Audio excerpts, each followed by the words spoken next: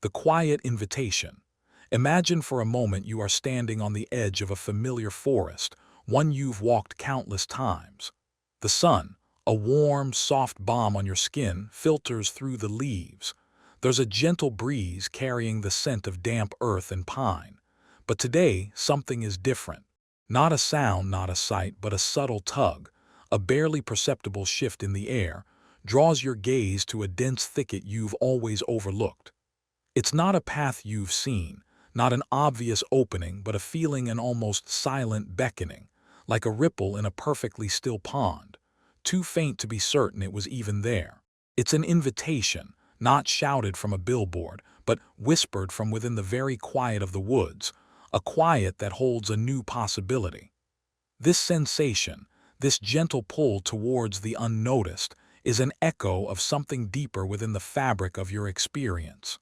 It's the soft brush of serendipity, the subtle nudge that often goes unacknowledged in a world accustomed to loud demands and urgent deadlines. It's a quiet invitation, not to a grand event, but to a subtle shift in perspective, a reorientation towards what is not immediately apparent. It's the way life often presents its most profound opportunities, not as glaring signs, but as faint impressions, requiring a stillness of mind to even perceive. This phenomenon touches upon concepts like implicit learning and the power of unconscious cues. Your mind, even when you're not consciously aware of it, is constantly processing vast amounts of information, noticing patterns and anomalies that your focal attention might miss. This quiet invitation can be seen as an intuitive recognition of these subliminal signals. Psychologists have explored how our brains make decisions based on gut feelings or hunches, which are often the distillation of countless pieces of fragmented, non-conscious data. Think of the concept of nudge theory, popularized by behavioral economists Richard Thaler and Cass Sunstein, which explores how subtle alterations in choice architecture can gently guide decisions without coercion. It's not about forceful directives, but about soft prompts that align with an underlying inclination. Perhaps you've experienced this in your daily life. You might find your eyes lingering on a particular book in a bookstore, one you had no intention of buying, yet something about its cover or title holds you captive. Or maybe a fleeting thought of an old friend passes through your mind, and a few hours later, your phone rings and it's them. On social media, amidst the clamor, a quiet post from a small niche account might catch your attention, sparking a curiosity you didn't know you had. In a career, it's the quiet dissatisfaction with a routine that suddenly makes you notice a small online course or a casual mention of a different field by an acquaintance. These aren't dramatic epiphanies, but gentle, almost imperceptible shifts in focus that, in retrospect, prove to be pivotal. What if the most significant paths in your life are not marked by bright lights or clear signs, but by these almost imperceptible shifts in light, these soft, interior nudges? What if true guidance is not a shout but a whisper, not a demand but a quiet invitation to lean just a little closer, to look a little deeper?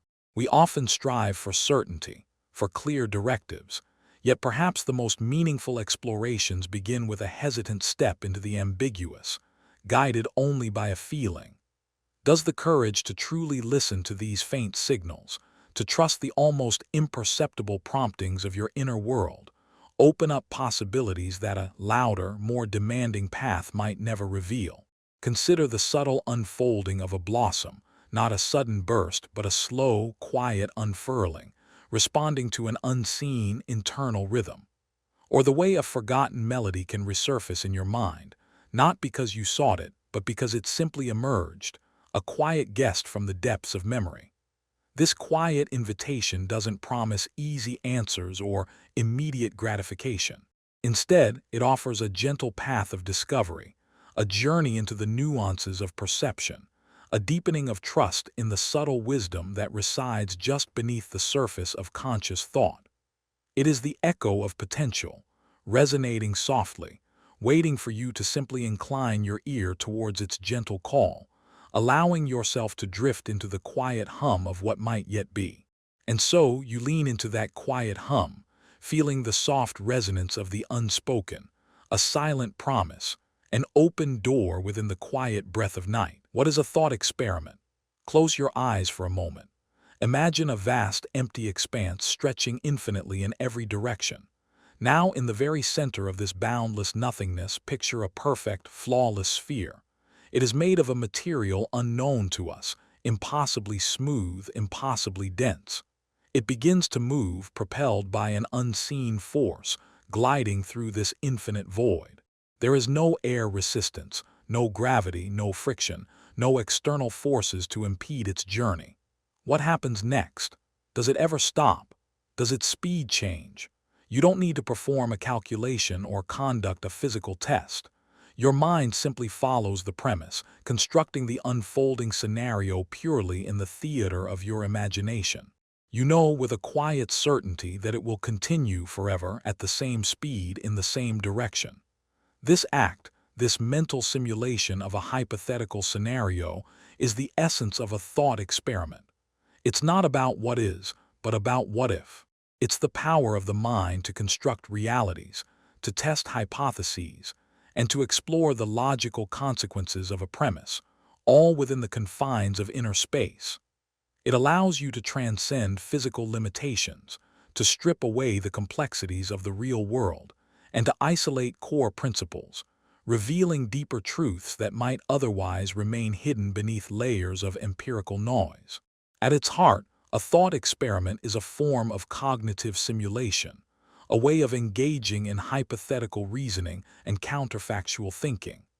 It's a method of exploration that doesn't require laboratories or instruments, only the boundless capacity of human imagination and logic. Historically, some of the most profound scientific and philosophical insights have emerged from such mental constructions. Consider Galileo Galilei, who, long before Newton, used a thought experiment to challenge Aristotle's idea that heavier objects fall faster. He imagined two objects of different weights tied together. If Aristotle were right, the heavier combined object should fall faster, but if the lighter object slowed the heavier one down, it would fall slower.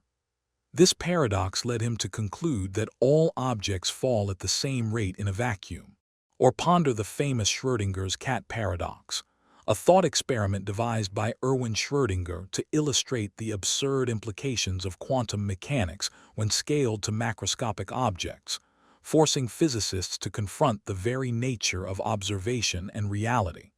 In your own life, you engage in thought experiments more often than you realize. When you consider the potential consequences of telling a difficult truth, you're mentally simulating various reactions and outcomes. Before a crucial conversation, you might run through different versions in your head, anticipating how the other person might respond, trying to find the optimal phrasing. When planning a career change, you might mentally inhabit different future selves, imagining what a day in that new life would feel like, assessing the emotional and practical implications without having to make the leap immediately. Even the simple act of wondering what if I had taken a different turn on my commute is a miniature thought experiment, exploring an alternate reality within the quiet confines of your mind.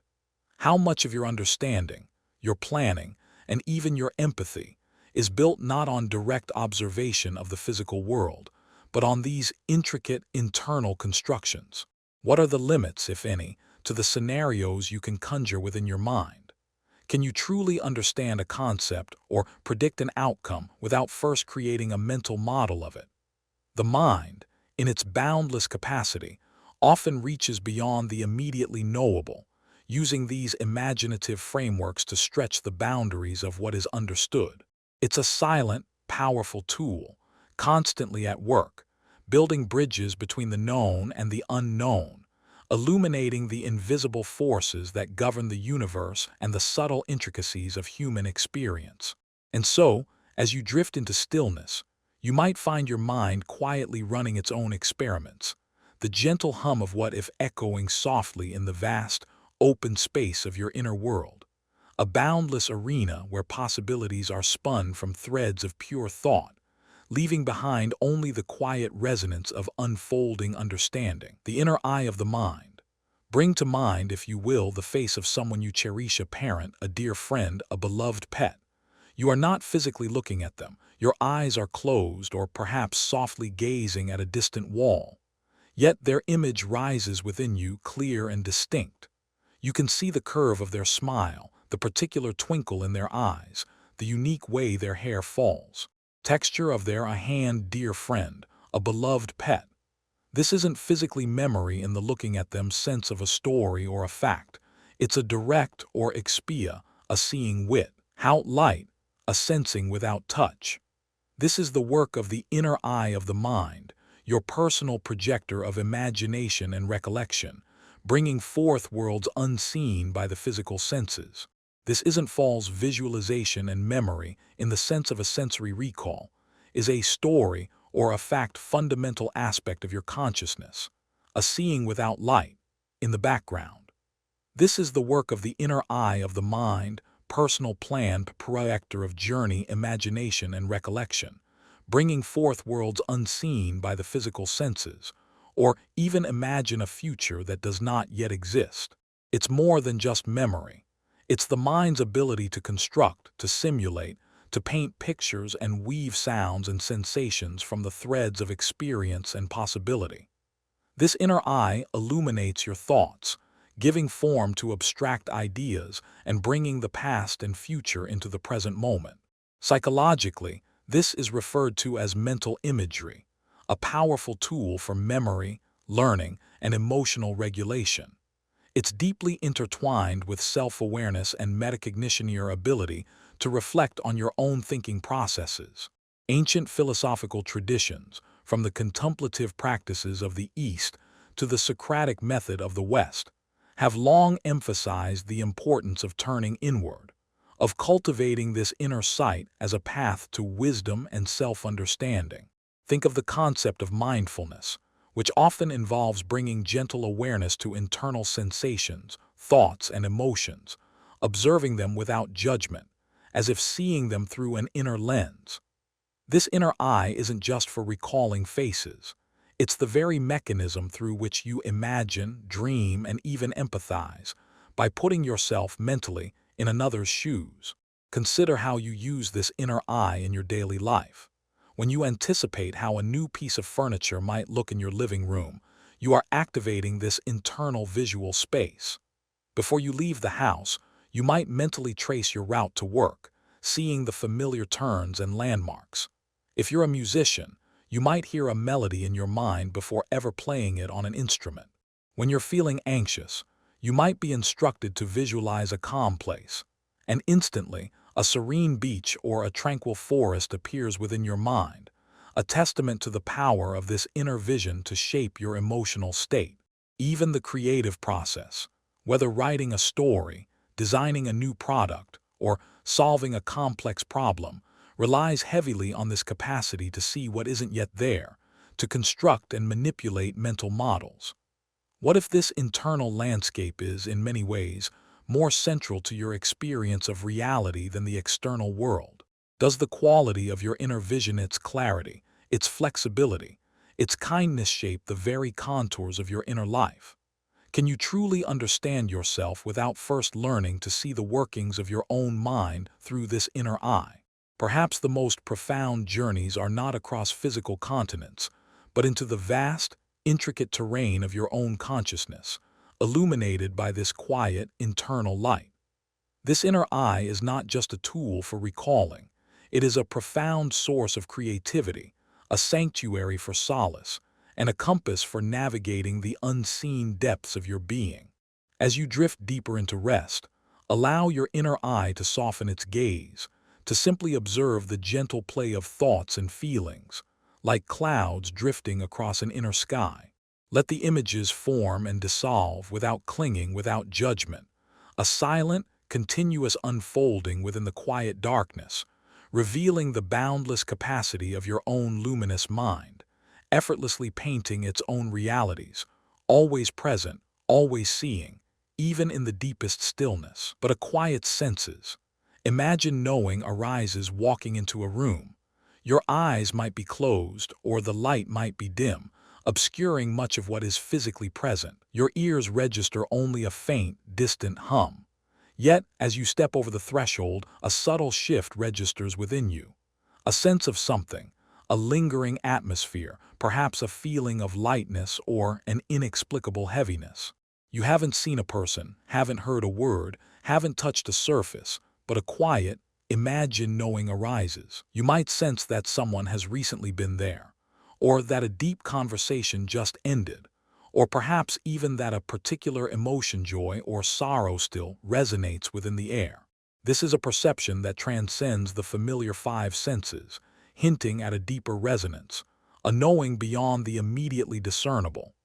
This subtle reception of information, extending beyond sight, sound, touch, taste, and smell, points to a vast landscape of human experience that often goes unacknowledged. It's the intuitive recognition of energy, the empathic resonance with another's state, or the quiet wisdom your body holds about its own internal workings. It's the feeling of something is off even when all outward appearances are normal. Something, or the spontaneous surge of warmth you feel towards a stranger without any logical explanation. This beyond the senses awareness suggests that our understanding of the world is far richer and more nuanced than what our conventional sensory organs alone provide.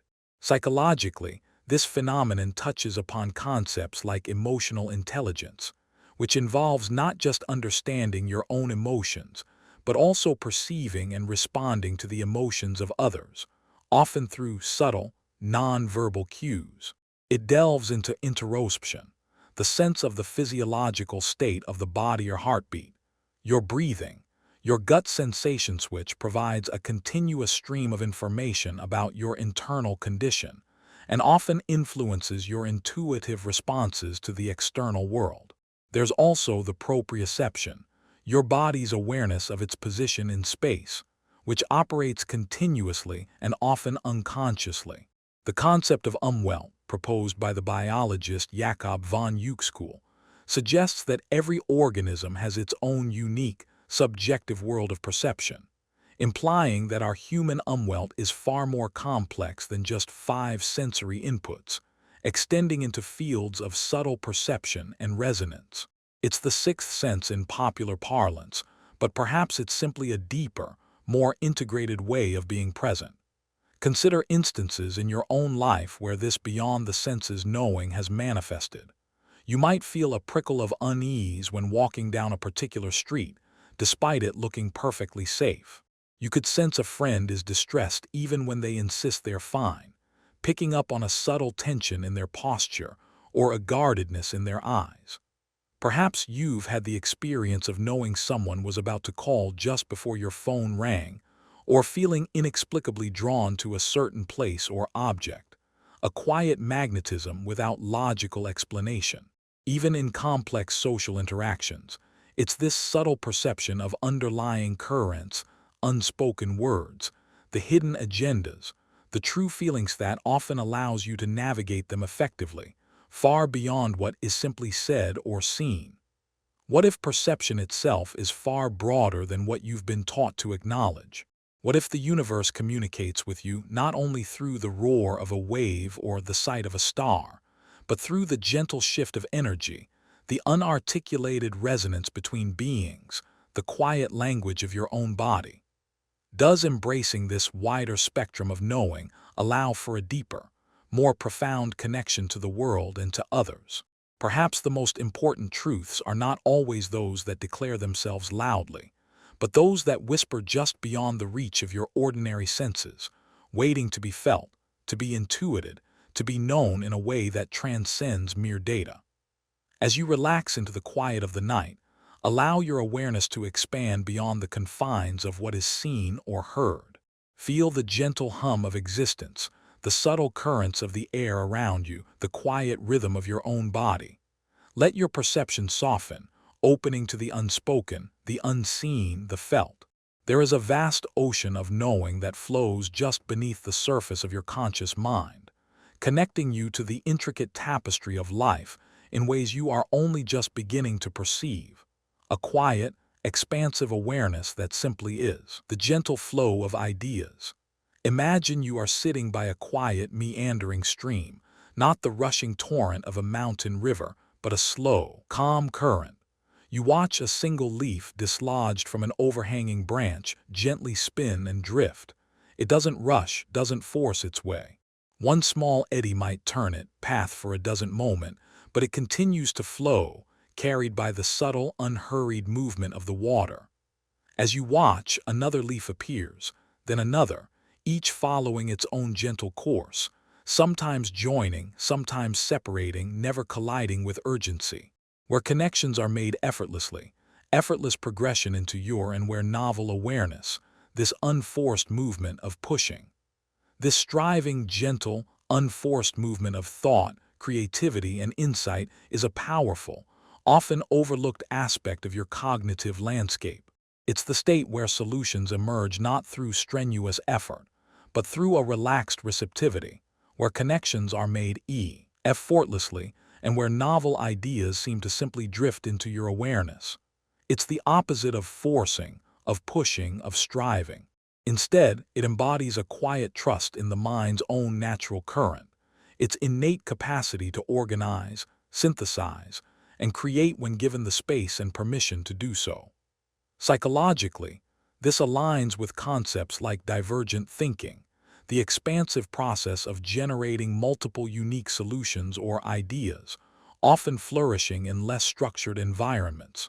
It's closely related to the incubation period in problem solving, where stepping away from a difficult task allows unconscious processing to occur, often leading to a sudden breakthrough.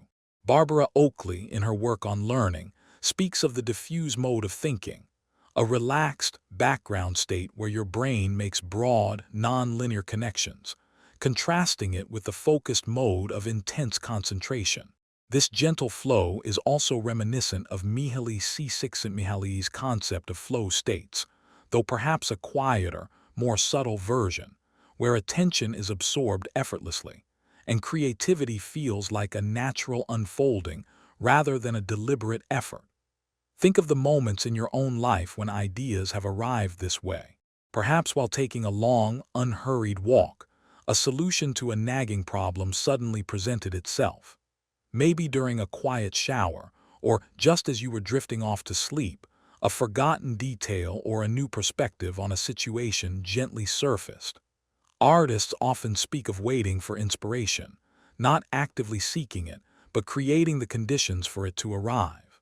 Brainstorming sessions, when truly effective, encourage this free association, allowing ideas to bounce and combine without immediate judgment. Even simple daydreaming, when you allow your thoughts to wander without specific direction, is a form of this gentle flow, often yielding unexpected insights or creative sparks. What if the solutions you seek are not hidden behind walls that must be battered down, but are simply drifting past you on a quiet current, waiting for you to simply notice them? Does pushing too hard, striving too intensely, sometimes create a resistance that prevents the very insights you crave? What wisdom lies in learning to let go, to trust the mind's own natural rhythm, to simply observe the unfolding of thought without trying to control its direction? Perhaps creativity and clarity are less about aggressive pursuit and more about cultivating a receptive stillness, allowing the current to carry you towards unexpected shores of understanding. As you settle into the quiet of the night, imagine your thoughts as those leaves on the stream, gently flowing, arising and dissolving with an unhurried grace. There is no need to grasp, no need to force. Just observe the quiet procession, the soft connections forming and unforming, a continuous, effortless dance within the stillness of your mind. Let your awareness rest in this gentle current, allowing new thoughts to emerge like quiet ripples, knowing that in the art of gentle allowing, profound insights often find their way, carried on the soft, silent breath of your own vast, internal river, ever flowing, ever renewing. Imagining a simple world. Imagine a vast, empty plain. The horizon stretches endlessly in every direction, meeting a pale, unbroken sky. There are no roads, no buildings, no power lines. The only sound is the soft, continuous sigh of the wind moving across the grasses. In the very center of this expanse, there stands a single, solitary tree. Its branches reach towards the sky, its roots anchor it deeply into the earth. It is perfectly alone, complete in itself. As you hold this image in your mind, what does your ion automatically remove from your perception? The noise of traffic, the endless chatter of voices, the complex network of duties and desires that fill your daily life. What remains? Only the essential, the earth, the sky, the wind, and the quiet, enduring presence of the tree.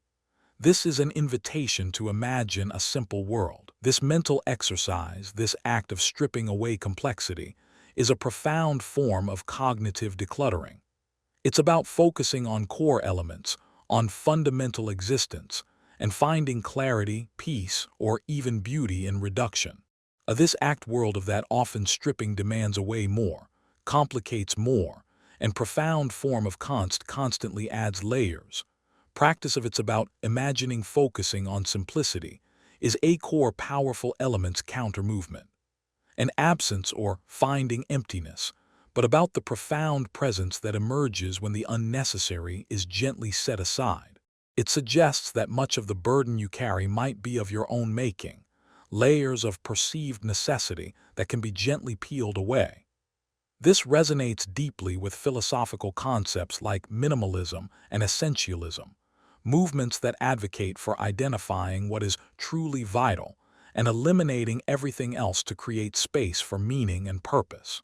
Psychologically, it relates to the idea of reducing cognitive load, the total amount of mental effort being used in your working memory.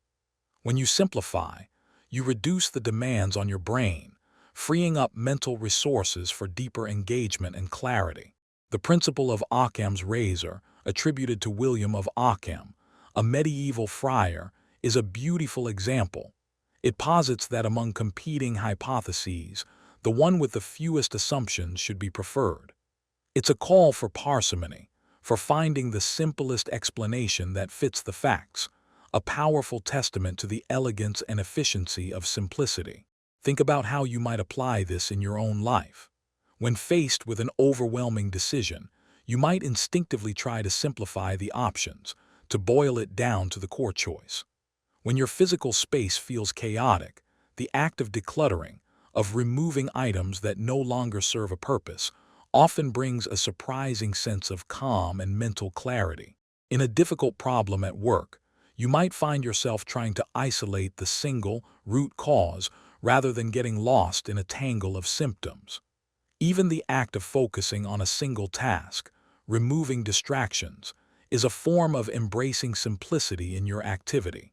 Imagining a simpler diet, a simpler schedule, a life with fewer demands, can reveal a profound sense of freedom and spaciousness that was previously obscured by accumulation. What if much of the complexity you feel is an intricate tapestry woven from countless shoulds and musts that are not, in their essence, necessary? What beauty, what freedom, what clarity might emerge if you consciously choose to unburden your mind, one thought, one possession, one obligation at a time? Does the pursuit of more often lead to less of what truly matters? Perhaps the deepest fulfillment lies not in endless acquisition or endless striving, but in the quiet, intentional cultivation of less, allowing the essential to shine through, unhindered. As you drift into the quiet of the night, allow the image of that solitary tree on the vast, open plain to settle in your mind. Feel the quiet spaciousness, the sense of unburdened presence. Let the unnecessary fall away, like autumn leaves, leaving only the quiet rhythm of your own breath, the gentle hum of pure existence. In this imagined simplicity, a profound sense of peace often resides, a knowing that sometimes the most complete and beautiful worlds are the ones that have been gently, lovingly, stripped to their bare and exquisite essence, a quiet invitation to rest in the beauty of enough. The notion of nothingness. Close your eyes and try to imagine absolute emptiness. Not darkness, For darkness is merely the absence of light, a something, not a void, for a void implies a space, a container, a vessel that is empty which still suggests a something that could be filled. No, try to imagine the absence of anything at all. No light, no sound, no space, no time. No thoughts, no feelings, no consciousness to observe it. A state before being, before matter, before energy, before even the concept of before. It's a mind-bending exercise, a grappling with the ultimate negation, a silent, profound descent into the very notion of nothingness. This concept of nothingness, far from being a simple void, is a profound philosophical inquiry. It's the antithesis of being, the counterpoint against which all existence is defined. Yet it also poses a paradox. If there is truly nothing, how can it even be conceived or spoken of?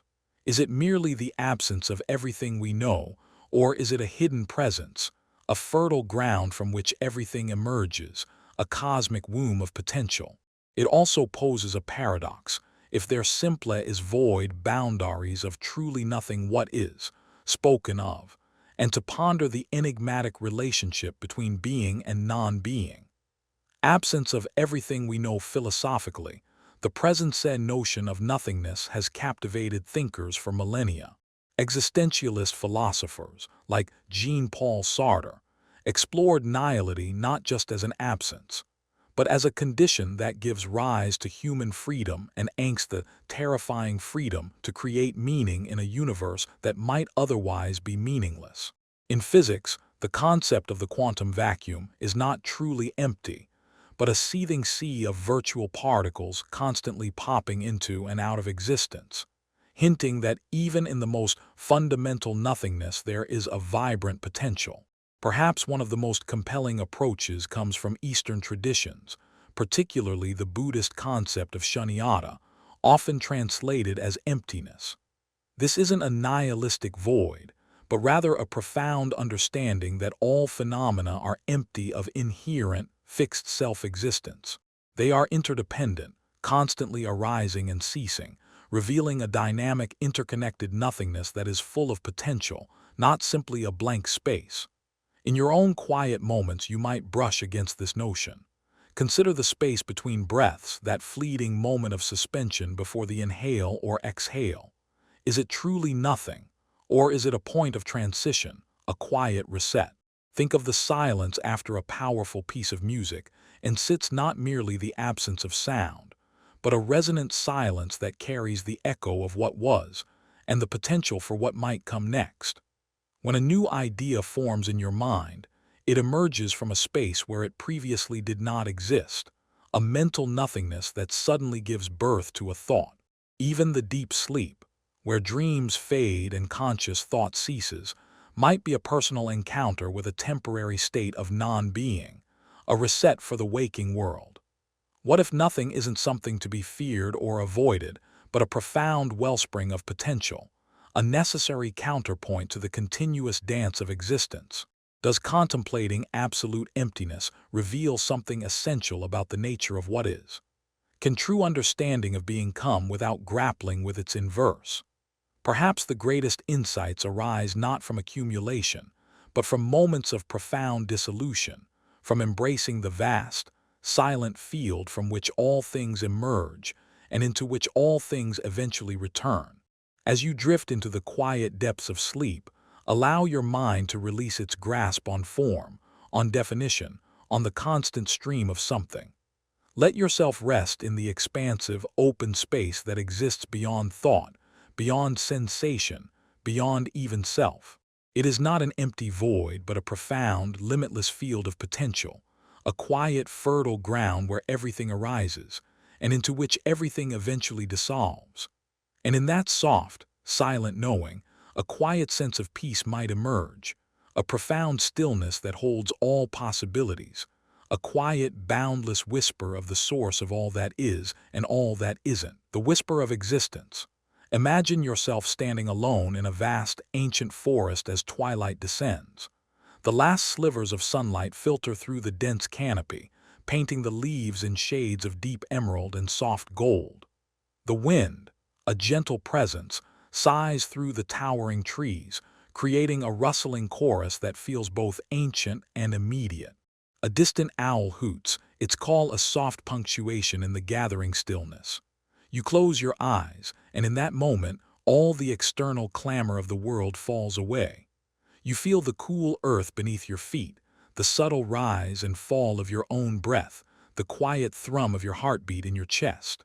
Your silence, a quiet or your undeniable relationships feeling arises, the simple, irreducible fact of being there.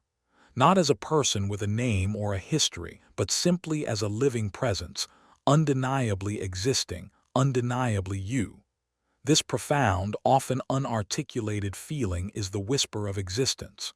It's the raw, unfiltered awareness of simply being alive, independent of your roles, your achievements, your thoughts, or your relationships. It's the fundamental grounding of consciousness, the I am that precedes all I think or I do. In a world that constantly asks you to define yourself by what you possess, what you accomplish, or who you know, this quiet whisper reminds you of your most basic, undeniable reality. Your very presence, a quiet miracle in itself. It is a primal connection to the very fabric of life, a silent affirmation of your unique, unfolding being. Psychologically, this touches upon concepts of self-awareness and phenomenal consciousness, subjective, experiential aspect of being. It's the felt quality of existence, distinct from intellectual understanding. Philosophers have grappled with this for centuries. René Descartes famously arrived at cogito, ergo sum I think. Therefore I am, but perhaps an even more fundamental truth lies in the less intellectual I feel, therefore I am, or simply I am aware, therefore I am.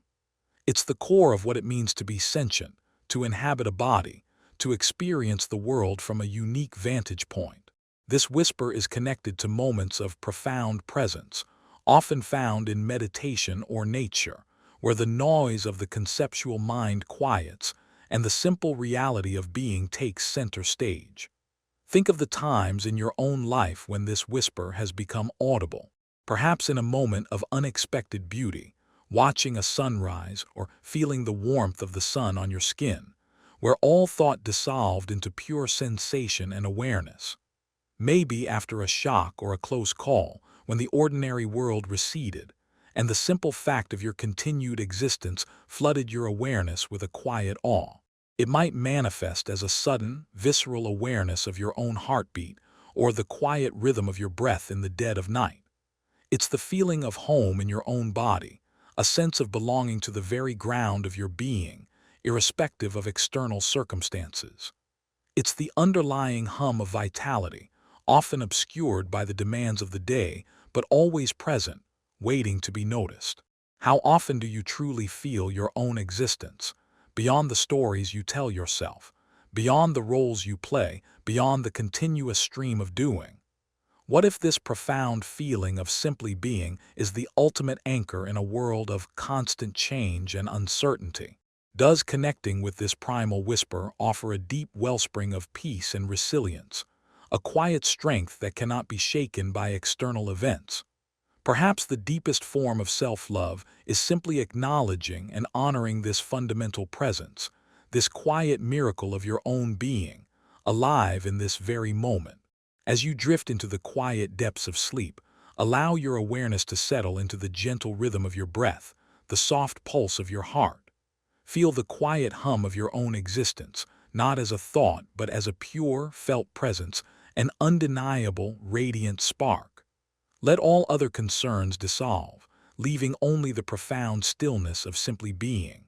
In this gentle surrender, you rest in the undeniable truth of your own existence, a quiet, profound whisper in the vast, boundless silence of the night, a silent knowing that simply is, forever, undeniably present, exploring gentle change. Imagine for a moment a colossal mountain range, standing silent and majestic for countless centuries. Its peaks scrape the sky, seemingly immutable, eternal. Yet beneath this grand, unchanging facade, a quiet, relentless process is always at work.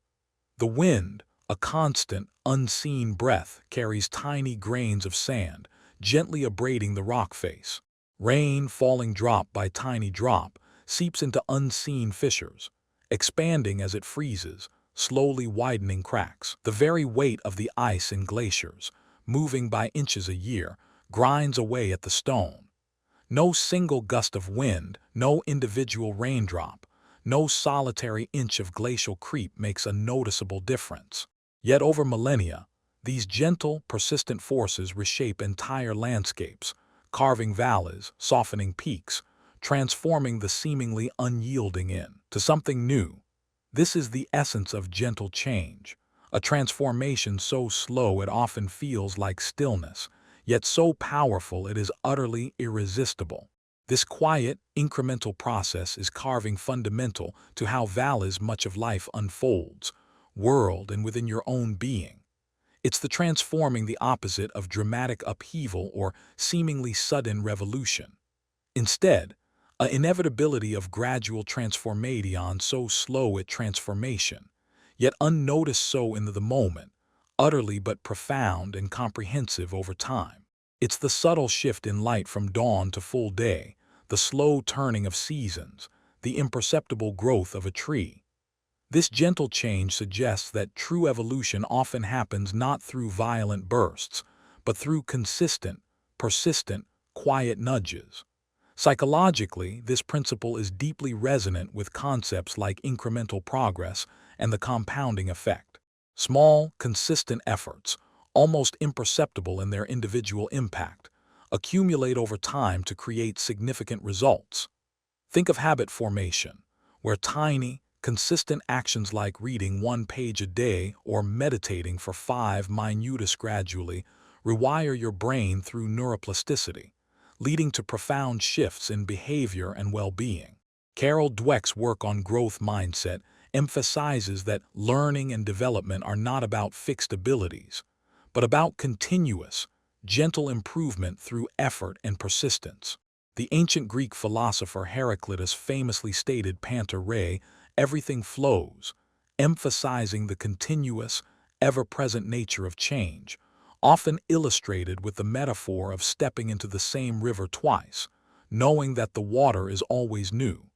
Consider how this gentle change manifests in your own life. Learning a new skill doesn't happen in a single leap. It's the result of countless hours of practice, tiny adjustments and repeated efforts, each one seemingly insignificant but collectively building mastery. A relationship evolves not through grand gestures alone, but through a multitude of small acts of kindness, understanding, and forgiveness, each contributing to a deepening bond. Personal growth often occurs through daily reflections, quiet realizations, and subtle shifts in perspective that, over months or years, transform your understanding of yourself and the world. Even your physical body is in a constant state of gentle change, regenerating cells, adapting to its environment, a continuous, quiet process of renewal. What if you often dismiss the profound power of the small shift, yearning instead for the dramatic, sudden leap that rarely occurs? Does the relentless pursuit of immediate, revolutionary change sometimes blind you to the quiet, persistent forces that are already at work, steadily reshaping your landscape? What accumulates quietly beneath the surface of your daily life, unseen and unacknowledged, yet building towards a future that is continuously, gently forming? Perhaps the greatest transformations are not those that announce themselves with fanfare, but those that unfold with the quiet dignity of a mountain, patiently sculpted by the unseen hand of time. As you drift into the quiet of the night, allow yourself to feel the gentle, continuous flow of change within and around you. There is no need for force, no need for urgency. Just the quiet understanding that every breath, every thought, every gentle moment contributes to the ongoing, soft unfolding of your being. Rest in the quiet wisdom of patience, knowing that the most profound transformations are often the most subtle, slowly shaping the contours of your spirit. Like a mountain gently yielding to the persistent caress of wind and rain, ever becoming, ever flowing in the soft, unending rhythm of life. The persistence of form, Take a single drop of water and hold it gently in the palm of your hand. It quivers, reflects the light, its surface shifting with every tiny tremor. If you tilt your hand, its shape changes, stretching, elongating, threatening to break apart. Yet constant or internal motion, this integrity and fluidity, even as their continuous adaptation to its container, it remains undeniably a drop of water. It holds its identity, its essence, bound by unseen forces of surface tension and cohesion, maintaining its dropletness even as its constituent molecules are in perpetual, chaotic motion. Its truth remains undeniably a drop of water. Form, it holds its identity, its enduring nature of certain essences, structures, and identities, constant bound internal by or external flux, unseen forces of surface tension and cohesion. This maintaining its concept dropletness reaches even as it's far beyond a drop of constituent water molecules are in perpetual. It points to a deeper reality where certain patterns, qualities, or identities maintain their integrity and recognizable shape, even as their components are in continuous flux or their environment constantly shifts. It's the quiet stability amidst the dynamic, the enduring melody within the changing notes. It suggests that amidst the ceaseless flow of existence, there are certain organizing principles, certain essences that hold things together, giving them a persistent, recognizable being. Scientifically, this is evident in concepts like homeostasis, the body's remarkable ability to maintain stable internal conditions despite external changes, keeping temperature, pH, and fluid levels within a narrow range. Biologically, cells regenerate, tissues repair, yet the form of the organism persists. In physics, despite the chaotic movement of subatomic particles, a molecule maintains its distinct structure. Philosophically, Plato's theory of forms proposed that there are perfect, eternal, and unchanging forms or ideas that exist independently of the material world, and that individual objects in the material world are merely imperfect copies of these forms. While debated, this classical idea hints at an underlying, persistent order that grounds our perception of distinct entities amidst continuous change. Consider how this persistence of form plays out in your own life. Your breath is a continuous, changing flow of inhale and exhale, yet it maintains a consistent, rhythmic pattern that sustains your life. A tree endures through seasons, shedding leaves, growing new ones, its branches shifting with the wind, yet its unique shape and identity as that particular tree persist year after year. Your own body, though constantly regenerating cells, maintains its recognizable form from childhood to old age, a testament to its internal organizing principles. A cherished friendship, despite disagreements, distances, and evolving individual lives, can maintain its core essence, its enduring quality, based on a shared history and underlying connection. Even your core personality traits, while adaptable, often reveal a remarkable consistency over a lifetime, a persistent sense of who you are that anchors you. What are these invisible threads, these enduring patterns that hold you or anything together, even as everything else shifts, changes, and transforms?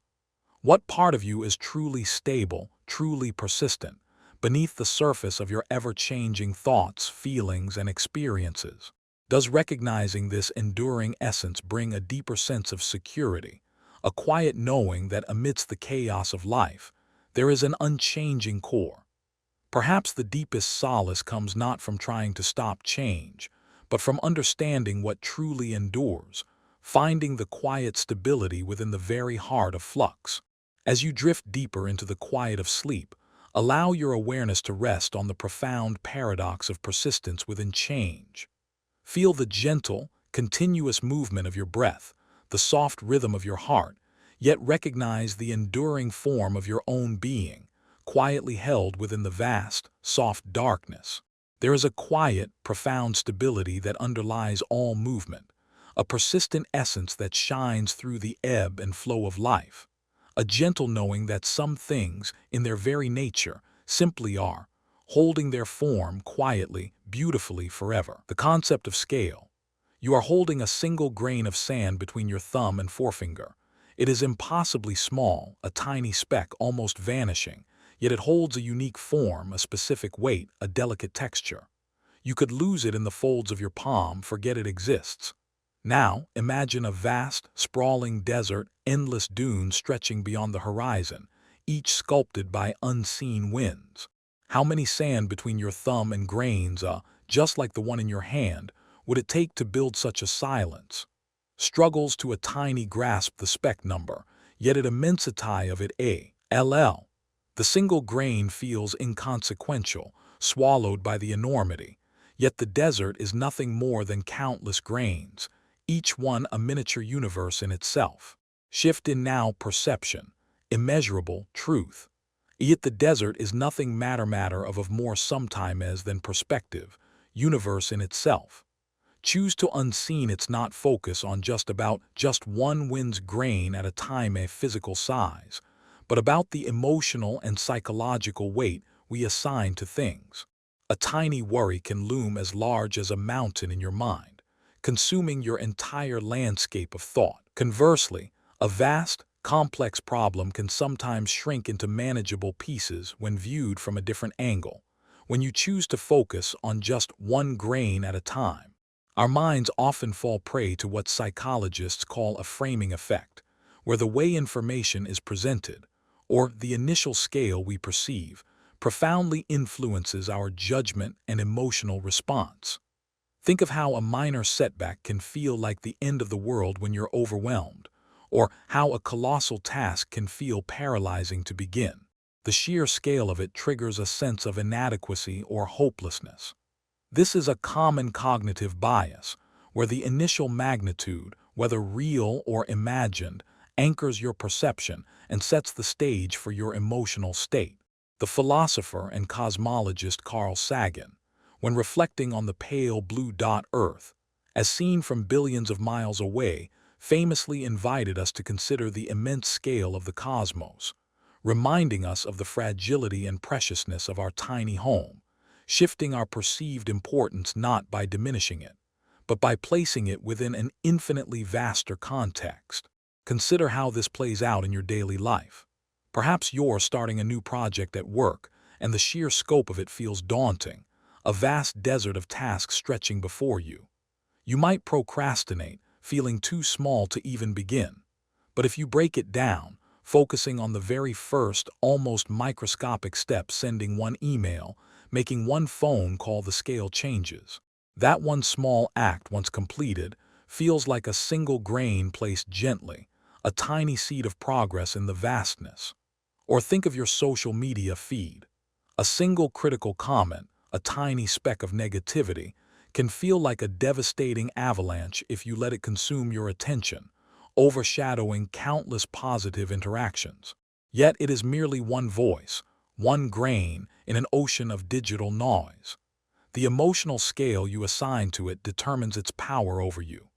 In relationships, a seemingly insignificant gesture, a forgotten anniversary, an unsaid word can swell into an enormous chasm, creating distance that feels impassable. Conversely, a vast, complex conflict, when approached with a focus on one tiny act of empathy, one small apology can begin to shrink, making space for connection. What if the very act of zooming in, focusing on the microscopic, allows you to see the intricate beauty that makes up the whole? What if the overwhelming feeling of a vast challenge is simply an invitation to find the smallest, most manageable point of entry? Does the enormity of the sky diminish the single star you gaze upon? Or does it make its quiet glimmer all the more precious, a point of light in an unimaginable expanse? Perhaps true wisdom lies not in denying scale, but in learning to shift your perspective fluidly, effortlessly moving between the grain and the desert, between the single breath and the vastness of your life. What if the smallness of you contains an entire universe? What if the boundless world outside is simply a reflection of the infinite possibilities within? Does the distant hum of the cosmos feel too immense to touch? Or does it whisper of an interconnectedness so profound that even your quiet, gentle breath is part of its endless rhythm? The quiet hum of things both infinitely small and infinitely large, existing within the same breath, softly, in the deep silence of the night. Our sense of time. You're waiting for something important, perhaps a call or a specific hour to arrive, and each minute stretches, elastic and slow, feeling like an eternity. The clock's quiet ticking becomes a deafening rhythm, measuring out an unbearable slowness. Then you find yourself utterly immersed in a moment of pure joy, perhaps lost in a beloved book, or sharing laughter with someone dear, and suddenly, the hour has vanished. Time feels like a swift river, rushing past, leaving you breathless, wondering where the moments went. It's as if time itself has no fixed speed, but dances to the rhythm of your internal world. This peculiar, elusive quality of time reveals a fundamental truth. Time, as we experience it, is not a fixed, external river flowing uniformly. It is a deeply personal, psychological construct, shaped by our attention, our emotions, and our expectations. The past is not gone. It is a tapestry woven from memory. The future is not yet. It is a canvas of anticipation. And the present, that fleeting, elusive now, is where these two perceptions meet, constantly shifting, constantly being created and dissolved by your mind. Psychologists have long explored this phenomenon, often referring to it as the perception of time duration. Daniel Kahneman's work on duration neglect, for instance, highlights how our memory of an experience often focuses more on its peak and end moments rather than its actual length. An hour of discomfort might be remembered as shorter than an hour of joy, because the emotional intensity, not the clock, dictates the memory's prominence. Our attention, or lack thereof, profoundly affects how we experience time. When we are bored or anticipating, our attention is drawn to the passage of time itself, making it feel longer. When we are deeply engaged, our attention is consumed by the activity, and time seems to melt away.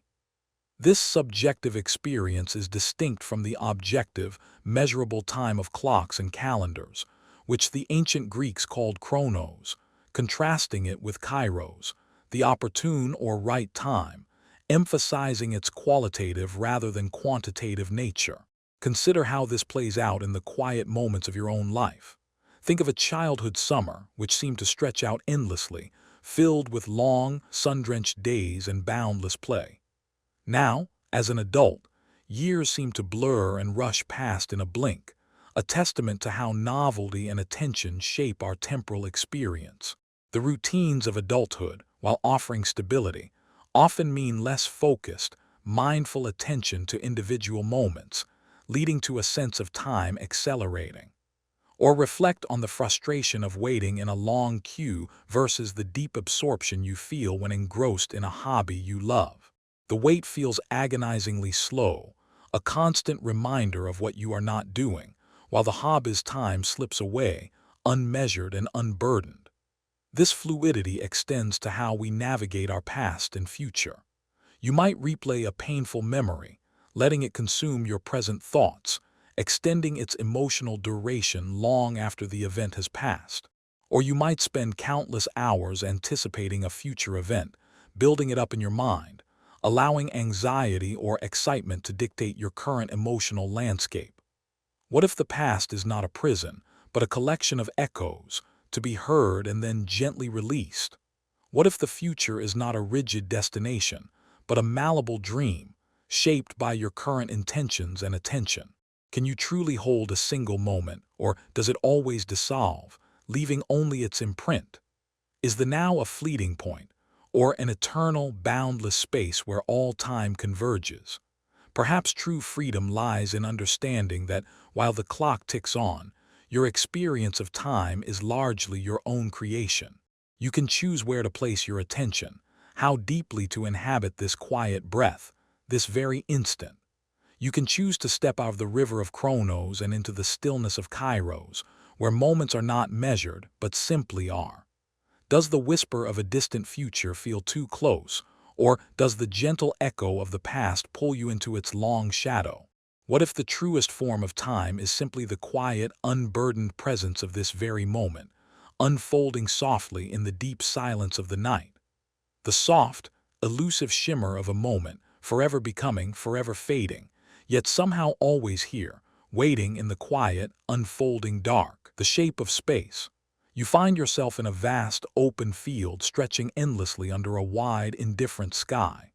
Your gaze floats to the horizon, unfettered, unconstrained, and a feeling of expansive freedom, perhaps even a touch of vulnerability, washes over you. Your breath deepens, your shoulders relax, as if the very air itself has more room to flow.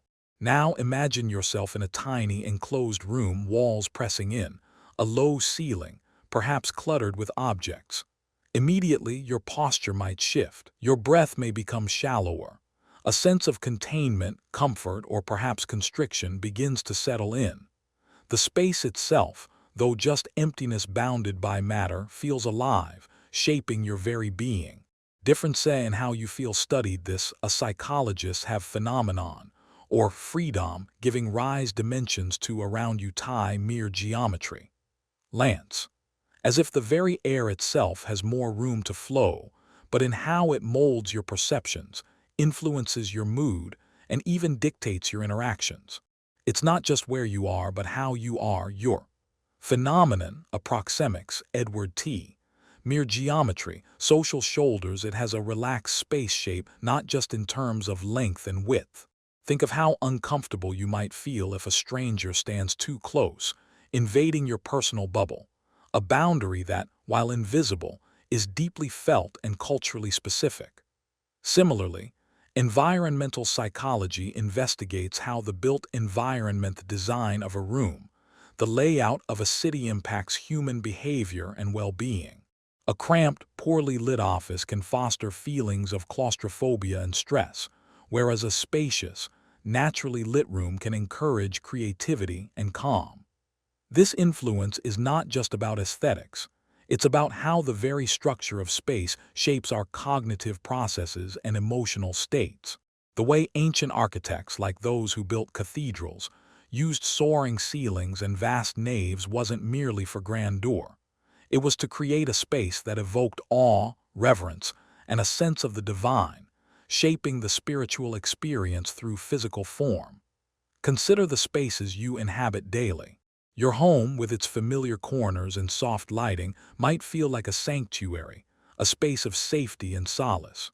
Your car, a small mobile capsule, might offer a sense of privacy and control, even in heavy traffic.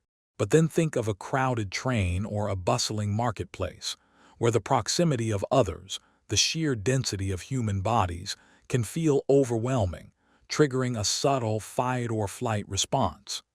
Even in relationships, the concept of making space is crucial. It's about allowing room for individuality, for silence, for personal growth, recognizing that emotional boundaries also create a shape that fosters connection rather than constriction.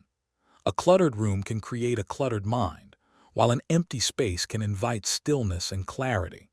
The shape of your immediate environment profoundly influences the shape of your internal landscape. What if the perceived boundaries of your inner world are also shaping the space around you? If you feel constrained internally, does that constriction ripple outward, making even open spaces feel confining? If you embrace inner freedom, does your presence subtly expand the room you are in, creating a sense of ease for others? Can you truly define where one space ends and another begins, especially when considering the invisible currents of energy and emotion that flow between them? Is the comfort you seek in a small, cozy nook a reflection of a need for psychological containment, or a desire for a defined sanctuary in a boundless world? Perhaps the wisdom lies not in escaping space, but in understanding its subtle power, learning to shape it consciously, and to be shaped by it with grace. What if the space around you is a mirror, reflecting the quiet vastness or delicate boundaries within your own being? Does the silent expanse of the night feel too large to hold, or does it invite you to rest within its boundless, soft embrace? The quiet unfolding of unseen dimensions within the room within your mind, stretching out into a silent, boundless night, holding you gently in its soft, open shape. The nature of presence. You are sitting quietly, perhaps a soft rain is falling outside, or the gentle hum of the house surrounds you. Yet your mind is somewhere else, entirely lost in a memory from yesterday, replaying a conversation, or meticulously planning the tasks for the upcoming week. The rain, the hum, the very warmth of the chair beneath you remain entirely unnoticed. Suddenly, a practice of small, which unexpected emphasizes sound a distant owl, bringing conscious awareness to the present a moment without creak in the judgment. Floorboard snaps your attention back, fully, to the now. For a fleeting moment, you are entirely here, attuned to the delicate dance of the present. This brief, potent shift reveals the elusive, yet profound, nature of presence. Physically located in a certain place unexpected, it is the state of being fully aware, fully attuned to the moment, for a constant pull of the past or the fleeting moment persistent lure of the future. Conscious, this inhabit, potent allowing shift yourself to reveals the experience whatever elusive arises with an open heart and a quiet mind. It is a fragile yet powerful state, often fleeting but always accessible, waiting just beyond the busy hum of thought. This concept is central to various psychological and philosophical traditions, most notably in the practice of mindfulness, which emphasizes bringing conscious awareness to the present moment without judgment. The psychologist Mihaly Csikszentmihalyi's work on flow states describes moments of deep absorption and engagement where individuals are so fully immersed in an activity that self-consciousness and time seem to disappear. In these moments, you are entirely present, operating at your peak, effortlessly navigating the complexities of the task. The challenge lies in cultivating this state not just in peak experiences, but in the quiet, mundane moments of everyday life. This calls to mind the Zen concept of beginner's mind Shoshin, which encourages approaching every situation with the same openness, eagerness, and lack of preconceptions that a beginner would have, fostering an immediate, unburdened presence. Think of how often you might be absent even when physically present. You might be eating a meal, yet scrolling through your phone, tasting neither the food nor the experience. You might be engaged in a conversation with a loved one, yet your mind is silently drafting your to-do list for tomorrow, truly hearing only fragments of their words. On the other hand, recall moments of profound presence, watching a vibrant sunset where every color seems to sing, listening to a piece of music so beautiful it stills your internal dialogue, or being truly listened to by another person, where you feel completely seen and understood in that very moment. These are glimpses of true presence, where the noise of internal chatter quiets and the richness of reality pours in. What if true power resides not in controlling the future or in replaying the past, but in fully inhabiting this breath, this quiet unfolding of now? Is absence from the moment a subtle form of self-erasure, a gentle turning away from the only reality you truly possess? What if the peace you seek is not found in an imagined future, but in the quiet acceptance of this very instant, exactly as it is without need for alteration? Does the urge to escape the present moment whisper of an unmet need or a forgotten stillness waiting within? Perhaps the greatest gift you can offer yourself and others is your full, unburdened presence. It is a quiet, radical act, a gentle grounding in the vast, boundless landscape of now. It asks nothing of you but to simply be. Can you feel the gentle rise and fall of your chest, the subtle textures around you, the quiet hum of existence, simply being here now? What if the deepest comfort is found in simply resting within the quiet, open embrace of this moment, without seeking to change or define it? The soft hum of this very instant, complete and tender, inviting you to simply rest within its quiet, open embrace softly in the deep silence of the night. Echoes of the and past.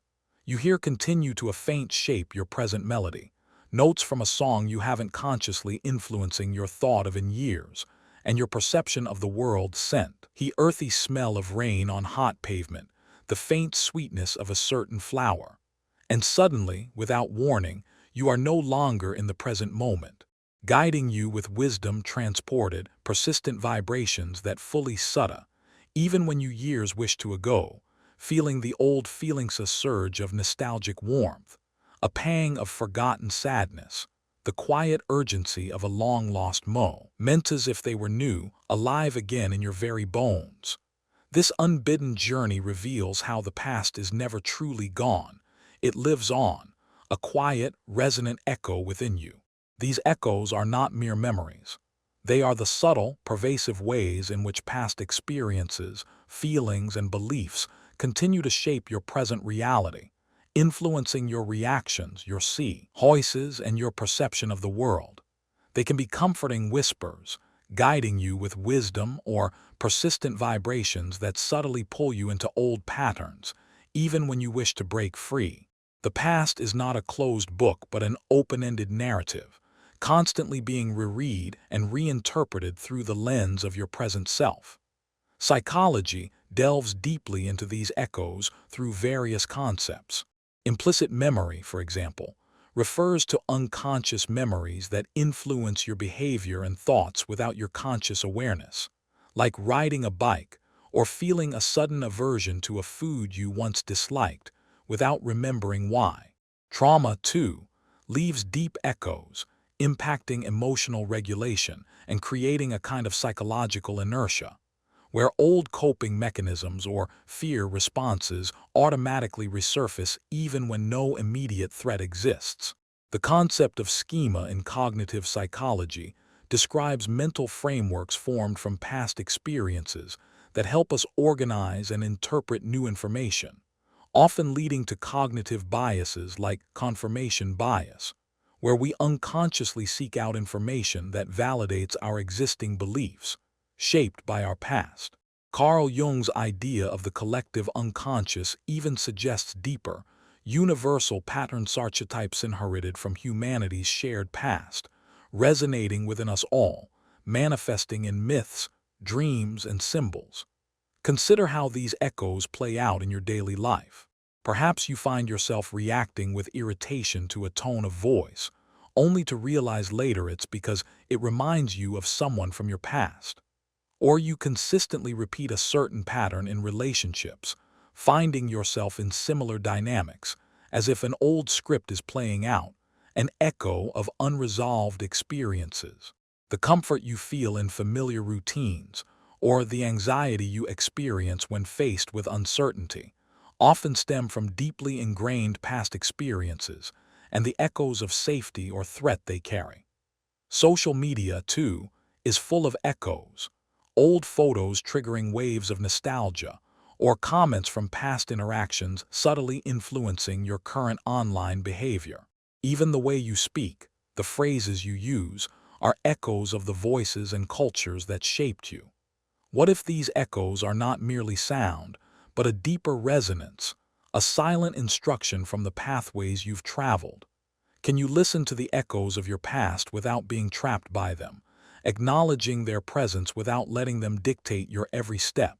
What if the very things you've overcome are now the quiet strengths that resonate within your current challenges, transforming old wounds into quiet wisdom? Does the weight of what has been feel too heavy to carry? Or does it offer a gentle grounding, a profound sense of continuity?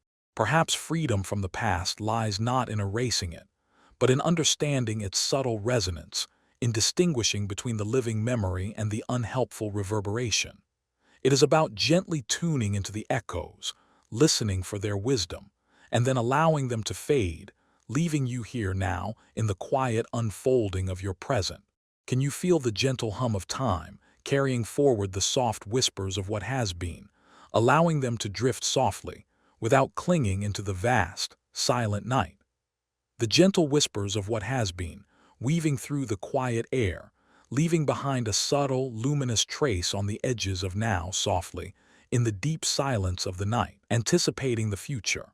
You are standing on the edge of a new day, or perhaps a significant life event, a new job, a move, a challenging conversation.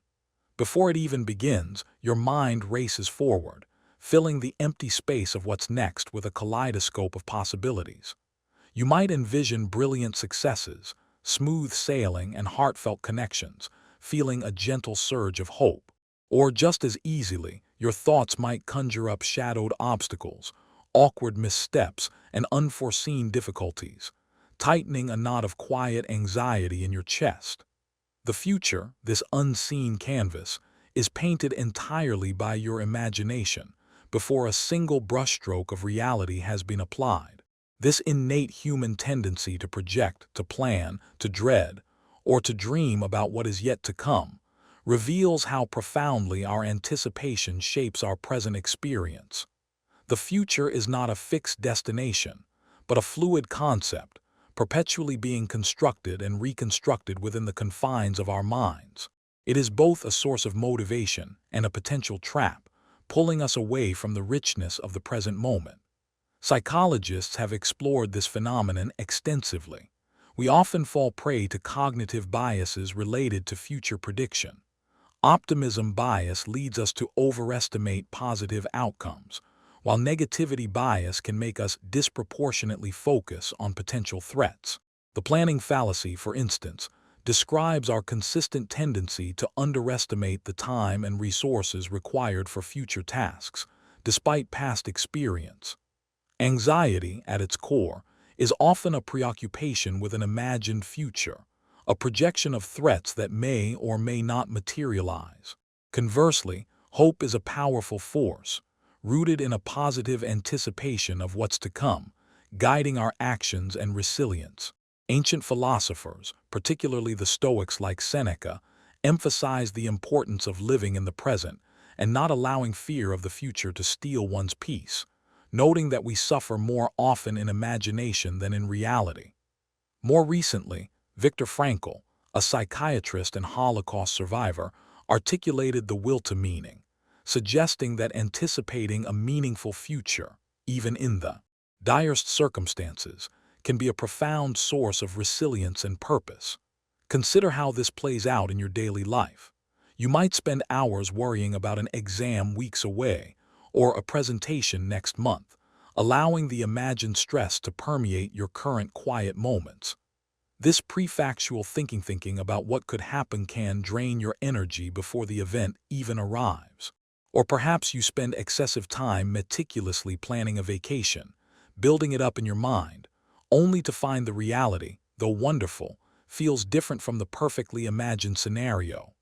The relief when an imagined future doesn't materialize, or the profound joy when a hoped-for outcome exceeds your expectations, are both testament to the power of our internal projections. Even checking social media for updates, waiting for a like or a message, is a form of future anticipation, a small, continuous exercise in projecting possibility and then reacting to its outcome. What if the canvas of tomorrow is not yet drawn and your current brushstrokes, your current intentions, are all that truly matter? Is the future a destination to be rushed towards, or a continuous unfolding, a series of nows that you are constantly creating? What if the worries you carry about tomorrow are simply present fears, disguised as future events, stealing from the peace of this very breath? Does the quiet pull of what might feel too strong, or does it invite you to simply rest within the soft, open space of what is unfolding now? Perhaps the wisdom lies not in abandoning all foresight, but in cultivating a gentle balance, to plan with intention, to dream with hope, yet to release the rigid grip of expectation, allowing the future to unfold with its own inherent grace. What if the most powerful way to shape tomorrow is by fully inhabiting today, with presence and calm? Does the distant hum of possibility feel too immense, or does it invite you to simply breathe into the quiet, boundless space of what is, softly, in the deep silence of the night? The soft, gentle pull of what might be, a whispered promise or a distant shadow, inviting you to simply breathe into the quiet, open space of what is unfolding now, softly, in the deep silence of the night. The idea of a boundary. You are walking along a quiet beach, the land gently sloping down to meet the vast, murmuring ocean. A clear line appears where the two seemingly distinct elements converge. Damp sand where the waves barely lick the dry sand above. Yet the waves are relentless, constantly blurring this perceived edge, drawing new lines with each ebb and flow, pulling back, advancing, shaping the shoreline anew with every breath of the tide. This interplay, this constant defining and redefining of where one thing ends and another begins, reveals the fluid, often paradoxical nature of a boundary. The boundary is not impermeable wall, more blurring this often permeable drawing membrane. Distinct entities meet, interact, and often influence each other. It's a point of connection as much as a point of separation. Wall physical world, landscapes, the dry relationships enter this identity's interplay, sense of this self in constant profound ways. In psychology, reveals the fluid. These are the invisible lines we draw to protect our physical, emotional, and mental space, defining what we are comfortable with and what we are not. They are essential for emotional regulation and self-respect. When these boundaries are unclear or constantly violated, it can lead to stress, resentment, and a diminished sense of self. Conversely, rigid or unyielding boundaries can lead to isolation and difficulty forming deep connections. The sociologist Mitchell Foucault explored how societal boundaries norms, institutions, power structures shape our lives, often without our conscious awareness, defining what is acceptable, what is true, and what is possible. Even in Gestalt psychology, the concept of figure-ground perception illustrates how our minds define boundaries to make sense of the world, distinguishing a figure from its background, implying that perception itself is an act of boundary creation. Consider how this plays out in your daily life. Perhaps you've learned to say no for the first time, establishing a clear boundary around your time or energy, and feeling a quiet surge of empowerment. Or you might have felt the discomfort of someone overstepping your unspoken limits, creating a subtle tension in the air. In a different context, think of the blurred lines between work and personal life in the digital age, where emails arrive at all hours, dissolving the traditional boundaries of the workday, often leading to burnout. The discomfort of oversharing on social media reflects a violation of personal boundaries, a sense of having exposed too much of your inner self. Even within yourself, there are boundaries between your public persona and your private thoughts, between your rational mind and your emotional core. The feeling of being fenced in or cut off often stems from a boundary that feels too restrictive or too impenetrable. What if the very act of defining a boundary also reveals its interconnectedness? Does drawing a line between yourself and another person also create the precise space for a healthy relationship to exist? Is a boundary a wall that divides, or merely a permeable membrane that allows for selective, conscious interaction? What if the edges you perceive are not fixed, but are constantly being renegotiated by the gentle tides of experience and interaction? Does the fear of a boundary prevent you from truly knowing the vastness on the other side, or the depths within your own? Perhaps true wisdom lies not in erasing all boundaries, nor in making them impenetrable, but in cultivating a flexible awareness of where they lie, and the quiet courage to draw them, shift them, or gently dissolve them as needed. It is about understanding that boundaries are not just about keeping things out, but also about defining what you are and what you allow in. Can you feel the soft whisper of an edge, where one thing meets another, forever shifting, forever redefining within the soft, boundless expanse of night? The silent whisper of an edge, where one thing meets another, forever shifting, forever redefining within the soft, boundless expanse of night, holding you gently in its quiet, open flow, exploring connections. You are observing a single, delicate thread in a vast, intricate tapestry. It seems to lead off on its own, a solitary line of color. But as you trace it with your eye, you realize it doesn't end there. Intertwining with blues and golds, reds and greens, each pull and release of the single thread subtly affecting the tension and form of the whole. A tiny shift in one area subtly ripples through the entire fabric. This quiet observation reveals a profound truth. Nothing truly exists in isolation. Everything is interconnected, often in subtle and unseen ways, forming a deeper unity that transcends individual parts. This idea of interconnectedness is not just a philosophical concept. It is a fundamental aspect of reality, from the smallest particles that form the universe to the most complex human societies. Every action, every thought, every presence is part of a larger web, sending out ripples that touch and influence countless other points. We are, at our core, beings woven into a vast, living fabric, endlessly connected. This concept is explored in various fields. In ecology, the web of life illustrates how all organisms are interdependent. The collapse of one species can have cascading effects throughout an entire ecosystem. In social science, social network theory maps the intricate relationships between individuals and groups, showing how influence and information spread through these connections. The psychological concept of reciprocity highlights how our actions often evoke similar responses from others, creating a continuous loop of giving and receiving within relationships.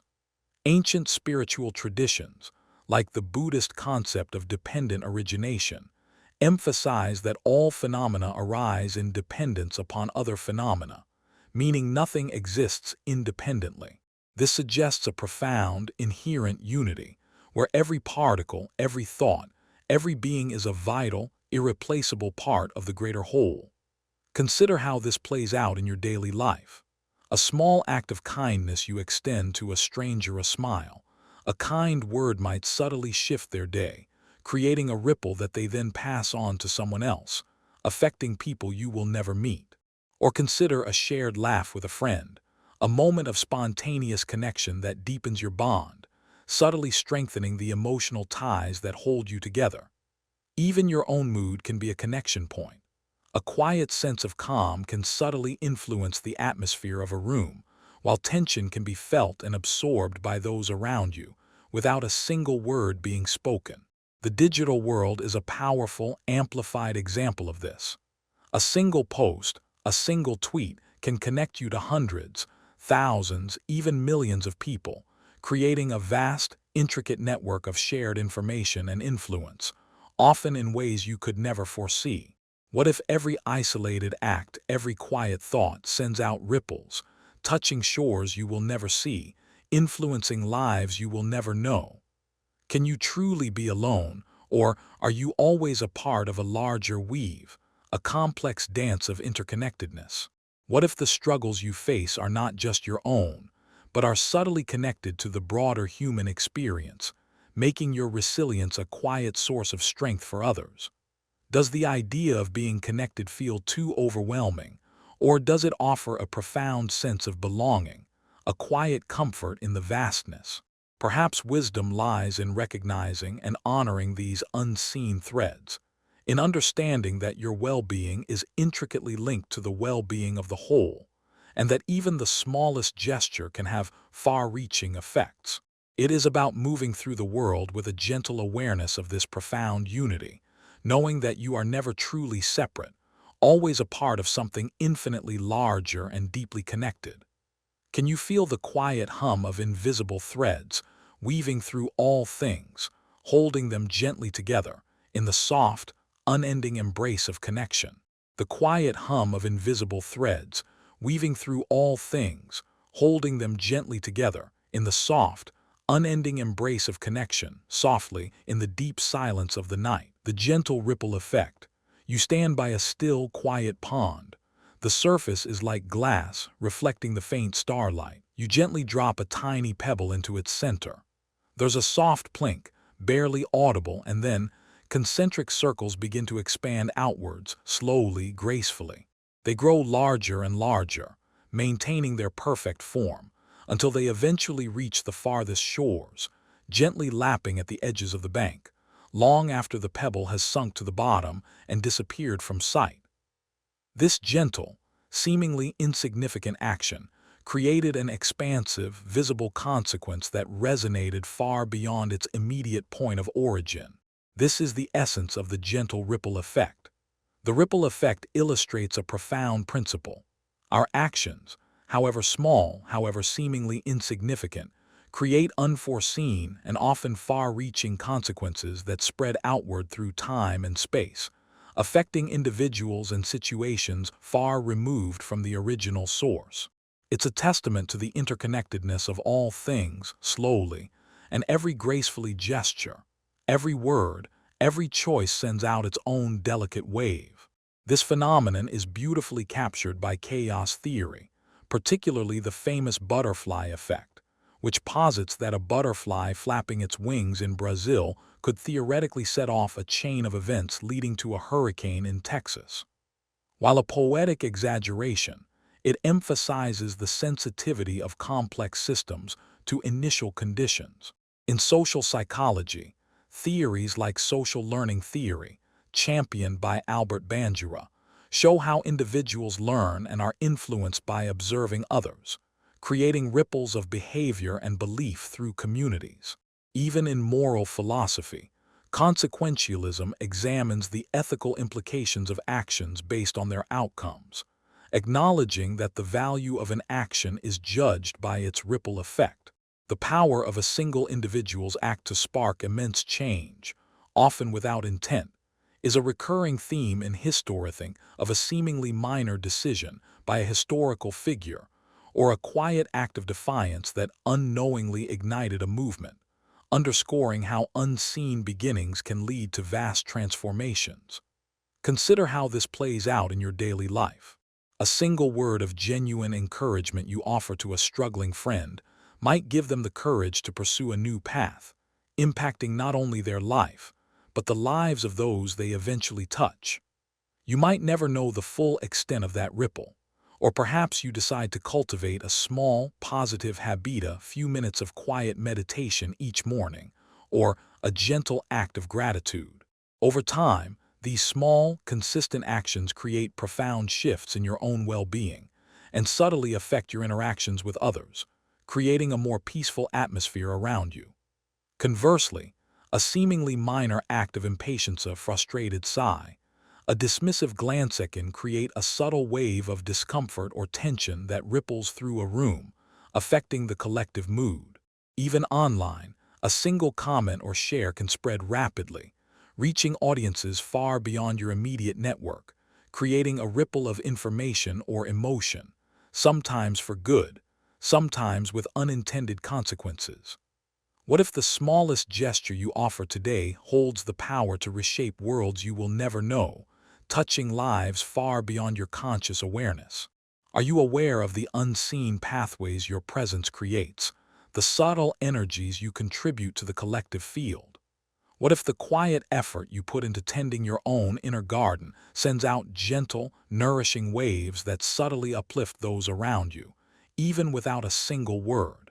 Does the idea of this pervasive influence feel too daunting, or does it offer a profound sense of purpose, a quiet responsibility for the tiny pebbles you drop? Perhaps wisdom lies in embracing this gentle power, in understanding that every choice, every interaction, however small, matters. It's about acting with conscious intention, knowing that your quiet presence itself is a constant source of ripples, flowing outward into the vast, interconnected sea of existence. Can you feel the quiet expansion of unseen waves, moving outward into the silent dark, carrying echoes of what has been, and shaping what will be in the soft, timeless ocean? The quiet expansion of unseen waves, moving outward into the silent dark, carrying echoes of what has been, and shaping what will be in the soft, timeless ocean, softly in the deep silence of the night. The unseen influence. You walk into a room, and before a single word is spoken, before you consciously register any detail, you feel a distinct shift in the atmosphere. Perhaps a subtle tension that tightens your shoulders, or a quiet warmth that settles your breath. Or you find yourself drawn to a new idea, a different way of thinking, yet you can't quite pinpoint why or how it suddenly resonated within you. It's as if and before a unseen sin currents are flowing, or a quiet warmth that settles your breath, your mood, your very being, without your direct awareness or conscious permission. This is the subtle yet pervasive dance of unseen influence. Unseen influence refers to the myriad of forces psychological, social, environmental that subtly shape our thoughts, feelings, and actions without our conscious recognition.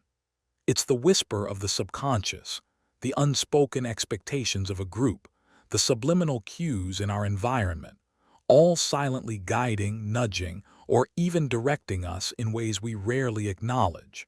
It's a quiet testament to the idea that much of who we are and how we behave is shaped by forces operating just beneath the surface of awareness. Psychology offers deep insights into these unseen forces. Implicit bias, for instance, refers to unconscious attitudes and stereotypes that affect our understanding, actions, and decisions, often in ways that are unintentional. Subliminal priming demonstrates how exposure to certain stimuli, even below the threshold of conscious perception, can influence subsequent thoughts and behaviors. The concept of social contagion describes how emotions, ideas, and behaviors can spread rapidly through a group or network, much like a virus, without explicit communication. Carl Jung's concept of the collective unconscious suggests that a universal, inherited reservoir of experiences and images subtly influences all humanity, shaping our myths, symbols, and dreams. More pragmatically, nudge theory, popularized by Richard Thaler and Cass Sunstein, explores how subtle changes in the choice architecture of an environment can influence people's decisions in predictable ways, without restricting their choices. This often happens in public policy or marketing, where the default option or the framing of a question can quietly sway outcomes. Consider how this plays out in your daily life. You might find yourself suddenly craving a specific food after seeing a fleeting image of it on social media, even though you don't consciously remember seeing the ad. Or you might adopt a new phrase or mannerism after spending time with a friend, without ever intending to. The unspoken expectations of a group you are part of, be family, friends, or colleagues, can subtly guide your behavior, causing you to conform or to remain silent when you might otherwise speak up. Even the lighting or background music in a store can subtly influence your mood and purchasing decisions, without you realizing it. Historically, the echoes of past events, cultural narratives, or long-forgotten laws can still exert a quiet, unseen influence on current societal norms and individual beliefs, shaping a collective consciousness that we inherit. What if true understanding begins not with what you consciously see, but with what you sense just beyond sight, in the subtle currents of influence that surround you? How much of who you are, your preferences, your reactions, is truly your own, and how much is a quiet echo, a gentle imprint from the unseen forces that have shaped your journey? Does the idea of these invisible influences feel disempowering, or does it offer a profound invitation to cultivate greater awareness, to listen for the whispers you once ignored? Perhaps wisdom lies in cultivating a gentle, discerning awareness of these unseen currents, recognizing their presence without allowing them to control you. It is about listening not just to what is said, but to what is felt, to the unspoken truths and subtle energies that continuously shape our shared reality. Can you feel the soft, pervasive whisper of unseen currents, guiding, shaping, shifting through the quiet, open space of your being in the boundless, silent night? The soft, pervasive whisper of unseen currents, guiding, shaping, shifting through the quiet, open space of your being in the boundless, silent night, holding you gently in its quiet, open flow. The nature of reflection. Imagine yourself by a still lake at dusk. The surface is perfectly calm, mirroring the twilight sky, the silhouettes of trees, the faint glow of the first star. You lean in, trying to see your own face, but the slightest ripple, caused by your breath or a distant frog, makes your image shimmer, elusive. You shift and in, trying to see your own patient live face, but stillness, the to quality return, caused by your breath mirror or awed by your abo, is the a once subtle more of clarity. Depths of your elusive of understand the seeking clarity in what is patterns reflected back, yourself that is always there, yet often obscured. It is not merely seeing what is, the faint glow is of the thinking the about your own first echoes within you star thinking, settles gentle, stepping for the back. Judgment of understand the seeking clarity in what is patterns reflected back, yet often obscured, drifting across the it's not about sky judgment but observation. Think thee of it as a surface is perfectly form of calm metacognition, the thinking about your own silhouettes of thinking, gentle the faint GL non-striving quality. You're stepping back, not to detach, but to understand the patterns, the currents beneath the surface of your conscious mind. It's a space where your thoughts and feelings become objects of gentle curiosity, like clouds drifting across the sky. The philosopher John Dewey emphasized reflective thinking not as a mere recall of facts, but as an active, persistent, and careful consideration of any belief or supposed form of knowledge in the light of the grounds that support it and the further conclusions to which it tends. He saw it as a continuous inquiry, a way of deepening understanding, rather than a single, definitive act. It's a process of becoming aware of the process itself, allowing your inner world to reveal its own intricate workings, layer by soft layer. You might find yourself replaying a conversation in your mind, not to obsess, but to understand the nuances of what was said, what was felt, the unspoken currents that flowed beneath the words. Or perhaps you look back at a past decision, not with regret or self-recrimination, but with a quiet curiosity about the motivations that guided you then, and how they might have shifted now. Even scrolling through old photos on your phone, you might pause, not just remembering the moment, but feeling the gentle echoes of who you were in that space, and how that past self connects to the present one. It's the quiet hum after a long day, when you allow the day's events to simply settle, not forcing meaning, but letting insights emerge like stars in the deepening twilight. It's the silence that follows a strong emotion, allowing its true nature to be felt, rather than simply reacted to. What if this practice of gentle reflection is less about finding definitive answers and more about cultivating a deeper relationship with the unknown parts of yourself, with the quiet wisdom that resides beneath the surface noise? Is it possible that the most profound insights arise not from active searching, but from simply allowing the surface of your inner lake to become still enough to reveal what has always been there, just beneath the ripples of daily life? Does the act of holding a thought, observing its shape, change its very nature, or merely your perception of it? Perhaps reflection isn't about solving a puzzle, but about sensing the contours of the puzzle pieces that make up your unique experience, understanding their relation, their gentle dance with one another. It's an invitation to simply be with what arises, allowing it to reflect back to you the quiet truths that are always within reach. And as the last light fades, leaving only the soft outline of the world, you remain by the mirrored surface, not seeking a perfect image but embracing the quiet dance of light and shadow, of self and reflection.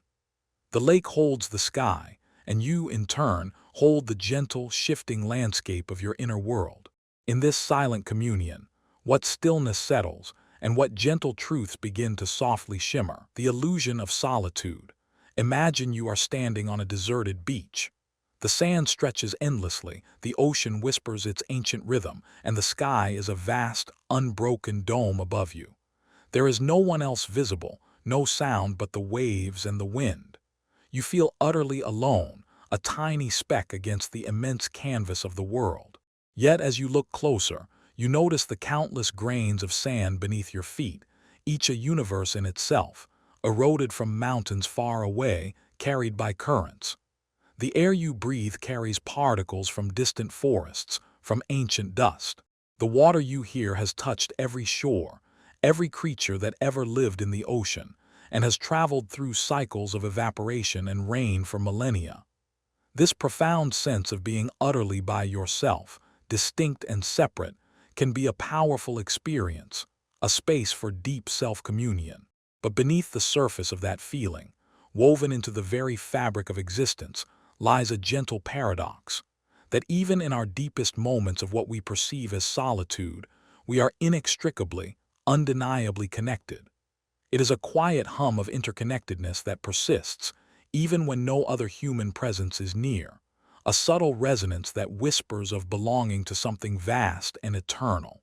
This isn't about being surrounded by people, but about the subtle, often unseen threads that bind us to everything. Psychologically, even our inner world is not purely ours in isolation. Our thoughts are shaped by the language we learned, the stories we heard, the collective unconscious, as Carl Jung might have described it, resonating with universal human experiences.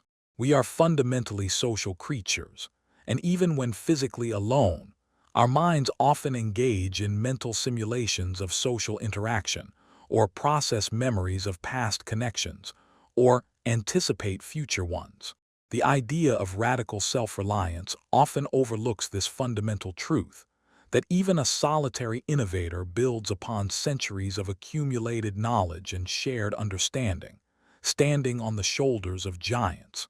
Consider the concept of communalism or Ubuntu from African philosophy, which posits I am because we are. This isn't just a social construct, it's a recognition of a deep, existential interdependence. Even the carbon atoms in your body have cycled through stars, through ancient life forms, through countless breaths of other beings.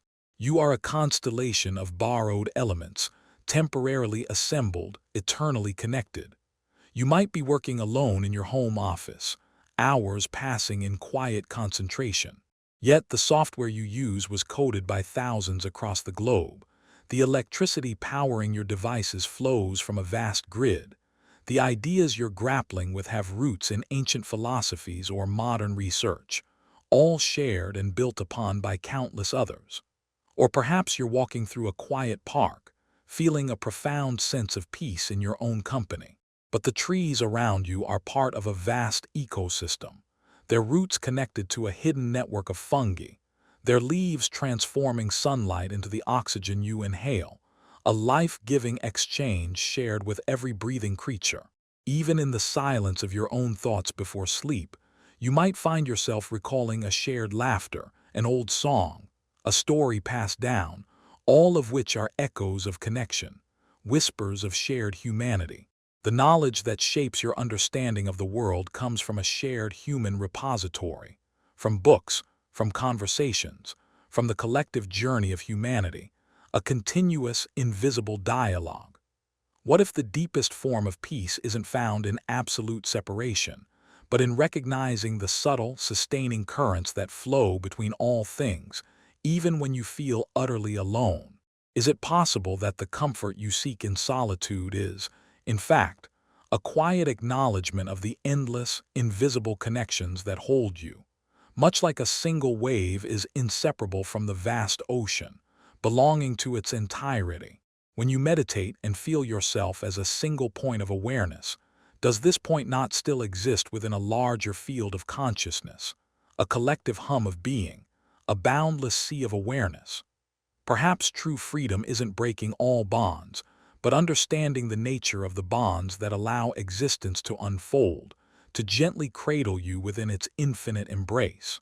And so, as you rest, imagine the vast interwoven tapestry of existence. You are a unique thread, distinct in your color and texture, yet woven into an intricate pattern that stretches beyond your sight, touching every other thread, influenced by all, influencing all. Even in the quietest depths of your being, you are never truly alone, but a singular note in an endless, gentle symphony. What deeper comfort might this understanding bring to your quiet resting, as you feel yourself held within the boundless fabric of all that is, the harmony of opposites? Imagine watching the slow, deliberate dance of the tide. The water rises, covers the shore, reaching its furthest point with a gentle sigh. Then, just as gently, it begins its retreat, exposing the wet sand, revealing tidal pools and scattered shells. One force pulls it forward, another pulls it back, a ceaseless, rhythmic push and pull. Yet in this constant movement there is a profound rhythm, a deep, underlying harmony that sustains the ocean, the shoreline, and the very life within the water. It is not one overcoming the other, but both existing ceaselessly side by side, creating a dynamic balance, a living equilibrium. This constant ebb and flow, this interplay of seemingly contradictory forces, is not chaos, but a fundamental principle that shapes not only the natural world, but also the landscape of your own inner life.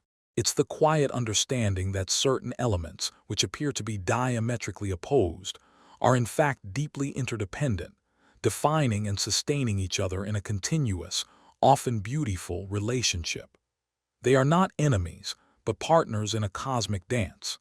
Think of it not as a battle between light and shadow, but as the way shadow gives form to light, and light gives definition to shadow. Psychologically, this mirrors how we navigate our own emotions. Joy often feels more vibrant, more precious, against the memory of sorrow. Courage emerges from the presence of fear, not its absence. It is the willingness to act despite fear, not the elimination of it. Without moments of quiet, how would you recognize the value of sound, the richness of connection? This concept resonates with many ancient philosophies, from the yin and yang of Taoism, where opposing forces are seen as complementary and interconnected aspects of a single reality, to the pre-Socratic philosopher Heraclitus's idea that opposition brings concord. Out of discord comes the fairest harmony. Even in modern psychology, we see this in concepts like cognitive dissonance, where the tension between conflicting beliefs, when navigated consciously, can lead to profound growth and deeper understanding. Or in the understanding of emotional regulation, where acknowledging difficult emotions rather than suppressing them can lead to greater inner balance and resilience.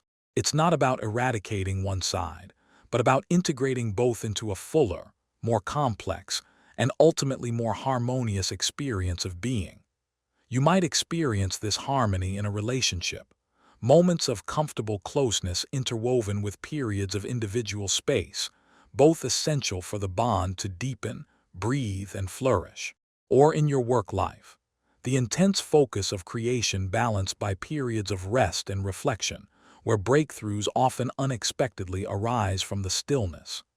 Even in your hobbies, the challenge of learning something new, with its moments of frustration and imperfection, gives way to the satisfaction of mastery, making the achievement sweeter.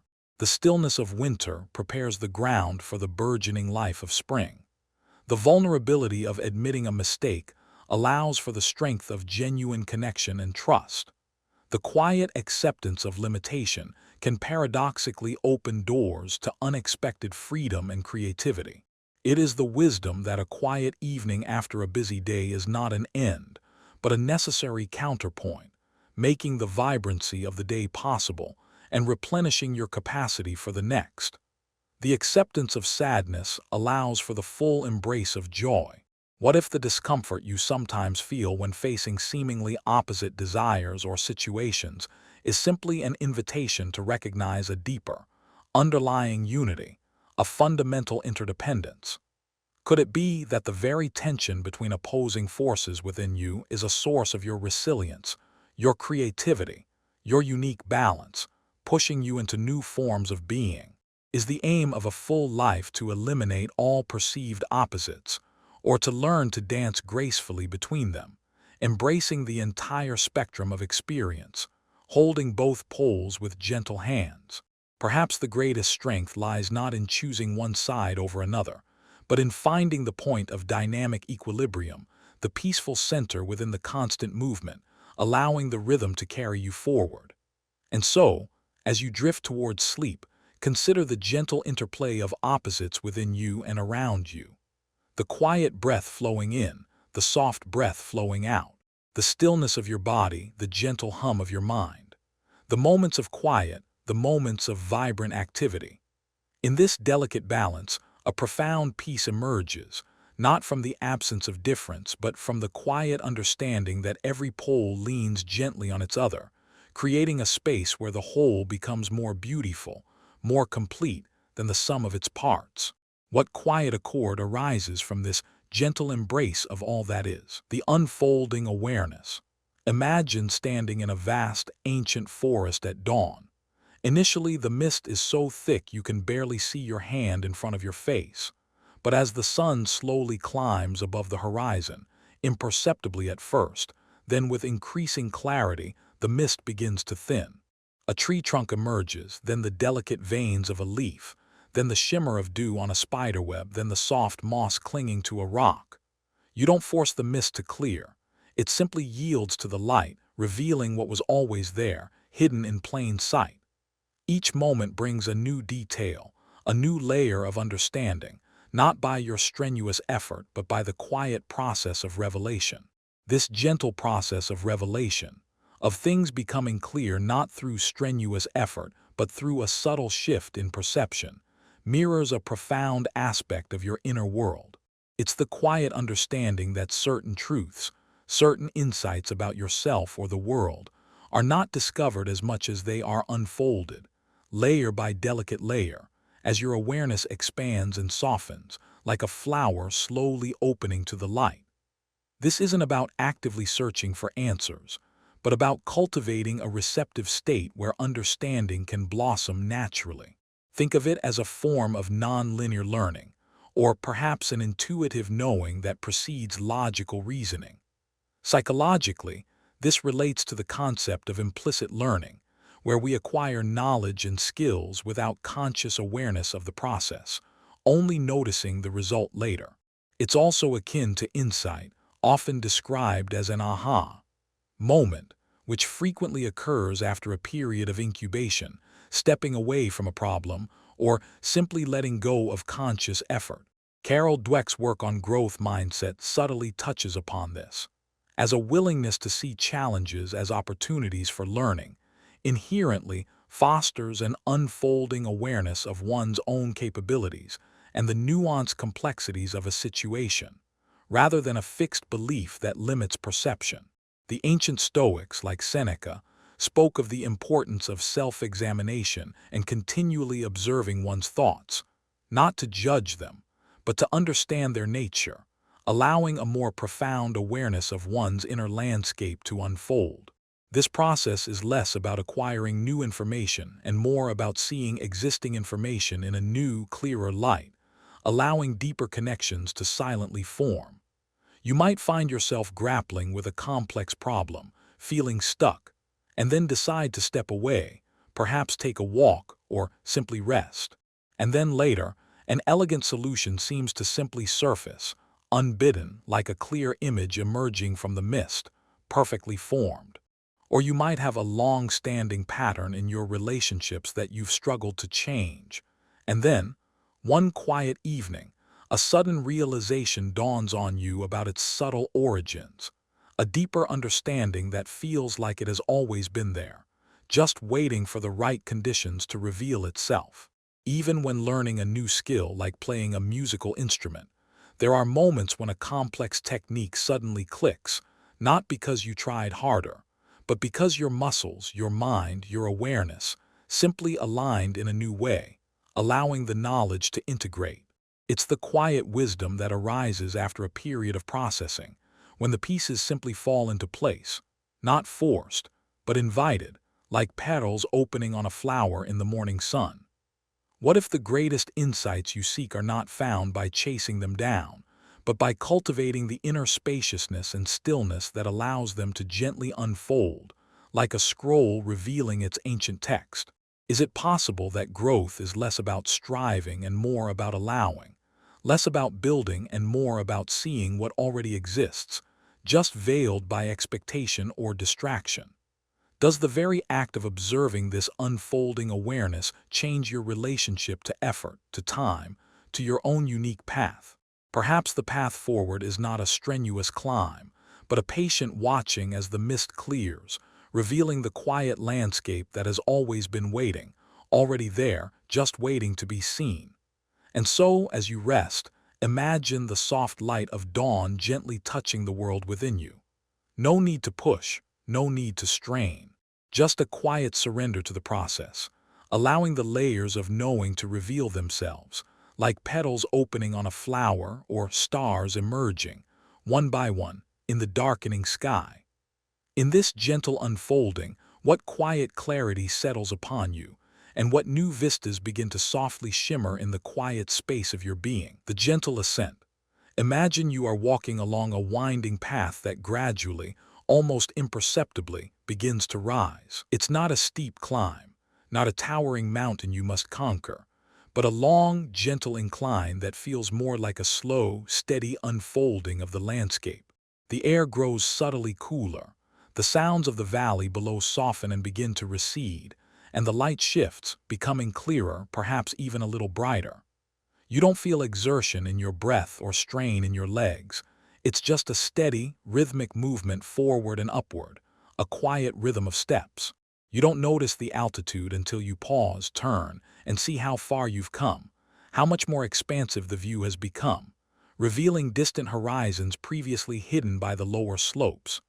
This slow, consistent upward movement, where progress is felt more in the subtle shifts of perspective than in dramatic leaps, mirrors a profound truth about growth, learning, and self-discovery. Slope's steady unfolding of the quiet landscape, understanding that the most significant transformations often happen not in sudden, and the light shifts, but sustained, almost unnoticed steps that over time lift you to a place of greater clarity and wider vision, a gentle elevation of your being. This concept moves beyond the idea of overnight success or instant gratification, emphasizing the quiet, compounding power of consistent effort in your inner landscape. Psychologically, this relates to the principle of deliberate practice, where consistent, focused effort on small, specific improvements accumulates into mastery over time. It's also connected to habit formation, the tiny choices you make daily that, over weeks and months, reshape your neural pathways, your routines, and ultimately your life. Think of B.F. Skinner's operant conditioning, where small, consistent reinforcements lead to significant behavioral changes, not through a single, powerful intervention, but through gentle, repeated nudges that build momentum. Even the concept of grit as explored by Angela Duckworth highlights the importance of sustained effort and passion over long periods for achieving significant goals, rather than relying on innate talent alone. This gentle ascent is about patience, about trusting the process, and about valuing the consistent, quiet effort over sporadic, intense bursts. It's a recognition that true strength, true wisdom, is built not in sudden, dramatic feats, but in the enduring power of gentle, persistent movement, like water carving stone over millennia. You might be learning a new language, practicing for just a few minutes each day, consistently. For weeks, you may not feel a significant change, the progress feeling imperceptible, but then, one day, you suddenly understand a complex sentence in a song, or effortlessly form a phrase in conversation that felt impossible before. This is the gentle ascent. Or perhaps you're cultivating a new habit, like journaling or meditation, starting with just 5 minutes, and slowly, gently increasing the time as it becomes more natural, more integrated into your rhythm. You don't force it, you simply allow it to become part of the quiet flow of your day. In your relationships, deep trust isn't built in one grand gesture, but through countless small acts of reliability, kindness, and attentive listening, accumulating over time to create an unbreakable bond, a shared ascent of understanding. Even in managing stress, it's not about eradicating it instantly, but gently cultivating moments of calm, one deep breath at a time, one quiet pause, allowing a subtle, almost imperceptible shift in your inner landscape to occur, lifting you to a place of greater serenity. What if the most profound transformations in your life are not the ones you strive for with monumental effort, but the ones that unfold naturally as you consistently take small, intentional steps, day after day? Is it possible that the quiet power of consistency, of showing up for yourself and your intentions day after day, is a more potent force than any sudden burst of ambition or fleeting desire? Does this gentle ascent reshape your understanding of time, of patience, of what it means to truly grow, to truly evolve? Perhaps the journey upwards is not about conquering peaks with great struggle, but about finding a comfortable, steady rhythm that carries you higher than you ever thought possible, without even noticing the climb, until you pause and see the vast new horizon. And so, as you rest, imagine yourself on that gentle path, each quiet breath a step, each soft thought a forward movement. The view expands not because you leaped, but because you simply kept walking with a steady, peaceful rhythm. The world around you grows clearer, the air lighter, and you find yourself in a space of quiet elevation, seeing the horizon stretch further than before, bathed in the soft glow of emergent light. What quiet elevation does this steady rhythm bring to your resting awareness? As you gently rise, the world within a drop. Imagine holding a single, shimmering raindrop on the tip of your finger. It's tiny, almost imperceptible, so delicate it might evaporate with a breath. Yet as you look closely, tilting it slightly in the soft light, you see the entire world reflected within its curved surface. The vast sky, the distant trees, perhaps even a distorted miniature of your own face, all contained, perfectly complete, within that minuscule sphere. The drop itself is born from the vastness of the clouds, falls through the immense atmosphere, and will eventually return to the earth, perhaps to a vast ocean, or nourish a single blade of grass. It holds the memory of all it has touched, all it will touch, a fleeting universe. This remarkable capacity for the infinite to be contained within the finite, for the whole to be reflected in the part, is not just a trick of light and water. It mirrors a profound truth about existence and about your own unique being. It's the quiet understanding that within the smallest, most seemingly insignificant aspect of life, or within your own singular moment of awareness, lies the potential to glimpse the vast, interconnected tapestry of everything, to touch the universal through the particular. This concept invites a shift in perspective, away from linear thinking and towards a more holistic, interconnected understanding of reality. Psychologically, this relates to the idea of fractals in nature and in complex systems, where intricate patterns repeat themselves at different scales, indicating a deeper unity. It speaks to how an individual experience can contain universal archetypes, as posited by Jung, or how a single memory can unlock a cascade of associated thoughts and emotions, revealing the intricate web of your mind, a microcosm of your entire mental landscape. Consider the philosophical concept of the microcosm reflecting the macrocosm, a belief held by many ancient traditions, from Hermetic philosophy to some Eastern spiritual paths. It suggests that the patterns, laws, and structure of the universe are mirrored in every part of it, including the human being. As Barry Schwartz, through his work on the paradox of choice, might imply, sometimes focusing on the richness and depth within a single, contained choice or experience, rather than endlessly seeking external options, can lead to a more profound sense of fulfillment. The essence of the universal can be found not by searching for immensity, but by deeply observing the contained, allowing its hidden depths to reveal themselves. You might find yourself completely absorbed in a single task, perhaps preparing a simple meal, focusing on the textures and aromas, or listening intently to a piece of music, allowing each note to resonate within you. In that moment of deep engagement, the boundaries of time and self might dissolve, and the profound beauty or complexity of the world seems to distill into that singular experience, a complete universe held within a moment. Or you might observe a quiet moment in nature, a single falling leaf, the intricate design of a snowflake, the fragile unfolding of a new bud, and in that observation, feel a vastness of interconnectedness, a sense of wonder that transcends the smallness of the object itself. Even in a seemingly insignificant conversation, a particular word or a shared glance might open up a profound understanding of another person, or of yourself, revealing a depth that feels infinite. The quiet contemplation of one breath can contain the entire cycle of life and stillness, a complete universe of experience in a single, quiet inhale and exhale. What if the deepest wisdom is not found by constantly seeking bigger, grander experiences, but by learning to perceive the infinite depth contained within the ordinary, the small, the present moment, much like finding the ocean in a single drop? Is it possible that true understanding arises when you allow yourself to be fully present with a single drop of life, trusting that it already contains the echoes of the entire ocean, the whispers of the entire universe? Does this perspective shift your understanding of value, of purpose, of the very nature of reality, leading you to cherish the seemingly small?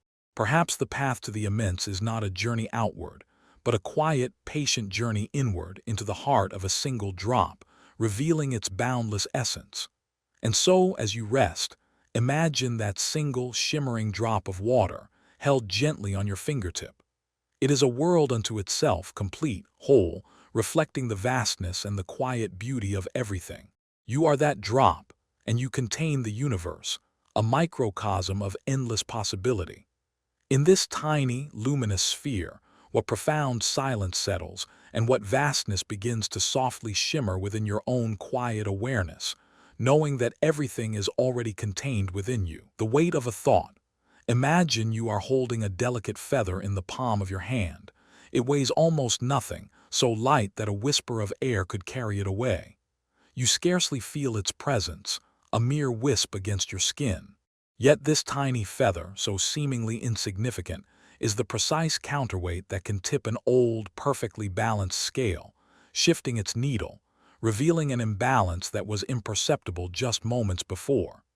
It changes the entire equilibrium, not through force, but through its subtle, almost immeasurable presence, creating a new, quiet reality.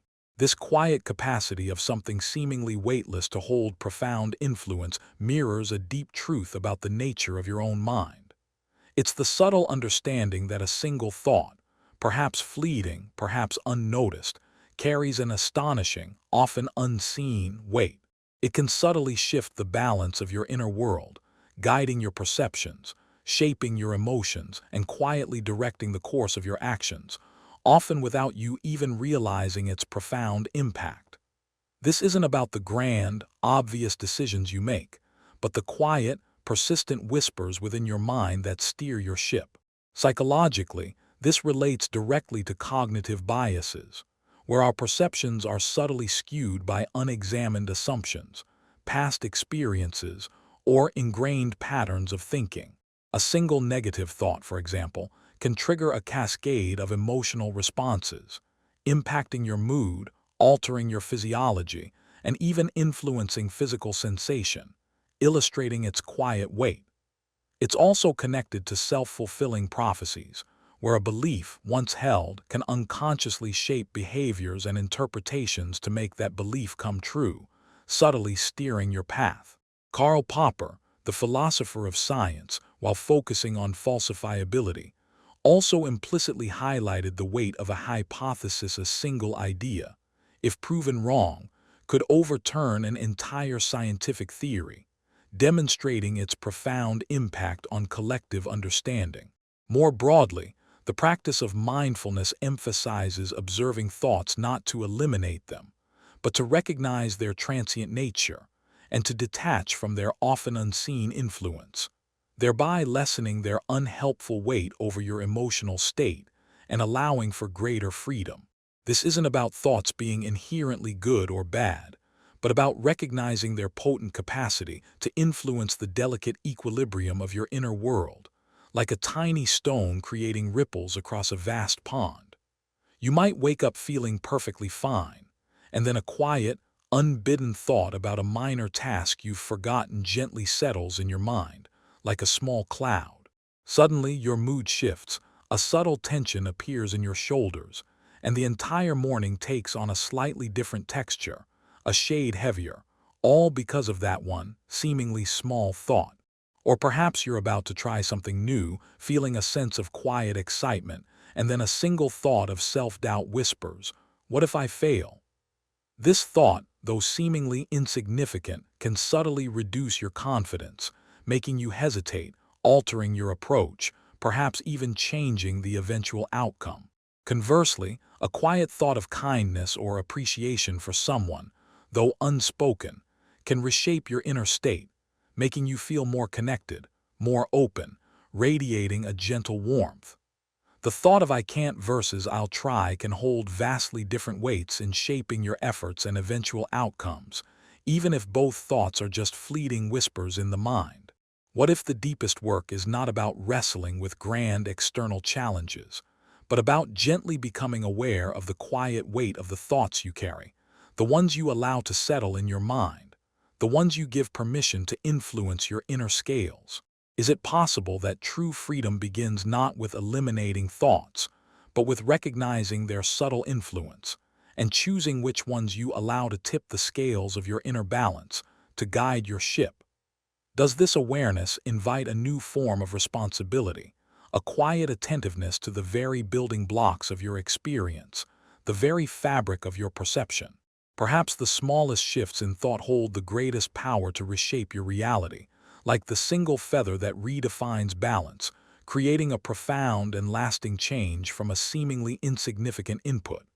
And so, as you rest, imagine the gentle, invisible currents of thought flowing through your mind. Each one, a feather, light as air, yet capable of profound shifts. You don't grasp them, you don't fight them, you don't even try to hold them.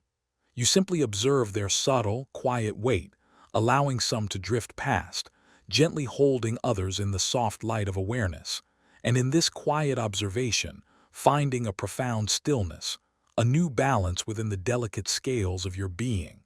What silent equilibrium settles as you feel the subtle, quiet weight of your own thoughts? And what freedom does this gentle awareness bring? A room of gentle echoes. Imagine entering an ancient, quiet room, perhaps a library or an empty hall in a very old house, where centuries of silence seem to have settled into the very dust. The air is still, steeped in the quietude of time. You speak a single word softly, and rather than a harsh, immediate reverberation, the sound seems to expand, to soften, to spread outward and then gently return, not as a direct repetition, but as a faint, lingering hum, like the memory of a bell that has long ceased ringing. Each echo is a little fainter, a little more diffused, a whisper of what was, gracefully fading into the silence from which it emerged, yet leaving a subtle, lasting presence. This quiet resonance, where sounds soften and return as subtle impressions, mirrors a profound aspect of how your past experiences, your words, your actions, and the energies you put out into the world continue to resonate within you and around you. It's the gentle understanding that nothing truly vanishes without a trace, but rather transforms into lingering echoes that shape your present and subtly inform your future, not as rigid chains, but as soft, pervasive vibrations that influence your perceptions and responses. This isn't about dwelling on the past, but about recognizing its living presence in the subtle fabric of your current experience, like the underlying bass note in a quiet melody. Psychologically, this relates to the pervasive influence of implicit memory, where past experiences, even those you can't consciously recall, shape your present reactions, preferences, and emotions, providing a subconscious framework. It also connects to the concept of psychological priming, where exposure to one stimulus or idea influences the response to a subsequent stimulus, often unconsciously, creating a subtle bias. The idea of reciprocity, where acts of kindness or unkindness tend to beget similar responses, can be seen as echoes returning through social interaction, influencing the communal atmosphere. Consider the work of Carl Rogers on unconditional positive regard, where the echoes of acceptance and understanding from others, particularly early in life, can foster profound healing and growth within an individual, creating a deep wellspring of self-worth. It's about understanding that every interaction, every thought, every feeling leaves a subtle imprint, a ripple effect that continues to travel through the quiet chambers of your mind and the wider world, influencing the very air you breathe and the space you inhabit. This isn't about burden.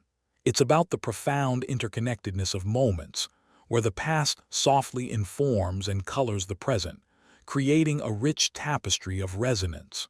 You might find yourself humming a tune you haven't heard in years, realizing it's an echo of a childhood memory, perhaps a forgotten summer afternoon, or a conversation from weeks ago quietly influences your mood today, even if you can't consciously pinpoint why you feel a certain lightness or tension. The kindness you showed to a stranger last month might resurface as a feeling of quiet contentment or inner warmth today, or the frustration you felt yesterday might still leave a faint, lingering tension in your shoulders, a subtle, energetic residue. Even the atmosphere of a home or a place you visit can feel imbued with the echoes of lives lived there, a subtle emotional imprint that shapes your experience without any direct communication, a sense of comfort or disquiet that permeates the air. Your current skills and abilities are gentle echoes of every hour of practice, every small failure, every moment of perseverance that accumulated over time. The wisdom you carry is the gentle echo of all the lessons learned, all the experiences integrated, softly shaping your perspective. What if the quiet hum of your inner landscape is a constant symphony of echoes, weaving together past and present into a tapestry of continuous resonance, a living history that dances within you? Is it possible that by becoming more attuned to these gentle echoes, you can better understand the nuanced influences that shape your reactions, your choices, your very being, allowing for greater awareness and intentionality? Does this awareness invite a new form of responsibility, a quiet mindfulness of the gentle echoes you create with your words and actions, and the ones you choose to carry forward, amplifying the harmonious ones and letting the discordant ones softly fade? Perhaps life is less about erasing the past and more about understanding the quality of the echoes it leaves, and choosing which ones to amplify with your present awareness, creating a more beautiful, more resonant future. And so, as you rest, imagine your own inner being as a quiet room, filled with gentle echoes. Each breath, each thought, each memory a soft sound that expands, softens, and then returns as a delicate resonance. There is no urgency here, only the quiet, lingering presence of all that has been, transforming into the subtle hum of what is, softly informing the stillness. In this space of quiet resonance, what gentle echoes settle, and what silent harmonies begin to softly arise within your receptive heart, embracing the continuity of your being, the shifting sands of memory. Imagine you are walking on a vast, windswept desert. The dunes stretch endlessly, sculpted by unseen forces, appearing immutable. You walk past a familiar landmark, a solitary, gnarled tree, a cluster of ancient petroglyphs, convinced it looks exactly as it did yesterday, perfectly preserved in your mind. But then, a subtle gust of wind sweeps across the landscape, and as you turn back, the delicate ridges of sand around the tree have subtly shifted, the light now casting different shadows, perhaps obscuring a detail you thought you remembered clearly. The landmark is still there, undeniably present, but its immediate context, its very texture, is subtly, gently, imperceptibly altered by the currents of time and the subtle dance of wind and light. This constant, subtle reshaping of a seemingly fixed landscape mirrors a profound truth about your own inner world, specifically the nature of memory. It's the quiet understanding that memory is not a static archive, a perfectly preserved record, but a living, breathing landscape, subtly sculpted and resculpted by the very act of recalling, by your current emotions, by new information, and by the relentless, gentle passage of time. This isn't about deliberate distortion or willful fabrication, but the natural, inherent fluidity and reconstructive nature of recollection. Psychologically, this relates to the reconstructive nature of memory, a concept extensively studied by cognitive psychologists like Frederick Bartlett. He proposed that memory isn't a simple retrieval of stored data, like pulling a book from a shelf. It's an active process of rebuilding or restoring past experiences, often influenced by our current knowledge, beliefs, and expectations, as well as the context of recall. Each time you recall an event, you are not simply accessing a perfect recording. You are, in a sense, restoring it, and that restoring can subtly alter the original experience, integrating it with your present self. This is why eyewitness testimonies can be notoriously unreliable, as explored by Elizabeth Loftus, whose groundbreaking research showed how post-event information and leading questions can subtly influence and even alter memories. The philosopher Daniel Dennett, in discussing consciousness and the self, often touches on how our narratives of self are constantly being updated and revised, and these narratives incorporate and reshape our memories to create a coherent, albeit fluid, identity. This inherent malleability is not a flaw, but a fundamental characteristic of how your mind processes and integrates information over time, allowing for adaptation, learning, and growth, rather than being rigidly bound to a fixed, immutable past. You might recount a story from your childhood to a friend or family member, and they might gently interject with a detail you'd completely forgotten, or perhaps even challenge a part of your narrative, causing you to pause and realize your memory might be slightly different from theirs, or from what actually happened. This moment isn't a betrayal of truth, but a gentle revelation of memory's fluid nature. Or you might look back at a challenging period in your life. Over time, the raw emotions may soften, the perceived obstacles may seem smaller, and new lessons emerge, subtly shifting the contours of that memory from one of pure pain to one of profound wisdom and resilience. Even the way you remember a favorite song or a cherished movie can change over years. New experiences, new understandings of life, subtly shape your interpretation, adding layers or blurring others, just like the shifting sand. The memory of a loved one who has passed evolves over time, moving from sharp grief to a gentle warmth, the details of their face or voice becoming softer, imbued with new, reflective meaning, as if the landscape of that memory is continuously resculpted by love and time. What if the quiet discomfort you sometimes feel when a memory feels elusive or different upon recollection is simply an invitation to embrace the dynamic, living nature of your past, to understand that it is always in gentle motion? Is it possible that the fluidity of memory allows for a gentle release from rigid adherence to past narratives, opening up space for new interpretations and present understanding, for healing and new perspectives? Does this understanding invite a deeper compassion for yourself and others, recognizing that our personal histories are not fixed monuments, but gently shifting landscapes, always in process, always evolving?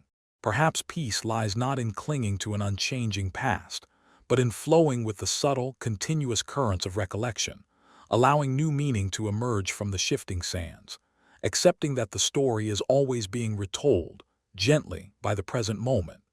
And so, as you rest, imagine the vast desert of your memories, constantly, subtly, gently reshaped by unseen winds and shifting light.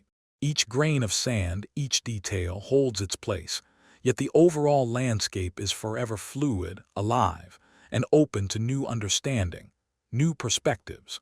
You are a quiet observer of this endless, gentle dance, allowing the past to softly transform, to find its new, peaceful contours within your quiet mind. What new patterns emerge from these shifting sands? And what silent stories do they now gently whisper to your resting awareness, ever present, ever changing? The gentle art of forgetting. Imagine a vast, ancient forest filled with countless leaves, each a unique expression of the tree from which it grew. Each autumn, as the days shorten and the air cools, the leaves begin their gentle transformation.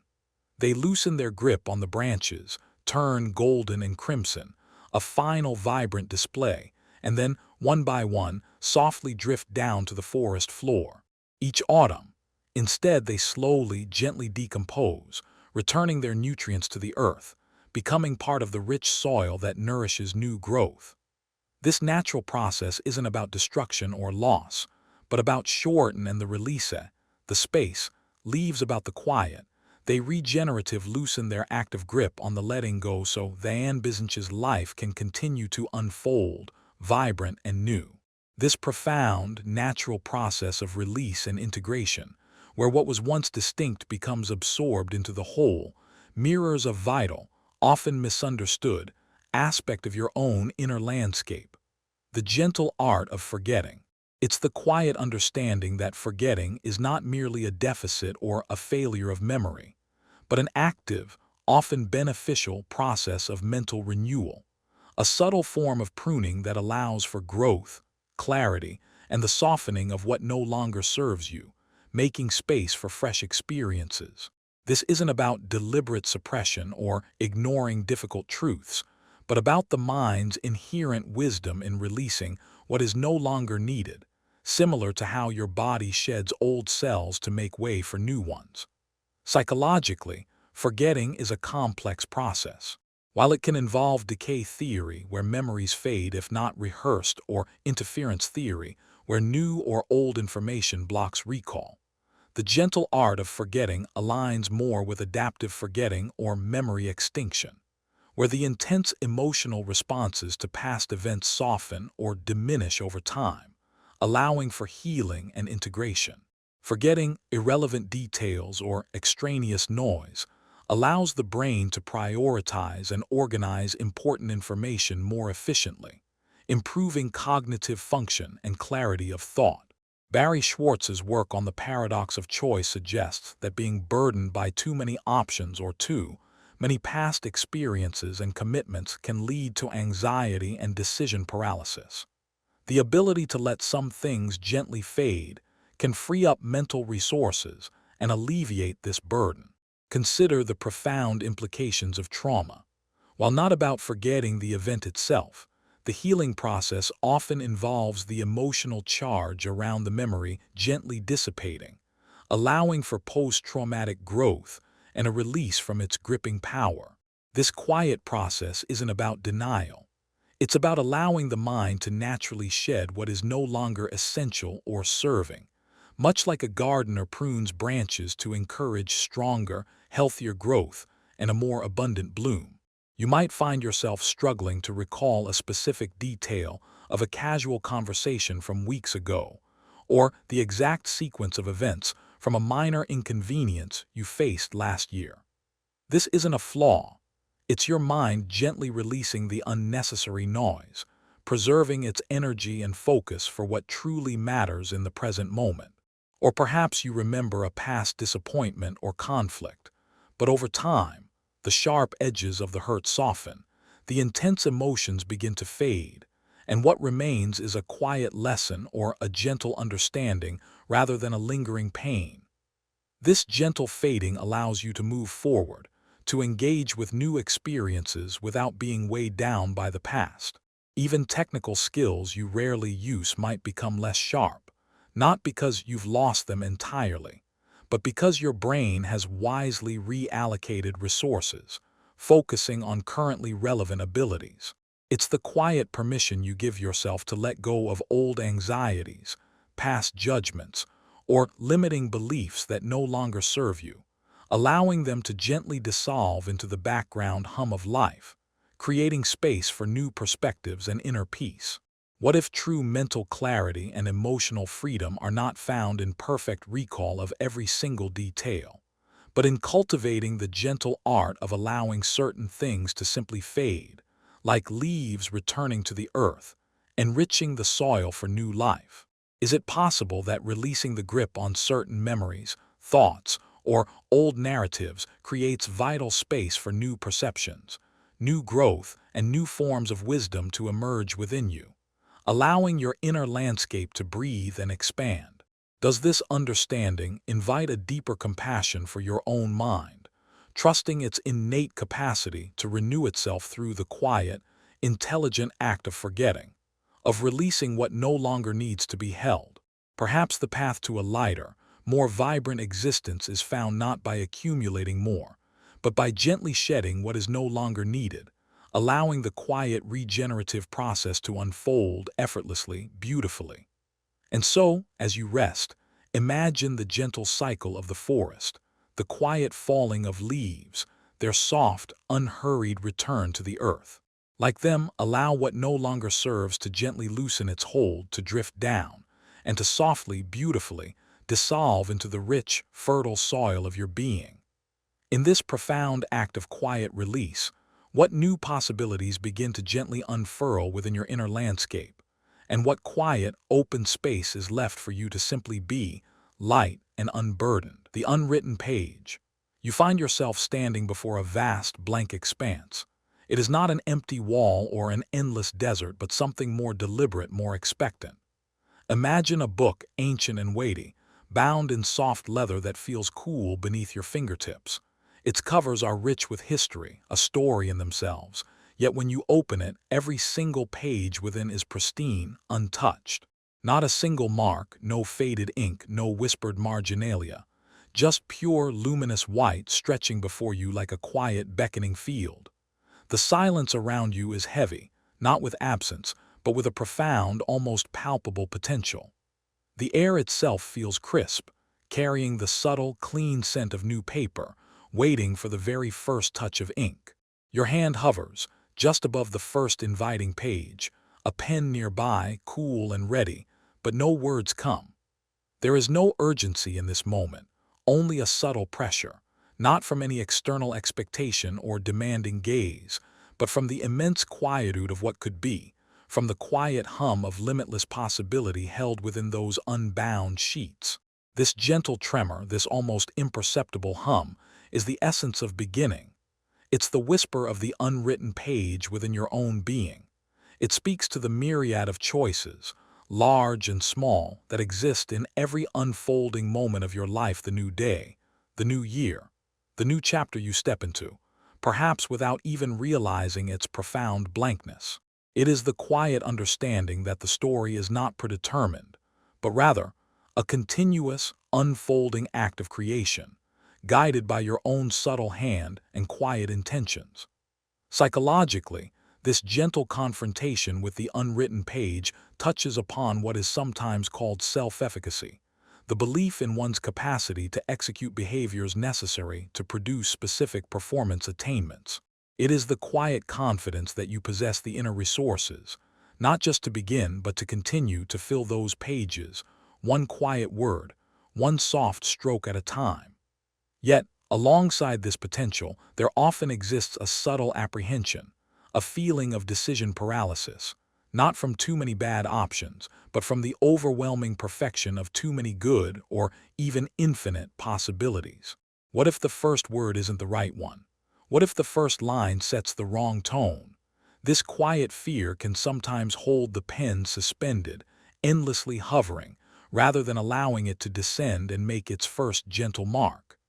Consider the young person standing at the threshold of a new career, the blank slate of a first job. The initial excitement might be quickly followed by a quiet sense of bewilderment: where to begin, what to prioritize. Or think of someone recovering from a significant life change, a loss, a separation. The previous story has ended, and now before them lies a vast, empty expanse of future days, each one an unwritten page. There are no instructions, no pre-filled paragraphs, only the quiet invitation to step into the unknown.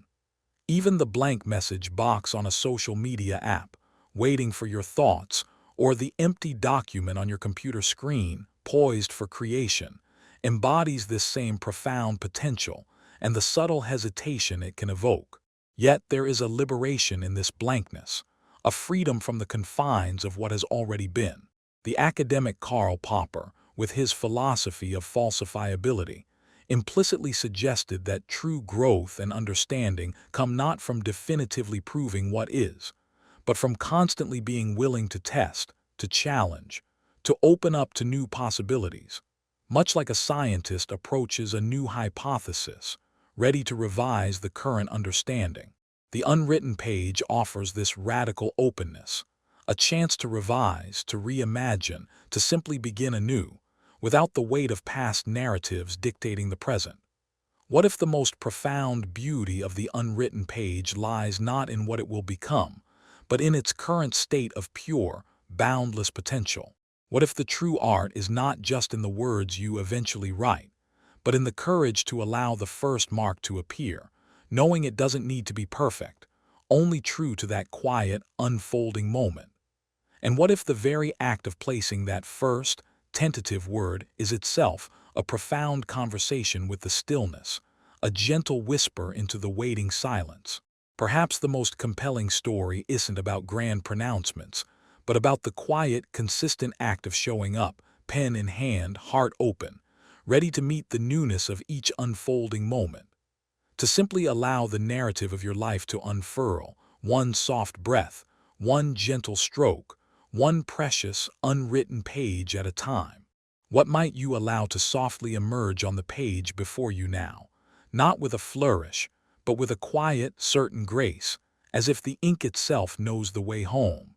And as the stillness deepens around you, you begin to sense that the true story is not just what is written, but the quiet, courageous breath that allows the writing to begin, and the quiet, trusting breath that allows it to continue, page after page, into the soft, waiting expanse of your life. The path not taken, softly imagined. You find yourself standing at a quiet fork in a twilight forest, the air cool and still. The path you chose, the one you now walk, is gently illuminate, ed by the faint, lingering light of dusk. It feels familiar beneath your feet, softened by countless journeys, carrying the subtle scent of pine and damp earth that you have come to know. Carrying the subtle mist from that scent of pine and damp earth that you have come to know, untrodden path drifts a little closer, shaping the way you perceive the world, the way you move through it. To your left, almost swallowed by the deepening shadows, lies another path. It is obscured by a gentle, shimmering mist that clings low to the ground, whispered about in hushed tones, less clear, less certain. You made your choice long ago. A quiet decision made in a moment of clarity, or perhaps in a moment of tender uncertainty. And now, in this exquisite quietude, the mist from that untrodden path drifts a little closer, a soft, ethereal breath against your cheek. There is no regret here, not truly. No sharp pang of what if. Instead, a soft curiosity unfurls within you, like a fern opening its delicate fronds in the damp, cool air. It is the quiet acknowledgement of a life that could have been, a soft, shimmering echo of another possible self, another set of experiences. This is not about wishing things were different, but about the subtle, almost imperceptible way that the contemplation of alternative choices shapes the very landscape of your present understanding, enriching its contours.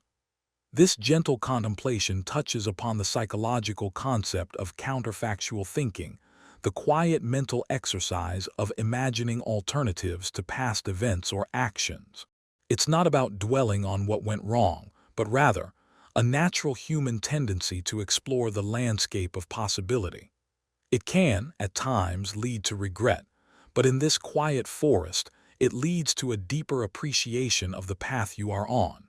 The psychologist Barry Schwartz, in his work on the paradox of choice, often explores how having too many options, or even dwelling too much on the existence of unchosen options, can sometimes diminish satisfaction with the chosen path. Yet here, in this twilight, the path not taken simply highlights the unique beauty and solidity of the one beneath your feet. Consider the quiet contemplation of a career path you once considered, perhaps one that felt safer or more adventurous than the one you eventually pursued, or the soft wondering about a relationship that almost bloomed but gently faded before it took root. Even the smallest daily choice, what to wear, what to eat, carry the ghost of paths not taken. You chose one book from the shelf, but what wisdom lay within the unread pages of the other? You said one thing, but what quiet truth remained unspoken? These imagined paths, these soft what-ifs, do not diminish the reality of your present. Instead, they subtly define it, like the negative space around a sculpture. They remind you that your life is not a random collection of events, but a tapestry woven from countless deliberate or even unconscious choices. The path not taken becomes a shimmering border around the vibrant reality of the one you walk, highlighting its texture, its unique light, its particular scent. What if the beauty of the path not taken is precisely in its untouched mystery, its pure, unblemished potential? What if its purpose is not to be walked, but to serve as a quiet counterpoint, allowing your chosen path to shine more clearly, to resonate with greater depth? Does the path not taken still exist, perhaps as a possibility woven into the very fabric of who you are, a quiet, unexpressed potential that informs your present being? And as the mist from that other path gently swirls, it doesn't obscure your chosen way, but rather frames it. It whispers of the immense freedom inherent in having made a choice, and the quiet grace in accepting the unfolding of that choice. The quiet truth is that every step on your chosen path continues to write your story, to deepen your understanding, to sculpt the unique landscape of your life. So you stand for a moment, enveloped by the stillness of the twilight, between the known and the softly imagined.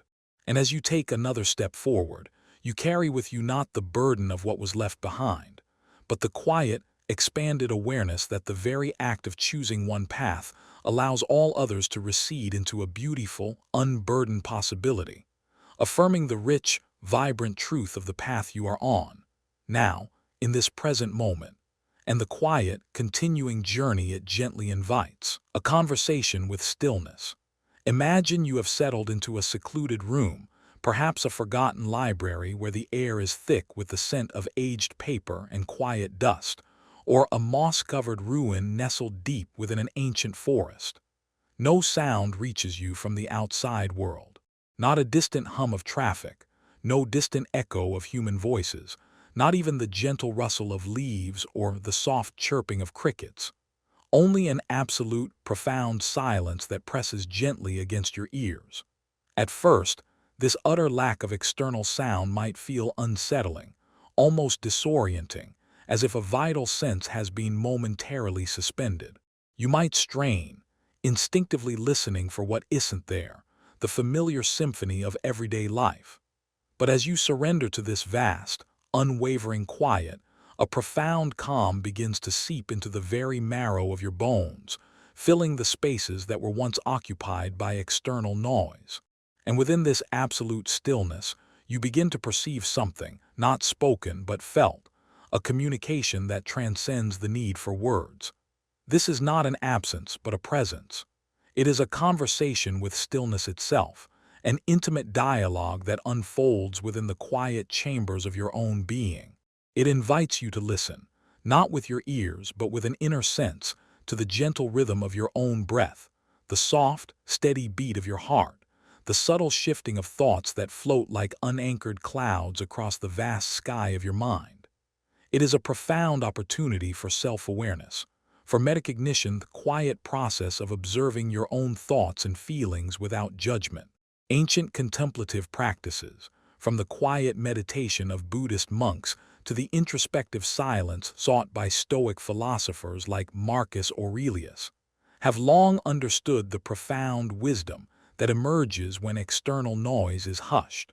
Viktor Frankl, the psychiatrist and Holocaust survivor, spoke of finding meaning even in the most profound suffering, often through quiet introspection and the deep, silent questioning of existence. In stillness, the clamor of external demands recedes, and the quiet voice of inner truth can begin to resonate. Consider those moments in life when silence becomes unavoidable, perhaps during a solo walk on a deserted beach, where only the soft ebb and flow of the tide breaks the quiet, or the moments of deep meditation, where you intentionally turn inward, allowing the mental chatter to subside. It might be the profound stillness after a moment of intense emotion, or the quiet focus required for intricate work, where concentration demands absolute quiet. In these moments, truths that were previously obscured by the noise of daily life begin to surface, like treasures gently rising from the depths. The stillness doesn't offer answers in spoken words, but rather, it allows the answers to emerge from within you, like a soft, internal sunrise. It teaches you to discern the genuine whispers of your intuition from the clamor of external expectations or the echoes of past conditioning. It reveals the often overlooked richness of your internal landscape, a world of intricate thoughts, subtle emotions, and profound insights that are constantly at play, yet often unheard in the cacophony of modern life. What truths emerge when the world stops shouting? What is stillness trying to whisper to you, not with words, but with a pure, resonant presence that bypasses the need for language? What forgotten desires, what subtle aches, what quiet joys are waiting to be acknowledged in this vast, welcoming silence? Perhaps the most profound conversations are not spoken aloud, but felt deeply in the quiet spaces between thoughts, in the soft pause between breaths. The stillness doesn't demand anything of you. It simply offers itself as a vast, non-judgmental container, a safe haven where you can simply be, without explanation or performance. It allows you to become truly present, to meet yourself in the raw, unadorned truth of the moment. And as you sink deeper into this quiet embrace, you realize that stillness is not an absence, but a fullness, a profound wellspring of peace and clarity. It is a conversation that never truly ends, always waiting, always available, a gentle invitation to return to the deepest, most authentic parts of yourself. What new knowing might unfold within you as you continue to listen to the soft, resonant echoes of your own stillness, a quiet symphony playing just for you, in the deepest chambers of your own heart, the invisible loom. You close your eyes, and in the darkness behind your lids, you sense a delicate, intricate ballet of threads. They are not visible to the ordinary eye, but you can feel their subtle presence, stretching out endlessly, connecting everything you have ever experienced, everything you are, and everything that is yet to unfold. Some of these threads shimmer with the bright, vibrant color of shared laughter. Others are taut with the tension of forgotten words. Still others are intricately spun with the pattern of a deeply ingrained habit or frayed with the distant memory of a fleeting moment. They are all here, interwoven. You don't see the loom itself, the grand mechanism that creates this intricate tapestry, but you sense its constant, quiet work. It hums with an almost imperceptible energy, continuously interweaving moments, experiences, thoughts, and people into the ever-expanding fabric of your life. Every seemingly isolated event, every chance encounter, every quiet decision, is a thread being skillfully integrated, adding to the richness and complexity of the larger pattern. This profound sense of interconnectedness speaks to the principle of systems thinking, recognizing that elements within a system are interdependent and interconnected, and that changes in one part can ripple through the entire system. It's akin to the poetic idea of the butterfly effect, where a small, seemingly insignificant action in one place can lead to much larger, more complex outcomes elsewhere. There's a subtle, almost spiritual understanding here that nothing truly exists in isolation, and that even the smallest gesture can set off a chain of quiet, unseen transformations. Consider a casual comment you made to a stranger years ago on a bus. You might never have thought of it again, yet perhaps that comment, that gentle word, landed at just the right moment for that person, subtly shifting their perspective, leading them down a new, unexpected path. Or think of the forgotten kindness you once extended without expectation of return. It might have sparked a chain reaction of generosity that continued long after your involvement ceased. Even a decision you made long ago, a quiet choice about your education or where to live, continues to subtly influence your present circumstances, shaping your opportunities and the very people you encounter. We often perceive life as a series of disconnected events, moments that happen to us, or choices we make in a vacuum. Yet, the invisible loom suggests a deeper, more subtle causality, a grand design that is not necessarily preordained, but continuously co-created through the interplay of countless tiny threads. It highlights the emergent properties of existence, how complex patterns and outcomes arise from simpler interactions, often in ways that are impossible to predict by looking at the individual components alone. What patterns are being woven into the fabric of your life, even when you're not consciously looking? What subtle, unseen connections are forming between your intentions and the unfolding reality around you? And what hidden threads might you be subtly contributing to, perhaps through a quiet act of patience, a moment of deep listening, or a simple, open heart, shaping the grand tapestry of everything that is? This awareness of the invisible loom can bring a profound sense of peace. It suggests that even the seemingly disparate pieces of your life, the moments of joy and sorrow, success and struggle, are not random. Instead, they are being expertly, if imperceptibly, woven into a pattern that, in time, might reveal a deeper coherence, a profound and elegant design. It is not about controlling the loom, but about trusting its quiet, ceaseless work. As you rest within this understanding, you feel the gentle tug of these threads, not as a burden, but as a connection. You are part of something infinitely larger and more intricate than you can fully comprehend. And in this realization, there is a profound sense of belonging, a quiet assurance that every single thread, no matter how small or seemingly insignificant, plays a vital role in the magnificent, ever-unfolding story that is the fabric of life itself. What new thread might you gently offer to the loom, not with force but with a soft, intentional grace, allowing it to merge with the existing patterns, creating a beauty yet unseen, a future yet unspun, the gentle ascent of understanding? You are standing at the base of a vast, misty mountain. It's not a jagged, imposing peak that threatens with its height, but an inviting, undulating slope veiled in a soft, ethereal haze. The air is cool and quiet, carrying the faint scent of damp earth and distant evergreens. You don't feel the need to rush or to conquer. There is only a gentle invitation to begin a quiet journey. Each step upward reveals a new vista, a slightly different perspective of the landscape below. What was once a hazy expanse begins to differentiate into distinct shapes, the faint outline of a river, the clustered rooftops of a distant village. With each small rise, a part of the mist clears, and something that was previously blurry or indistinct begins to take shape, to make quiet sense. It's not about reaching a definitive summit, but about the steady, quiet revelation along the way, the continuous unfolding of clarity. This quiet journey speaks to the incremental nature of learning and the slow, beautiful unfolding of insight. True understanding is rarely a sudden, blinding flash, but rather a gradual accumulation of perspective, a gentle layering of new information upon existing frameworks. It is a process, not merely a destination.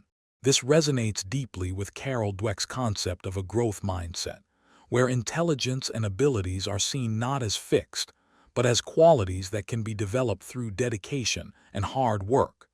It embraces the idea that challenges and effort are opportunities for learning, not roadblocks. Consider the process of truly understanding another person's perspective. It rarely happens in a single conversation.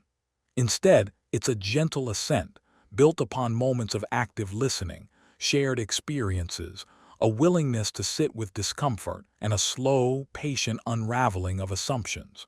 Each new piece of information, each shared vulnerability, each quiet observation, is like another step up the mountain, gradually revealing the landscape of their inner world with greater clarity. Or think of learning a complex skill, like playing a musical instrument or mastering a new language.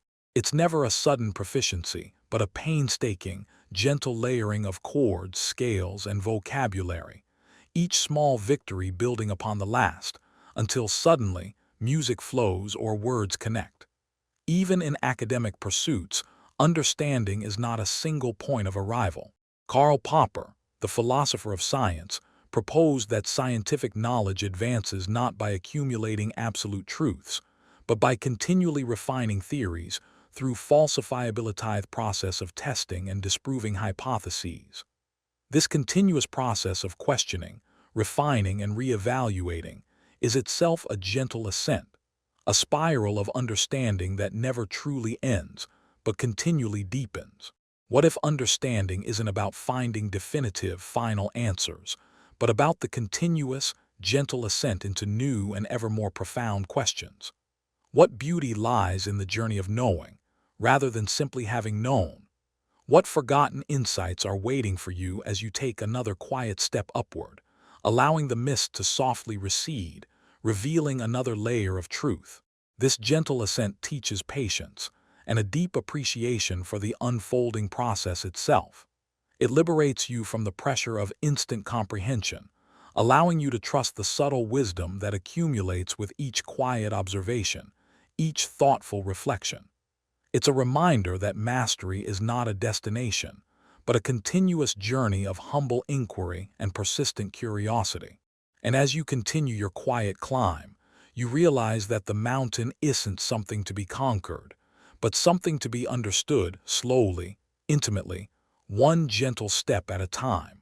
The air around you grows clearer, the views expand, and a profound sense of clarity settles upon you, not as a sudden insight, but as the quiet, deepening knowing that comes from the gentle ascent of understanding, a quiet wisdom that whispers its truths, not in a rush, but with the soft, steady rhythm of your own unfolding. A world without sound. Imagine waking one day and the world is utterly, absolutely silent. Not a relative quiet, but a profound, absolute stillness. The gentle hum of the refrigerator, the distant rumble of traffic, the rustle of leaves outside your window, the soft dripping of a faucet all gone. Even your own voice, when you try to speak, produces no auditory echo. The air is still, thick with unheard vibrations, a profound, almost tangible absence of sound. At first, you might strain, tilting your head, listening in 10 TLY for what isn't there, a phantom ache for the familiar auditory landscape. The absence might feel like a void, a missing piece of the world's rich texture. But then, as you surrender to this profound stillness, other senses begin to sharpen, subtly, almost imperceptibly. The world begins to reveal itself in a profoundly different way, seen, felt, even tasted, in a purity never before experienced. Your eyes might notice the intricate patterns in a wooden floor, the subtle shifts in light across a wall, the delicate dance of dust motes in a sunbeam. The vibrant hues of a flower deepen, becoming almost overwhelmingly beautiful in their visual intensity. Your fingertips become exquisitely sensitive, discerning the nuanced texture of a fabric, the cool smoothness of glass, a profound, richer, tilting your head more complex of flavors. This is the phenomenon of sensory compensation, where the brain, deprived of one sense, often enhances the others to fill the void, creating a new, rich tapestry of perception.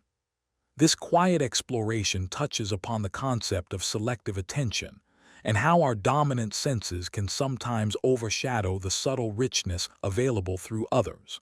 We often rely so heavily on hearing to navigate the world, to communicate, to feel connected. But in its absence, a new mode of engagement emerges. It's a profound lesson in appreciating the present moment, in focusing on what is available rather than what is absent. It echoes the quiet wisdom that emerges when we intentionally step away from external noise, allowing our inner landscape to reveal its own melodies. Consider the experience of someone learning to communicate entirely through sign language, discovering a new depth of expression through gesture and facial nuance. Or the artist who finds profound inspiration in the visual textures of silence, translating unheard rhythms into vibrant colors and shapes. Think of the quiet focus of a chef, relying on the visual cues of sizzle and steam, the tactile feel of dough, the rich aroma of spices, to create a culinary masterpiece without the need for a noisy kitchen. In a world without sound, the visual symphony becomes paramount. The body becomes a more finely tuned instrument, responding to subtle shifts in air pressure, the vibrations of the earth, the very rhythm of your own heart beating in your chest. You become more attuned to the quiet language of gesture, the unspoken communication in a glance, the unspoken comfort in a gentle touch. This is a profound invitation to engage with the world in a way that bypasses the obvious, tuning into the subtle frequencies that are always present, yet often drowned out. What layers of experience are waiting to be unveiled when one dominant sense is quieted? What new symphonies of being might you perceive, not with your ears, but with the full orchestra of your awakened self? What silent conversations are happening all around you, waiting for your quiet, attuned presence to perceive them? This gentle descent into silence is not a loss, but an expansion. It's an invitation to deepen your perception, to broaden your understanding of how profoundly connected you are to the world through all your senses. You are not defined by what you hear, but by how you truly perceive, how you quietly engage with the vibrant, silent hum of existence. And as you drift deeper into this profound stillness, you realize that the world has not become empty, but rather has become infinitely more full, more nuanced, more exquisitely detailed. The silence itself becomes a rich tapestry, woven with unseen light and unfelt vibrations, inviting you to simply be within its profound, enveloping quietude, listening with every part of your being, to the vibrant, unspoken truths that echo through a world made pure by its deep, resonant silence, a world without color. One quiet, delicate veins in a morning, the intricate folds of a curtain, and everything around you is a nuanced tapestry of grays. The vibrant blue of the sky outside your window, the emerald green of the leaves on the trees, the rosy blush on a loved one's cheek, the crimson of a berry, all translated into countless shades of charcoal, silver, and slate. There are no garish hues, no jarring contrasts, only a vast, exquisitely subtle spectrum of light and shadow. At first, a gentle sense of loss might wash over you, a muted longing for the vive, ID spectrum you once knew, a quiet wistfulness for the splash of orange, the warmth of yellow. But as you linger in this monochrome world, allowing your gaze to soften, you begin to truly see. The subtle interplay of light and shadow becomes profoundly revealing. The texture of a worn wooden table, the delicate veins in a leaf, the intricate folds of a curtain, these details, once overshadowed by color, emerge with startling clarity and depth. This gentle shift in perception brings into focus the distinction between surface and essence. Color, only a vast, primary the filter, leading us to make quick intricate judgments, or to folds of a overlook the curtain, these details, deeper qualities of form, contour, composition. This superficial, in perception to perceive the world through the brings into focus the lens of pure distinction between form and the surface and intricateness of essence, light, loved one's cheek.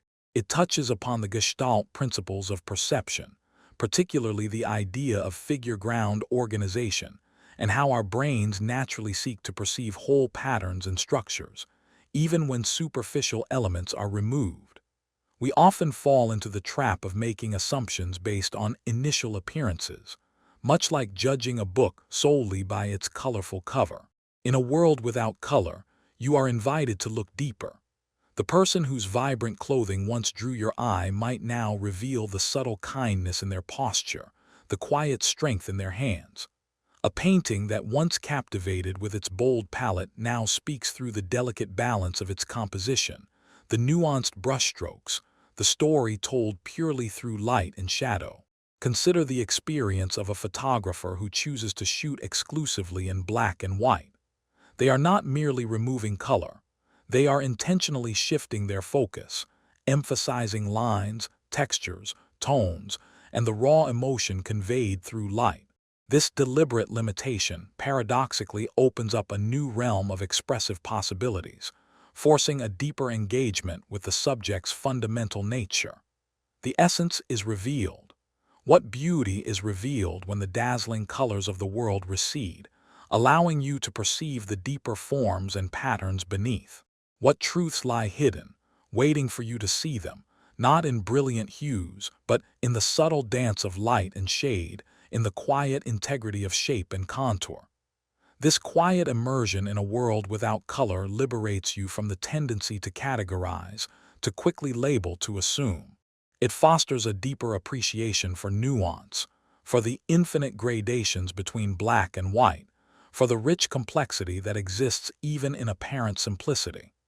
It teaches you to truly observe, to linger on details that were previously overlooked, to find profound beauty in what might have seemed ordinary.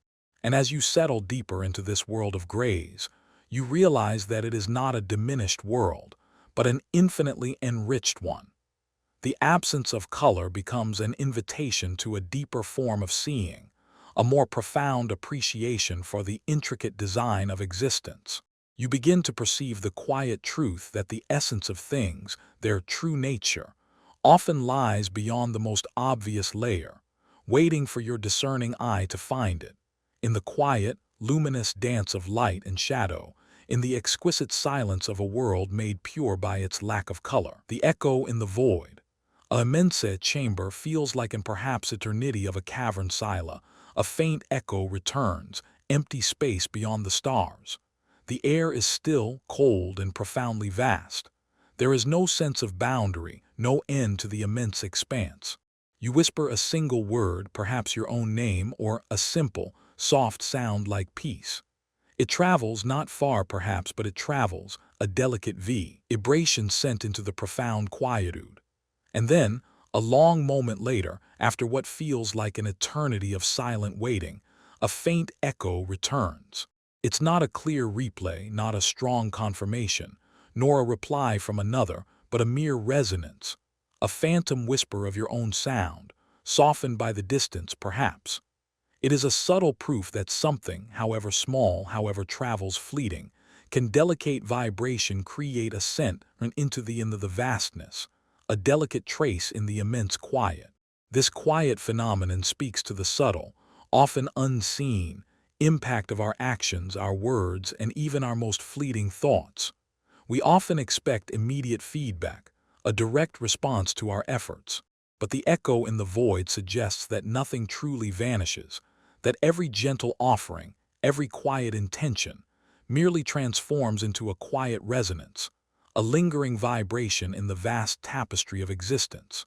It's a profound reflection on the pervasive concept of the ripple effect, where small, localized changes can have much broader, more distant impacts that are not immediately visible. Consider a kindness you extended to someone you never saw again, a simple gesture of compassion in a crowded street. You might never know its direct consequence, but that small act sent a quiet echo into the world, a subtle resonance that might have lifted a spirit, shifted a mood, or even inspired another act of kindness further down the line. Or think of a quiet act of creativity, a poem written for yourself, a melody hummed in solitude.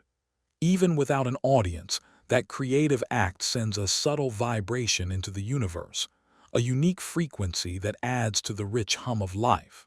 This gentle echo also touches upon the concept of reciprocity, not necessarily as a direct exchange, but as a subtle cosmic balance, where energy extended eventually returns, perhaps in a different form, from an unexpected direction. It is a profound meditation on the nature of influence, on the idea that our being itself creates a subtle field of resonance, constantly interacting with the world around us, even when we are unaware of the exchange. It can also speak to a deep sense of existential aloneness, yet finding meaning or resonance within that aloneness, the quiet affirmation that your existence, even in its quietest moments, leaves a trace. What silent echoes are you sending into the world, even now, with your quiet presence, your unspoken thoughts, your gentle intentions? And what subtle resonances might be returning to you, carried on currents you cannot see, affirming your presence in the great, whispering void? This quiet echo invites you to release the need for immediate gratification or external validation. It fosters a deep trust in the subtle power of your own being, a recognition that every word, every deed, every quiet thought sends a vibration into the interconnectedness of things. It is a reminder that you are always participating, always contributing, even in your moments of deepest stillness. The world is listening, not with ears but with an inherent, resonant awareness. And as you listen for that soft, returning whisper, you realize that the void is not empty but profoundly alive, resonating with countless unheard echoes, each one a testament to the quiet, ceaseless presence of everything that has ever been, and everything that is yet to become. You are part of this grand, echoing symphony, a delicate note vibrating in the vast, still chamber of existence, a quiet affirmation of your unique, indelible trace in the world. And in that soft, lingering echo, you are not alone but profoundly connected, dissolved into the gentle, universal hum of being, the dream weaver's thread. As sleep begins to gently draw you in, pulling you away from the sharp edges of the waking world, you become aware of a delicate, shimmering thread. It's not physical, not something you can grasp with your fingers, but it is felt, a soft, silken current flowing from the deepest, most quiet part of your being. This thread connects to a vast, swirling expanse of possibilities that unfolds nightly, a realm where logic bends and new realities softly bloom. You don't actively weave, not in the conscious, deliberate way of the day. Instead, you watch, mesmerized, as this thread pulls colors from your waking day, the bright red of a fleeting emotion, the muted gray of a forgotten concern. It gathers fragments from your past, whispers of your desires, the subtle anxieties you've carried, and begins to arrange them, with an unseen hand, into vivid, fleeting tape, strides of dream. Each strand is placed with an uncanny precision, creating narratives that defy the linear nature of time, yet resonate with a profound, often symbolic truth.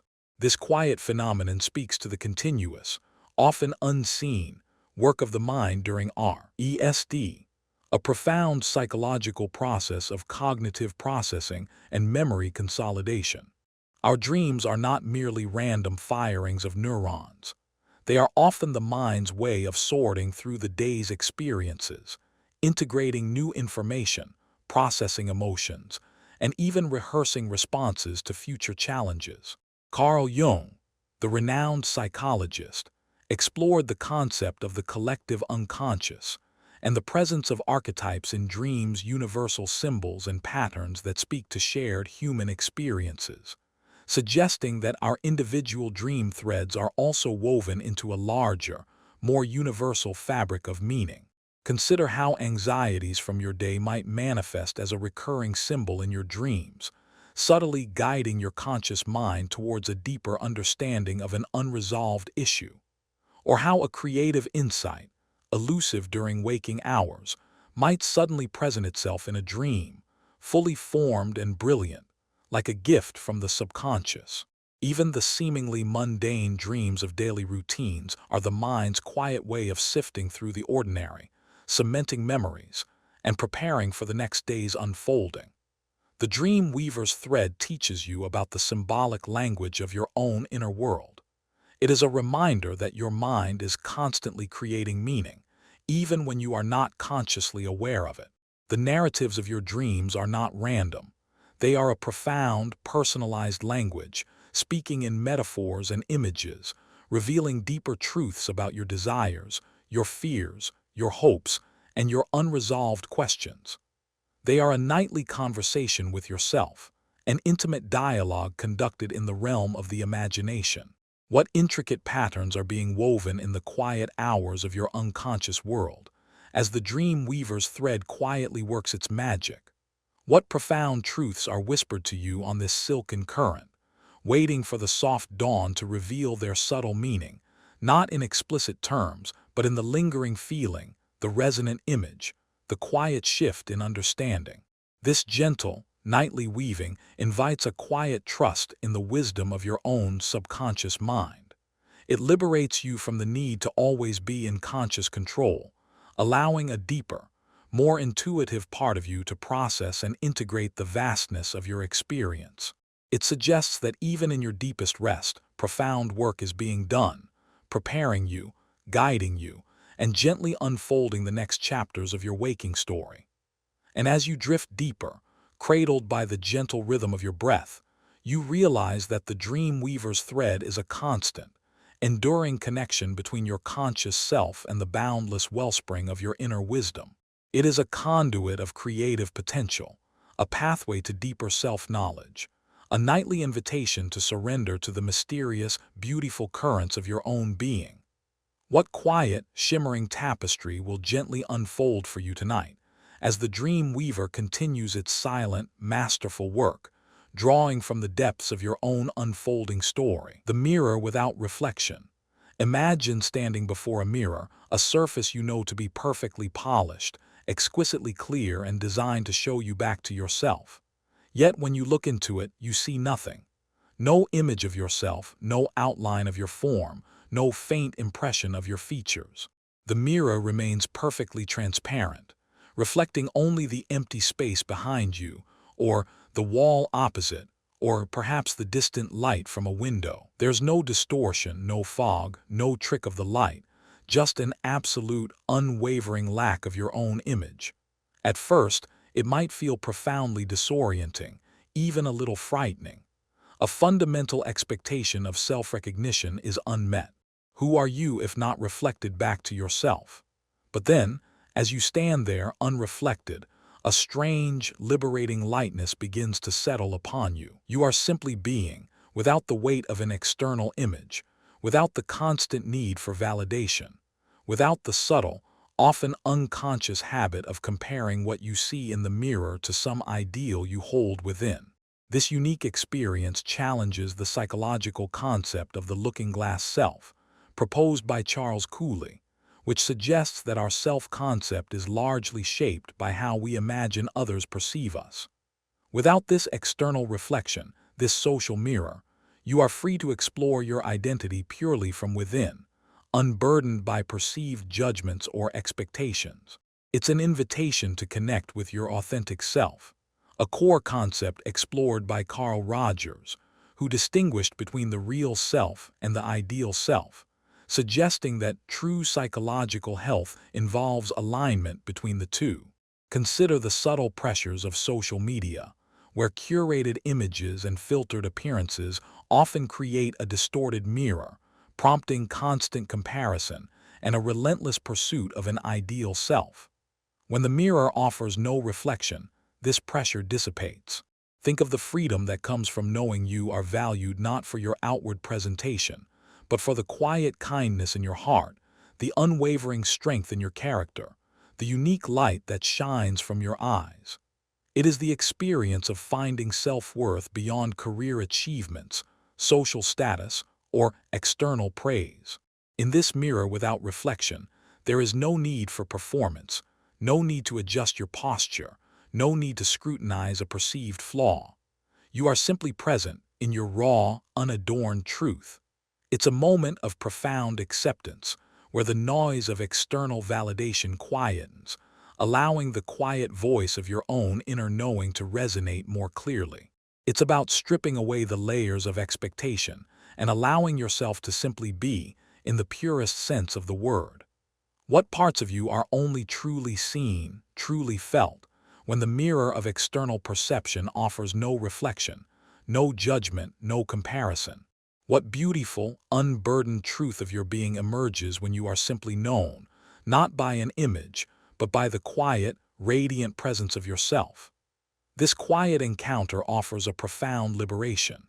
It suggests that your worth, your essence, is not dependent on how you are seen, but on who you are deep within. It encourages a shift from an outward focus to a deep, internal knowing, a self-acceptance that is unshakable because it is not contingent on any external affirmation. And as you stand before this mirror, unreflected, you realize that the most profound recognition comes not from seeing your image, but from feeling the quiet, undeniable truth of your own being, resonating within you. You are held not by a reflection, but by the vast, open space of your own self-awareness, a profound presence that needs no external validation. The mirror without reflection becomes a gateway to a deeper, more intimate knowing, a quiet invitation to rest in the pure, unburdened truth of who you are, profoundly and simply, in this moment. The gentle pull of gravity on thoughts.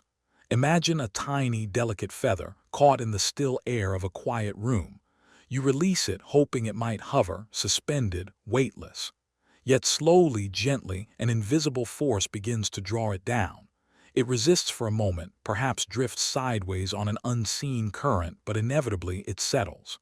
Not with a crash, but a soft, almost imperceptible landing on the polished surface below. Now, think of your thoughts in a similar way. You might wish for them to float lightly, to remain airy and unburdened, especially as the day fades into night. But often there's a subtle, insistent pull, a familiar inclination that draws them back to certain grooves, certain well-worn paths. It's not a violent tug, not a harsh command, but a whisper, a persistent inclination to return to what is known, what is accustomed, what feels like a default setting within your mind.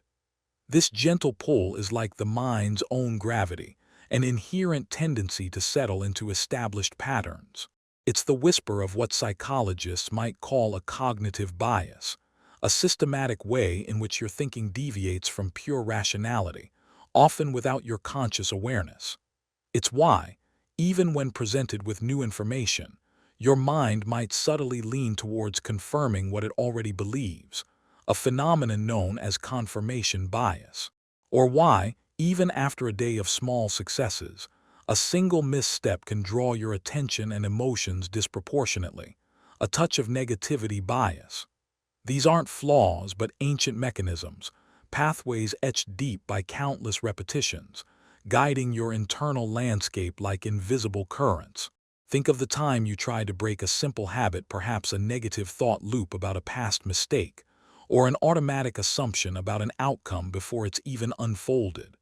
You consciously redirected your focus, tried to envision a different scenario, but then, moments later, you found your thoughts drifting back, settling once more into that familiar, albeit uncomfortable pattern. Or perhaps you received genuine praise, a moment of recognition, but soon after, your internal dialogue gently pulled you back to a familiar self-criticism, a well-practiced way of diminishing your own worth. This isn't a lack of effort on your part, but the mind's natural inclination to conserve energy, to follow the path of least resistance, much like water seeking the lowest point in a landscape. Even in moments of deep relaxation, when you seek stillness, the mind can feel this pull. You might attempt to clear your thoughts to find a quiet space, but a memory, a worry, a piece of an old conversation gently descends and settles. It's not something to be fought with force, for force often creates more friction. Instead, it's an invitation to notice the inclination, to observe where your mind naturally wants to land. What if this pull isn't a limitation, but a compass, pointing towards the deeply ingrained stories you tell yourself? What if understanding its direction is the first step towards gently shifting the angle of the slope, creating new paths for your thoughts to drift? This internal gravity reminds you that the mind is a landscape shaped by experience, by repetition, by the echoes of countless moments. It is a place of deep grooves and familiar valleys. And as the night deepens, you can simply observe these currents, these gentle descents. There is no need to fight the settling, only to notice where the feather of your awareness eventually comes to rest.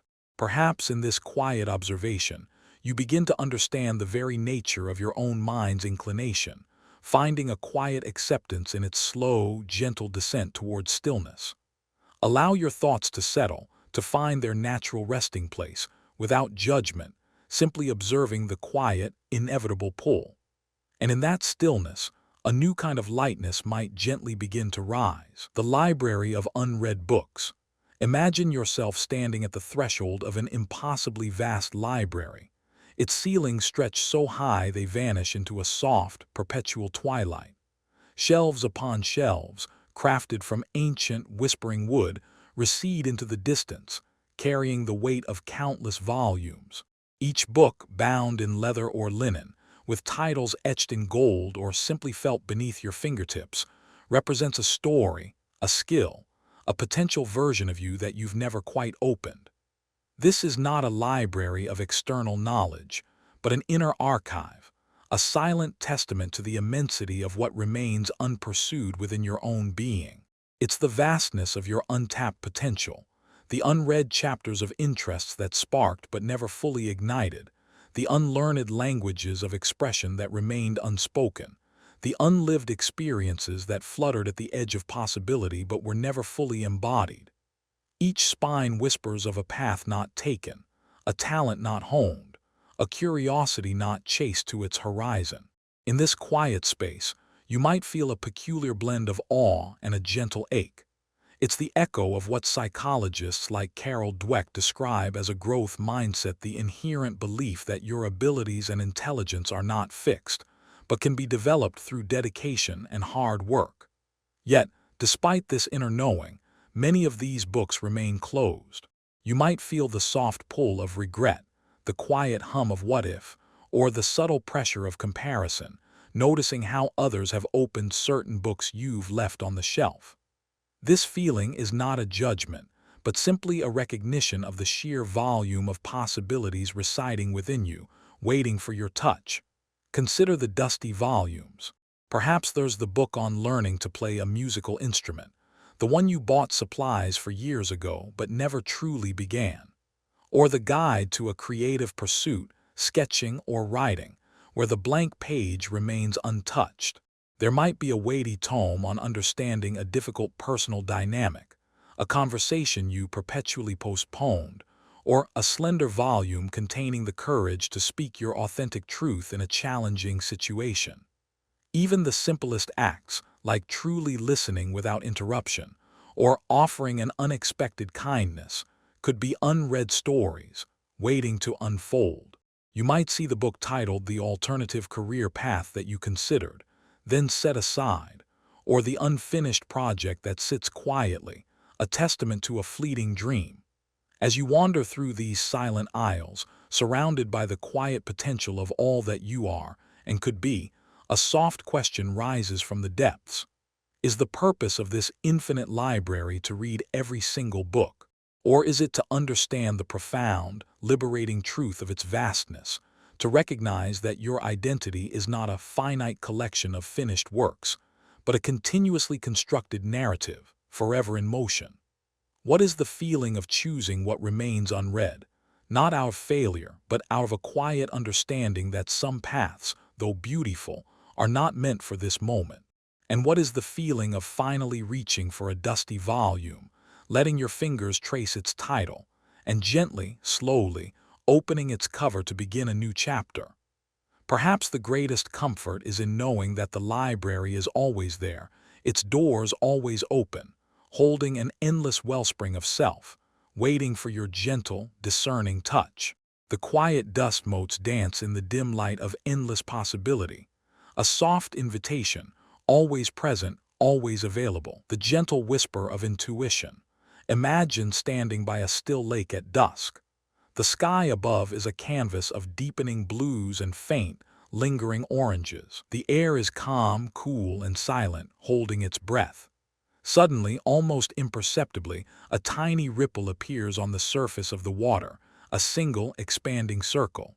You didn't see a stone fall or a fish leap. It's just there, a movement felt more than seen, a knowing that doesn't come from logic or direct observation. This is akin to the gentle whisper of intuition. It's that subtle, non-rational form of knowing, a gut feeling that surfaces from beneath the clamor of your conscious mind. It doesn't arrive with a grand pronouncement or a logical explanation. Instead, it's a fleeting sensation, a quiet conviction, a soft inclination that often precedes conscious understanding. It's not always a clear voice, but more like a temperature shift in the air, a faint scent, or that initial, unnameable ripple on the quiet surface of your awareness. Psychologists have explored this phenomenon, often distinguishing it from mere impulse or emotion. It's the realm of what Daniel Kahneman refers to as System 1 thinking, fast, automatic, intuitive, operating beneath the surface of deliberate thought. It's the rapid pattern recognition your brain performs, drawing on a vast, unconscious database of past experiences and observations. Antonio Damasio's concept of somatic markers also touches upon this, suggesting that our bodies encode emotional memories from past experiences, and these markers can subtly guide our decisions, creating that gut feeling without explicit conscious reasoning. It's the brain making connections at a speed and depth that far outpaces logical processing, offering a kind of immediate, embodied knowing. Think of those quiet moments when intuition surfaces. Perhaps you meet someone new, and without any concrete reason, a distinct feeling settles over your sense of trust, or a subtle unease that later proves to be warranted. Or you're faced with a decision at work, a complex problem, and a solution clicks into place, seemingly out of nowhere, feeling undeniably right even before you can rationally trace its logic. You might be considering a path, and though all external indicators suggest success, a gentle, persistent, quiet voice urges you to pause, to reconsider. Or conversely, a challenging situation arises, and an unexplainable pull guides you towards a particular action that feels like the truest response. These aren't dramatic events, but soft, internal nudges, easily missed if the mind is too loud. As night deepens and the world grows still, can you begin to discern this quiet voice from the clamor of fear or the urgency of desire? What does it ask of you, this gentle knowing, when it speaks without words? Is it a warning, a guiding light, or simply a recognition of something true, something already known deep within? It doesn't demand action, but rather invites attention, a soft turning towards the subtle current that runs beneath the surface of your conscious thoughts. Allow your awareness to rest on that quiet space within, that inner lake. Feel for the faintest ripple, the softest tremor of knowing that doesn't need a reason. It is simply there, a quiet, persistent echo of your deepest self, always whispering, always present. Listen to the soft echo of the ripple, fading into the dark water, leaving behind only the quiet, profound knowing. The river of continuous self. Imagine standing on the bank of a wide, ancient river. The water flowing past you is ceaseless, always new, always moving onward, yet it is undeniably the same river. Its banks hold its course, its name remains, but the individual drops of water that constitute it are never the same from one moment to the next. In the vastness of this steady flow, there is a profound paradox, constant change within an enduring identity. Now, turn that gaze inward. You are like this river. Every moment, every breath, every experience, new thoughts, new emotions, new sensations flow through you. The cells in your body are constantly regenerating, your beliefs evolve, your knowledge expands or shifts. The person you were a decade ago, a year ago, even yesterday, is not precisely the person you are right now. Yet, despite this continuous flux, there is an unwavering sense of being you. This is the paradox of personal identity, the deep sense of continuity amidst ceaseless change. Philosophers and psychologists have wrestled with this idea for centuries. John Locke, for instance, pondered the concept of personal identity as rooted in consciousness and memory, suggesting that you remain the same person as long as you can remember your past experiences. But is memory enough? The river doesn't remember each drop, yet it flows on. Modern perspectives, like those explored by Derek Parfit, sometimes question the very idea of a unified, enduring self, suggesting we are more a succession of interconnected moments. Yet the lived experience is that powerful, undeniable feeling of I. This isn't a problem to be solved, but a mystery to be embraced. How can you be a constant while simultaneously being in a state of perpetual becoming? Consider the moments in your own life that illustrate this river's flow. You might look at an old photograph of yourself from childhood or adolescence and feel a profound distance from that person, a sense that they are almost a stranger. Yet, an undeniable thread of recognition, an essence, connects you to that past self. Or think of how you've adapted to new life stages, the student transitioning to a professional, the single person becoming a parent, the parent becoming an elder. Each stage brings new roles, new responsibilities, new ways of seeing the world, yet you carry a core sense of you through them all. Beliefs that once felt foundational might have softened or shifted over time, revealing a quiet evolution within your perspective. You might have overcome a significant challenge, emerging on the other side feeling fundamentally different, yet still inherently yourself. Where does this river truly begin, and where does it truly end?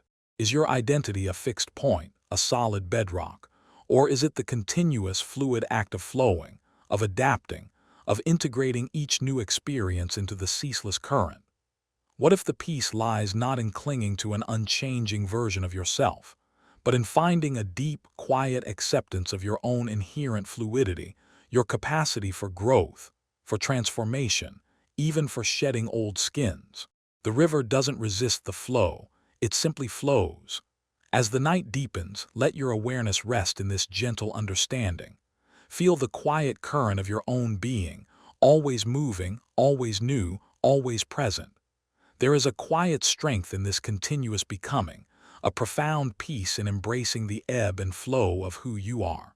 Feel the gentle, ceaseless murmur of the water, flowing onward, carrying all that was and all that will be in one unending, quiet motion. The garden of infinite blooms. Imagine stepping into a garden unlike any you have ever seen. It stretches endlessly beneath a soft, luminous sky, its paths winding through a tapestry of living color. Every plant, every flower is distinctly itself, a velvet rose unfurling its petals. Stretches endlessly beneath a soft, delicate orchid holding its intricate form. Poppy, its paths winding through dancing in the tapestry of breeze living color, a towering sunflower reaching for the light. Each one vibrant in its own hue, unique in its shape, its fragrance, its rhythm of unfolding. There is no competition here, no judgment, simply an astonishing, diverse unfolding of inherent beauty. This garden is a mirror to your own unique being, and to the inherent worth of every individual life. It speaks to the idea that true flourishing is a natural, unforced process, independent of comparison or external validation. In this garden, a daisy does not envy the rose its thorns, nor does the oak tree wish it were a delicate fern. Each simply is, expressing its particular form of beauty and strength in its own way, at its own pace. It's a quiet celebration of authenticity, a gentle counterpoint to the world's constant urge to measure and compare. Psychologically, this garden touches upon concepts like self-acceptance and the comparison trap. In a world saturated with curated images and narratives, it's easy to fall into the habit of measuring your own bloom against another's, feeling inadequate if your petals aren't as vibrant, or if your stem isn't as tall. Yet positive psychologists, echoing thinkers like Abraham Maslow with his concept of self-actualization, emphasize that true growth comes not from striving to be like someone else, but from the courageous and gentle act of becoming more fully yourself. The garden reminds us that intrinsic value does not need to be earned. It simply exists, waiting to be acknowledged and embraced. Think of the silent pressures you might have felt to conform, to speak a certain way, to pursue a particular career path, to present a certain image online. These are the garden fences that try to limit your natural growth. Or consider the quiet joy you've felt when you've simply pursued a passion for its own sake, without needing external metrics of success, finding a deep satisfaction in the process itself. This is your unique bloom unfurling. Perhaps you've experienced the profound relief of simply being yourself in a moment, letting go of all pretense and feeling a deep sense of alignment. This is the moment the garden breathes, recognizing its own inherent beauty. As the soft light of evening settles over this endless garden, what if the true measure of a bloom isn't its size or color compared to another, but the simple, miraculous fact of its unfolding? What if your own growth is an inherent, beautiful process, unique to you, independent of the gardens around you or the expectations placed upon you? What if the most profound act of nurturing is simply to create the conditions for your own true nature to emerge, gently and authentically, without forcing it into a preconceived shape? Allow yourself to rest within the quiet wisdom of this garden. Feel the gentle presence of countless unique blooms, each perfect in its own unfolding, each contributing its own note to the vast, silent symphony of existence. You are one of these blooms, whole and complete just as you are.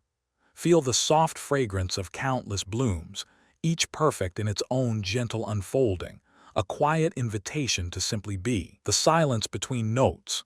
Listen in your mind's ear to a beautiful piece of music, perhaps a gentle melody, a soft lullaby. You hear the individual notes, each one distinct, each one vibrating with its own unique sound. But now truly listen. What makes the melody sing? What gives it shape, rhythm, and profound meaning? It is not just the notes themselves, but the brief, intentional moments of quiet that separate them. Without these pauses, these exquisite silences, the music would become a jumble, a continuous, undifferentiated sound, losing its harmony and its very essence. This quiet space between notes is a profound metaphor for the necessary emptiness, the stillness, the quiet contemplation that allows meaning, creativity, and inner harmony to emerge in your own life. It's the often overlooked negative space that defines the positive, the profound absence that allows presence to be truly felt. It's the breath taken before the next phrase, the moment of quiet absorption that allows the full resonance of what has just occurred to settle within you. Psychologically, the importance of these silent spaces is immense. In a world that often values constant activity and noise, the intentional creation of stillness is a radical act of self-care. Concepts like mindfulness encourage us to notice the gaps of the space between breaths, the pause between thoughts as gateways to presence and clarity. Studies on cognitive load show that continuous input without breaks leads to mental fatigue and burnout. Restoration theories in psychology highlight how moments of quiet and reflection are not simply breaks from productivity, but essential periods for mental replenishment, integration of experiences, and the activation of intuitive insights. It's in these moments of silence that your internal orchestra can tune itself. Think of the last time you felt truly overwhelmed. It might have been a relentless stream of work emails, an endless to-do list, or a constant barrage of social media updates. In such moments, the melody of your life becomes a cacophony, lacking definition. Then consider the relief, the sudden clarity that comes from stepping away. A quiet walk in nature, a few moments spent simply staring out a window, or even just closing your eyes for a minute. These are your silences between notes. It's the insight that often arrives not in the midst of frantic thought, but during a shower, or just before falling asleep, when the mind is allowed to loosen its grip. It's the deeper connection that can form in a shared moment of comfortable silence with another person, where words are unnecessary. As the night deepens, and the natural world settles into its own quiet rhythm, what are the silent spaces in your own life? Are they voids to be filled, moments to be rushed through, or sacred places where true understanding begins to resonate, where new melodies can be composed? What if allowing for these quiet pauses isn't a luxury, but a necessity for the beautiful, complex symphony of your existence to truly sing?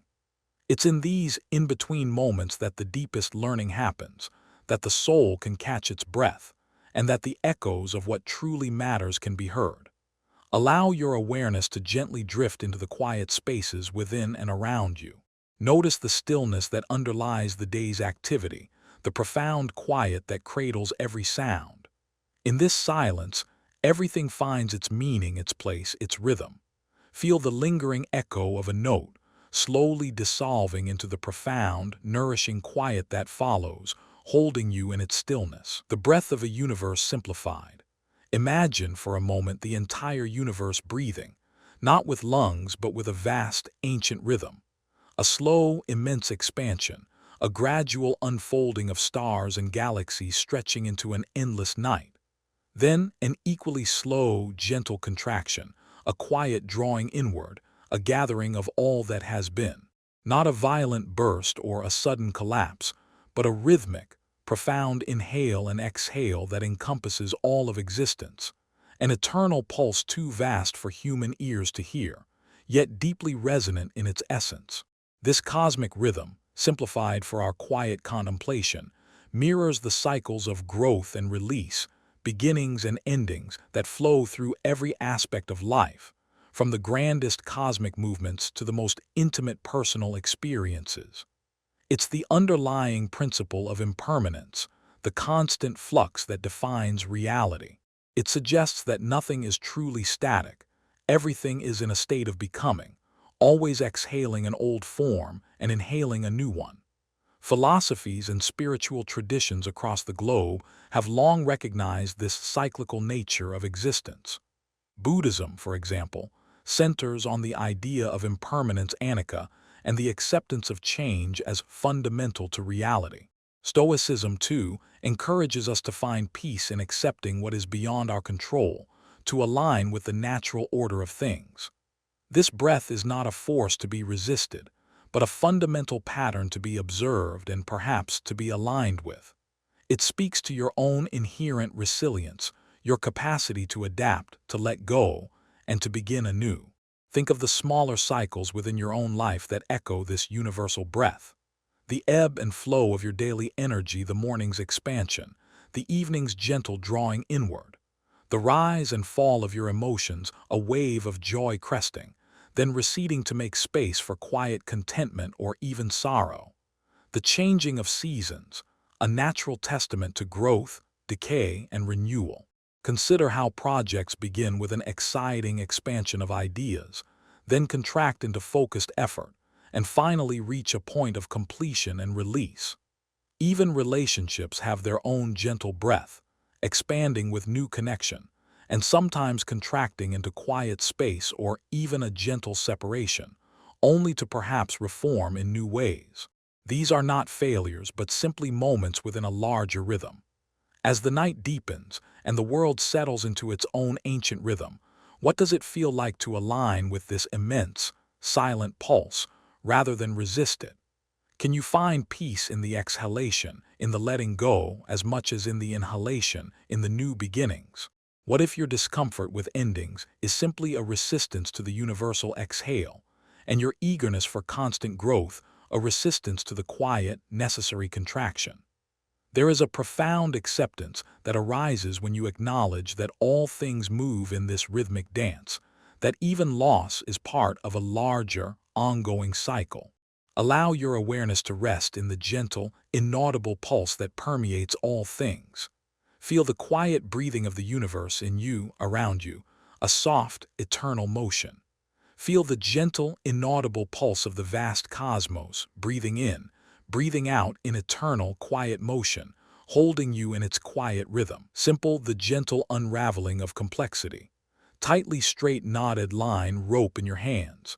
It's an unraveling of tangled mess of complexity fibers, crisscrossing and intertwining, seemingly impossible to unravel. You might tug, you might pull, but the knot only seems to tighten. It feels overwhelming, impenetrable. But then you take a deep breath and you begin to search patiently. End a once little give.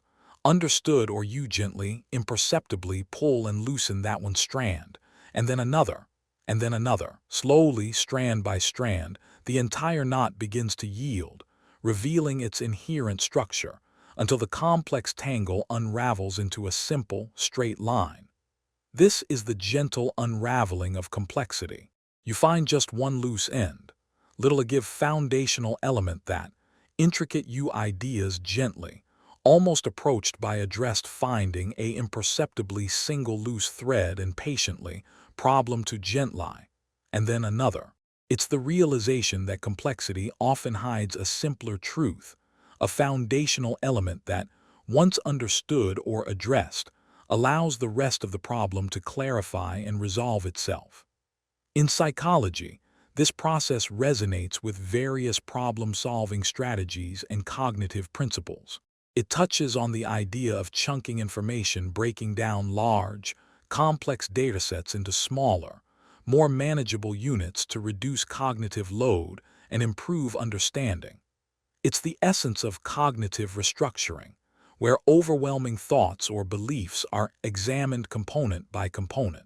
While not directly referencing Karl Popper's falsifiability, which focuses on testing theories, the spirit is similar, finding a way to simplify, to test, to make the unmanageable manageable.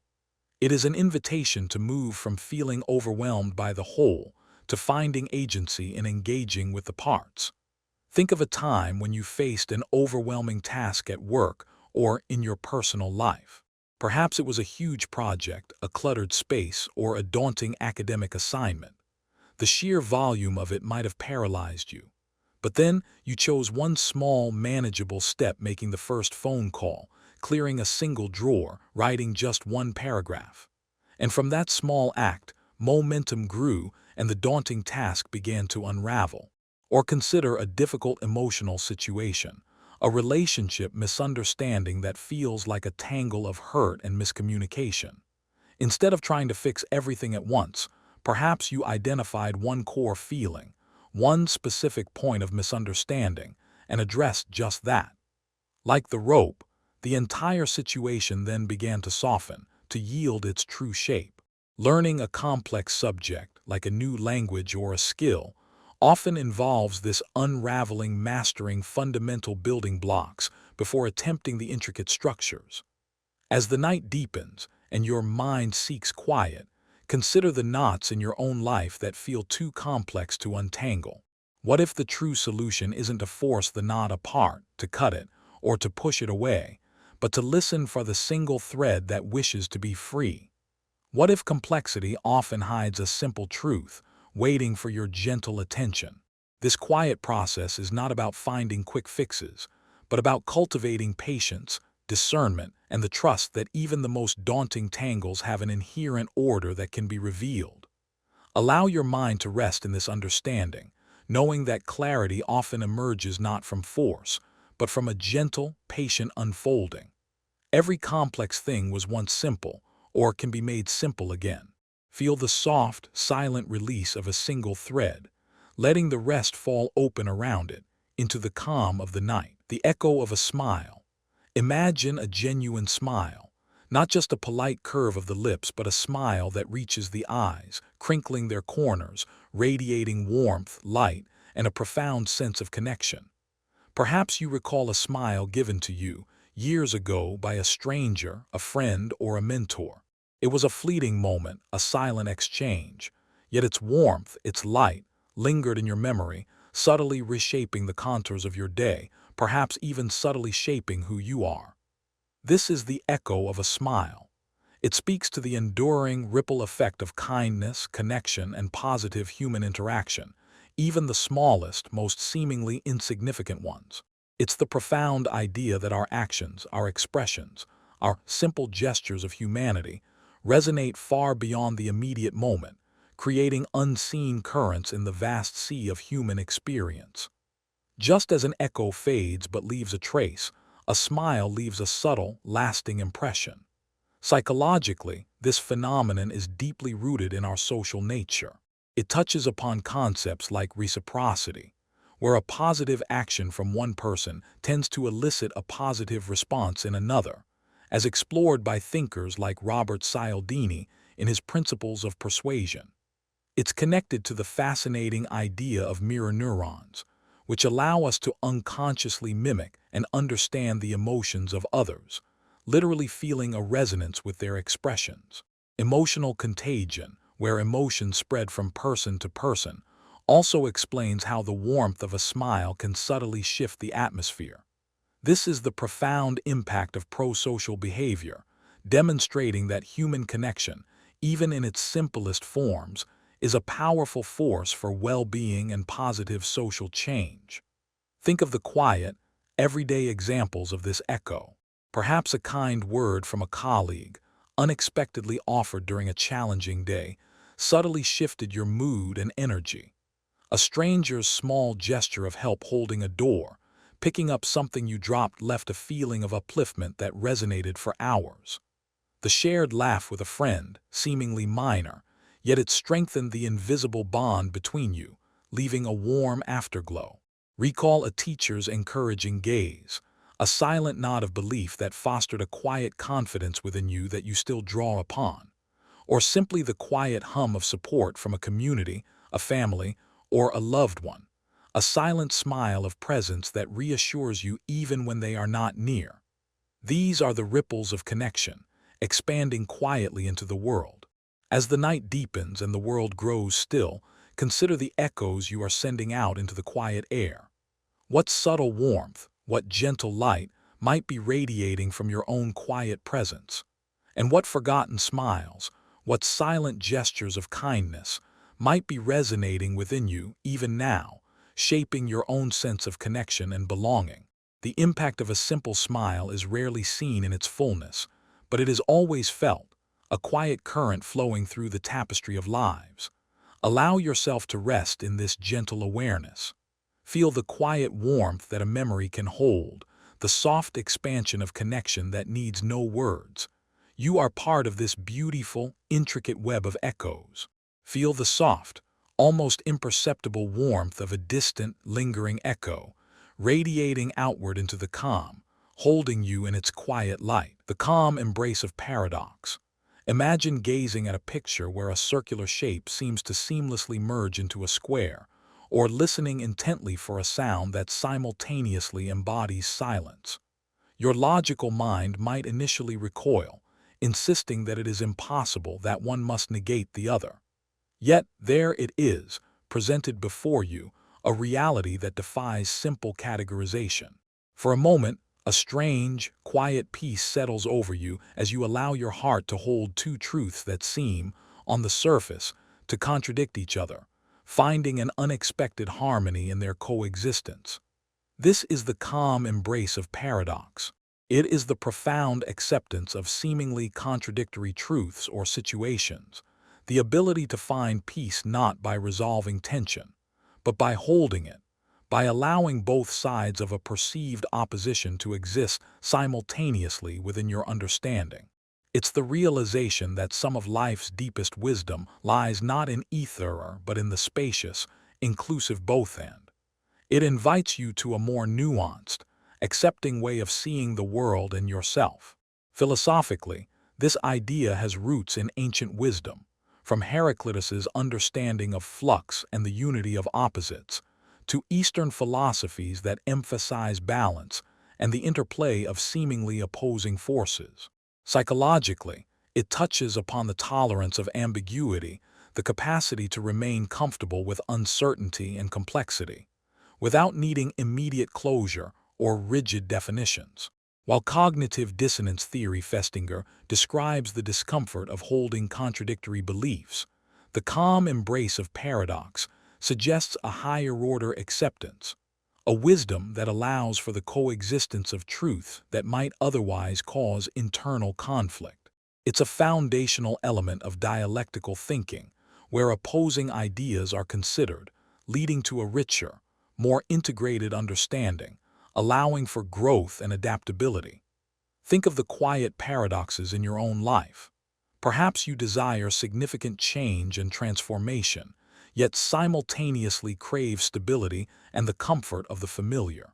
You might feel both immense joy and a quiet sorrow in the same moment, especially during a poignant life event like a graduation or a farewell. A challenging situation at work might simultaneously be an immense source of stress and a profound opportunity for growth and learning. You might observe how true strength can emerge not from an absence of vulnerability, but from its courageous display, or how true freedom can sometimes be found within the embrace of gentle discipline. These are not contradictions to be fixed, but dualities to be experienced, understood, and integrated. As the night deepens and the world settles into its own gentle rhythms, consider the quiet paradoxes that reside within your own experience. What if the deepest truths are not found in choosing one side over another, but in the quiet, spacious embrace of both? Can you find comfort in the questions themselves, in the beautiful ambiguity of life, rather than demanding a singular, definitive answer? This embrace allows for a deeper understanding of reality, recognizing that many profound truths are multifaceted and often reside in the tension between apparent opposites. Allow your breath to calm and your mind to expand to hold these seemingly contradictory ideas. In this stillness, you might find a strange, luminous peace, a profound sense of integration. Rest in the still, quiet breath holding two opposing ideas, finding a strange, luminous peace in their coexistence. In the endless calm of the night, the observer's gentle gaze. You are standing before a vast, intricate tapestry. It is your life, woven with countless threads of experience, emotion, and thought. You are so close to it, your nose almost touching the fabric, that all you can see are individual knots, perhaps a slightly frayed edge, a tiny, almost imperceptible stain. You feel every imperfection acutely, every stray thread a source of a subtle anxiety or a quiet judgment. The beauty of the whole, the sweep of its design, is utterly lost in the intensity of your focus on the perceived flaws, the tiny, isolated details that seem to demand all of your attention. Your breath feels tight, a quiet urgency urging you to fix, to mend, to smooth away. But what if you could take a single step back? Just one quiet, deliberate step. The tapestry itself doesn't change, the threads remain, the patterns are still there. Yet your perception shifts. The individual knots blur slightly, the frayed edges soften into context, and suddenly a larger pattern emerges. A subtle interplay of colors you hadn't noticed before, a deeper rhythm to the weave. This isn't about changing the tapestry, it's about changing how you see it. It is the quiet power of simply observing, without immediately reacting, without the immediate urge to judge or alter. This is the gentle gaze of the observer.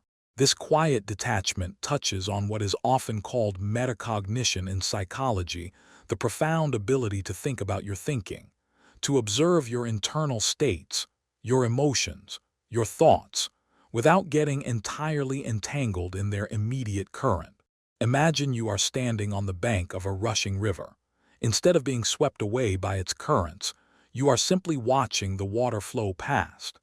This stance can significantly reduce the immediate intensity of emotional arousal, fostering a deeper sense of emotional regulation.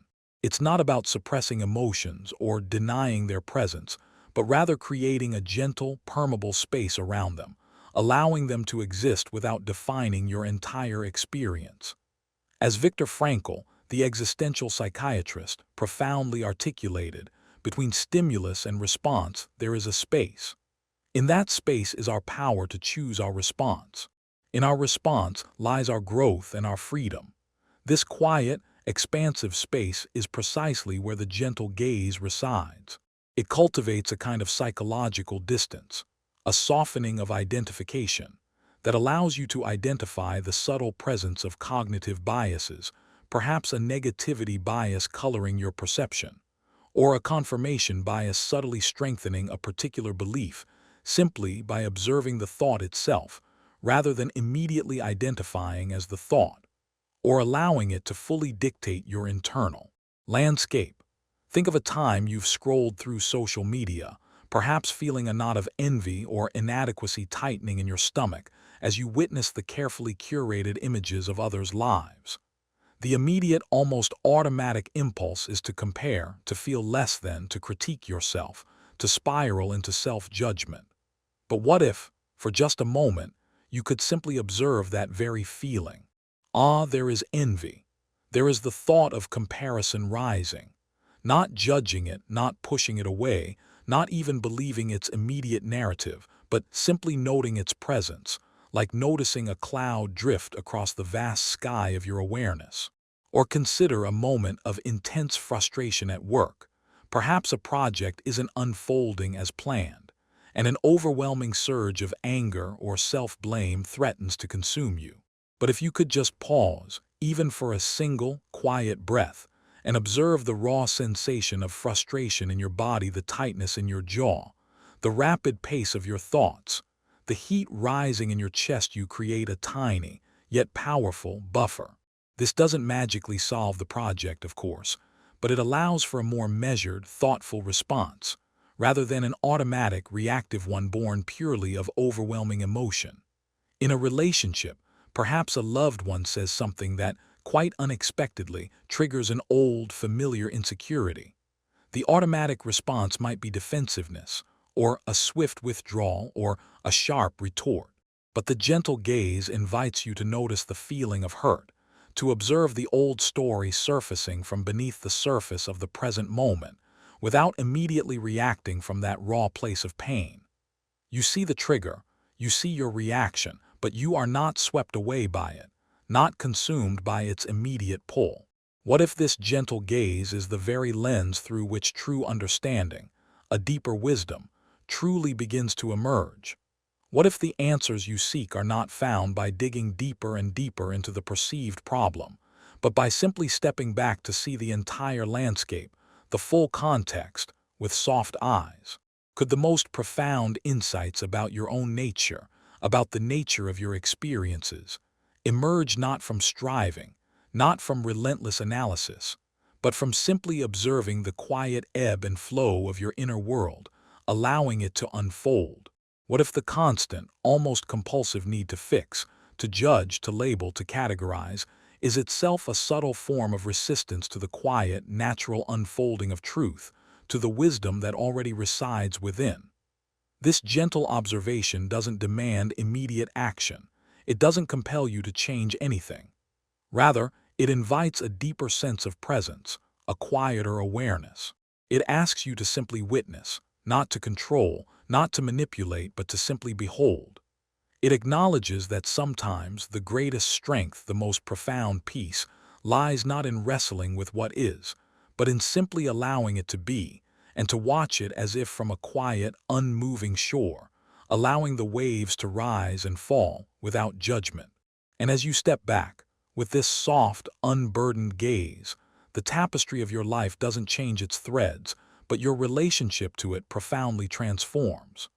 The light catches different threads, highlights subtle nuances previously unseen, and the shadows reveal depths and complexities that were always there, waiting for your wider vision. You begin to see the quiet beauty in the imperfections, the profound lessons hidden within the struggles, the intricate, beautiful patterns that were always present, patiently waiting for your expanded, gentler vision to perceive them. You realize you are not merely the threads, nor the knots, nor the fraying edges of the tapestry. You are the vast, encompassing space in which they exist, the quiet, unwavering witness. The gentle gaze doesn't seek to alter what it sees. It simply allows it to be, held tenderly, softly, in the luminous light of your awareness. What if simply watching, without intervention, without commentary, without desire, without attachment, is the most profound act of acceptance you can offer yourself, a gift of quiet presence?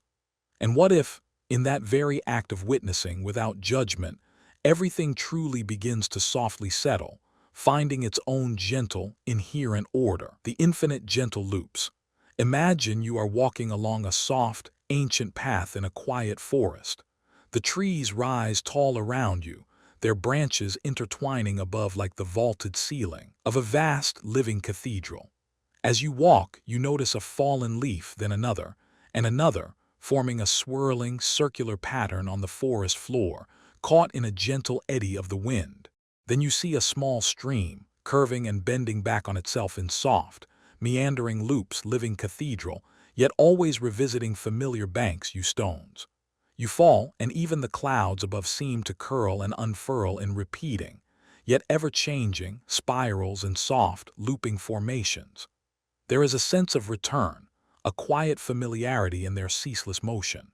There's a subtle recognition that begins to stir within you as you observe this, noticing how patterns repeat, how certain experiences or feelings or even circumstances seem to circle back, sometimes in slightly different forms, sometimes uncannily similar, like echoes from a dream.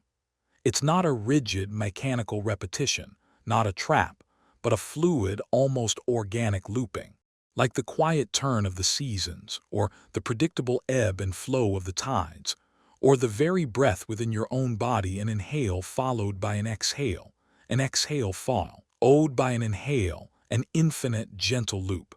This is the quiet unfolding of life in its recurring, yet ever-new patterns.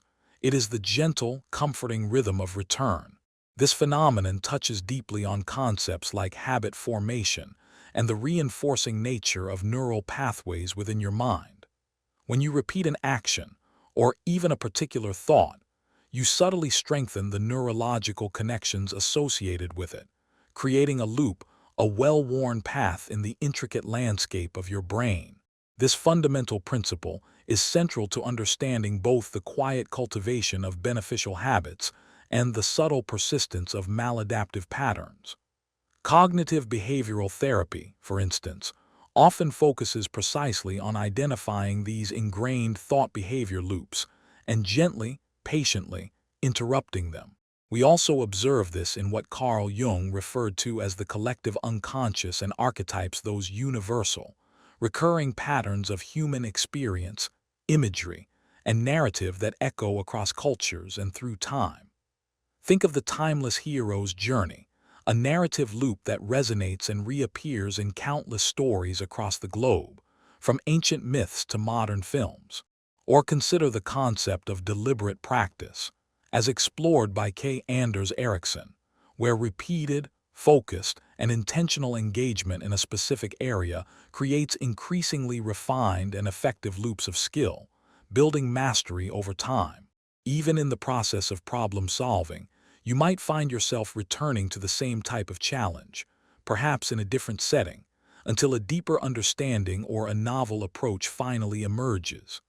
There's a quiet, fractal nature to experience, where larger, overarching patterns often contain smaller, remarkably similar patterns within them, all echoing the same gentle rhythm. Perhaps you've quietly noticed a recurring pattern in your relationships, finding yourself drawn to similar personality types, or encountering the very same kind of subtle conflict in different partnerships, almost as if a familiar script is playing out again. It's as if the universe is presenting the same gentle loop, offering a chance, a quiet invitation, to learn something new each time it reappears, each time the scene is set anew. Or consider your career path. You might find yourself cycling back to strikingly similar challenges or opportunities, even when you're in different roles or working for different companies.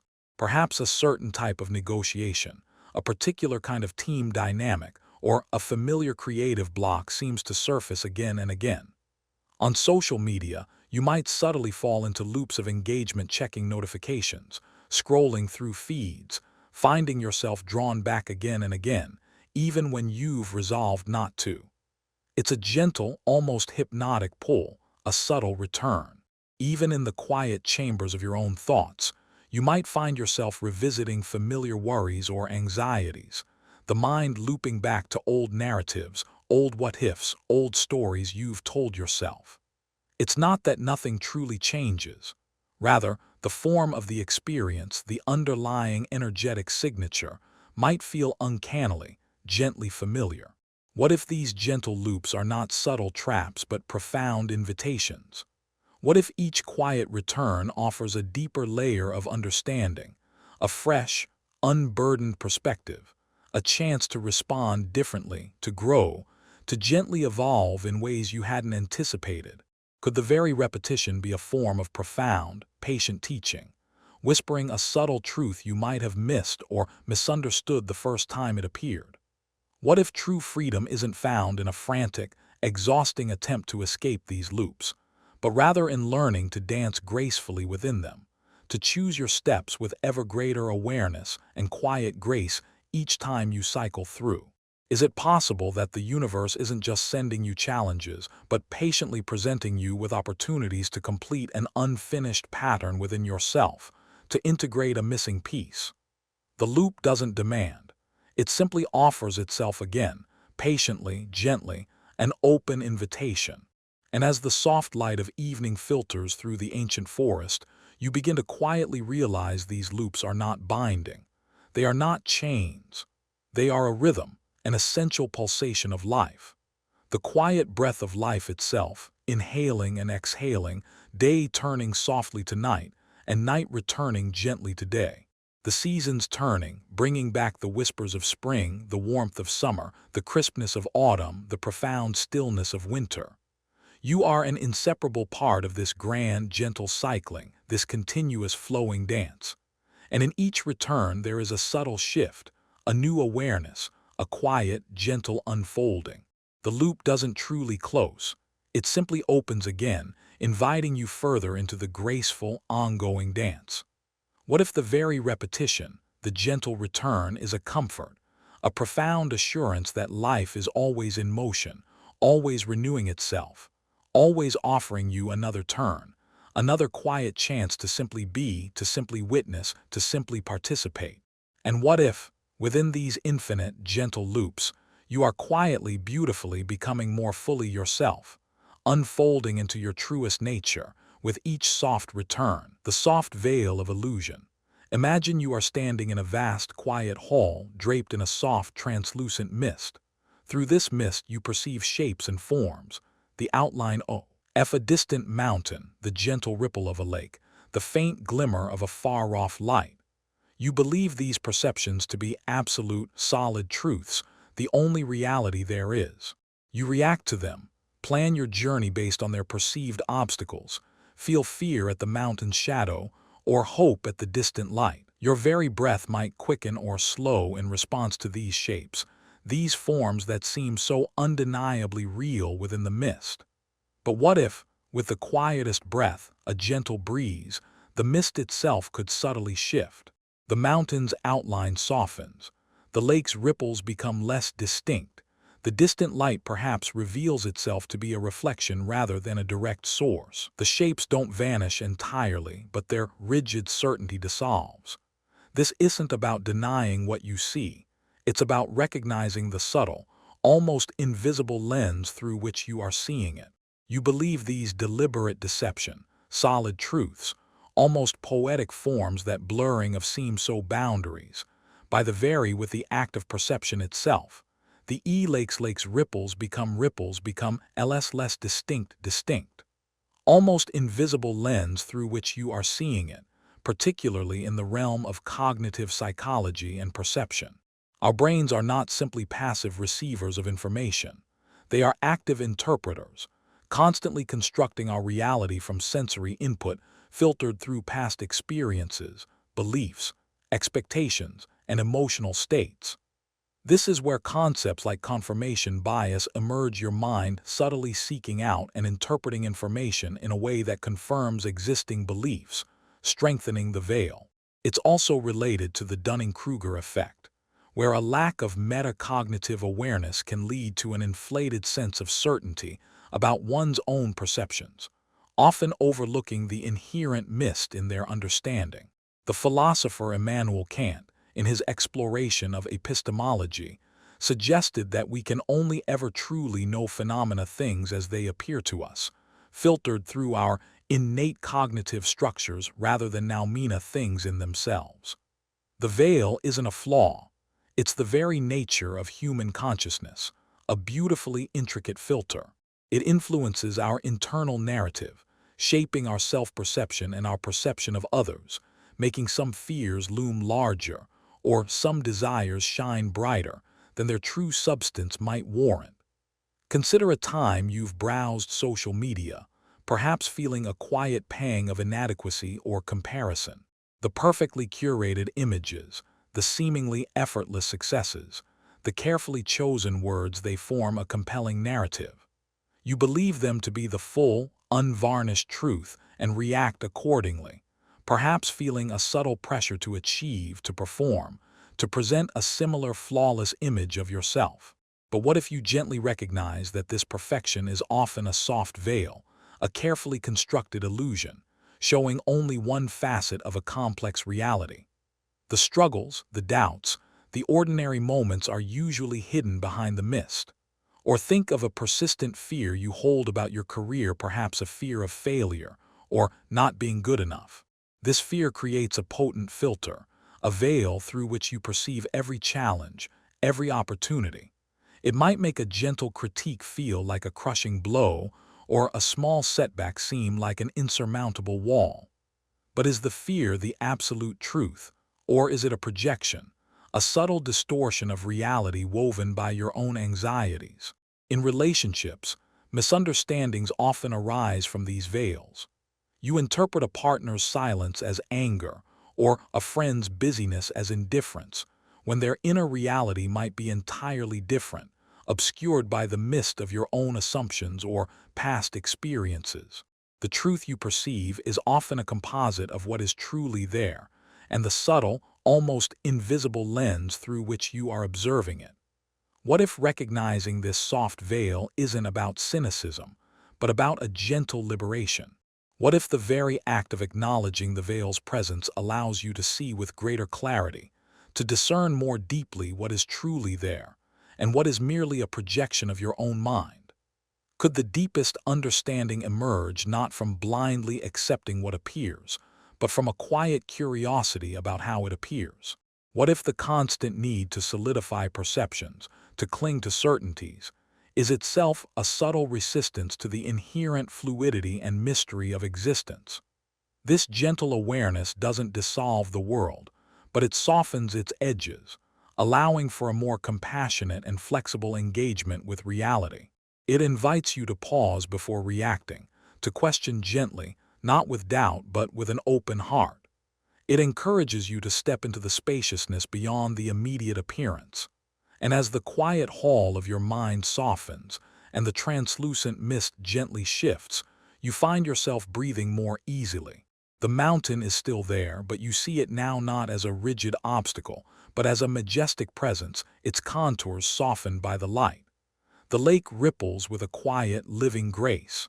The distant light is no longer a definitive endpoint, but a gentle, shifting invitation. You are not discarding what you see, but enriching it with a deeper understanding, an acknowledgement of its fluid, ephemeral nature. The soft veil doesn't disappear, but you learn to look through it, not just at it. You realize that your own perceptions are part of the dance, a quiet co-creation. What if, within this soft veil of illusion, lies a profound freedom, the freedom to see with new eyes, to move with a lighter heart, knowing that what appears is not always what truly is, and that in that very space of gentle uncertainty, a deeper truth quietly awaits, the quiet interweaving. Imagine you are holding a single strand of silk, so fine it almost disappears between your fingertips. It feels delicate, vulnerable, capable of being easily broken, a singular, seemingly isolated entity. But to what if you were to lift your soft-light gaze brush against one another, process of a faint but imperceptible countless whisper of others' existence in your hand? Your breath is quiet, almost without movement, as you focus intensely on its fragile beauty, its subtle, solitary existence. It feels complete in itself, yet somehow profoundly alone in its singular thread. But what if you were to lift your gaze, to see not just one strand, but countless others, drifting and twining in the gentle air around you, each one catching the light in its own unique way? They are not separate, static, not a sudden entities. Passing breath, seemingly isolated entity, drifting and twining in the gentle air around you, to cross, own to loop, to subtly catch. A creating whisper, a faint, and more beautiful than any single strand could ever be on its own invisible intertwining there. It's not a forceful merging, not a sudden nodding, but a quiet, almost imperceptible process of becoming connected, creating something far more intricate, more resilient, and more beautiful than any single strand could ever be on its own. This is the quiet interweaving, the subtle, often unseen way that everything, from the smallest thought to the grandest life, is gently, inextricably connected, creating a complex living tapestry. This quiet interweaving speaks to deep principles found across various fields, from complex systems theory, where interconnected elements create emergent properties, to the very fabric of neurobiology, where neurons form vast, intricate networks. In psychology, this is beautifully reflected in concepts like interdependence, where individual well-being and identity are understood as deeply influenced by the relationships, communities, and broader systems in which one is embedded. It also touches upon the idea of social contagion, where emotions, behaviors, and even ideas can subtly spread and ripple through a network of connected individuals, like a gentle wave moving through water. Think of the butterfly effect in chaos theory, where a small, seemingly insignificant change in one part of a complex system can lead to vast, unforeseen consequences elsewhere, highlighting the inherent interconnectedness of all phenomena. The neuroscientist Antonio Damasio's profound work on somatic markers also highlights this interweaving, showing how our emotions and physical sensations are deeply interwoven with our thoughts and decision-making processes, influencing our choices in ways we may not consciously perceive, a quiet collaboration between mind and body. This connection isn't always obvious or immediately visible. It's often subtle, happening below the surface of conscious awareness, like the intricate root systems of a vast forest quietly intertwining beneath the soil, sharing nutrients, exchanging information, and creating a resilient, unified whole, a living, breathing network. Consider a time you felt a sudden, almost inexplicable shift in your mood after spending time in a group, perhaps in a bustling social gathering, or even just subtly observing interactions on social media. You might not have had a direct, explicit conversation, but the collective energy, the prevailing sentiment, subtly interwove with your own emotional state, gently lifting you or quietly pulling you down. Or think of how a small, seemingly insignificant act of kindness you offered to a stranger, perhaps a shared smile or a soft word, might have quietly rippled outwards, inspiring another, then another, creating an unseen chain of positive connections within a community, or even just a small, intimate circle of friends. In your career, a seemingly isolated decision you make perhaps about learning a new skill, or taking a different, unexpected approach to a problem might subtly interweave with your colleagues' work, or influence a wider project, leading to unforeseen collaborations or quietly sparking unexpected innovations. Even your physical well-being is intricately interwoven with your emotional state. A prolonged period of subtle stress, though primarily felt mentally, can quietly manifest as physical tension, persistent fatigue, or a subtle susceptibility to illness. We often perceive ourselves as distinct, separate entities, isolated islands in a vast sea. But in reality, our lives, our choices, our very breaths are constantly, gently interweaving with the lives and choices of countless others, creating a shared human tapestry that is far richer, far more complex, and infinitely more beautiful than any one thread could ever suggest on its own. What if recognizing this quiet interweaving isn't a burden, not a loss of individuality, but a profound invitation to a deeper understanding of your inherent place in the world, your unique contribution to the larger whole? What if the true strength you seek is not found in isolated self-sufficiency, but in the subtle, unseen connections that gently bind you to everything and everyone around you? Could the greatest, most enduring liberation, the deepest sense of belonging, arise not from a frantic pursuit of independence, but from the courageous act of acknowledging these profound interdependencies, allowing you to move through the world with a gentler intention, a softer awareness of your subtle impact, however small, however quiet? What if the constant pursuit of individual achievement, when subtly divorced from its wider context, misses the deeper joy, the profound satisfaction found in shared existence, in the silent harmony of connection, in the quiet hum of community? This gentle awareness doesn't demand grand actions. It invites subtle shifts in perception, a quiet honoring of the invisible bonds that quietly sustain and richly enhance all life. It asks you to feel the soft pull of connection, the gentle hum of belonging, the quiet resonance of unity, even in moments of profound solitude, realizing that you are always subtly held within a larger embrace. And as the light softly fades, casting long, gentle shadows, you no longer see just a single strand of silk, isolated and fragile, but a shimmering, intricate web woven by countless threads, each one unique, each one contributing its own quiet strength, its own subtle beauty. Your own strand is there, nestled gently within the larger design, contributing its own quiet vibrancy, its own unique shimmer. You feel its gentle pull, its quiet embrace, the soft vibration of all things subtly touching, subtly influencing, subtly becoming, creating a symphony of silent connection. You realize that your existence is not isolated, not separate, but a vital, shimmering part of something infinitely larger, infinitely more intricate, infinitely more beautiful. The quiet interweaving doesn't constrain. It connects, it supports. It sings a silent song of unity, of belonging, of quiet, profound grace. What if in this soft, complex interweaving you are not lost, but truly found, gently held within the vast, boundless embrace of everything, cradled by the quiet, inherent connection that binds all life, the perfect still point, whirlwind of waiting for your activity. The next thought's tasks swirl like autumn leaves around you, anxieties about the past, plans for the future, brimming with a quiet potential, a co-inversity in replaying in your mind, a faint echo of a demanding voice.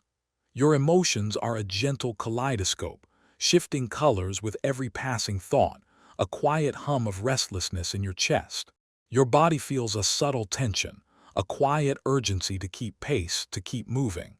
The air around you feels filled with 1,000 tiny demands, each one pulling at your attention, urging you forward, ever forward into the next moment, the next task. Your breath is shallow, imperceptible, lost in the quiet moving rush, feeling a subtle tightening in your chest, a quiet urgency to keep up, to keep moving. But what if, in the very heart of this quiet motion, there exists a single, perfect still point? A place that is not inert, not empty, not devoid of life, but profoundly calm and yet vibrantly alive, brimming with a quiet potential. It's not a place you have to seek out, or achieve through strenuous effort, or force yourself into. It is already there, inherent within you, like the quiet eye of a gentle storm, waiting patiently to be gently noticed, waiting for your soft, unwavering gaze to rest upon it. It is the perfect still point, a place of quiet refuge, a subtle core of peace that remains untouched by the external currents, an untouched sanctuary where profound clarity can softly emerge, like water settling after a gentle rain, revealing the clear depths beneath. This perfect still point is a concept deeply explored across countless spiritual traditions, from ancient meditative practices to contemporary philosophical thought. It is increasingly recognized and investigated in modern psychological practices like mindfulness-based stress reduction and within the burgeoning field of contemplative neuroscience. It's not about stopping thoughts or emotions, for they are the natural currents of the mind, the very fabric of human experience, but rather about realizing that your fundamental awareness, your core consciousness, is distinct from the content of your mind. This aligns beautifully with the principles of decentering in cognitive therapy, where you learn to observe your thoughts and feelings as transient, external events, like clouds passing across a vast sky, rather than identifying with them as your core, unchanging self. The quiet, groundbreaking work of neuroscientist Dr. Richard Davidson on effective neuroscience points to the brain's innate capacity for self-regulation and the cultivation of positive, enduring emotional states through practices that gently foster this quiet internal stability, this deep, unwavering groundedness. Even in the intricate world of physics, there's the elegant idea of a center of mass in complex systems, a single, stable point around which everything else moves, maintaining its subtle equilibrium, its quiet balance. This still point is not a place of passive escape from the world, not an avoidance of life, but a deeper, more profound engagement with the present moment, a soft, unwavering anchoring amidst the constant flux and flow of experience. It allows for a natural reduction in cognitive load, the mental burden of constant processing, and a gentle increase in emotional resilience.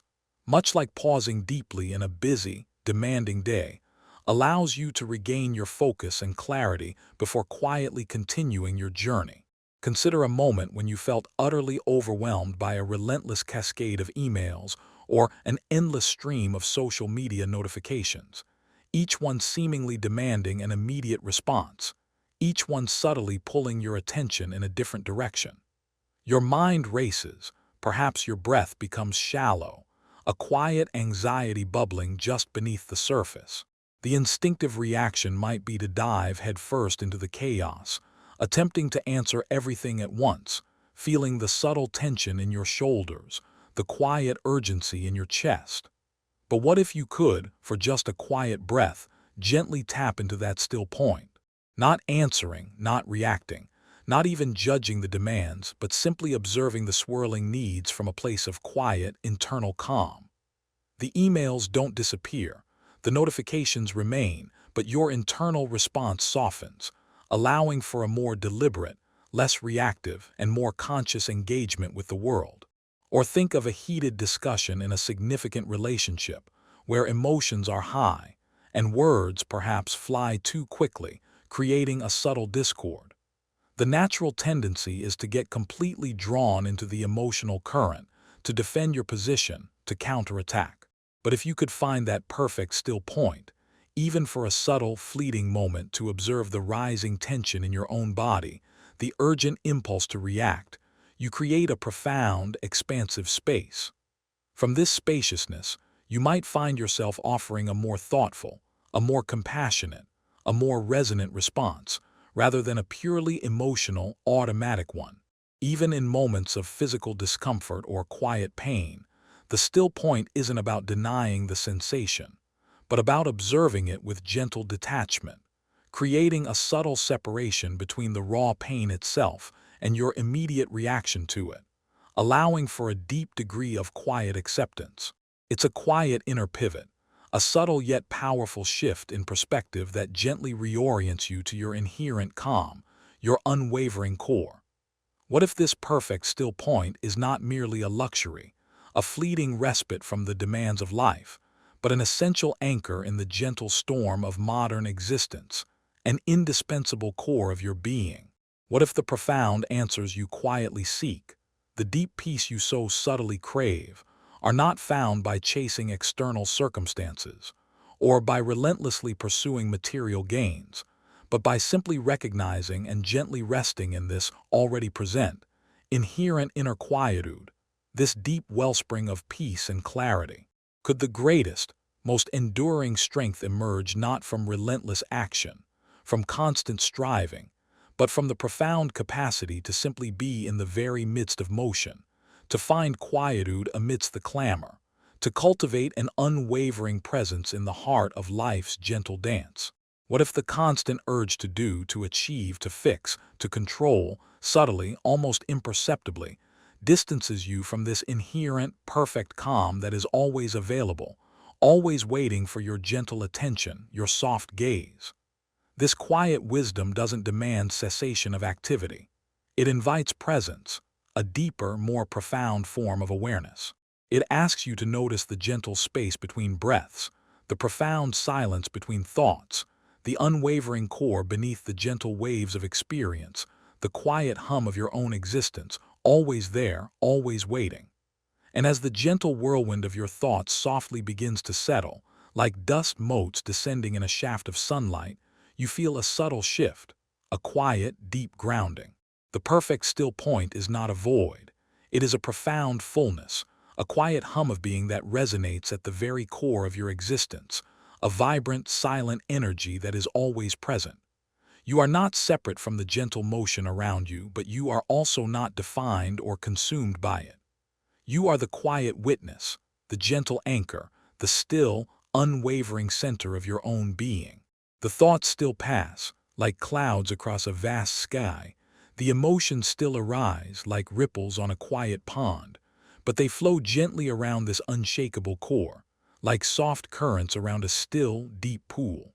What if, within this perfect still point, you are not merely pausing but profoundly resting, quietly realigning with the deepest essence of who you are, allowing everything to softly recalibrate around this profound, unwavering calm, held gently in the soft embrace of your own inherent peace? the quiet wisdom that is always within you, waiting to be gently noticed. The beginning of a whisper. You are standing in a vast, echoing chamber. The air is thick with the residue of countless words, loud pronouncements, urgent declarations, and the ceaseless clamor of external noise, the hum of machines, the distant rush of traffic, the constant digital notifications. Your own thoughts often feel like shouting, demanding attention, filling every corner of your mind with their insistent chatter, their endless commentary. It's hard to discern anything new, anything truly subtle, anything truly originating from a deeper, quieter place, amidst this constant, overwhelming volume. Your breath feels constricted, almost lost in the cacophony, a subtle tension in your jaw. But what if, beneath all this noise, a tiny, almost imperceptible sound is beginning to stir, yet invites profound attention, not a fully formed thought, not even a fully articulate idea. It's merely the faintest stirring, a delicate shift in the quiet hum of existence, like the first tremor of a single leaf in a breeze so gentle you almost miss it, a quiet intuition. This is the beginning of a whisper, the subtle, nascent emergence of an intuition, an insight, a quiet truth, a soft knowing that demands nothing, yet invites profound attention. It's often the very first hint of something new, something deeply resonant, something profoundly authentic, quietly seeking to unfold from within you.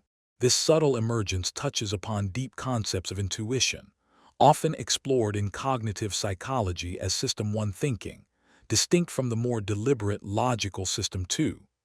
Daniel Kahneman, in his quiet, groundbreaking work on thinking, fast and slow, beautifully describes System 1 as fast, automatic, often intuitive, often operating entirely below conscious awareness, providing a rapid assessment of situations, a quick, almost instinctual grasp. The whisper is precisely this preconscious flicker of insight, this subtle knowing, before it solidifies into a clear, articulate thought or a definable feeling.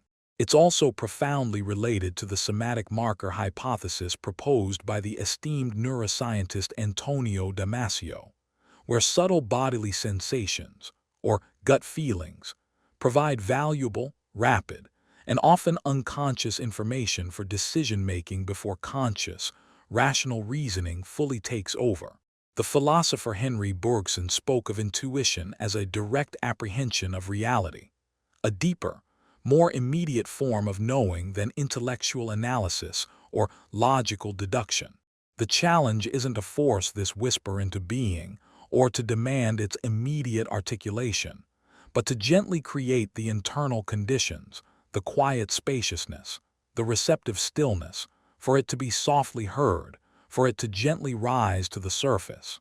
It requires a gentle attunement, a softening of the habitual mental noise, and a quiet, courageous willingness to trust the subtle signals that arise from within, rather than dismissing them as insignificant, illogical, or simply just a feeling.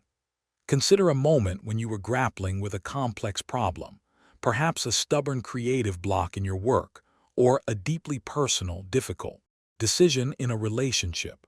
Your conscious mind might churn relentlessly through countless options, analyze every possible angle, strategize endlessly, but nothing feels quite right, nothing truly resonates. Then, perhaps during a quiet, reflective walk in nature, or just as you're gently drifting off to sleep, a faint, almost non-verbal knowing emerges, not a complete, definitive solution, but a direction, a subtle inclination to try something entirely different, to approach it from a new, unexpected angle. This is the whisper. You didn't think it into existence. It simply began to softly surface from a deeper, quieter well within you. Or imagine you meet someone new, and a quiet, immediate feeling, a soft sense of ease or a subtle unease arises within you, long before any logical assessment of their character or their intentions has taken place. This is the whisper of intuition about connection or caution, a gentle, guiding signal.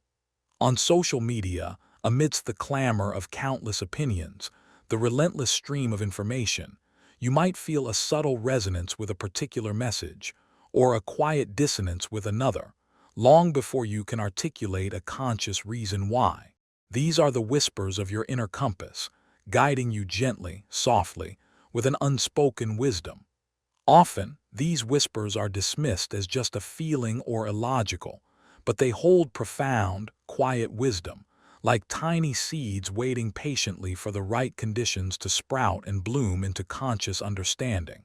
What if the most profound truths, the most transformative insights always begin as a whisper, rather than a demanding shout or a loud declaration? What if the constant striving for loud clarity, for immediate definitive answers, subtly, almost imperceptibly, deafens you to the very signals that could truly, authentically guide you? Could the greatest wisdom, the deepest knowing, emerge not from intense mental effort, from relentless striving, but from a gentle, receptive attentiveness to these nascent stirrings, these quiet urgings from within, from the very core of your being? What if the act of quieting the external noise and the persistent internal chatter is not about creating emptiness or a void, but about creating a profound, receptive space for what is truly seeking to emerge from your depths, from the wisdom that already resides within? This gentle awareness doesn't demand immediate action. It invites deep, quiet listening. It asks you to slow down, to soften your gaze, to gently open your internal ear to the most subtle sounds, the most delicate nudges that precede conscious thought, like the subtle shift in the air just before a gentle rain begins, signaling a change that is quietly approaching. And as the echoes in the vast chamber of your mind softly begin to fade, like the last notes of a forgotten song, a profound stillness settles within you. You are no longer trying to hear. You are simply listening, fully present, fully receptive. The beginning of a whisper isn't about being found in the external world. It's about being discovered from within, a subtle vibration that resonates with a deeper, undeniable truth, a quiet knowing that echoes through your very being. It is not something you grasp with your intellect, but something you gently receive, like the first, soft rays of dawn painting the sky, bringing forth new light. You realize that insight doesn't always arrive with grand fanfare, with sudden, blinding clarity. Often, it begins as a soft, almost imperceptible murmur, a quiet knowing that invites you closer, deeper, into the subtle, resonant space of your own intuition, your own inherent wisdom. What if, within this gentle, nascent whisper, lies the truest direction, quietly unfolding, waiting for your soft attention to bloom into clarity, guiding you with an unspoken promise, a profound, quiet knowing that leads you gently forward into the unfolding mystery of your own path, the end of a gentle cycle. You are standing in a garden, deeply familiar to you, perhaps a garden you've known for many seasons, now bathed in the soft, golden glow of late autumn. The leaves, once vibrant green, bursting with life, have turned to hues of gold, crimson, and deep russet, their vibrant energy now mellowed. They flutter gently from the branches, carried by the quiet breeze, gentle cycles settling softly, silently on the vibrant, damp, spring and rich earth beneath your feet. Blossoming deceleration, a profound stillness is settling. Summer, with there is all their active growth and an exuberant palpable blossoming, a quiet receded, a profound stillness is settling over everything, deeply familiar to you. Your breath perhaps feels slow, known for many deep turning of the golden season, bursting with life. There is a faint melancholy, perhaps, a subtle recognition of what is passing, but also a quiet sense of rightness, of something coming to a gentle, inevitable close, fulfilling its natural course. But what if this gentle descent, this quiet closing of a season, this subtle winding down, is not an ending to be feared, not a loss to be lamented, but a natural, necessary, and profoundly wise part of an ongoing, larger process? It's not a sudden, abrupt stop, a jarring halt, but a soft, gradual letting go, a gentle exhalation after a long, active inhale, making way for the next breath, the next beginning. This is the end of a gentle cycle, the natural, rhythmic conclusion of a phase, a habit, a belief, a relationship, or an experience, making spacious room for something new to quietly begin, to slowly emerge from the stillness. It's about recognizing the profound, inherent wisdom in completion, in allowing what has served its purpose, what has reached its natural conclusion, to softly dissolve, to gently recede, like the autumn leaves quietly returning to the earth, nourishing the soil for the next bloom, the next vibrant growth. This concept resonates deeply with psychological models of change and growth, particularly the stages of change model developed by Prochaska and Di Clement, where termination or maintenance signifies the successful completion of a behavior change, acknowledging that some cycles are truly finished, integrated into the fabric of your being. It also touches upon the natural human process of grief and bereavement, not only for the profound loss of life, but for the quiet, often unacknowledged endings of relationships, jobs, significant life phases, or even aspects of your identity, a necessary processing of what was, allowing for a gentle release to create space for what will be. The quiet, insightful work of developmental psychologist Erik Erikson, in his Psychosocial Stages of Development, profoundly emphasizes the importance of successfully navigating these life cycles and their inherent endings to achieve a sense of integrity, quiet wisdom, and inner peace in later life. Even in systems theory, cycles are understood as fundamental to all living systems, with feedback loops leading to natural points of culmination, recalibration, and renewal. This gentle ending is not a failure. It's not a sign of defeat. It's a quiet, courageous acknowledgement of life's inherent impermanence, its continuous flow, its quiet dance of arising and passing away. It's about letting go of resistance, allowing the natural current to carry you forward into a new stillness, a new unfolding, a new potential. Consider a time you passionately pursued a particular goal or project, pouring all your energy and creativity into it, only to realize, upon its quiet completion, that the intense drive and immediate passion has subtly faded, gently receding. The cycle of that specific pursuit has gently come to its natural end. The natural impulse might be to immediately find a new goal, to immediately fill the perceived void, to avoid the quiet spaciousness of completion. But what if you allowed yourself to simply rest in that gentle ending, to truly integrate what you've learned and experienced? Or think of a long-standing friendship that, over time, subtly shifts, becoming less frequent, less central to your daily life. The relationship doesn't end abruptly or with conflict, but its primary cycle of active, intense connection might gently conclude, moving into a new, quieter phase, a different kind of bond. On social media, you might have once been deeply invested in a particular community or trend, spending hours engaging, commenting, sharing, only to find your interest gradually, softly waning, dissolving like mist. This isn't a judgment of your past engagement. It's simply the quiet end of that particular cycle of engagement, a gentle letting go. In your career, a role you once loved and found deeply fulfilling might, over time, subtly cease to energize you, to challenge you in the same way. The cycle of learning and contribution in that specific capacity might have reached its gentle conclusion, quietly inviting you to look towards new horizons, new forms of contribution, new paths to explore. It's a quiet knowing, a gentle resonance deep within you that indicates a cycle has run its natural, graceful course. What if embracing the end of a gentle cycle isn't about giving up, isn't about resignation, but about making spacious room for a deeper unfolding, a more profound transformation? What if clinging desperately to what is complete, to what has already served its purpose, subtly blocks the emergence of what is truly meant to begin, what is truly seeking to blossom within you?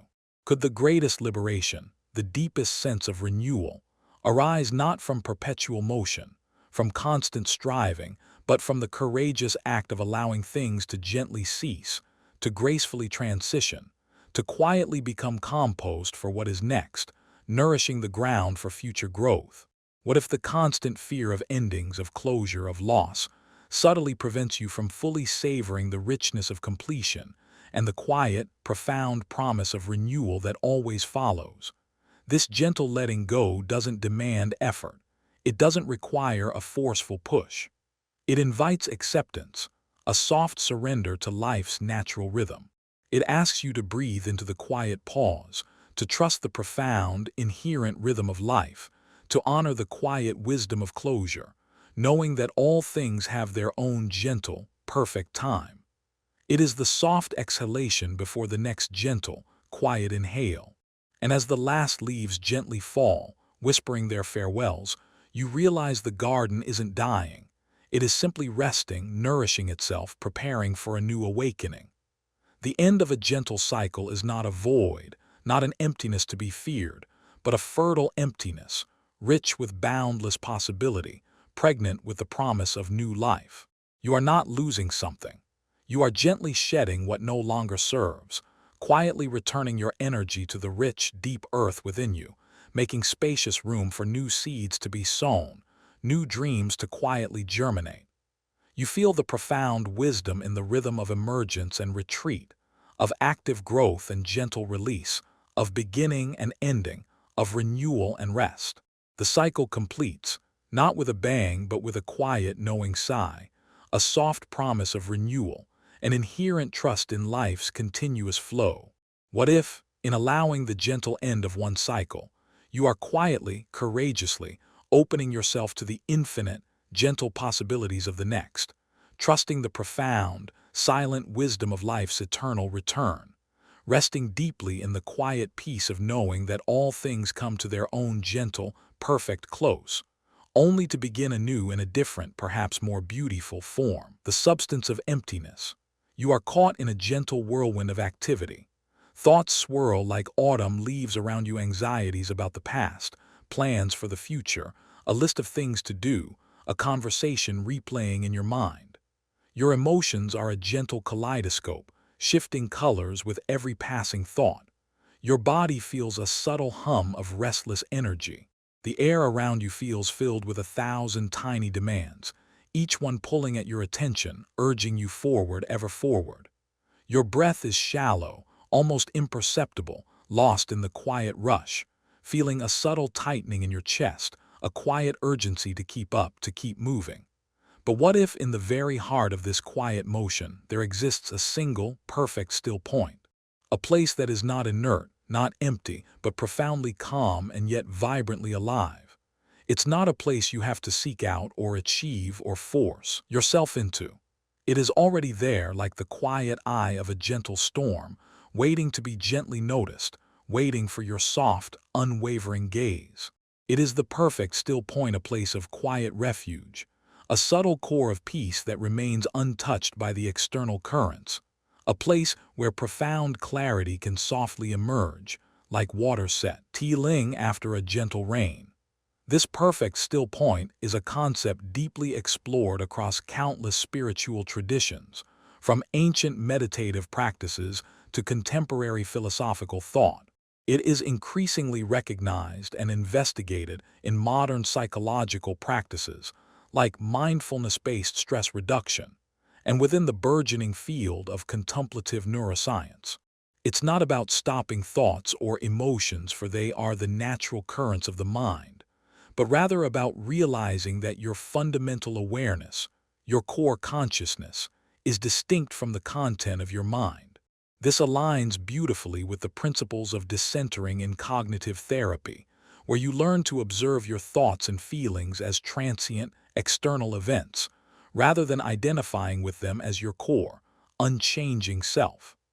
The quiet, groundbreaking work of neuroscientist Dr. Richard Davidson on effective neuroscience points to the brain's innate capacity for self-regulation and the cultivation of positive, enduring emotional states through practices that gently foster this quiet internal stability, this groundedness. Even in the intricate world of physics, there's the elegant idea of a center of mass in complex systems, a single, stable point around which everything else moves, maintaining its subtle equilibrium. This still point is not a place of passive escape from the world, but a deeper, more profound engagement with the present moment, a soft, unwavering anchoring amidst the constant flux and flow of experience. It allows for a natural reduction in cognitive load, the mental burden of constant processing, and a gentle increase in emotional resilience. Much like pausing deeply in a busy, demanding day, allows you to regain your focus and clarity before quietly continuing your journey. Consider a moment when you felt utterly overwhelmed by a relentless cascade of emails or an endless stream of social media notifications, each one seemingly demanding an immediate response, each one subtly pulling your attention in a different direction. Your mind races, perhaps your breath becomes shallow, a quiet anxiety bubbling just beneath the surface. The instinctive reaction might be to dive headfirst into the chaos, attempting to answer everything at once, feeling the subtle tension in your shoulders, the quiet urgency in your chest. But what if you could, for just a quiet breath, gently tap into that still point? Not answering, not reacting, not even judging the demands, but simply observing the swirling needs from a place of quiet, internal calm. The emails don't disappear, the notifications remain, but your internal response softens, allowing for a more deliberate, less reactive, and more conscious engagement with the world. Or think of a heated discussion in a significant relationship, where emotions are high, and words, perhaps, fly too quickly. The natural tendency is to get completely drawn into the emotional current, to defend your position, to counterattack. But if you could find that perfect still point, even for a subtle, fleeting moment to observe the rising tension in your own body, the urgent impulse to react, you create a profound, expansive space. From this spaciousness, you might find yourself offering a more thoughtful, a more compassionate, a more resonant response, rather than a purely emotional, automatic one. Even in moments of physical discomfort or quiet pain, the still point isn't about denying the sensation, but about observing it with gentle detachment, creating a subtle separation between the raw pain itself and your immediate reaction to it, allowing for a deep degree of quiet acceptance. It's a quiet inner pivot, a subtle yet powerful shift in perspective that gently reorients you to your inherent calm, your unwavering core.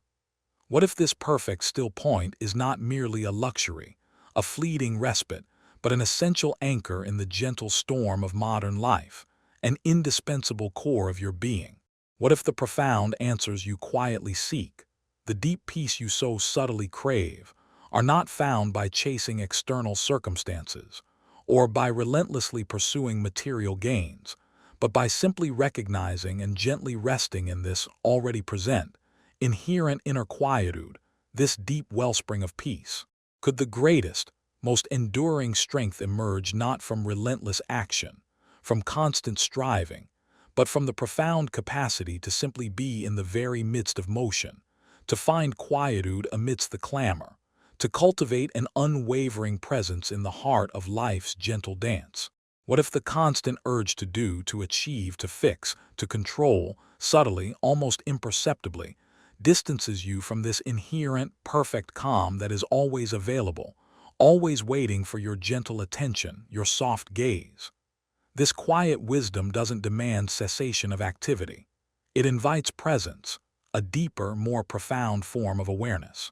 It asks you to notice the gentle space between breaths, the profound silence between thoughts, the unwavering core beneath the gentle waves of experience, the quiet hum of your own existence.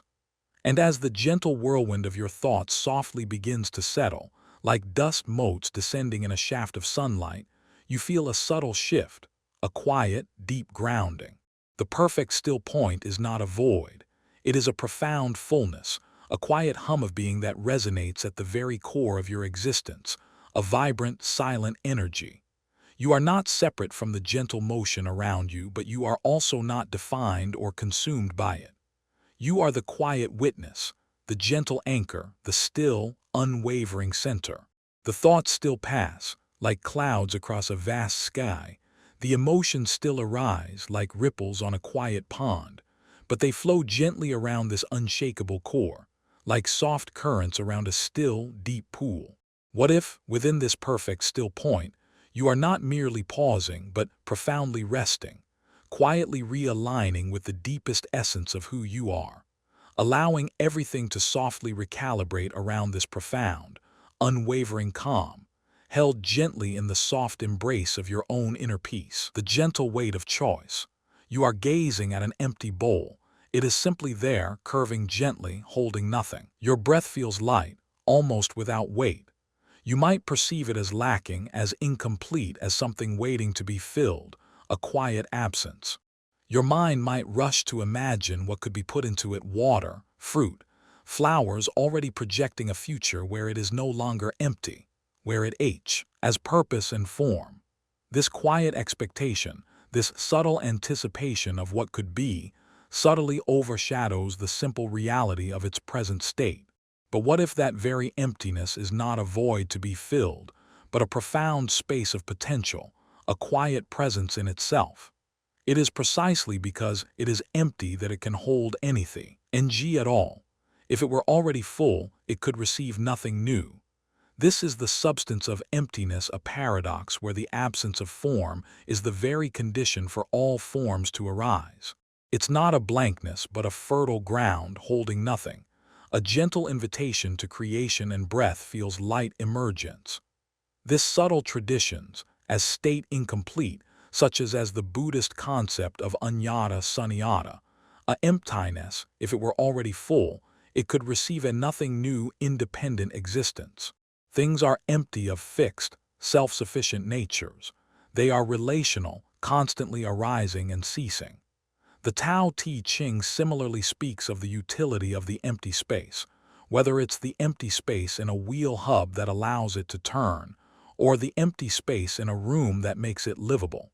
In a psychological context, this relates to the beginner's mind shoshin in Zen, where a mind empty of preconceived notions is open to infinite possibilities and learning, allowing for greater cognitive flexibility and creativity. It also touches upon the concept of negative capability, coined by the poet John Keats, which is the capacity to be in uncertainties, mysteries, doubts, without any irritable reaching after fact and reason. The substance of emptiness is about releasing the mind's grip on rigid definitions, allowing for the soft, quiet unfolding of what is and what could be. Consider a moment when you have a completely blank page before you or an empty screen. The initial reaction might be a subtle anxiety, a feeling of writer's block, a sense of overwhelming nothingness. But what if that very blankness isn't a problem, but the ultimate canvas, the substance of emptiness itself, offering infinite possibilities for words, images, or ideas to emerge? You don't have to erase anything to begin. You simply begin. Or think of a period in your career where there's no immediate project, no clear path, a quiet lull. This can feel like a void, a time of stagnation. But what if this quiet emptiness is precisely the space where new ideas can germinate, where unexpected opportunities can arise, precisely because your mind is not already occupied and constrained by what should be? On social media, perhaps you resist posting because you feel you have nothing important to say, or your feed isn't curated enough. But what if the very emptiness of expectation, the release of needing to be perfect, is what allows for authentic, vulnerable connection to finally flow? In relationships, sometimes silence can feel awkward, a space that needs to be filled with conversation. But what if that quiet, empty space between words is where true, unspoken understanding can reside, where a deeper connection can quietly breathe, allowing for a resonance that transcends language itself? What if the constant need to fill, to acquire, to accumulate, subtly distances you from the profound richness of what is already present in spaciousness? What if the most profound transformations emerge not from adding more, but from allowing a gentle emptying, a quiet letting go? Could the greatest creativity, the deepest wisdom, arise from embracing this inherent emptiness, rather than fearing it? What if the very things you resist about nothingness, the quiet, the pause, The lack of immediate purpose are precisely the conditions for true, profound meaning to quietly surface. This gentle recognition doesn't demand action. It invites quiet presence. It asks you to breathe into the spaciousness, to trust the profound potential of what is not yet manifest, to gently rest in the quiet fullness of emptiness. And as you gaze at the empty bowl, you no longer see an absence but a profound potential. It is perfectly whole in its quiet waiting, perfectly complete in its capacity to receive. You realize that its value isn't diminished by its emptiness, but rather revealed. The substance of emptiness is not a void to be shunned, but a generous, boundless canvas, a quiet invitation to creation, a soft, fertile ground for all that is yet to be. It holds all possibilities within its gentle curves, precisely because it holds nothing. What if, in embracing this quiet, profound emptiness, you are truly allowing yourself to become a vessel, open and receptive, for all the beautiful, unforeseen unfolding of your own unique existence, held gently in the vast, quiet space of pure potential, the unfolding pattern of clouds? You are lying on your back in an open field, gazing up at the vast, boundless sky. Above you, clouds drift by, soft, amorphous shapes.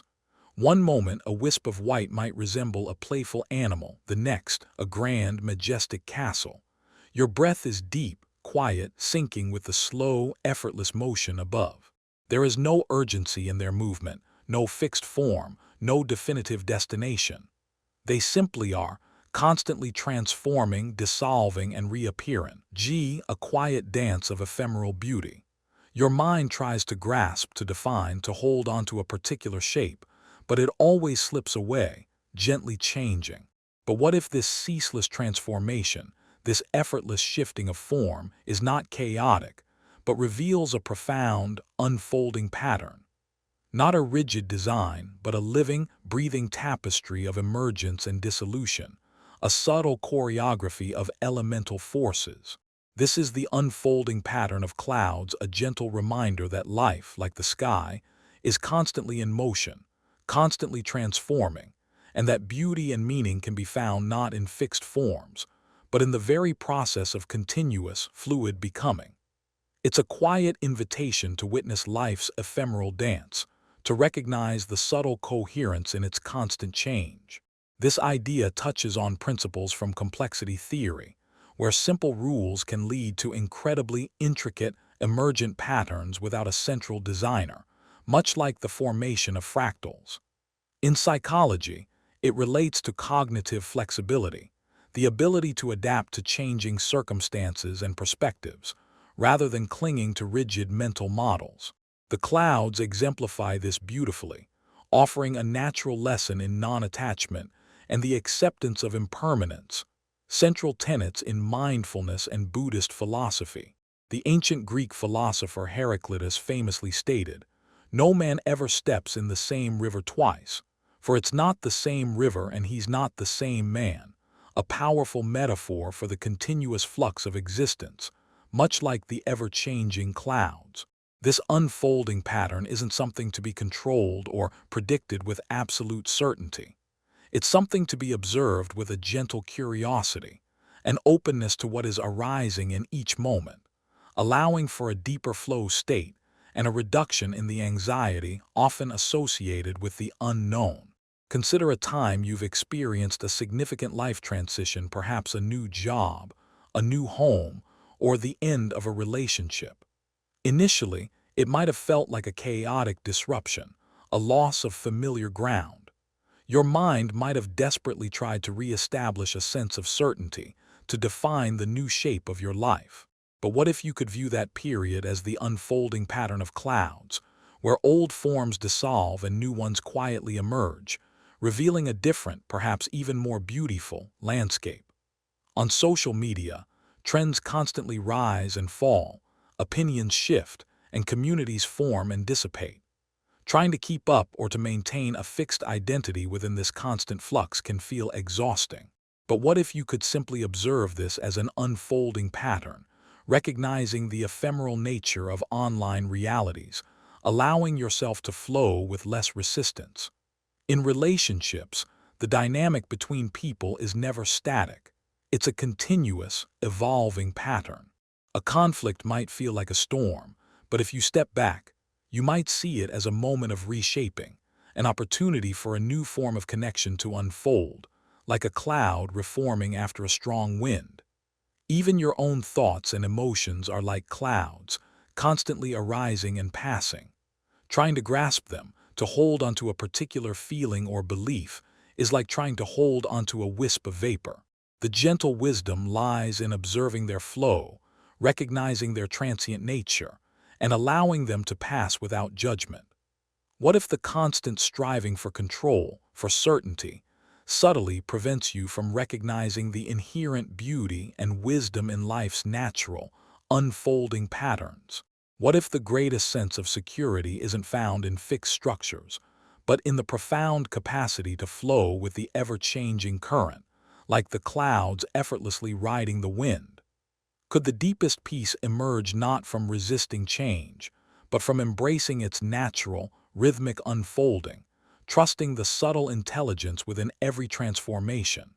What if the very things you label as uncertainty or chaos are simply glimpses of this vast, intricate, beautiful, and ever-unfolding design, a pattern that is always in motion, always renewing itself? This gentle awareness doesn't demand manipulation. It invites observation. It asks you to breathe into the fluidity, to soften your grip on expectation, and to simply witness the quiet, majestic dance of existence as it unfolds, moment by moment, like clouds across the sky. And as you lie in the field, gazing up, you no longer see just random shapes, but a profound, living artistry. The unfolding pattern of clouds is a testament to life's boundless creativity, its ceaseless movement, its inherent beauty and impermanence. You are not separate from this grand, gentle dance. You are part of it, your own life a small, unique cloud, continually forming, transforming, dissolving, and reappearing within the vastness.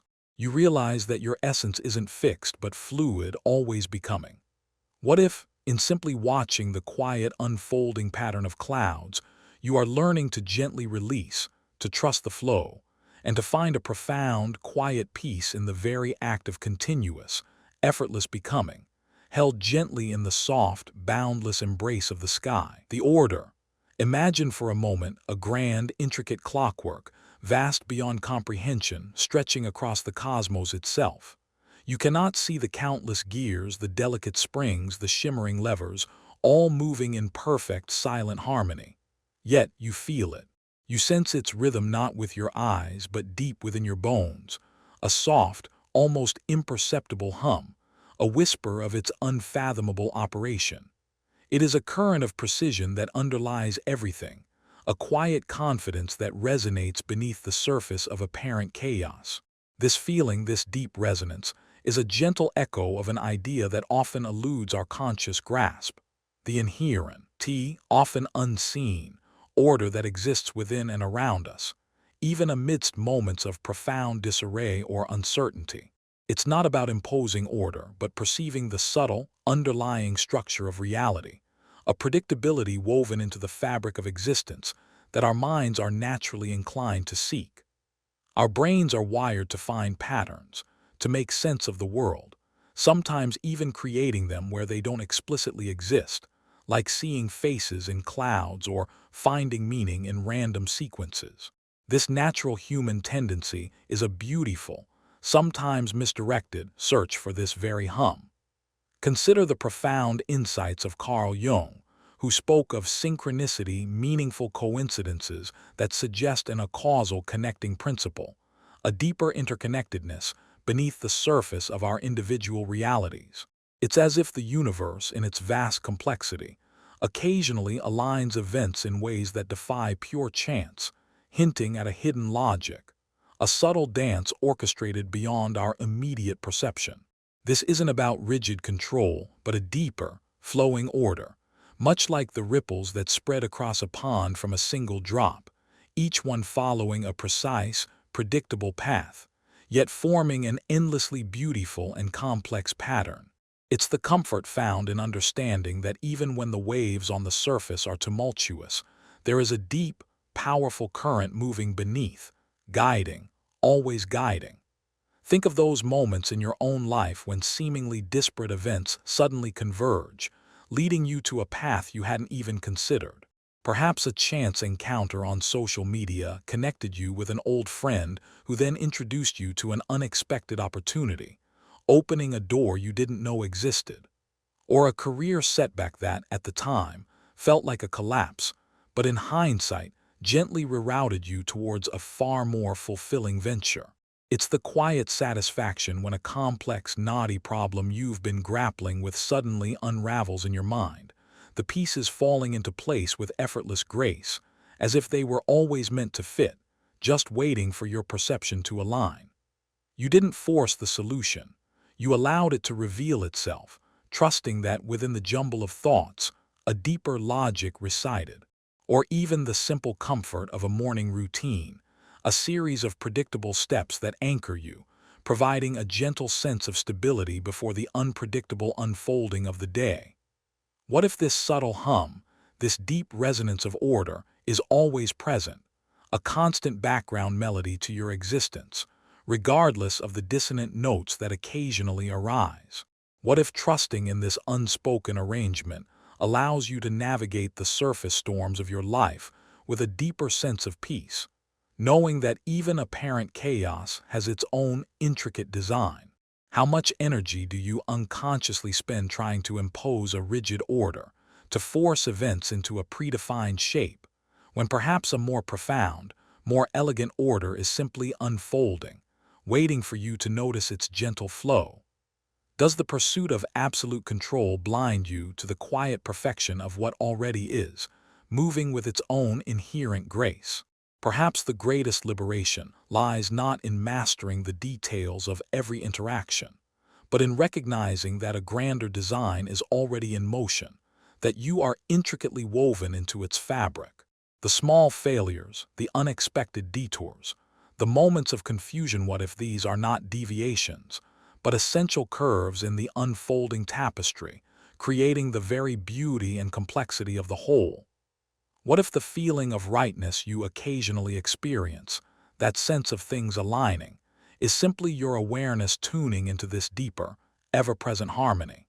And as you drift, you feel the quiet assurance that the universe breathes its own precise rhythm, a symphony of unseen forces and gentle alignments.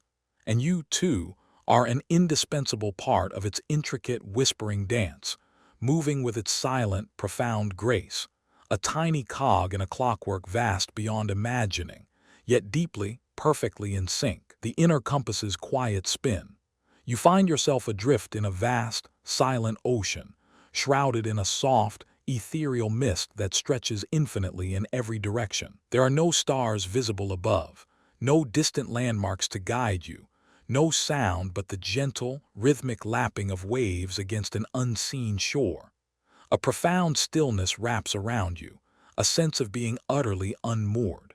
Yet deep within your chest, a subtle warmth begins to glow, an almost imperceptible hum, and you feel a tender, magnetic pull, a whisper of direction that isn't guided by external currents or distant lights, but by something ancient and true residing within you. It's a silent knowing, a quiet spin, a sense of being utterly unmoored, a profound, intuitive wisdom that guides you towards what truly aligns with your deeper self, often silently, subtly, amidst the overwhelming noise of external expectations and societal pressures. It's the distinction between what the world tells you should do and what your deepest being knows to be true for you. This isn't a loud command, but a soft, persistent inclination, a quiet certainty that rises from within. In the realm of psychology, this innate knowing touches upon the concept of intuition, often described as a form of fast, unconscious processing, sometimes referred to by Daniel Kahneman as System 1 thinking, immediate, emotional, and often deeply accurate, contrasting with the slower, more deliberate System 2 thinking. It's that gut feeling that often precedes logical reasoning, a subtle tremor that warns you, or a gentle pull that encourages you. This inner guidance resonates with Abraham Maslow's concept of self-actualization, where individuals are driven towards fulfilling their inherent potential, guided by an internal sense of what is right, what is authentic, what is truly meaningful for their unique journey. It's the intrinsic ethical framework that whispers to you, guiding your sense of rightness or wrongness, even when the path is unclear. Recall those moments in your life where you made a choice that defied all logic, yet felt profoundly right. Perhaps it was the decision to walk away from a seemingly successful career path that, on paper, offered everything, but felt profoundly draining to your spirit, and then, without a clear alternative, discovering a deeper sense of purpose. Or the inexplicable pull towards a certain person or place, a connection that blossomed despite external circumstances or expectations.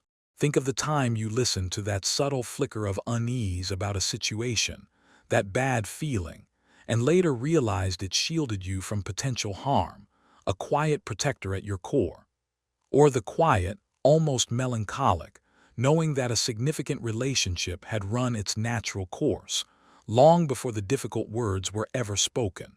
These were moments when your inner compass quietly, but firmly, asserted its true north, even when the visible horizon was obscured.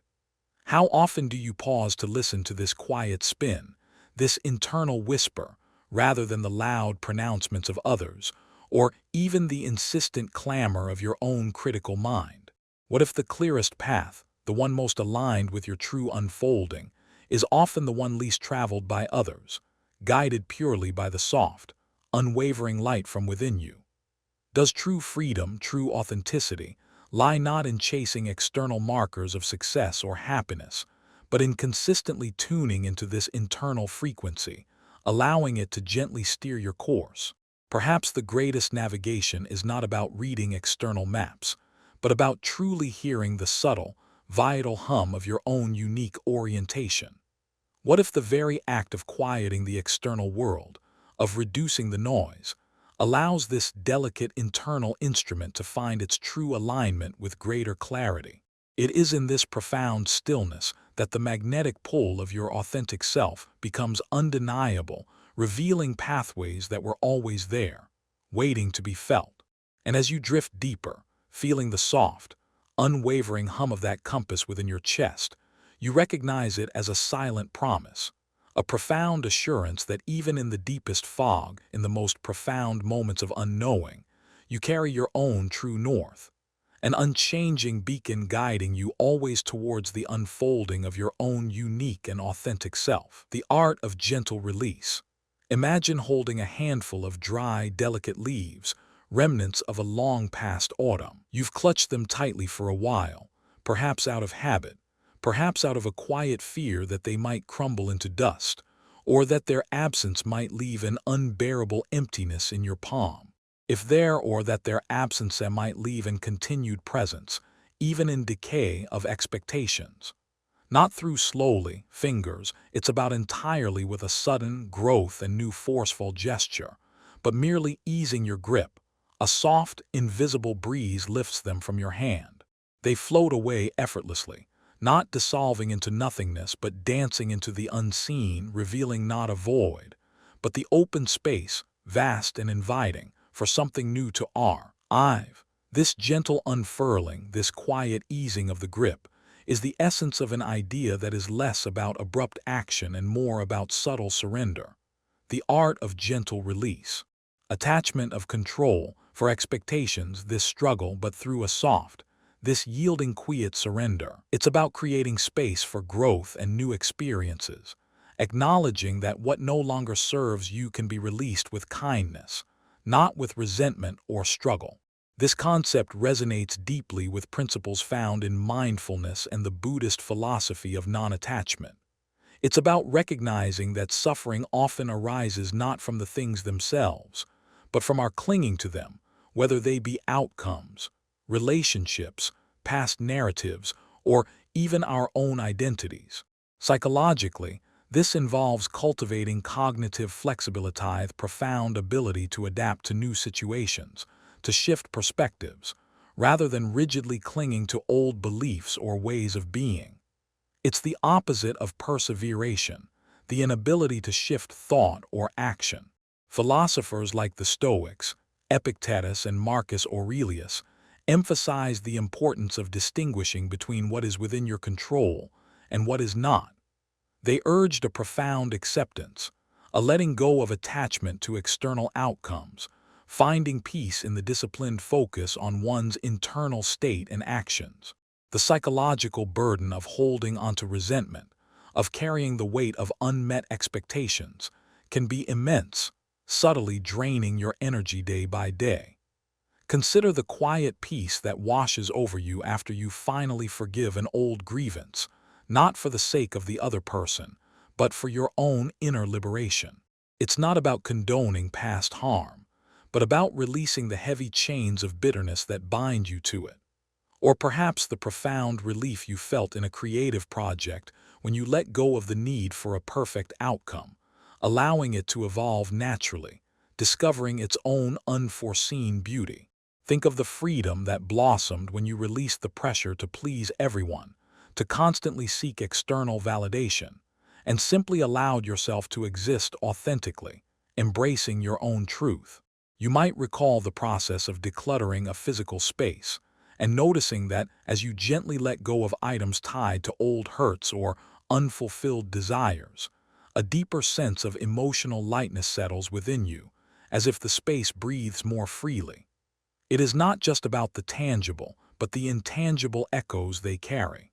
What if the hardest part of releasing is not the letting go itself, but the unconscious fear of what might fill the void, the unknown that stretches before you once the familiar is gone? How much lightness, how much unburdened joy can you truly feel when you cease clinging to stories, to identities, to perceived slights that no longer serve your present flourishing? Is true strength found not in the tenacious act of holding on, of exerting control over every variable, but in the gentle, courageous art of opening your hand, of allowing life to flow through you, rather than attempting to contain it? This gentle release is not passive resignation. It is an active, compassionate choice to create space for what is emerging. It's recognizing that some chapters must close for new ones to begin, that some energies must dissipate to allow fresh currents to flow. The act of letting go is often an act of profound trust in the inherent unfolding of life, trust in your own resilience, trust that what is meant to be will find its way, and what is not will gently drift away, leaving only space and potential. And as the space opens, a quiet, profound breath fills it, a softness that whispers not of loss, but of unending possibility, of fertile ground awaiting new seeds, new growth, all of it waiting for you to simply exist within its gentle, expanding current, a graceful dance of receiving and releasing. The space between heartbeats. Lie very, very still. Close your eyes and turn your attention inward. Feel the subtle, rhythmic pulse in your chest or perhaps in your wrist. Thump and then notice a tiny, almost imperceptible pause, a fleeting stillness that stretches for just a breath before the next thump and then another pause. This infinitesimal gap, this silent intermission, is where everything rests, where the entire intricate system of your being recalibrates before the next surge of life. It is not an absence, not a void, but a subtle, profound presence, a moment of deep quiet in the midst of constant, tireless motion. This tiny, sacred gap is the essence of an idea often overlooked in our hurried lives.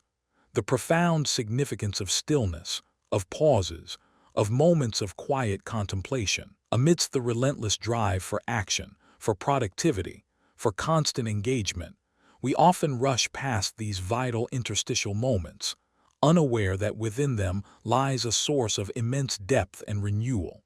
It is in these spaces that true restoration can occur, presence, merely a cessation of activity, but a dynamic rebalancing.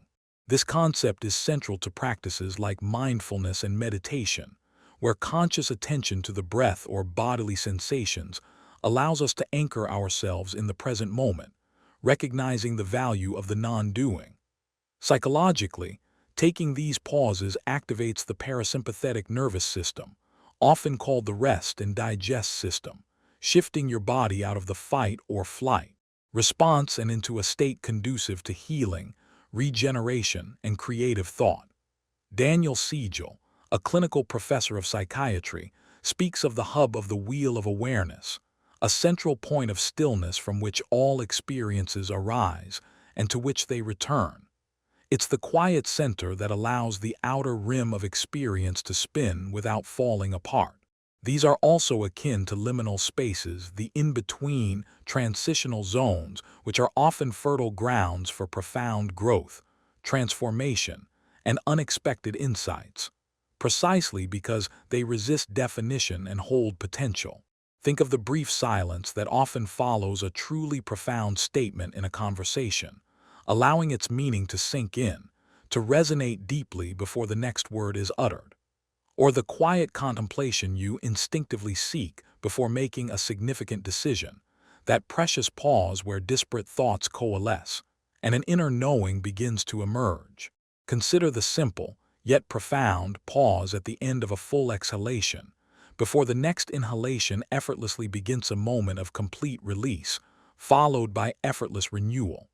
You might find it in the quiet solitude discovered amidst nature, where the sounds of the world fade, and you simply exist, feeling the soft rhythm of your own presence. Even the small pockets of time between meetings, or between tasks, if consciously held, offer a chance to reset, to simply be without agenda, reclaiming fragments of your day from the relentless march of obligations. What if the most vital part of life's rhythm isn't the beat itself, the doing, the achieving, but this sacred, almost imperceptible pause that allows the next beat to emerge with renewed strength, with deeper purpose? How much of your energy, your clarity, your very essence is unconsciously lost in the constant rush, in the fear of emptiness, and how much could be reclaimed, could be nurtured, in these tiny, sacred gaps, these moments of profound stillness? Could true presence, true vitality, be found not in the ceaseless activity, but in the gentle being within the spaces that punctuate it? Perhaps the greatest wisdom lies not in filling every moment, but in honoring the pauses, in allowing life to breathe itself through you, moment by quiet moment. These spaces are not voids to be filled, but sanctuaries to be entered, places where the soul can catch its breath, where creativity can stir, where deeper connections can be forged, not just with the external world, but with your deepest self. And in that quiet space, in the briefest stillness between the beats, you find an entire universe waiting, ready to unfold within the soft, unending rhythm of your own living, a silent symphony of pulse and pause, guiding you gently into the profound quiet of your own presence. The light that defines shadow. You walk into a dimly lit room where a single lamp, perhaps a flickering candle, casts long, dancing shadows across the textured walls. As you observe, you realize something profound. Without the presence of that single, focused light, there would be no shadows at all. The more intensely the lamp burns, the sharper, the more distinct, the more dramatic the shadows become. They are not separate entities, but inseparable companions, utterly reliant on each other for their very existence. One does not diminish the other. Rather, it creates it, defines its contours, gives it form and depth. They are two sides of the same unfolding reality. This interplay between light and shadow is a powerful metaphor for an enduring truth. The symbiotic relationship between seemingly opposing forces in our lives. Joy and sorrow, success and failure, growth and struggle each defines and allows the experience of the other. Darkness is not merely the absence of light, but an integral part of its expression, a necessary canvas upon which light can truly reveal itself, and vice versa.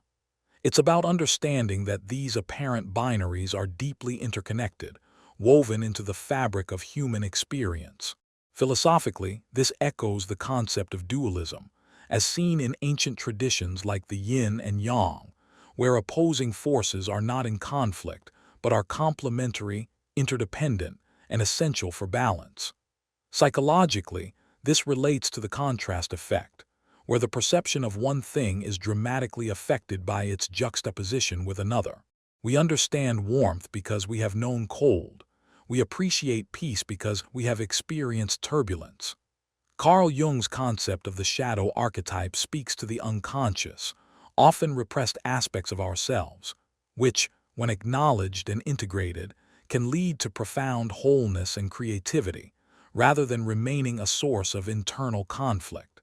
Viktor Frankl, in his profound work, Man's Search for Meaning, illuminated how meaning can be found even in the deepest suffering, suggesting that our struggles, our shadows, are not detours from life's purpose, but often the very crucible in which that purpose is forged.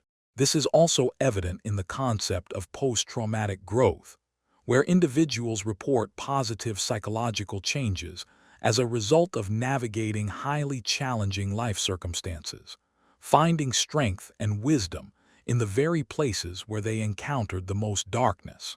Consider the profound appreciation for a period of calm that washes over you only after navigating a season of intense stress or uncertainty.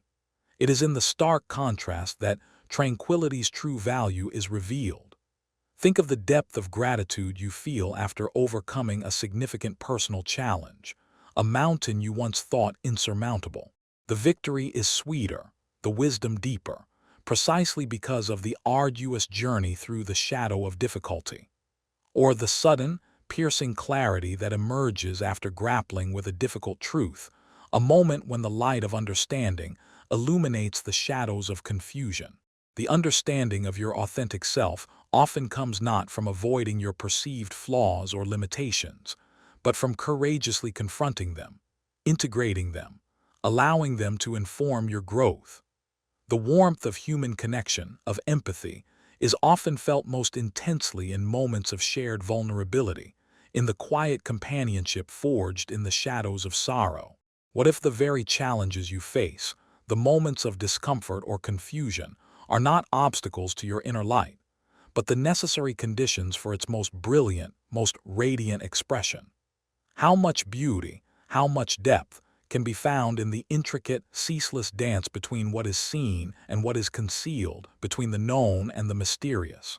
What if the path to true understanding, to profound wisdom, requires embracing the shadow, not as an enemy to be vanquished, but as an indispensable, even sacred, part of your own luminous whole? Perhaps the greatest illumination arises not from seeking to eradicate darkness, but from recognizing its essential role in shaping the very light you embody. To deny one is to diminish the other. To embrace both is to embrace the fullness of your own rich, intricate existence. And as you gaze into the quiet space, you see not just light, nor just shadow, but the seamless, exquisite tapestry they weave together. A silent, profound testament to the fullness, the wholeness, and the unending beauty of your own unfolding existence, gently resting in the exquisite balance of it all. The calm expectation. Imagine for a moment that you've carefully planted a tiny seed in a small pot, nestled in rich, dark soil. You don't tug at it, don't demand it sprout instantly. You simply water it gently, ensure it receives the soft warmth of sunlight, and then you wait. There is an expectation, yes, but it is not anxious, not frenzied. It's a deep, quiet knowing that life will unfold in its own time, in its own way, according to its inherent rhythm. It's a serene certainty, not a desperate hope or a frantic demand. It is the calm expectation of growth. This gentle, settled anticipation is an idea that invites us to reconsider our relationship with the future, with our desires, and with the natural unfolding of life. It's about cultivating a peaceful, confident anticipation for future events or outcomes, without succumbing to the corrosive effects of anxiety, impatience, or the compulsive need to control the timeline or the exact manifestation of our dreams. It is, at its heart, a profound trust in process, in the unseen forces that guide growth and becoming. This concept resonates deeply with the core tenets of mindfulness, which emphasize presence over outcome and the cultivation of radical patience. Psychologically, it stands in contrast to the anxieties of performance orientation or the pressure of immediate gratification. a concept explored in Walter Mischel's famous marshmallow test, which highlighted the benefits of delay of gratification for long-term success. Instead, it aligns with a growth mindset, a term coined by psychologist Carol Dweck, where the focus shifts from fixed outcomes to the continuous process of learning, effort, and resilience. This mindset frees us from the tyranny of immediate results, allowing for a calmer, more persistent engagement with challenges. It acknowledges that true mastery, true growth, is a gradual, unfolding journey, not a sudden destination. Consider the experience of diligently preparing for a significant exam or a crucial presentation. You've done the work, you've studied, you've practiced. And then, you release the outcome, stepping into the moment with a calm readiness, rather than a frantic obsession over every potential question or scenario. Or imagine the quiet composure that settles within you after sending out an important job application. Instead of obsessively checking your email, you carry a calm, steady belief that if it's meant for you, it will unfold, allowing space for other aspects of your life. Think of cultivating a new skill, like learning to play an instrument or mastering a new language.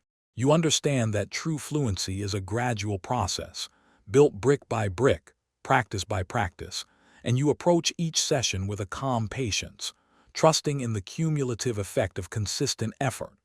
Or the deep, steady warmth in your heart as you wait for a loved one to return from a journey, a calm certainty rather than a fretful, anxious anticipation.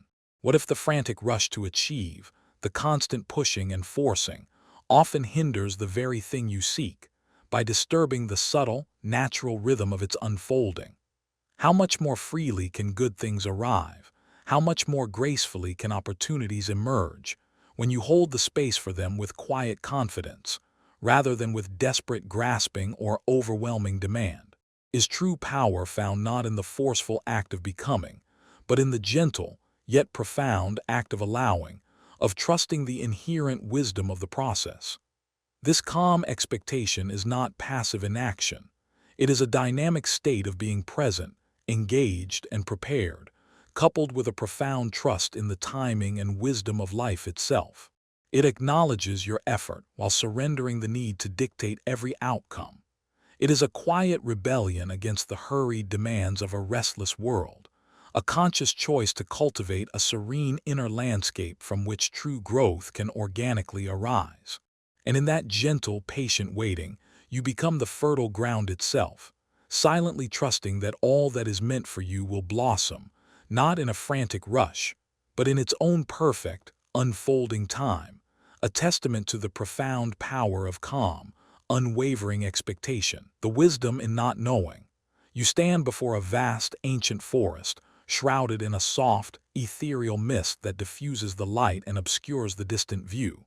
You can only see a few feet ahead, the path ahead dissolving into shimmering uncertainty. There is no map clutched in your hand, no compass to orient you, no clear, predetermined destination. Instead of fear or frustration, or an insistent urge to push through the veil, a profound sense of awe begins to settle over you.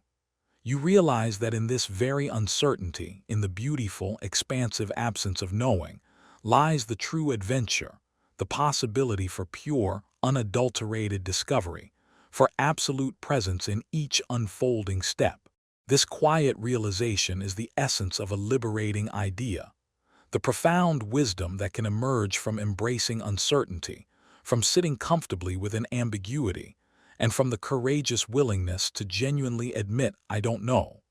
It's a radical departure from our cultural conditioning, which often equates knowing with power and not knowing with weakness.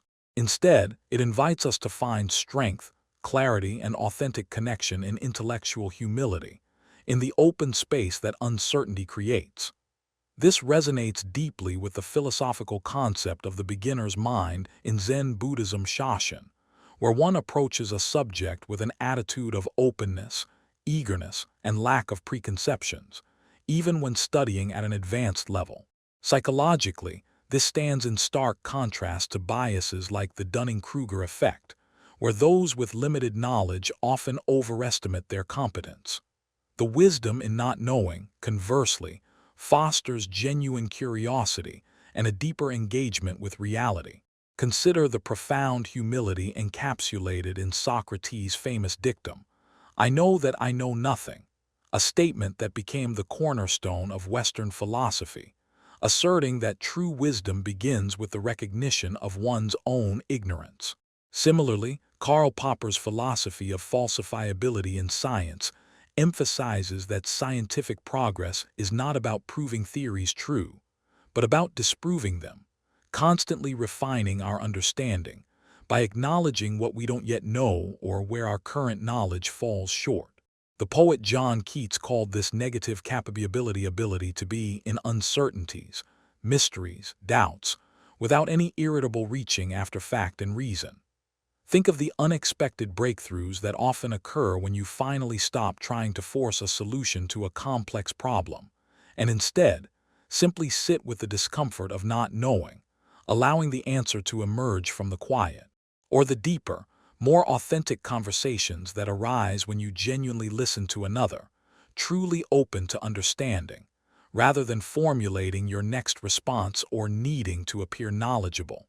Consider the profound, quiet relief that washes over you when you finally admit, perhaps to yourself or to someone you trust, that you don't have all the answers, freeing yourself from the exhausting burden of perceived perfection or omniscience. This liberation often opens new pathways for collaboration, for learning, for genuine connection. Think of the immense growth that comes from entering a completely new field, a new culture, or a new phase of life as a humble, open learner, shedding the need to be an expert and embracing the journey of discovery. What if the relentless need to know everything, to possess all the answers, is a far heavier burden than the lightness that comes from embracing the vast expanse of not knowing? How much beauty, how much wonder, how much authentic connection is missed when you demand immediate clarity from every moment, every encounter, instead of savoring the mystery, the unfolding, the surprising emergence of new understanding?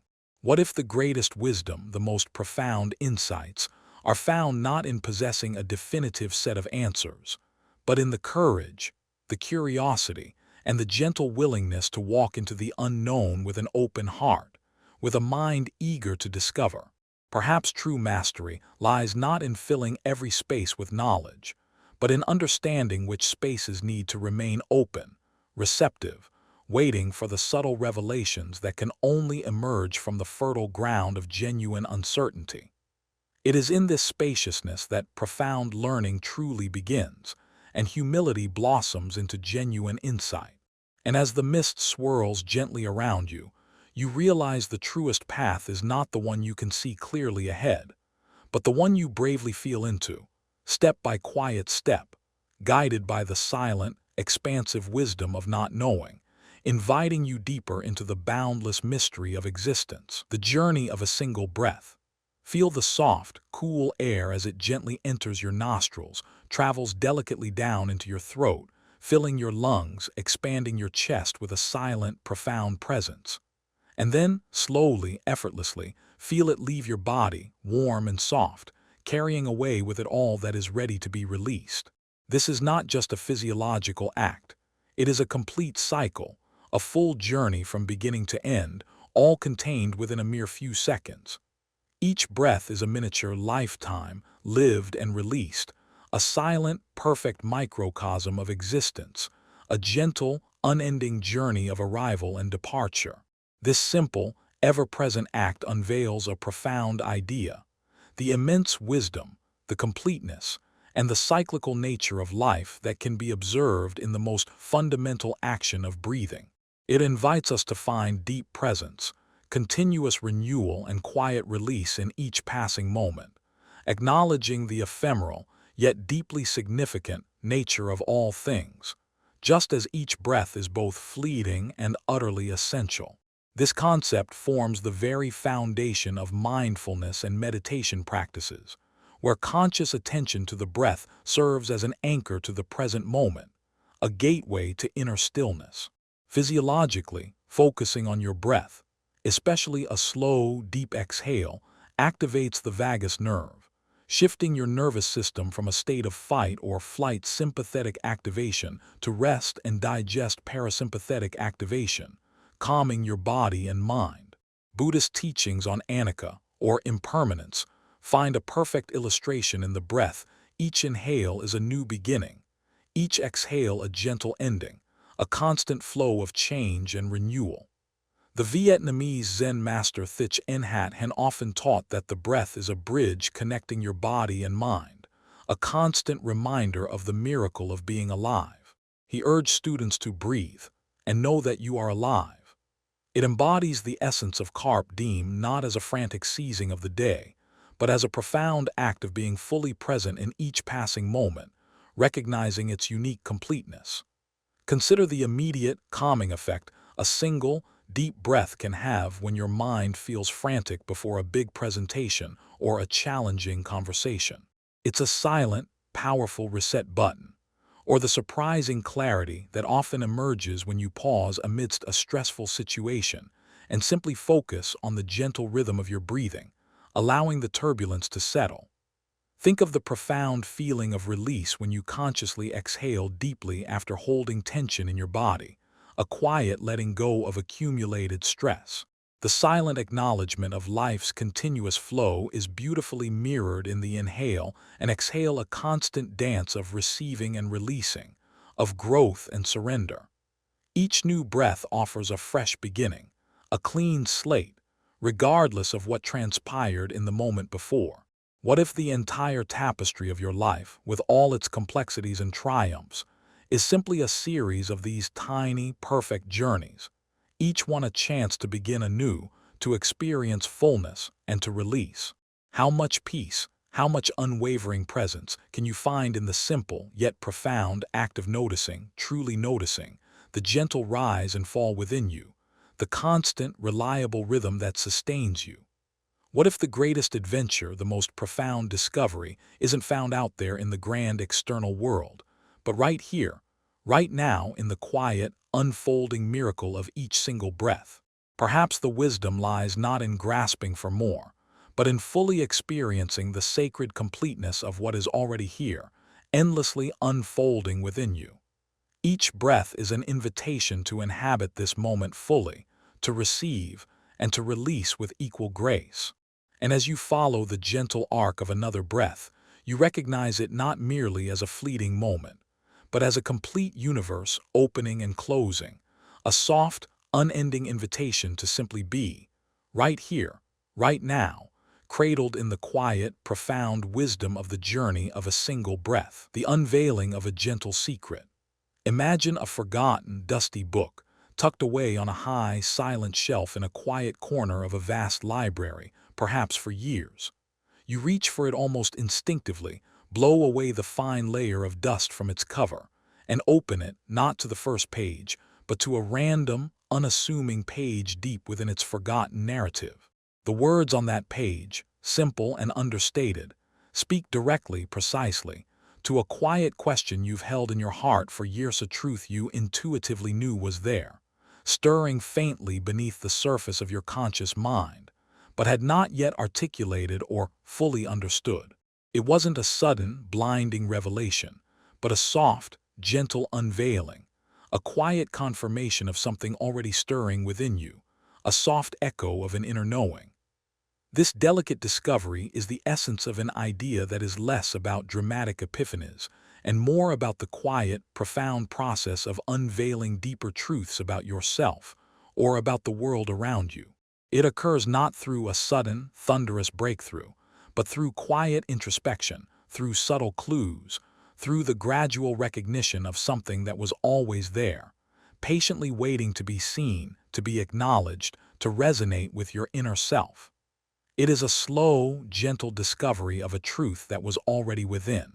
This process is deeply intertwined with self-awareness and introspection. It speaks to the power of intuition, that immediate, non-linear understanding that often surfaces when the conscious mind quiets. While psychology often studies aha moments or sudden insights, the gentle secret emphasizes the more gradual, unfolding nature of such understandings. It touches upon the concept of implicit memory unconscious influences of past experiences that shape our present responses and understandings, even if we can't explicitly recall the source. The gentle secret reveals what has been implicitly known. Carl Rogers, the founder of client-centered therapy, emphasized that true healing and growth occur when individuals discover their own truths and solutions, with the therapist serving as a facilitator, not a director. He believed that each person holds within themselves a vast wellspring of self-understanding, patiently waiting for the right conditions to be unveiled. This also echoes Plato's theory of recollection, or anamnesis, which suggests that learning is not acquiring new knowledge, but remembering what the soul already knows, truths that are dormant, waiting to be reactivated. Think of the quiet understanding that dawns upon you after a period of solitude, perhaps a walk in nature or a peaceful evening alone, revealing what truly matters to you, what truly nourishes your spirit, stripping away layers of external noise. Or the subtle shift in perspective that suddenly makes a long-standing, seemingly insurmountable problem seem manageable, its complexity dissolving into a simple, clear pathway, not because the problem changed, but because your inner vision did.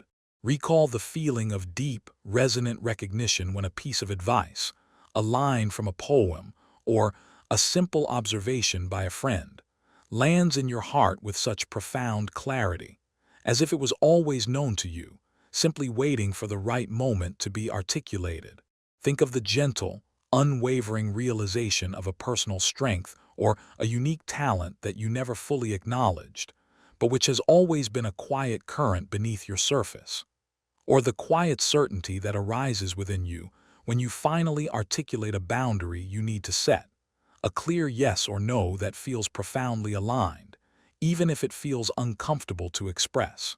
What if the deepest, most vital secrets are not hidden from you, locked away in some distant realm, but simply waiting to be quietly unveiled by you, through the soft, patient light of your own attention and inner inquiry? How much wisdom, how much untapped potential, how much quiet beauty lies dormant within you, patiently awaiting your gentle inquiry, your listening heart? What if the greatest discoveries, the most profound revelations, are not about finding something entirely new in the external world, but about finally recognizing, finally validating, something profoundly true that has always resided within the quiet chamber of your own being? This unveiling is a tender process, a gradual awakening to the innate wisdom that is your birthright. It does not demand force or frantic searching, but rather a quiet receptivity, an open heart willing to listen to the soft whispers of your soul. And as the quiet truth settles, a soft, warm light radiates from within, illuminating not a winding, hidden path, but the silent, profound wisdom that was always, gently, patiently, waiting to be known, right here in the quiet, sacred chamber of your own heart, infinitely unfolding. The shared dreamscape, deeper into the living fabric quietude of sleep, moments of individual apathy. Why vanish or retreat into isolation? Instead, it merges gently, imperceptibly, with a vast, shimmering ocean of collective human experience. You feel the faint, distant echoes of countless stories, of unspoken emotions, of universal aspirations, a deep, silent current of shared humanity flowing beneath the turbulent surface of individual lives. In this profound space you are distinct, a unique wave, yet undeniably, exquisitely part of this immense, living tapestry of all that has been, all that is, and all that might be. This is the shared dreamscape. This feeling, this gentle merging, introduces a profound idea: the deep, inherent interconnectedness of all beings, often felt on an intuitive or subconscious level, transcending the perceived boundaries of individual existence. It reveals a fundamental unity of experience, of emotion, of the very essence of existence.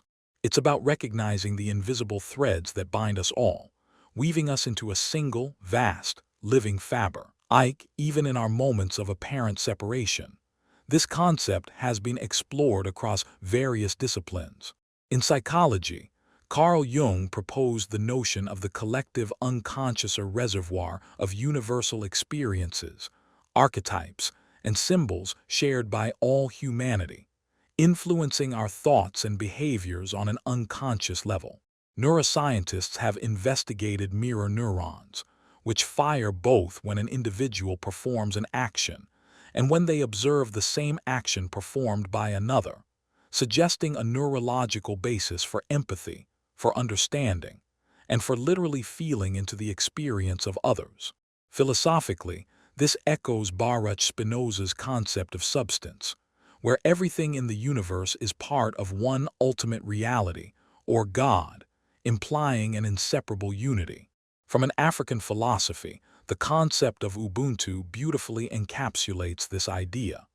I am because we are, emphasizing that our humanity is intrinsically linked to the humanity of others, and our individual well-being is inseparable from the well-being of the collective. Think of the universal comfort found in a shared lullaby, its melody and gentle rhythm resonating deeply across diverse cultures and generations, tapping into a common human need for comfort and security. Consider the profound, almost overwhelming sense of solidarity you might feel during a collective moment of intense grief, like a widespread natural disaster, or during a moment of triumphant collective joy, like a shared cultural celebration. In these moments, individual experiences dissolve into a powerful, palpable unity. Recall how certain stories, myths, or archetypal characters resonate deeply across generations and geographical boundaries, tapping into universal human fears, hopes, and desires. Or the spontaneous, undeniable urge to offer help to a complete stranger in distress, a feeling of their pain or need as if it were your own, bypassing logical thought.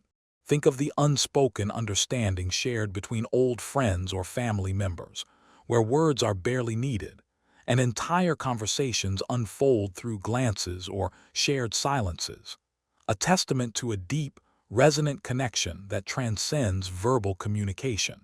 What if the deepest sense of loneliness, the feeling of being utterly separate, is simply a momentary forgetting of this vast, shimmering, shared current that always flows beneath you, around you, and through you? How much more compassion, how much more understanding, how much more boundless love can you offer, both to yourself and to all others, when you truly recognize this shared dreamscape, this fundamental interconnectedness from which all individual experiences emerge? What if your individual journey, with its unique challenges and joys, is not a solitary path, but an integral, beautiful part of a much larger, collective unfolding, a dance of light and shadow shared by all? Perhaps the greatest peace lies in dissolving the illusion of absolute separation, in allowing yourself to feel the gentle pull of this vast, loving consciousness that unites all things. It is not about losing yourself, but about finding a deeper, more expansive version of who you are, intimately woven into the fabric of everything. And as you drift deeper into the quietude, the boundaries gently blur, and you feel yourself not as a separate island, but as a gentle wave in that vast, shimmering ocean, forever connected, forever part of the silent, profound, shared dreamscape of all that is and all that ever will be, the tapestry of gentle moments. Imagine you're walking through a vast, silent forest, and the light is dappled, shifting, making patterns on the moss-covered path. You pause, feeling the cool, gentle breeze whisper through the leaves above. A single dewdrop trembles on a spider's silk, catching the distant gleam of dawn. The air carries the faint, damp scent of earth and distant pine. It's a moment that feels both fleeting and eternal, ordinary yet profoundly precious. You sense the delicate balance of everything around you, a quiet that speaks of intricate interconnectedness. There is no grand event, no sudden revelation, just the gentle unfolding of stillness, a soft, quiet grace. This feeling, this almost imperceptible shift in the light, the cool touch of the air, the scent, it's the quiet architecture of your existence. It's not about the monumental milestones, the grand narratives that history often celebrates. It's about the soft, interwoven threads that create the fabric of your days, the quiet, almost invisible moments that truly shape your inner landscape. Feeling the cool, monumental catching the milestones distant gleam of dawn, just the gentle unfolding of stillness, interwoven threads that create the fabric of your days. Minds, quiet grand, or the grace urgent, invisible moments that truly shape your inner landscape. Imagine you're walking through a vast. This is related to what psychologists might call inattentional blindness, our tendency to miss things when our attention is focused elsewhere, or perhaps a negativity bias, where the dramatic or challenging moments often hold more weight in our memory. We are wired to respond to threats and novelty, sometimes overlooking the quiet, persistent beauty that surrounds us. Yet thinkers like Viktor Frankl, even in the most extreme circumstances of concentration camps, spoke of finding profound meaning in the smallest, most gentle observations: a sunrise, a bird's song, a shared glance of compassion. He understood that even when grand narratives crumble, the human spirit can anchor itself in these delicate fragments of presence, cultivating a profound sense of inner freedom and meaning. It's a deep shift in perspective, moving from the pursuit of big happiness to the recognition of small, profound contentment. Think of the quiet sigh you exhale after a long day, the way your pet leans into your touch, the subtle shift in color in the sky as dusk arrives, the warmth of a perfectly brewed cup of tea on a cold morning. It's the unexpected smile from a stranger, the rhythm of your own breath when you consciously notice it, the feeling of rain on your skin when you're truly present. On social media, we often curate and consume grand experiences: the exotic vacation, the big promotion, the public recognition. But the true wellspring of quiet joy often lies in the moments that aren't photographed, aren't tagged, aren't shared. The gentle, unadorned seconds that simply are. Perhaps it's the feeling of deep understanding when a friend truly listens without judgment, or the quiet satisfaction of completing a simple, repetitive task with full, focused attention. It's the subtle glimmer of light on your wall in the late afternoon, or the barely audible sound of faraway wind chimes carried on a gentle breeze. What if the sum of your life is not measured by the dramatic peaks and valleys, but by the intricate density of these quiet, gentle moments, carefully woven together? What if the true art of living lies in cultivating a deep receptivity to these subtle gifts that are constantly being offered, often unnoticed, creating a rich tapestry of quiet peace? Is it possible that the greatest peace is found not in achieving a grand objective, but in the tender embrace of the present, in savoring the softness of now, allowing the gentle textures of each passing second to permeate your awareness? These moments don't demand anything from you. They simply invite you to be. They are not about striving, but about receiving, about letting your attention gently fall into the quiet hum beneath the noisy surface of daily life. To live fully might simply mean to widen the aperture of your attention, to allow these gentle moments to seep into your awareness, to become the very texture of your being, to feel the gentle thrum of life, not as a demanding symphony, but as a soft, continuous whisper, inviting you into a deeper quietude, a profound rest, a boundless sense of gentle presence, the sound of pure silence. Imagine you are deep underground, perhaps in a quiet cave or an ancient chamber where every external sound is meticulously filtered out. The air around you feels thick, almost palpable in its stillness. You strain your ears, listening for nothing. But then you begin to hear it. The soft rush of blood in your veins, the gentle thrum of your own heartbeat, a faint ringing that might be the sound of your inner ear, or simply the echo of your own consciousness. It's not an absence of sound, but a profound shift in what constitutes sound. You are no longer listening to the world, but to the subtle, internal symphony of your own existence. This isn't the silence of an empty room. It's the silence that reveals, the quiet space where the ordinary noise of the world recedes, allowing a different kind of auditory experience to emerge. This is the sound of pure silence, a concept that challenges the very definition of what we perceive as quiet. It's the paradox that true silence isn't an absence, but a presencia, a unique internal soundscape that only becomes apparent when the external world is hushed. Our minds are often conditioned to perceive silence as a void, a lack. Yet when confronted with true auditory deprivation, we often find that the mind itself generates sounds, or amplifies internal ones that are usually masked by environmental noise. This phenomenon challenges our very notion of what silence is. The avant-garde composer John Cage famously explored this idea. After entering an anechoic chamber, he reported hearing two sounds, one high, one low. The engineers explained that these were the sounds of his nervous system and his blood circulating. Cage concluded that there is no such thing as silence. He understood that even in the most outwardly silent space, there is always the intricate symphony of the inner world, the constant, subtle operations of being alive. This insight shifts silence from a lack to a profound sensory experience, revealing the internal soundscape we perpetually carry. Think of waking in the deepest part of the night when the city outside is finally still. The usual hum of traffic, the distant sirens, the neighbor's television all gone. And in that profound quiet, you might notice the gentle ticking of a clock that usually blends into the background, or the soft creak of your house settling, or even the subtle rhythm of your own breathing, suddenly amplified in the stillness.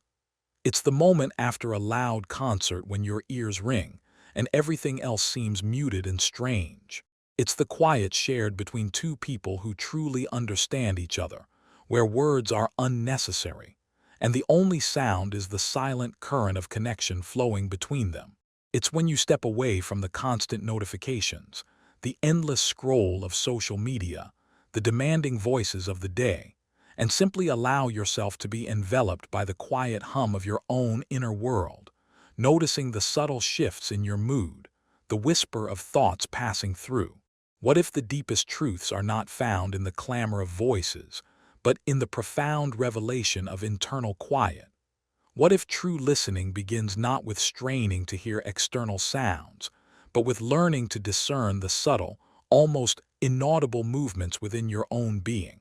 Could it be that the greatest wisdom speaks not through thunder, but through the gentle, persistent hum of your own nervous system, the rhythmic beat of your heart, the soft rustle of your own thoughts?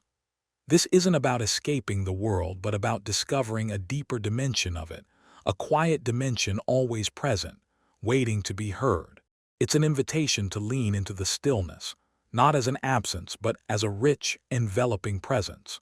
To truly hear the sound of pure silence is to tune into the ancient, quiet song of your own existence, to recognize that even in profound stillness, life continuously whispers its presence, a gentle, sustained note always there, always resonating deep within, the quiet resonance of being. Imagine you are standing on a vast, often forgetting the profound internal validation that is our birthright, the tide receding, pulling the last light with it. The air is cool, carrying the salty scent of the ocean.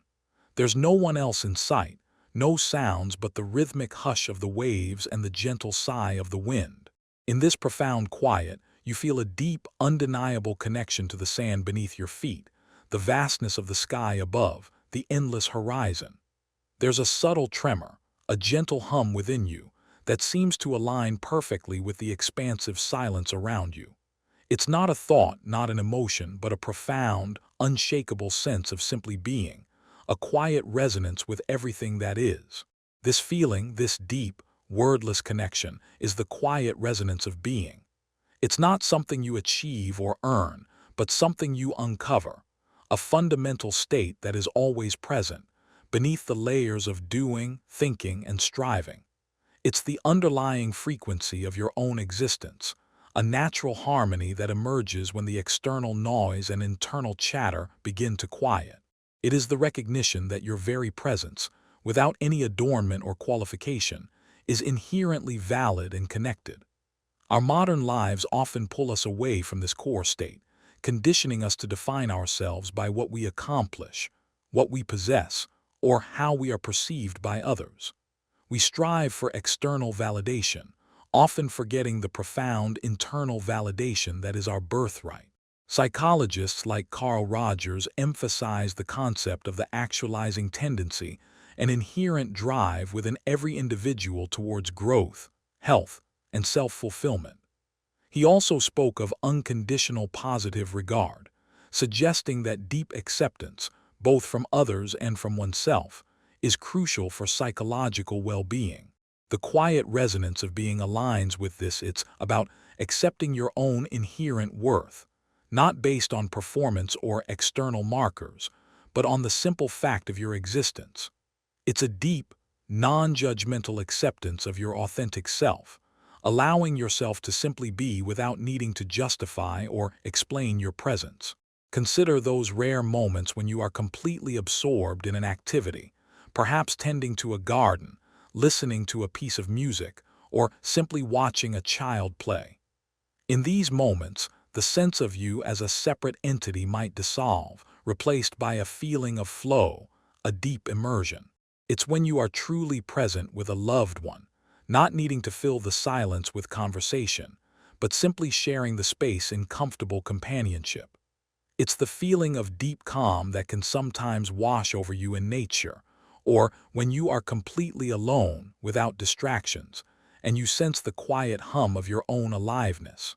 On social media, where identities are often carefully curated and presented, the quiet resonance of being offers a profound counterpoint and invitation to drop the masks and simply rest in the truth of who you are, beyond labels and expectations. It's the feeling of your feet on the ground, the gentle sway of your body as you walk, the subtle shift of air on your skin. What if the deepest sense of belonging is not found in external affiliations, but in this quiet resonance with your own intrinsic self, and through that, with the broader tapestry of existence?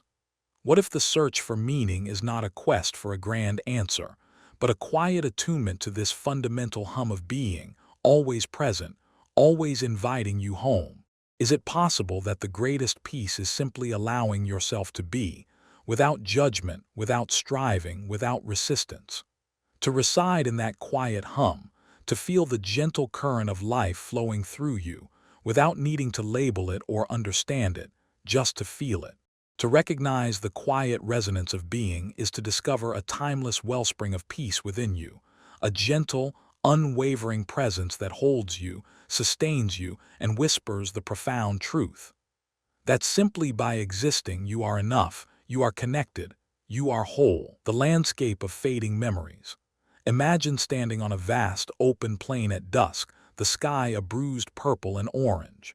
In the distance, you see vague, shimmering outlines of structure as a childhood home, a forgotten classroom, a face you once knew intimately. You try to focus, to bring them into sharp relief, but they shift, waver, and slowly dissipate like mist. A particular laugh, a specific scent, a vivid conversation, you grasp at them, but they are just beyond your reach, leaving only a faint echo, a gentle pang of familiarity. It's not that they are gone, but that their edges have softened, their details blurred, becoming part of a vast, ethereal landscape that you can perceive but no longer precisely inhabit. This is the landscape of fading memories. It's not about loss in the sense of something completely erased, but rather the gentle, inevitable transformation of past experiences. Memories are not fixed recordings, but fluid narratives, constantly reauthored and reinterpreted by the present moment.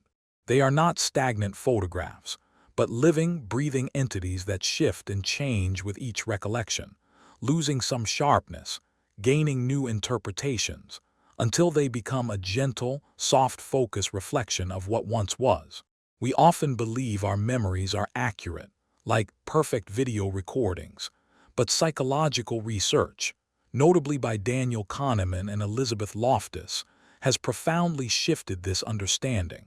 Kahneman's work on cognitive biases, particularly the Peak-End rule, suggests that our memory of an event is heavily influenced by the most intense emotional point and the very end of the experience, rather than the sum of its parts. Loftus' groundbreaking research on eyewitness testimony revealed how easily memories can be altered or even implanted through suggestion.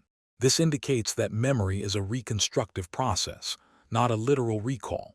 Each time you access a memory, you are not simply replaying it. You are subtly rebuilding it. And in that rebuilding, details can fade, merge, or even be subtly altered. This isn't a flaw, but a fundamental characteristic of how our minds process the past, allowing us to adapt and integrate new information. Think of trying to remember the exact dialogue of a conversation you had years ago with a friend.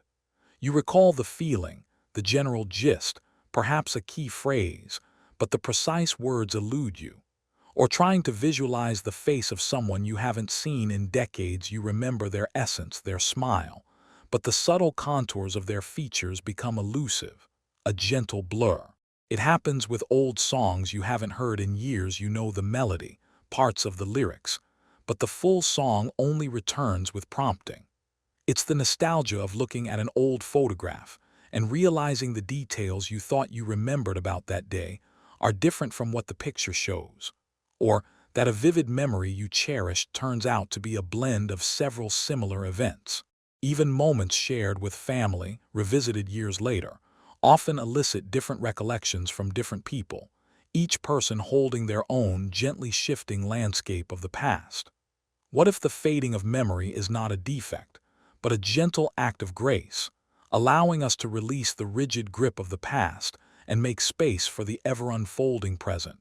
What if true wisdom lies not in clinging fiercely to every detail, but in embracing the fluidity of recollection, understanding that the essence, the feeling, the impact of an experience often lingers long after its precise form has dissolved? Is it possible that this gentle blurring allows for a deeper integration, transforming sharp pains and intense joys into a more nuanced, soft-edged wisdom? It's not about forgetting, but about letting go of the need for perfect retention, trusting that what truly matters will always resonate, even if its exact shape has softened into mist. To wander this landscape of fading memories is to understand the tender impermanence of all things, to find peace in the soft edges of the past, allowing the subtle, quiet echoes to remain, a gentle hum, a whisper of what was, gracefully dissolving into the vast, open space of now and leaving you with a profound sense of lightness, the serenity of the null state. Imagine you are in a quiet room, perhaps lying in bed, the light fading. You close your eyes, and for a moment the world of forms and thoughts seems to dissolve. There's no specific task, no urgent thought, no pressing emotion. You're not trying to sleep, not trying to meditate, not trying to be anything. You are simply there. It's a moment of complete neutrality, an exquisite stillness that feels utterly devoid of content, yet profoundly full of potential. There's no past, no future, just a quiet, expansive emptiness, a gentle pause between breaths, between thoughts, between worlds. This is the serenity of the null state. It's not a void to be filled, nor an absence to be feared. Instead, it is a rich, generative emptiness, a state of being where all the usual definitions and distinctions momentarily cease to hold sway. It is a space of pure potential, a gentle reset point where the mind can truly rest, free from the constant demands of identity, purpose, and perception. It is the ultimate calm, a state of profound non-doing and non-becoming. In many philosophical and spiritual traditions, particularly Taoism, this concept of emptiness or null is central to wisdom and peace. Laozi, the ancient Chinese philosopher, spoke of the wisdom in Wu Wei, often translated as non-doing or effortless action. This isn't about laziness, but about aligning oneself with the natural flow of existence, allowing things to unfold without forcing or striving. The null state is akin to this. It's the space from which creation emerges, like the empty bowl that is useful precisely because of its emptiness, or the silent space between musical notes that gives the melody its form. Psychologically, it can be understood as a state beyond the ego's usual narratives, a temporary suspension of the relentless selfing that defines much of our waking experience. It's where the default mode network of the brain, often associated with self-referential thought and rumination, quietens, allowing for a deeper, more expansive awareness to surface. Think of the feeling right before falling asleep when your thoughts have begun to drift and you are no longer fully conscious, but not yet dreaming. It's the quiet interlude between waking and sleeping, where definitions blur. It's the sensation of floating weightlessly in water or simply sitting in nature, allowing your mind to empty, not focusing on anything, just being present with the vastness. It's the moment after a deep exhale before the next inhale begins, a tiny pocket of stillness. On social media, where constant input and external validation reign, the null state offers a radical counter-invitation. To simply unplug, to step away from the incessant need to consume or produce, and to simply rest in the quiet, unadorned presence of yourself. It's the profound calm that can descend when you stop trying to solve a problem and simply allow your mind to rest, only for the solution to gently emerge from that very stillness. What if the greatest strength lies not in constant action or knowing, but in the capacity to surrender to this profound emptiness, to embrace the serene null state as a source of rejuvenation and clarity? What if true creativity and insight blossom not from strenuous effort, but from the fertile ground of complete stillness, from that gentle pause where nothing is demanded and everything is possible? Is it possible that the deepest sense of peace is found in releasing the need to be anything, do anything, or understand anything, and simply resting in the vast, open space of pure, unconditioned being? To find serenity in the null state is to discover a boundless reservoir of peace within you, a gentle, quiet expansion that invites you to simply be, to rest in the profound simplicity of not needing to be anything more, just effortlessly present. A quiet, soft drift into the expansive stillness, the fading echo of identity. Imagine standing on a bridge over a vast, slow-moving river at night. The moon casts a shimmering path on the water, but the edges of the riverbed (NKS) are lost in shadow. As you look down, you catch glimpses of reflections of stars, of the distant city lights, perhaps even a distorted reflection of yourself. But they are fleeting, wavering, constantly dissolving and reforming with the gentle currents. You sense that your own image, the one you hold so tightly, is just another ripple, a temporary pattern on the surface of something far deeper and more expansive. It's not a loss, but a soft, gentle dissolution, a quiet echo of what you thought you were. This is the fading echo of identity. It's the subtle, profound realization that the you construct, the collection of roles, beliefs, achievements, and relationships, is not a fixed, immutable structure. Instead, it's a living, breathing narrative, constantly shifting, subtly dissolving and reforming. It's the gentle understanding that the essence of who you are is not contained within these finite definitions, but resides in a deeper, more expansive awareness, beyond the echo of any particular self. We are often taught to define ourselves by our stories, our experiences, our labels. From a young age, we build a self-concept, a distinct I that navigates the world. Yet this constructed self, while necessary for daily functioning, can become a prison if we mistake it for our entire being. Psychologists like Erik Erikson explored the stages of psychosocial development, highlighting how identity is formed and reformed throughout life, a continuous process. Carl Jung spoke of the ego as the center of consciousness, a necessary function, but differentiated it from the self, which he saw as the totality of the psyche, conscious and unconscious, a deeper, more holistic reality. The fading echo of identity is an invitation to explore beyond the ego's fixed boundaries, to acknowledge that the person you were yesterday, or even an hour ago, is subtly different from the person you are now. It's not about losing yourself, but expanding your understanding of who you are, recognizing the fluidity and impermanence of any single definition. Think of looking back at an old photograph from your teenage years. The person in that picture feels distantly familiar, yet fundamentally different from who you are today. Their concerns, their aspirations, their very mannerisms feel like a fading echo. Or consider a significant life change, a career shift, a new relationship, moving to a new city. In these transitions, parts of your old identity gently recede, making space for new aspects of yourself to emerge. It's the feeling of realizing a core belief you held for years no longer resonates, gently dissolving into a new understanding.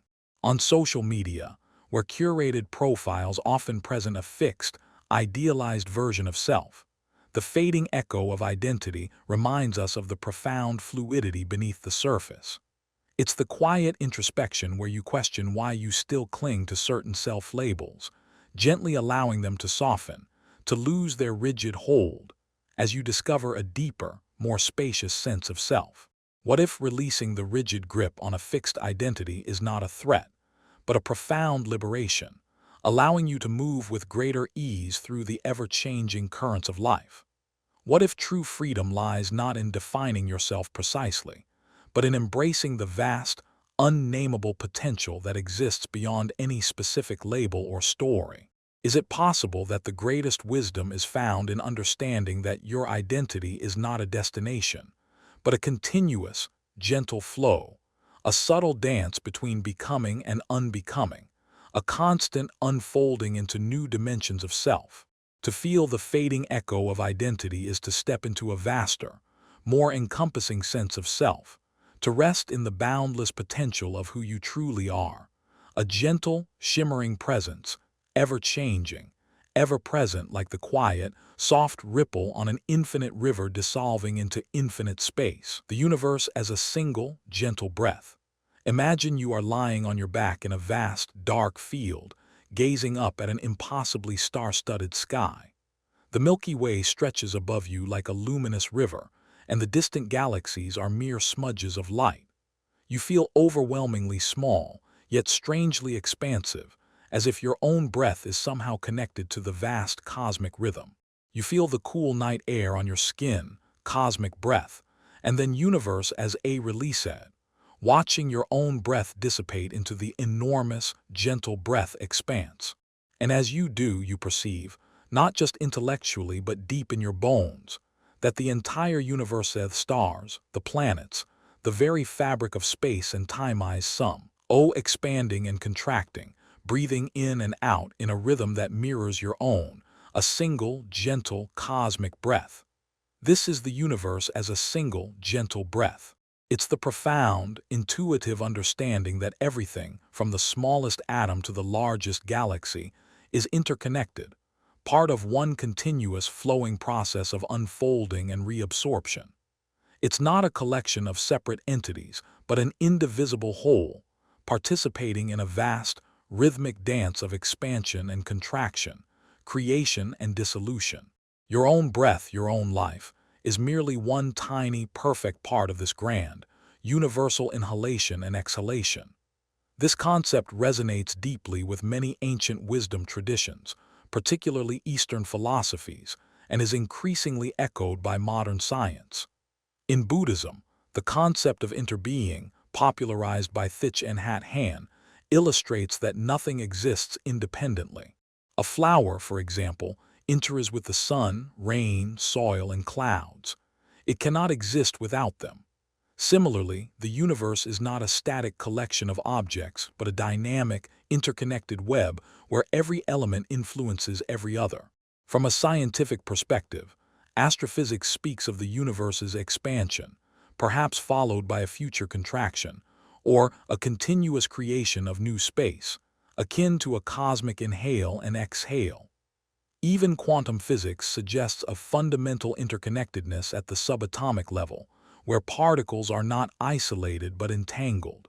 This isn't about merging into nothingness, but about recognizing the fundamental unity that underlies all apparent separation, a gentle, cosmic reciprocity.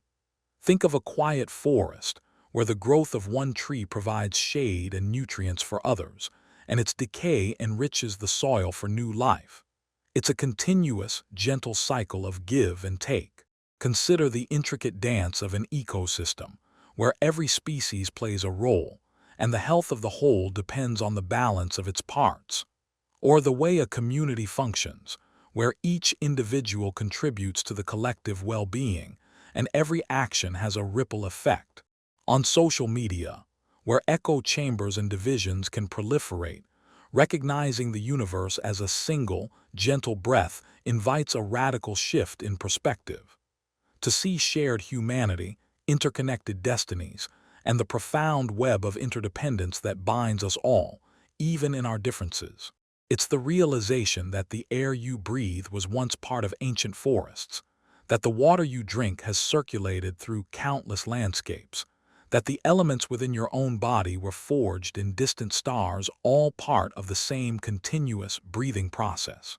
What if the deepest sense of peace comes from recognizing your inseparable connection to this vast, breathing universe, understanding that you are not merely in the universe, but of it, an integral part of its gentle, unfolding rhythm? What if the perceived separations, the boundaries between you and other, are merely illusions, and beneath them lies a profound, unifying current, a single, gentle breath? Is it possible that true understanding arises not from dissecting reality into smaller and smaller pieces, but from sensing the seamless, interconnected flow of everything, allowing yourself to dissolve gently into this vast, cosmic inhale and exhale? To feel the universe as a single, gentle breath is to rest in the profound knowing that you are deeply held, infinitely connected, an essential part of an ongoing, tender creation, a quiet, sustained whisper of life breathing itself into being. A gentle, vast exhalation into limitless tranquility, the quiet warp of time. Imagine you are sitting by a window while physics. For a long while, theory of each relativity drop seems distinct now. But then it's the subtle time, a bending and liquid curtain. Moments psychologists later observed how our realized hours have emotions and past, though it influences our felt perception of like time mere minutes, or perhaps a vague, ticking clock. The memory of the beginning of the rain is already distant, yet the sound is still here now. Time, you realize, is not a rigid line but a pliable, shimmering fabric, bending and stretching, sometimes rushing, sometimes lingering, a quiet warp that shifts around your awareness, often without you even noticing. This is the quiet warp of time. It's the subtle, often unnoticed elasticity of our experience of duration. Time, as we subjectively perceive it, is not a constant, ticking clock, but a fluid medium influenced by our emotions, our focus, and our state of being. It can accelerate or decelerate, contract or expand, quietly warping around us, making a single moment feel like an eternity or an entire year vanish in a blink. It's the subtle bending of now. While physics, famously with Albert Einstein's theory of relativity, describes time as a fourth dimension that can be warped by gravity and velocity, our personal, subjective experience of time is equally profound in its elasticity. Psychologists have long observed how our emotions and attention dramatically influence our perception of time. When we are deeply engaged in an activity we love, time seems to fly by. Conversely, moments of intense boredom or fear can feel excruciatingly long. This is partly due to how our brains process information and store memories.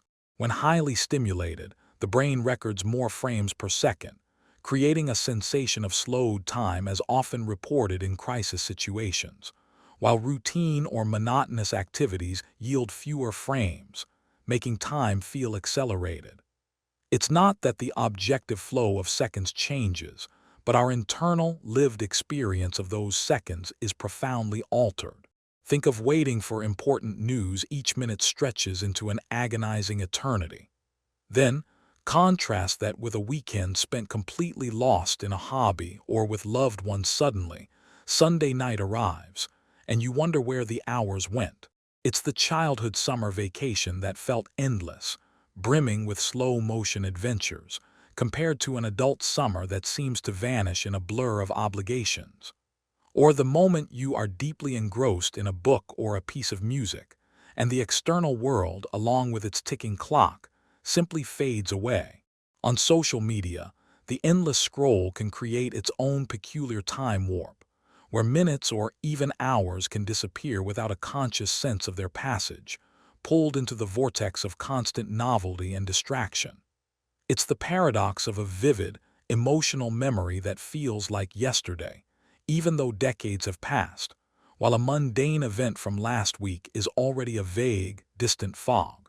What if embracing the quiet warp of time is an invitation to greater presence, to consciously step into moments of deep engagement that naturally slow the perceived flow, or to intentionally allow unproductive moments to speed past?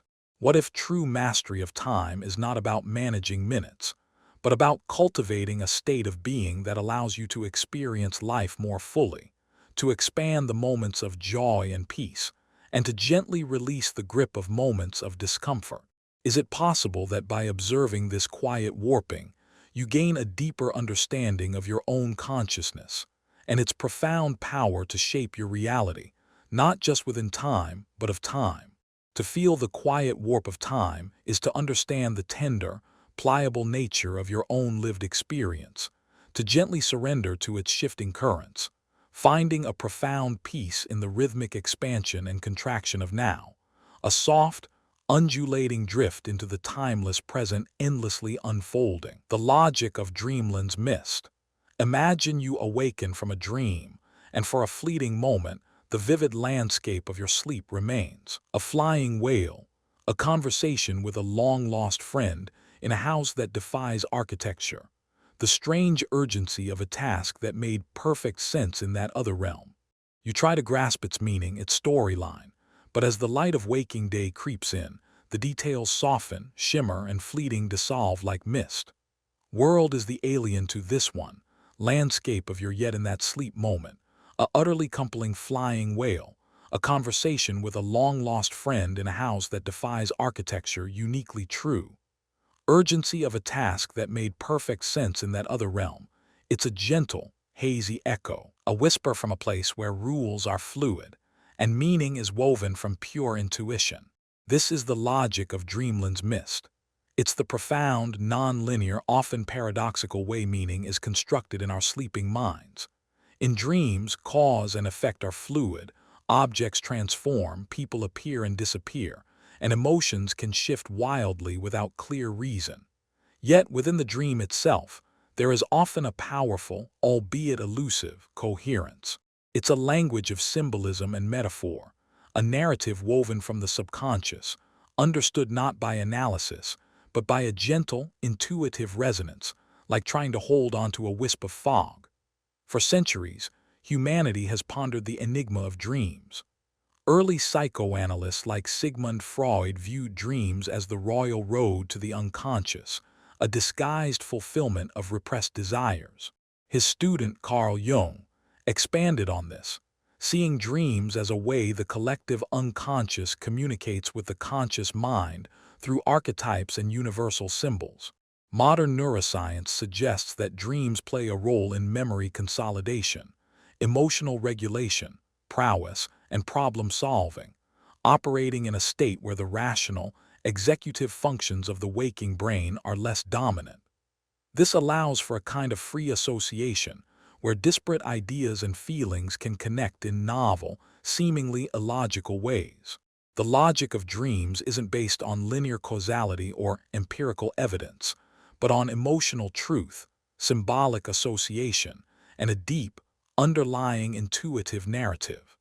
It's a gentle reminder that our minds operate on multiple levels, beyond the confines of waking rationality. Think of trying to explain a particularly vivid dream to someone in the morning. The feeling of it is strong, but the sequence of events, the sudden transformations, the emotional shifts, become almost impossible to articulate coherently in waking language. Then I was flying, but also swimming, and my cat was talking, but it wasn't really my cat. Or consider how an image from a dream might linger with you for days, subtly influencing your mood or providing an unexpected insight, even if its literal meaning remains obscure. It's the sudden realization in a dream that you are late for an exam you never took, and the panic feels utterly real, even if the scenario is impossible. On social media, where arguments are often driven by rigid logic and defined narratives, the logic of Dreamland's Mist reminds us that much of human experience, emotion, and creativity flows from a deeper, less structured place, a place of intuition and symbolic understanding. It's the way a dream can provide a unique perspective on a problem you've been wrestling with, bypassing logical constraints to offer an imaginative solution that feels profoundly true, even if unconventional. What if understanding the logic of Dreamland's Mist is an invitation to embrace the non-rational, the intuitive, and the symbolic aspects of your own mind, allowing them to inform your waking life in gentle, surprising ways? What if some of the deepest truths cannot be grasped through linear thought, but only through a surrender to the swirling, interconnected narratives of your subconscious? Is it possible that by observing the fluid, symbolic nature of your dreams, you can cultivate a greater acceptance for the ambiguities and paradoxes of waking life, finding a deeper, more profound form of meaning that transcends mere logic? To quietly observe the logic of Dreamland's Mist is to touch a deeper dimension of your own being, to allow yourself to drift into a soft, intuitive understanding where everything is connected by unseen threads, a gentle, timeless flow of symbols and sensations, inviting you into a deeper rest, a profound, quiet knowing, the space where concepts blossom. Imagine you are walking through a vast, silent garden at dawn. The air is cool and still, carrying the scent of damp earth. You notice a single, perfectly formed rosebud, tightly closed, its petals a swirl of muted color. It holds within it the perfect potential of a fully bloomed rose's scent, the texture, the vibrant color, the intricate structure even though none of these are yet fully manifest. It's an abstract idea, a pure potential, a concept of rose nest waiting to unfold, a gentle whisper of form emerging from the formless. You feel the quiet anticipation of something beautiful, an idea becoming real. This is the space where concepts blossom. It's the subtle, fertile ground of the mind where abstract ideas, insights, and understandings first emerge, before they take concrete form in words, actions, or tangible creations. It's not about analyzing existing knowledge, but about the gentle, almost imperceptible unfolding of something entirely new, a fresh pattern of understanding forming from the vast, open field of consciousness. It's the moment a what-if becomes a clear possibility, or a vague intuition solidifies into a coherent thought. Philosophers throughout history have grappled with the origin of ideas. Plato, for example, posited a world of forms where perfect, eternal, immutable concepts like the perfect circle or justice exist, and our physical world is merely an imperfect reflection of these.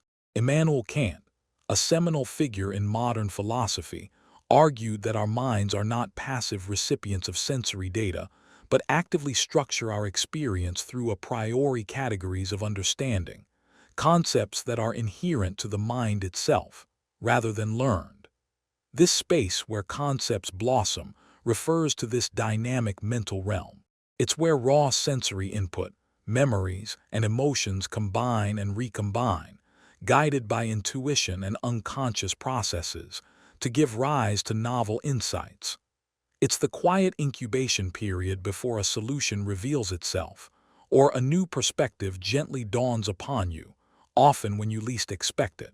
Think of the moment an artist stares at a blank canvas, and a vague notion of a painting begins to form in their mind before any brushstroke. Or a scientist pondering a complex problem, and suddenly a new hypothesis, a conceptual leap, gently blossoms into their awareness, bridging previously unrelated ideas. It's the quiet moment a writer is brainstorming, and the initial hazy outline of a character or plot begins to take shape.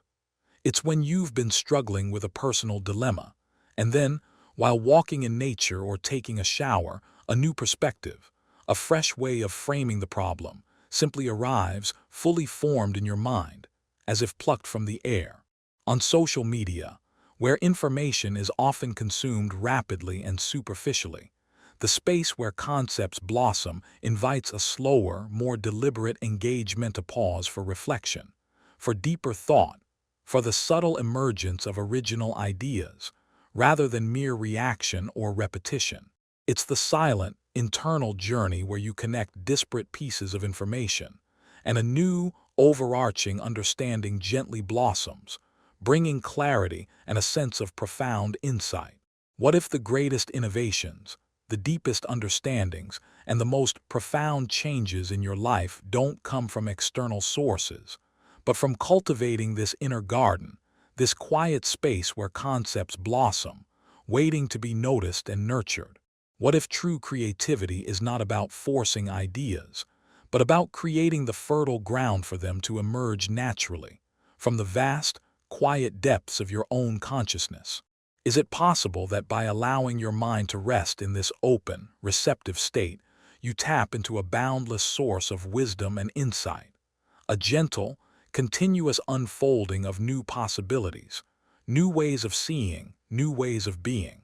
To honor the space where concepts blossom is to recognize the limitless potential within your own mind, to gently tend to the subtle whispers of insight, allowing them to unfold into beautiful, meaningful forms, a quiet, continuous creation, eternally blossoming into new awareness, a soft, generative stillness, of embrace of time, universal calm. You find yourself drifting on a vast, open sea, the horizon blurring into an endless expanse of sky. For what feels like an eternity, the waves have been relentless, crashing against your small vessel, the wind a furious, unceasing howl. Your muscles are coiled tight, every nerve alert, anticipating the next lurch, the next spray of cold water. Your mind races with calculations of distance, of time, of survival. The constant motion, the roaring din, has become your entire reality, a heavy shroud upon your senses, but then in a single breathtaking heartbeat, something shifts. The turbulent clouds above begin to part, revealing a sliver of pale, impossibly blue sky.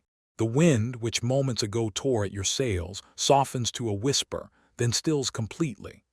The frantic churning of the water around you subsides, the whitecaps smooth themselves into long, languid swells, and then, impossibly, the surface becomes like glass, reflecting the deepening twilight, a perfect mirror to the vast calculations of distant heavens. The cacophony of the storm fades, not gradually, but as if a master switch has been flipped, leaving behind a profound, almost echoing silence. In that suspended moment, you don't just feel the absence of chaos. You feel an immense, unyielding stability rising from the profound depths beneath you, a peace so vast it seems to hold the entire world in its quiet embrace. This isn't merely a lull in the storm. It is the revelation of an underlying truth, a constant current of peace that exists independent of the surface turbulence. It is the realization that calm is not something you actively create or desperately seek out, but rather an omnipresent frequency, a deep, resonant hum that is always there, waiting for you to simply tune into it.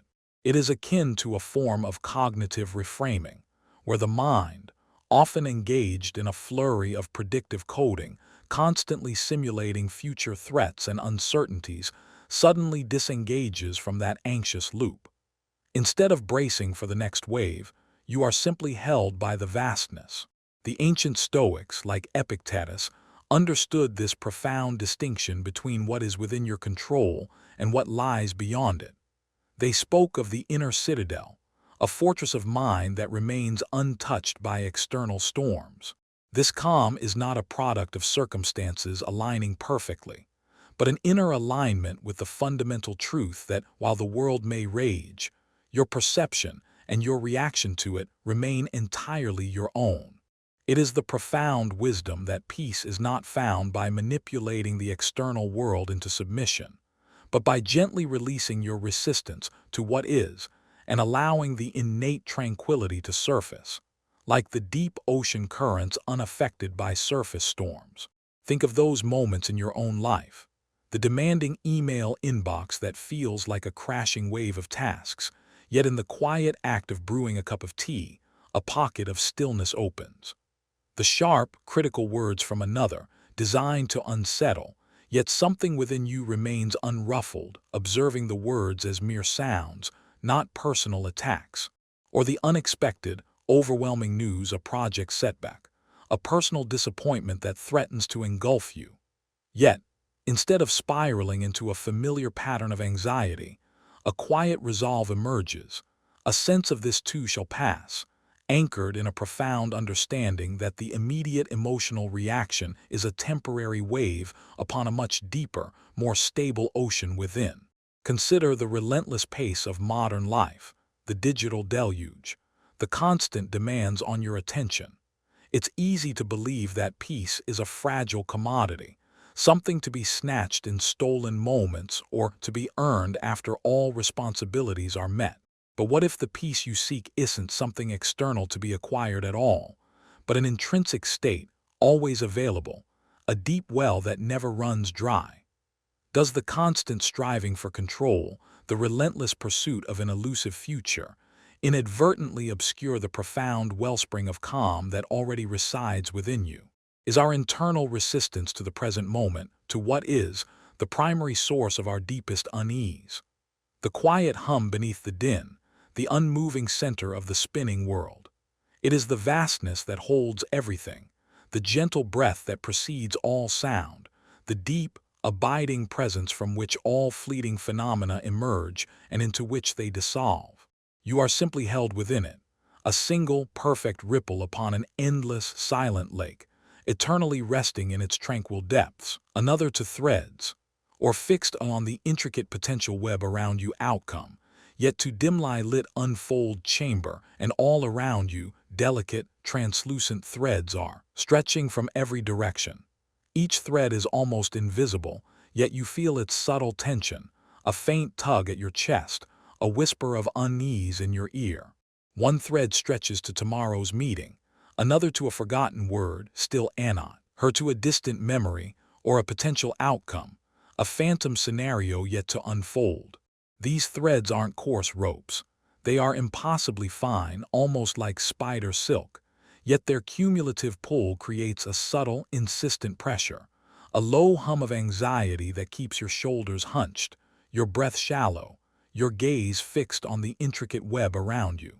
Insist to understand their origin, to untangle them, but the more you focus, the more threads appear, shimmering faintly in the gloom, binding you in their intricate, gossamer net. Now imagine that one by one, without effort or struggle on your part, these threads begin to slacken, not snapping or tearing, but simply softening, losing their tension, becoming less distinct.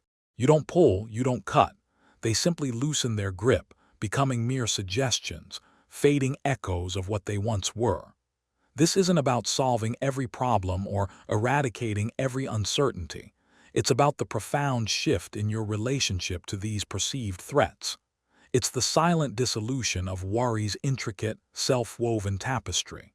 This experience touches upon the essence of cognitive restructuring, a core principle in many therapeutic approaches, where the mind learns to challenge unhelpful thought patterns. Our worries often stem from cognitive biases, as explored by Daniel Kahneman, where our brains, in an attempt to be efficient, sometimes make quick judgments based on limited or biased information, leading to an overestimation of threats or a misinterpretation of neutral events. The availability heuristic, for instance, might cause you to dwell on easily recalled negative outcomes, amplifying their perceived likelihood. The threads of worry are often spun from these very biases, creating narratives of what if that gain a disproportionate hold on your attention, even when the actual risk is low. It is the recognition that the mind's anxious projections are often just that, projections, not predictions of absolute truth. Consider a common situation. You send an email, a message containing an important request or a delicate piece of information. The moment you press send, a thread of worry begins to form. Did I phrase that correctly? Will they misunderstand? What if they react negatively? You find yourself replaying the words, imagining various scenarios, each more unfavorable than the last. Or perhaps you're planning a trip.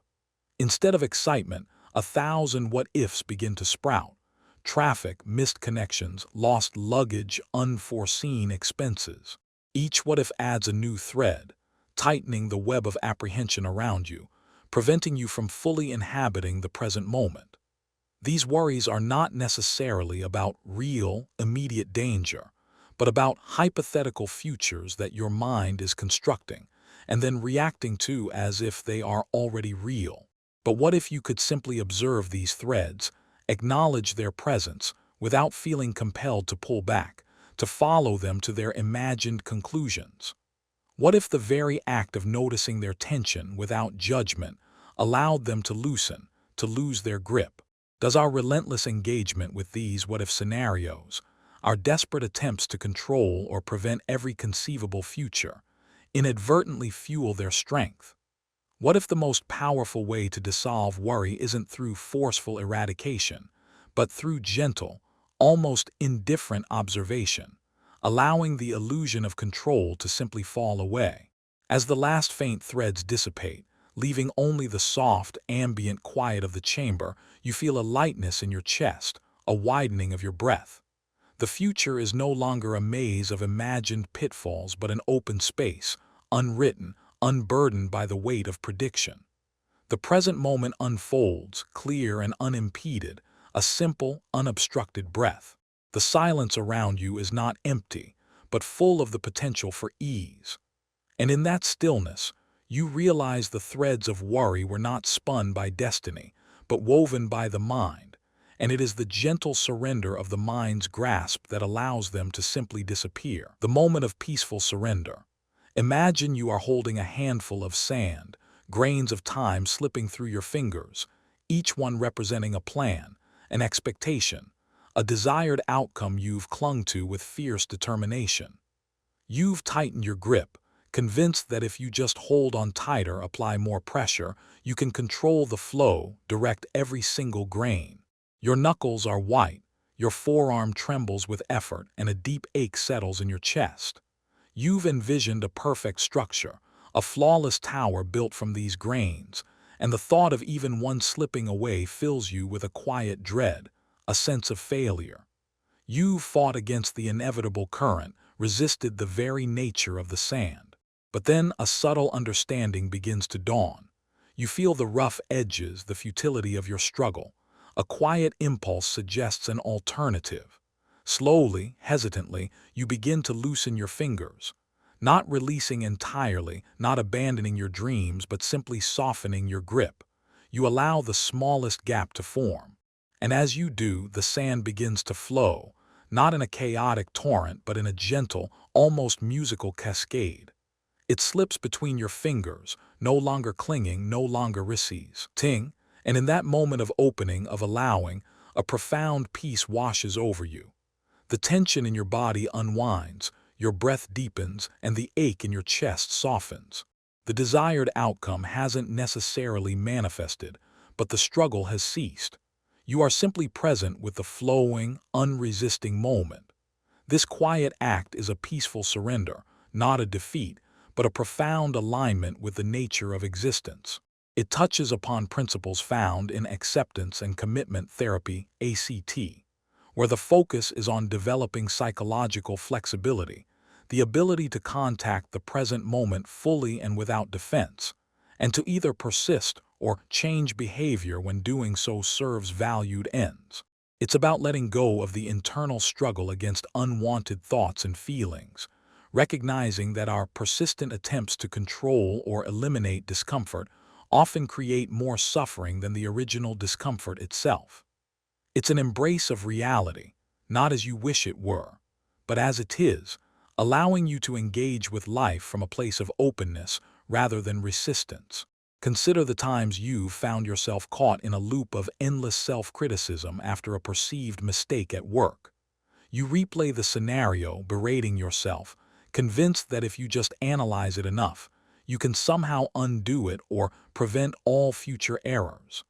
The tight grip on perfection, the refusal to accept imperfection. Or perhaps you're navigating a relationship difficulty, stubbornly holding onto a particular narrative, unwilling to release your viewpoint even slightly, convinced that bending will somehow break you. The harder you grasp, the more fractured the connection becomes.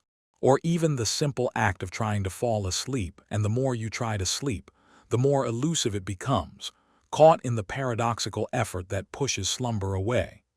In each instance, the insistence on control, the resistance to what is, creates a tightening, an internal friction that prevents ease.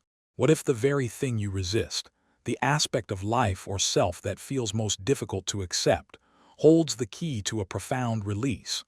What if the path to true freedom lies not in fighting against the current, but in learning to float, to let the current carry you with trust and ease? Does our deepest fear of losing control prevent us from discovering the boundless strength found in letting go? Is it possible that by surrendering the need for a specific outcome, you open yourself to a wider, more expansive set of possibilities, ones you couldn't have envisioned while clutching so tightly? As the last grains of sand flow gently from your open palm, leaving only the soft memory of their movement, a vast stillness settles around you. There is no longer the urgent need to predict, to control, to force. There is only the quiet presence of this moment, unburdened by expectation, unburdened by resistance. You are simply here in a state of profound ease, embraced by a peace that asks nothing but your willingness to release. And in that release, everything is held effortlessly, weightlessly, the wisdom found in stillness. Imagine standing at the edge of a deep, silent forest, the air thick with the scent of pine and damp earth. All around you the world is in constant motion, leaves rustling in an unseen breeze, distant birds calling, tiny insects humming. Your mind, too, is a whirlwind of thoughts, plans for tomorrow, echoes of yesterday's conversations, a mental checklist of unfinished tasks. Each thought is a ripple, a tiny disturbance on the surface of your awareness, preventing a clear view of the depths. You feel compelled to move, to do, to engage with the next stimulus, convinced that action is the only path to clarity or progress. But then stop all around you. Depths, to subside, settle unseen, down, to do, next, body to the soften.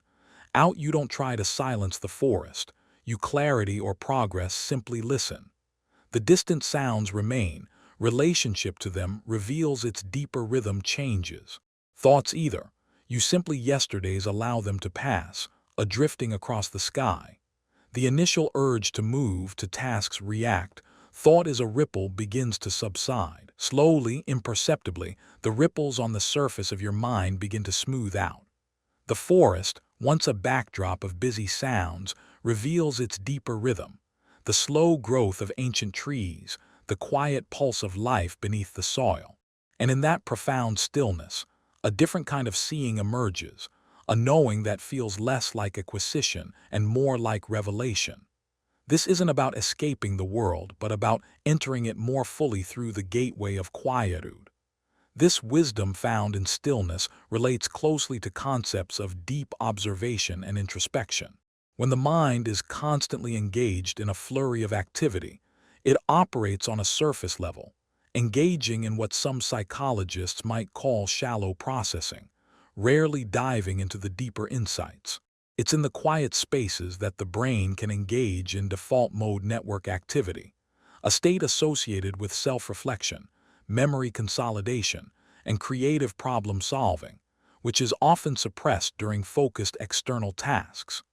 Think of the philosopher Blaise Pascal, who famously stated, "All of humanity's problems stem from man's inability to sit quietly in a room alone." He intuited that much of our suffering comes from an avoidance of inner stillness, a constant need for distraction to escape the discomfort of self-confrontation. Consider moments in your own life where clarity suddenly appeared, perhaps after a long, quiet walk, far from the buzzing of screens and the demands of others. A complex problem at work that seemed insurmountable, only to find a simple, elegant solution presenting itself during a quiet morning shower. Or a challenging personal decision that felt tangled and overwhelming, yet when you paused, taking a deep breath and simply allowing the space for inner quiet, the true path became evident, not through forceful reasoning, but through an intuitive recognition. These aren't moments of active problem solving. They are moments where the solution arises from a deeper well of understanding, unburdened by the noise of constant mental chatter. What if the answers you seek aren't out there, hidden in more information or more effort, but are patiently waiting for you to simply quiet the internal noise enough to hear them? Does our societal emphasis on constant productivity and external validation inadvertently blind us to the profound insights that emerge from inactivity, from simply being? What if the greatest strength lies not in relentless action, but in the courage to pause, to listen, to trust the deep knowing that surfaces only in the absence of striving? As the last vestiges of mental chatter subside, you become aware of the silent symphony of life around you and within you. The wisdom isn't a voice that speaks, but a quiet, resonant understanding that simply is. It flows through the ancient trees, through the silent earth, and through the very core of your being. It is the knowing that comes not from seeking, but from resting. And in that profound and gentle stillness, you are simply held by the quiet truth of all things, vast and unmoving, a deep pool of understanding waiting for your return, the serene canvas of tomorrow.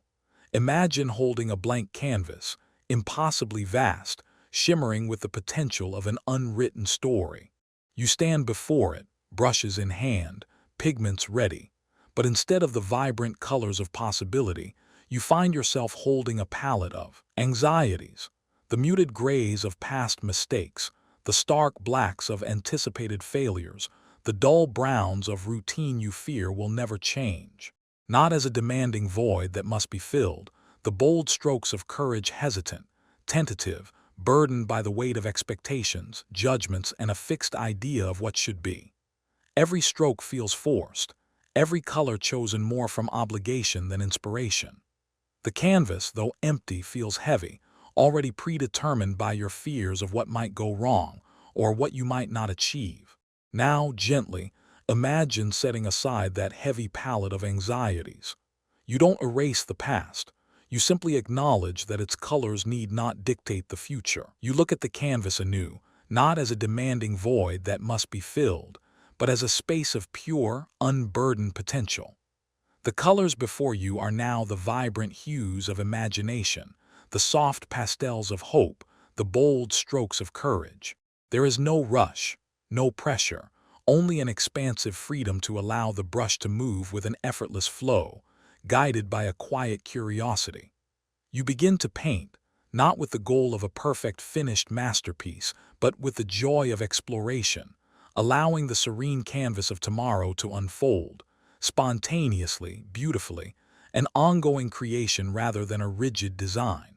This shift in perspective mirrors the principles of a growth mindset, a concept brilliantly articulated by Carol Dweck. A fixed mindset views abilities and future outcomes as predetermined, leading to a fear of failure and a reluctance to embrace challenges. It paints tomorrow with the premixed, dull colors of past limitations. In contrast, a growth mindset perceives abilities as learnable and situations as opportunities for development, treating the future as an expansive, malleable space for learning and evolution. It approaches the canvas not as a test, but as a journey of discovery. This isn't about ignoring challenges, but about reframing them as part of the creative process, understanding that every mistake is just another brushstroke, another layer adding depth to the emerging artwork. Consider the common experience of facing a new project at work. With a fixed mindset, you might immediately feel a knot of apprehension. What if I fail? I'm not good at this. The canvas of the project feels pre-stained with past insecurities, but with a growth mindset, the same project becomes an exciting challenge. What can I learn here? How can I grow through this? Or perhaps you're navigating a significant life transition, a move, a new relationship, a career change. The unknown future can feel overwhelming, a blank page waiting for monumental errors. Yet, when approached with openness, With the understanding that tomorrow is always a continuous creation, the uncertainty transforms into a vast, liberating possibility. Even small, everyday interactions, when viewed as opportunities for connection rather than potential sources of judgment, paint a richer, more vibrant present and future.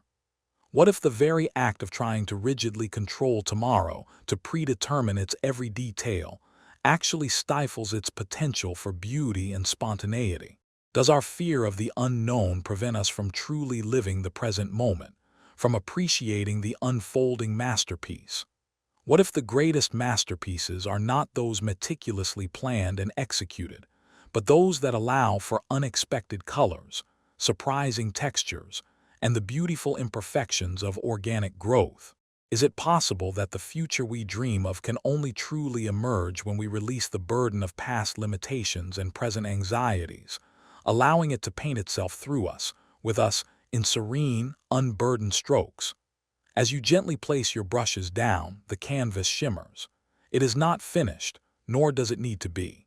It is an ongoing creation, an open invitation to explore, to learn, to become. The colors softly blend, creating new, unforeseen hues. The lines flow with an effortless grace. There is no final judgment, no expectation of perfection, only the quiet, expanding beauty of possibility. And in that serene and open space, tomorrow gently breathes, awaiting your next soft, curious stroke, always ready to unfold into something new, something beautiful, something entirely its own. The ocean of shared tranquility. Imagine standing by the shore of a vast ocean, the setting sun painting the sky in shades of rose and gold. All day long, you've felt like a lone island, battered by your own unique currents, tossed by the waves of individual concerns, isolated in your personal struggles. The world beyond your immediate shores feels distant, a separate collection of other islands, each with its own storms and calms. You watch the ceaseless movement of the waves, a symbol of endless individual effort and struggle. But as twilight deepens, something shifts. You notice the rhythmic sigh of the tide, pulling back and then reaching forward, a steady, universal breath. You become aware that the same moon that pulls the tides here is pulling them across every shore, in every corner of the world. The water beneath your feet is not separate from the water that laps against distant lands, nor from the water that evaporates into clouds and falls as rain. It is all one continuous, an interconnected symbol of body. In that moment, the sense of isolation dissolves, not through effort, but through a profound realization. You are not a separate island at all, but merely a temporary ripple on an immense, shared ocean. And within that shared ocean, beneath all the surface motion, lies a profound, collective tranquility, an unbroken continuum of peace that holds everyone, everywhere. This intuitive understanding aligns with the concept of collective experience and the inherent human capacity for empathy, often linked to the discovery of mirror neurons. These neurons activate not only when we perform an action, but also when we observe others performing the same action, suggesting a neurological basis for understanding and feeling what others experience. It implies a fundamental interconnectedness, a shared resonance beneath the surface of individual lives. Carl Jung's idea of the collective unconscious also touches upon this, proposing a shared reservoir of experiences and patterns that transcend individual consciousness, a deep wellspring of human commonality. This shared tranquility is not something you seek to find in another, but a recognition that it is the medium through which all human experience flows, a fundamental state of being that underlies all individual expressions of joy, sorrow, struggle, and peace. Think of a time when you've witnessed a moment of universal kindness, a stranger offering help without expectation, a collective sigh of relief in a shared moment of success, or the quiet, unspoken understanding passed between individuals during a moment of profound grief. In these moments, personal barriers seem to melt away, and a deeper, shared humanity comes to the forefront. Or consider the collective calm that can descend upon a group of people practicing mindfulness together, where individual minds, once turbulent, find a synchronous rhythm of peace, creating a palpable field of tranquility. Even the simple act of listening to a piece of music with others can evoke a shared emotional experience, a collective calm that transcends individual differences, reminding you that deep within, we resonate with the same fundamental frequencies.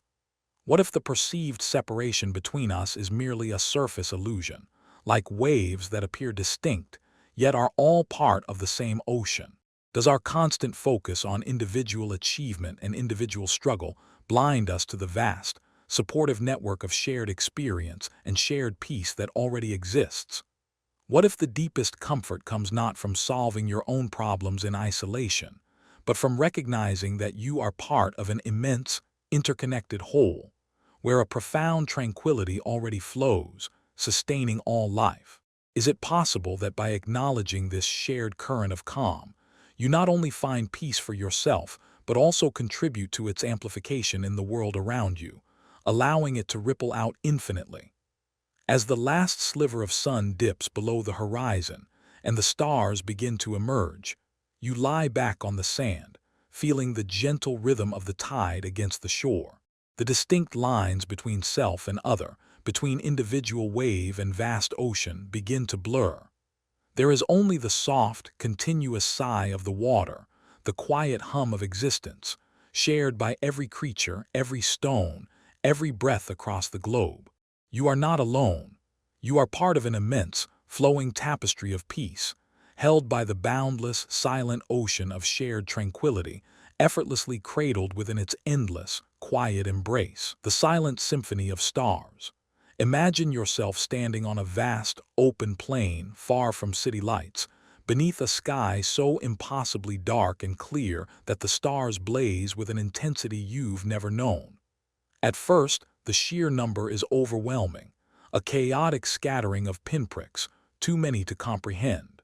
Your eyes dart from one to another trying to find patterns, to impose order on the boundless sprawl.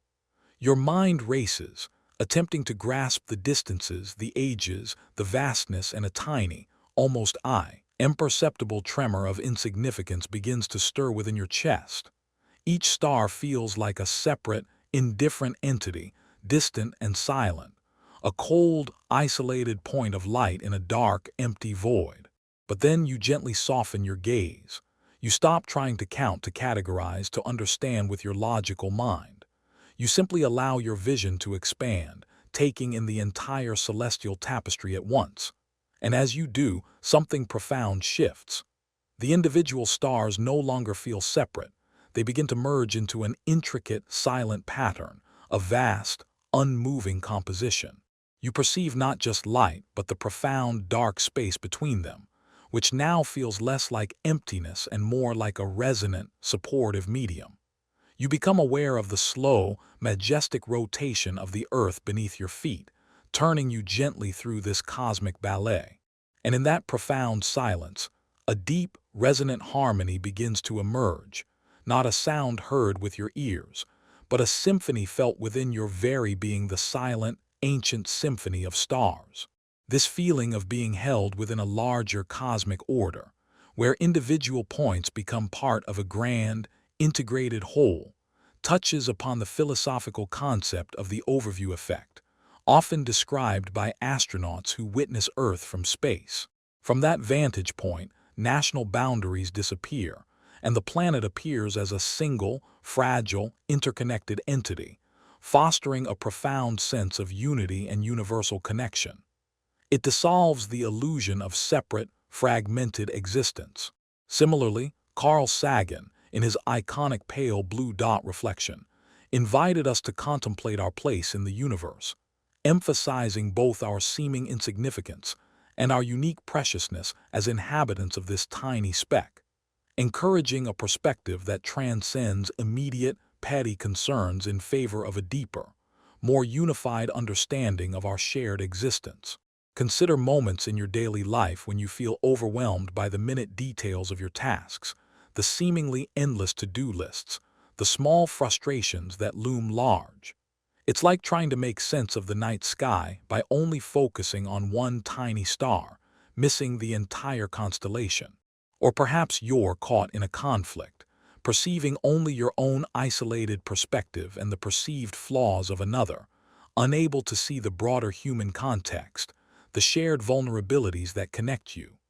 These are moments where the noise of individual concerns obscures the underlying harmony, the vast, silent truth of interconnectedness. When you step back, when you allow the mind to soften its grip on the specifics, the larger pattern, the inherent beauty, often reveals itself. What if the universe isn't a cold, chaotic void, but a vast, silent composition in which every single atom, every particle, every conscious being plays an essential, interconnected part? Does our constant striving for individual recognition and individual control prevent us from experiencing the profound peace of being simply one note in an infinitely vast, harmonious symphony? What if the truest understanding of yourself and your place in the world emerges not from grasping the details, but from surrendering to the breathtaking immensity, the silent, ancient order of all things? Is it possible that by dissolving the illusion of isolated existence, you tap into a boundless source of peace, a quiet hum that echoes the very song of the cosmos itself? As you rest beneath the silent, swirling expanse, the individual stars no longer demand your attention. They are simply there, a luminous tapestry, breathing with an ancient, unspoken rhythm. The coldness of space transforms into a gentle embrace, the vastness into a comforting immensity. You are not a separate observer. You are part of the very fabric of the starlit night, held within its silent, enduring harmony. And in that profound and quiet communion, the universe whispers its deepest truth, a silent song of belonging, echoing softly within your very soul, always endlessly, harmoniously. The Gen.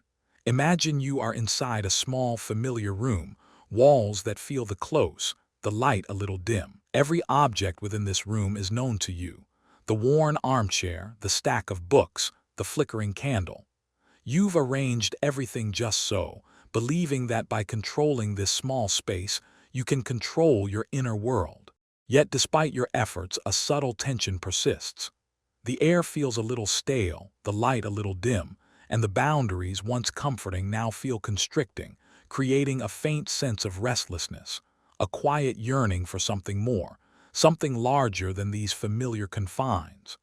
But then, gently, without effort or force, the walls of this room begin to recede. Not crumbling or collapsing, you don't struggle, becoming exert effort, then expanding outwards. The ceiling lifts, revealing an endless sky. The floor extends into a vast, verdant landscape. The familiar objects within the room don't disappear.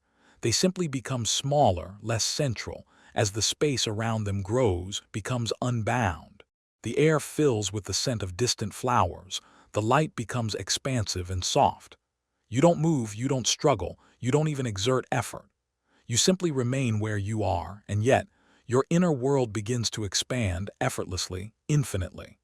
There is no longer a sense of being contained, but rather a profound experience of being spacious, open, and boundless. This gentle expansion of inner space is a core tenet of mindfulness and self-awareness practices, central to approaches like mindfulness-based stress reduction, MBSR, developed by John Kabat-Zinn. It's about cultivating a non-judgmental awareness of the present moment, allowing thoughts and emotions to arise and pass without attachment or resistance. When we habitually cling to our thoughts, especially those that trigger anxiety or self-criticism, our inner room becomes cramped and suffocating. However, by observing these mental phenomena from a detached, compassionate perspective, we create distance, allowing them to exist without dominating our inner landscape. This isn't about emptying the mind, but about creating more capacity to hold everything within it, transforming the tight grip of internal experience into an open, expansive embrace. Consider a situation where you find yourself caught in a spiral of negative self-talk after a perceived failure at work or in a relationship. The inner critic's voice can feel like the walls closing in, suffocating you with judgment and shame. Or perhaps you're experiencing a strong, uncomfortable emotion: anger, sadness, fear, and your natural inclination is to fight it, suppress it, or distract yourself from it, which only intensifies the feeling of being trapped within its grip. Even in moments of physical discomfort like a persistent ache, the mind often contracts around the sensation, making it feel larger and more consuming. In each case, the inner space feels constricted, limited by the immediate experience. But what if, instead of fighting, you simply acknowledged the voice, the emotion, the sensation, giving it space to exist without judgment or resistance? What if the key to relief isn't to diminish the intensity of the experience, but to expand the container that holds it? Does our constant need to fix or solve our internal discomforts prevent us from discovering the boundless capacity for acceptance and spaciousness that already resides within us? Is it possible that by allowing all aspects of your inner world to simply be, without attachment or aversion, you unlock a profound sense of inner freedom, a peace that transcends the fleeting nature of emotions and thoughts? As the last vestiges of confining walls dissolve, leaving only the endless sky above and the vast horizon stretching before you, you feel an immense lightness. The thoughts that once pressed in now float gently, like distant clouds, losing their power to bind you. The emotions, once overwhelming, now simply exist as passing colors in an infinite landscape. You are no longer defined by your experiences, but by the spaciousness that holds them all. And in that gentle, boundless expansion, you realize that your inner world is not a small, finite room, but an infinite, tranquil universe, always available, always welcoming, always profoundly at peace within its own vastness. The whisper of cosmic dust. Imagine holding a blank canvas, impossibly vast, shimmering with the potential of an unwritten story. The bold strokes of courage, brushes in hand, or what you might not achieve. But instead of the vibrant colors of possibility, you find yourself holding a palette of anxieties, the muted grays of past mistakes, the stark blacks of anticipated failures, the dull browns of routine you fear will never change. You begin to sketch. Imagine lines are sailing hesitant, palette of anxieties tentative. You burdened by the weight of simply acknowledge that its colors expectations, judgments, and a fixed idea of what should be. Every stroke feels forced, every color chosen more from obligation than inspiration. The canvas, though empty, feels heavy, already predetermined by your fears of what might go wrong or what you might not achieve. Now, gently, imagine setting aside that heavy palette of anxieties. You don't erase the past. You simply acknowledge that its colors need not dictate the future. You look at the canvas anew, not as a demanding void that must be filled, but as a space of pure, unburdened potential. The colors before you are now the vibrant hues of imagination, the soft pastels of hope, the bold strokes of courage. There is no rush, no pressure, only an expansive freedom to allow the brush to move with an effortless flow, guided by a quiet curiosity. You begin to paint, not with the goal of a perfect finished masterpiece, but with the joy of exploration, allowing the serene canvas of tomorrow to unfold, spontaneously, beautifully, an ongoing creation rather than a rigid design. This shift in perspective mirrors the principles of a growth mindset, a concept brilliantly articulated by Carol Dweck. A fixed mindset views abilities and future outcomes as predetermined, leading to a fear of failure and a reluctance to embrace challenges. It paints tomorrow with the premixed, dull colors of past limitations. In contrast, a growth mindset perceives abilities as learnable and situations as opportunities for development, treating the future as an expansive, malleable space for learning and evolution. It approaches the canvas not as a test, but as a journey of discovery. This isn't about ignoring challenges, but about reframing them as part of the creative process, understanding that every mistake is just another brushstroke, another layer adding depth to the emerging artwork. Consider the common experience of facing a new project at work. With a fixed mindset, you might immediately feel a knot of apprehension. What if I fail? I'm not good at this. The The canvas of the project feels pre-stained with past insecurities, but with a growth mindset, the same project becomes an exciting challenge. What can I learn here? How can I grow through this? Or perhaps you're navigating a significant life transition, a move, a new relationship, a career change. The unknown future can feel overwhelming, a blank page waiting for monumental errors. Yet, when approached with openness, with the understanding that tomorrow is always a continuous creation, the uncertainty transforms into a vast, liberating possibility. Even small, everyday interactions, when viewed as opportunities for connection rather than potential sources of judgment, paint a richer, more vibrant present and future. What if the very act of trying to rigidly control tomorrow, to predetermine its every detail, actually stifles its potential for beauty and spontaneity? Does our fear of the unknown prevent us from truly living the present moment, from appreciating the unfolding masterpiece? What if the greatest masterpieces are not those meticulously planned and executed, but those that allow for unexpected colors, surprising textures, and the beautiful imperfections of organic growth? Is it possible that the future we dream of can only truly emerge when we release the burden of past limitations and present anxieties, allowing it to paint itself through us, with us, in serene, unburdened strokes? As you gently place your brushes down, the canvas shimmers. It is not finished, nor does it need to be. It is an ongoing creation, an open invitation to explore, to learn, to become. The colors softly blend, creating new, unforeseen hues. The lines flow with an effortless grace. There is no final judgment, no expectation of perfection, only the quiet, expanding beauty of possibility. And in that serene and open space, tomorrow gently breathes, awaiting your next soft, curious stroke, always ready to unfold into something new, something beautiful, something entirely its own. No longer timelessness, but an embrace of its boundless, the invisible urgent clock need to run, ticking relentlessly before your eyes. To stride is control measured, your breath is ragged counted, passed to every regret second a unit of progress or delay. You are caught in the relentless current of linear time, constantly chasing the next moment, attempting to outrun the past, and fearing the inevitable arrival of the future. To stride is control measured, gentle presence and the very concept of now feels like a fleeting point, instantly gone the moment it arrives, leaving only the urgent need to keep moving, to keep pace with the relentless tick-tock. The present feels like a fragile, elusive thing, perpetually slipping through your grasp. But then, without conscious effort, you step off the treadmill. The invisible clock dissolves.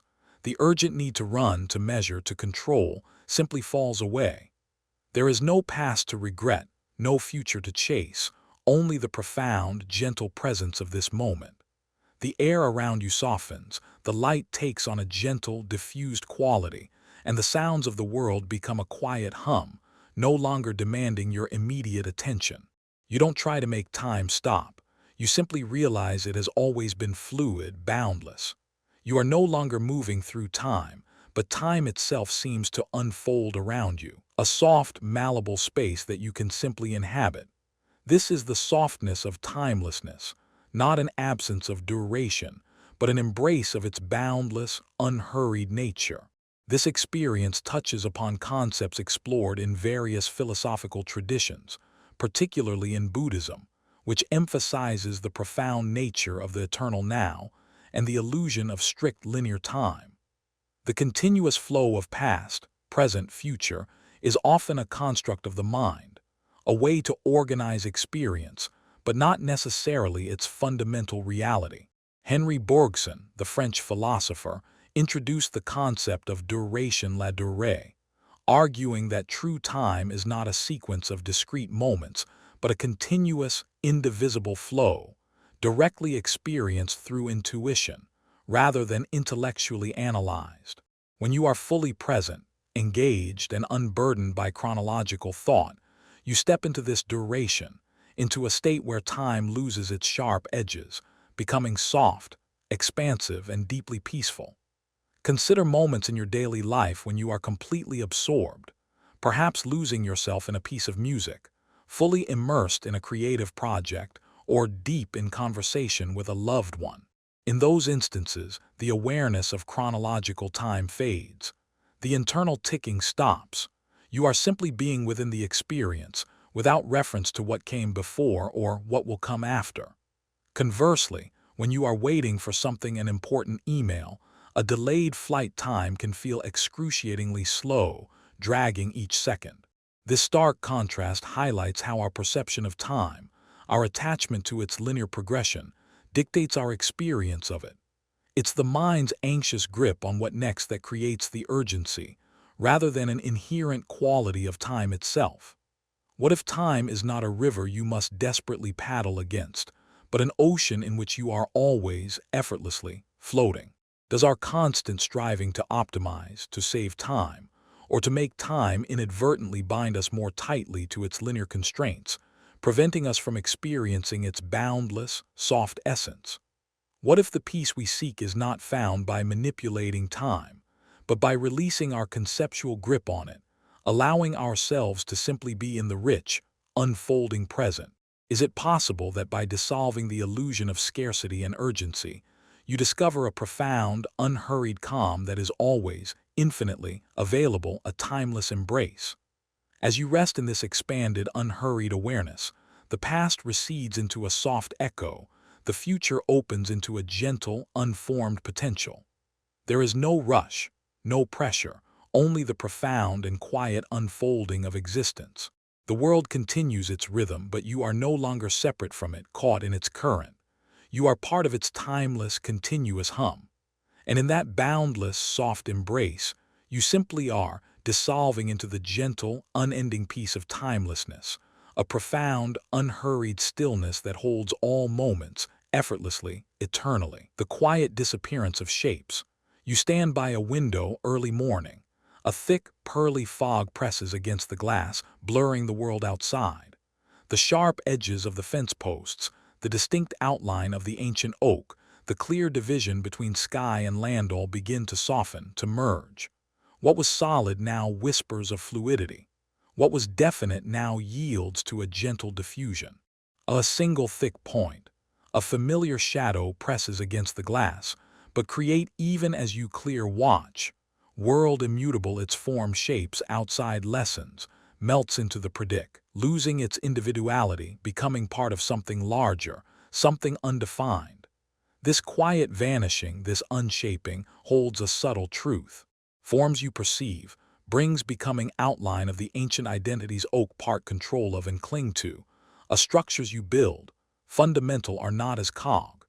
They are, essence, solid this now quiet overwhelming arrangements, patterns in a fluid reality, shaping, forming, and creating reforming mental shortcuts. But sometimes your mind, this very need for in its relentless definition, can drive to create a categorize and rigid tan understand, a cognitive inflexibility, label everything. But world immutable its form shapes, melts into the predictability. This is a fundamental cognitive process, a way your brain makes sense of the overwhelming sense, or input, forming schemas, creating mental shortcuts. But sometimes this very need for definition can create a rigidity, a cognitive inflexibility, a resistance to the inherent flux of existence. You cling to the shape of a situation, a relationship, or even your own self-image, long after the underlying currents have begun to shift. The mind's tendency towards reification, the mistaken belief that an abstract concept is a concrete thing, can solidify what is meant to flow, creating an unnecessary burden of expectation and disappointment. Philosophers from ancient Greece, like Heraclitus, understood this deeply, noting that everything flows panta rhei. He recognized that change is the only constant, and to resist this fundamental reality is to suffer. The shapes you see, the forms you identify with, are momentary stills in an endless river of becoming, like ripples on a vast, dark pond. Think of the shape of your career path you once envisioned, meticulously drawn and defined. Then, The market shifts, technology evolves, your own interests morph, and that clear outline begins to blur, yielding to new possibilities, unexpected detours. Or consider a friendship, once so distinctly shaped by shared experiences and familiar routines. Over time, distances grow, priorities diverge, and while the connection may remain, its form gently, quietly disappears, transforming into something softer, less defined, perhaps even more expansive. Even the you were yesterday with its fixed beliefs and habits is not quite the you of today. Each experience, each interaction, each breath subtly reshapes the contours of your being, even if you are not always consciously aware of the quiet dissolution. What if the discomfort you sometimes feel is simply the resistance to a shape quietly dissolving?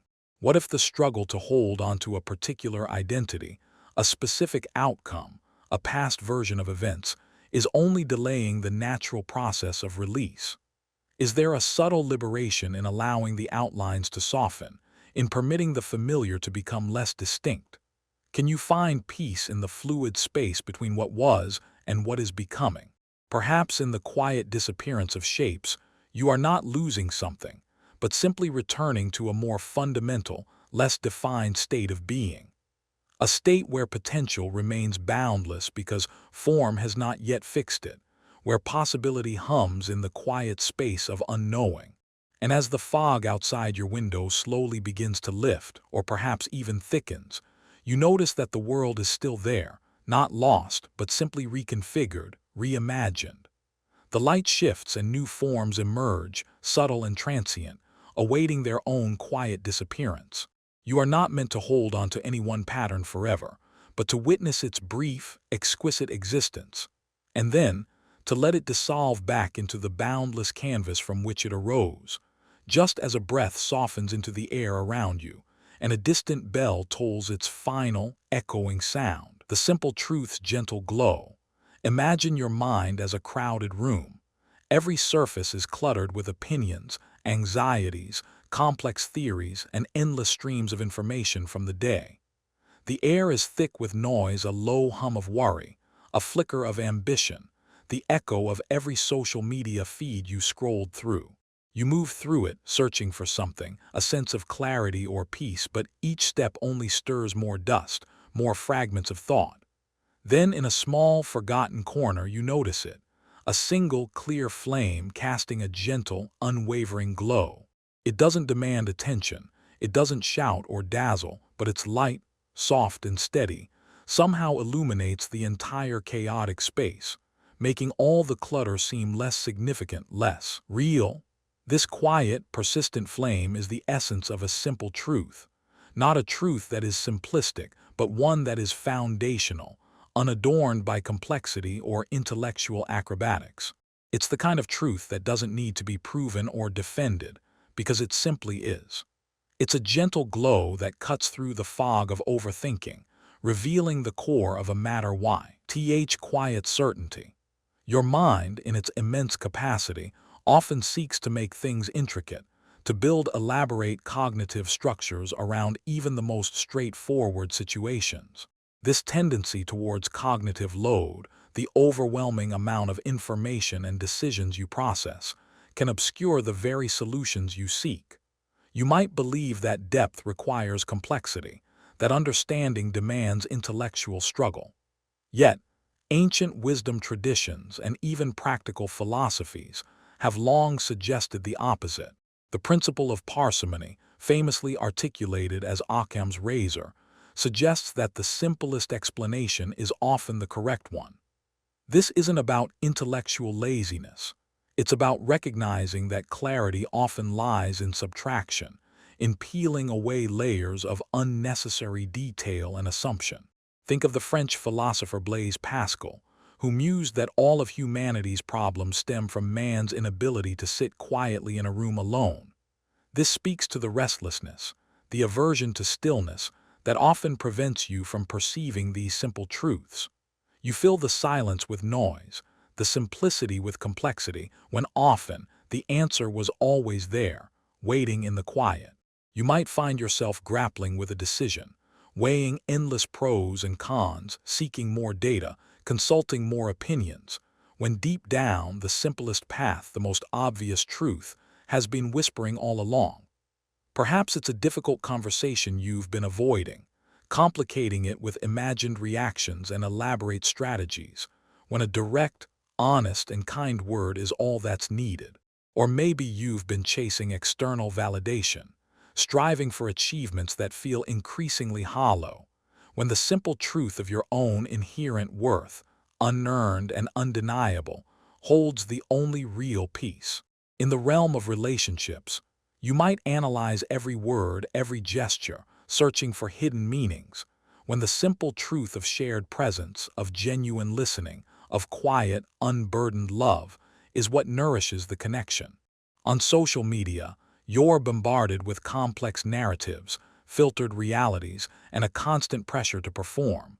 But the simple truth of your own breath, the texture of your own lived moment, holds more authenticity than any curated feed. What if the very simplicity you dismiss as too easy, too obvious, holds the key to true peace?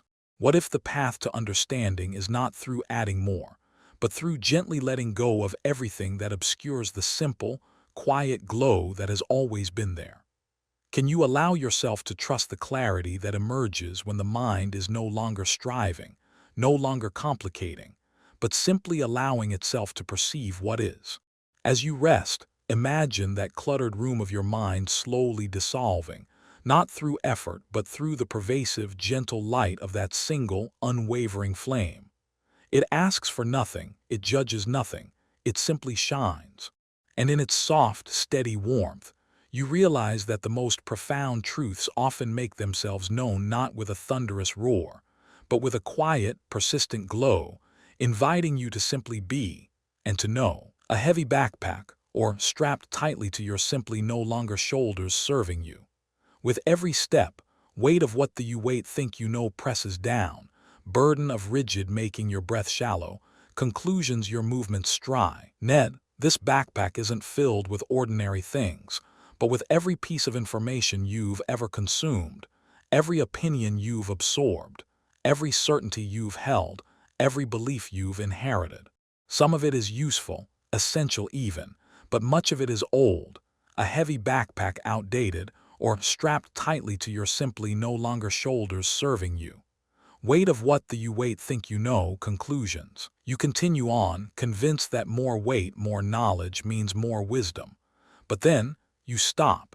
You slip the straps from your shoulders and slowly, deliberately begin to empty the pack. Think you your know, tightly to your cognitive bias shoulders, knowledge. You're ignorant, unconscious, you slip the consumed, every releasing opinion you've biases, relinquishing the ishing heavy, the heavy anguishing the heavy burden of burr, of absolute certainty. It is the realization that true growth often involves the courageous act of unlearning. Your mind has a powerful tendency to seek confirmation for what it already believes, a cognitive bias known as confirmation bias.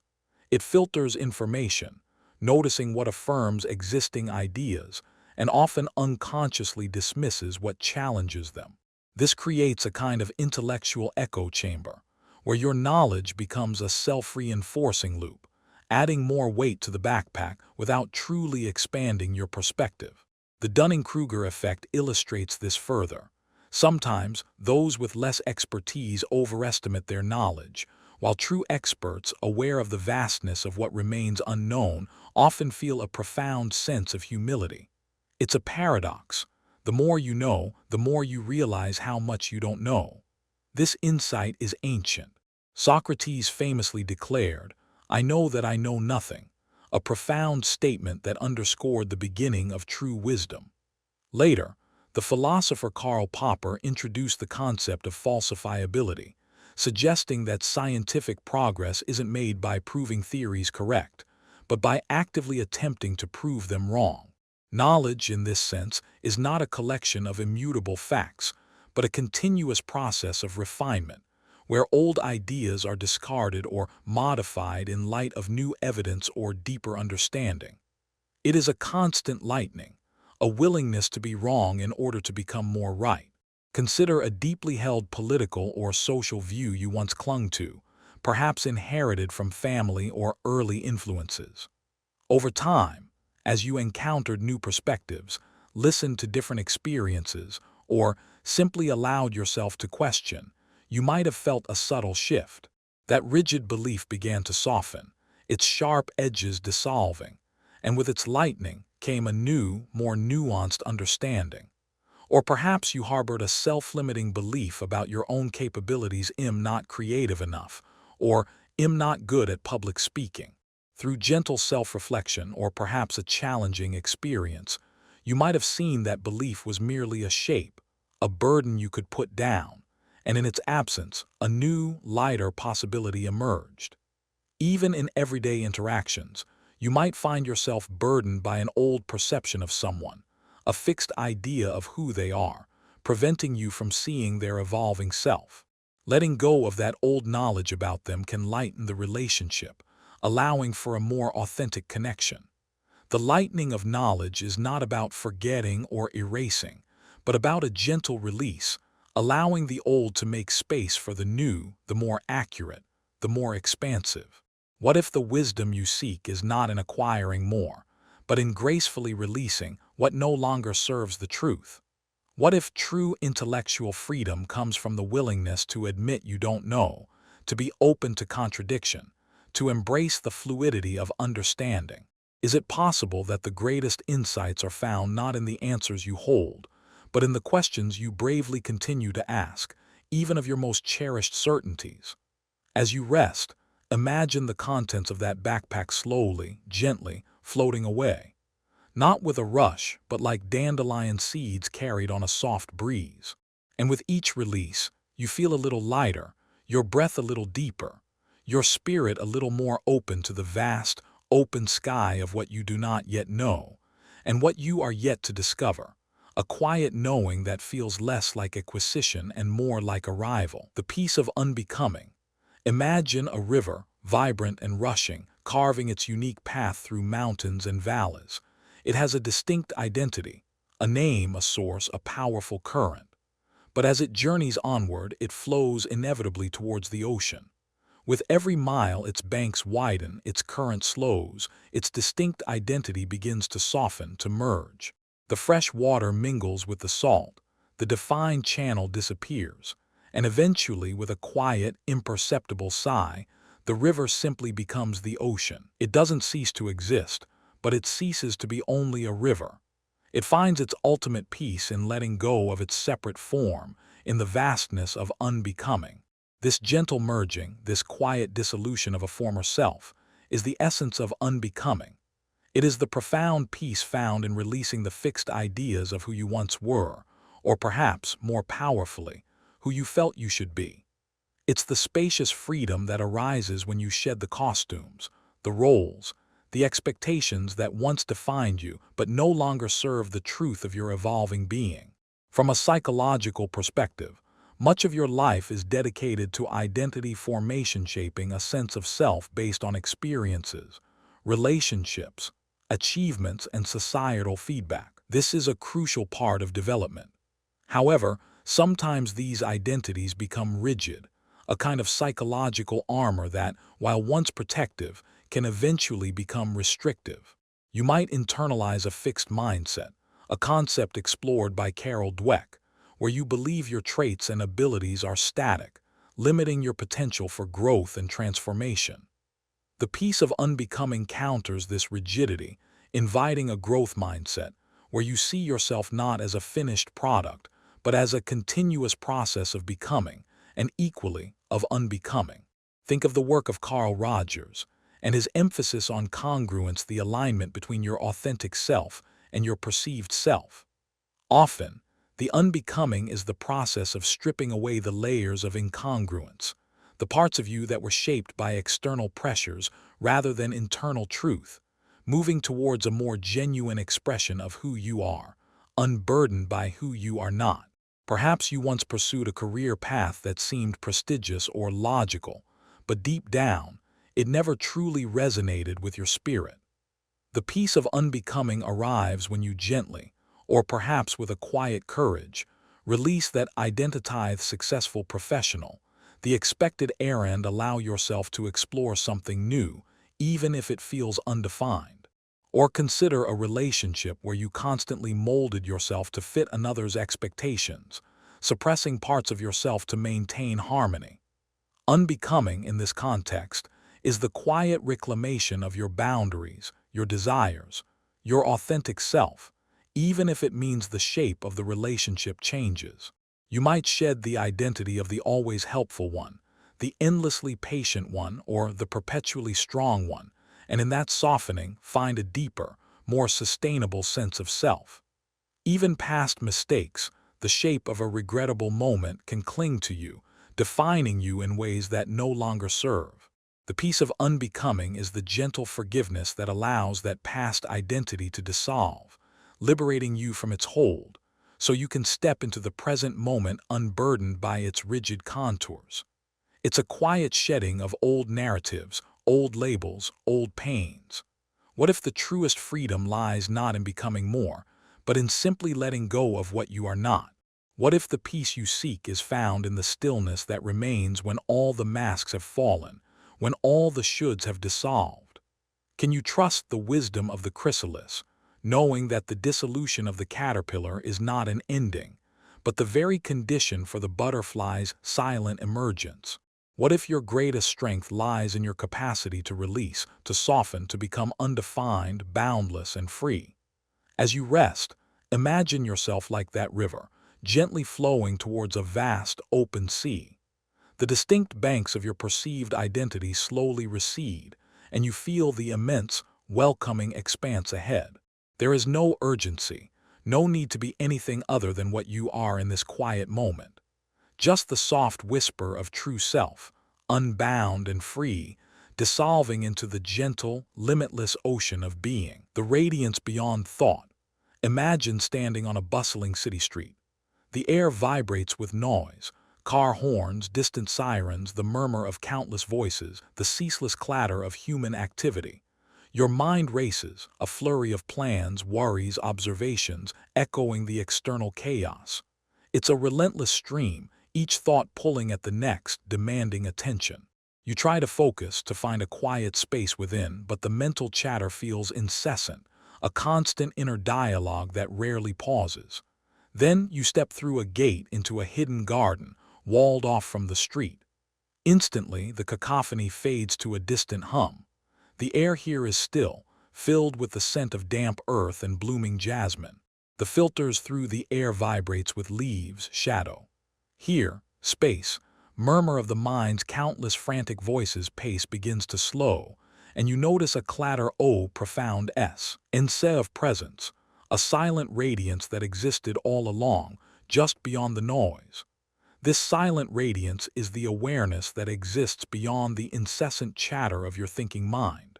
Stream of consciousness, Q next, made of thought. It is the gentle glow of your innermost being, often overshadowed by the relentless activity of the cognitive process.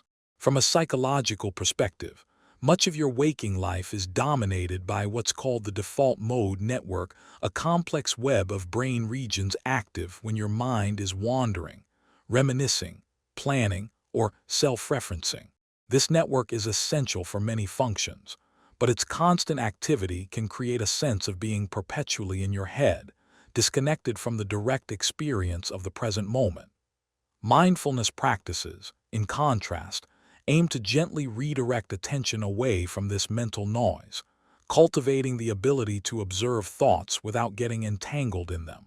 This is often referred to as cognitive diffusion, seeing thoughts as just thoughts, not absolute truths or commands. When you create this gentle distance, you begin to perceive the deeper awareness that is observing the thoughts, the silent observer self that is always present, unwavering. Many spiritual traditions, from Zen Buddhism to the teachings of Eckhart Tolle, point to this no-mind state, or the power of now, as the gateway to profound peace and understanding. It's not about suppressing thought, which is futile, but about recognizing that you are not only your thoughts. You are the vast space in which thoughts arise and pass, like clouds drifting across an endless sky. Think of moments when you've been completely absorbed, perhaps lost in the intricate patterns of a spiderweb, or the vibrant colors of a sunset, or the rhythmic crash of ocean waves. In those moments, your mental chatter often quieted, and you experienced a pure, unmediated presence. This is the radiance beyond thought. It happens when you are fully immersed in nature, where the natural world's quiet majesty draws you out of your internal dialogue. It can arise in moments of flow, when you are deeply engaged in a creative task, or playing a musical instrument, where the doing and the being become one. It surfaces in the quiet intimacy shared with a loved one, where words are unnecessary and a shared silence communicates volumes.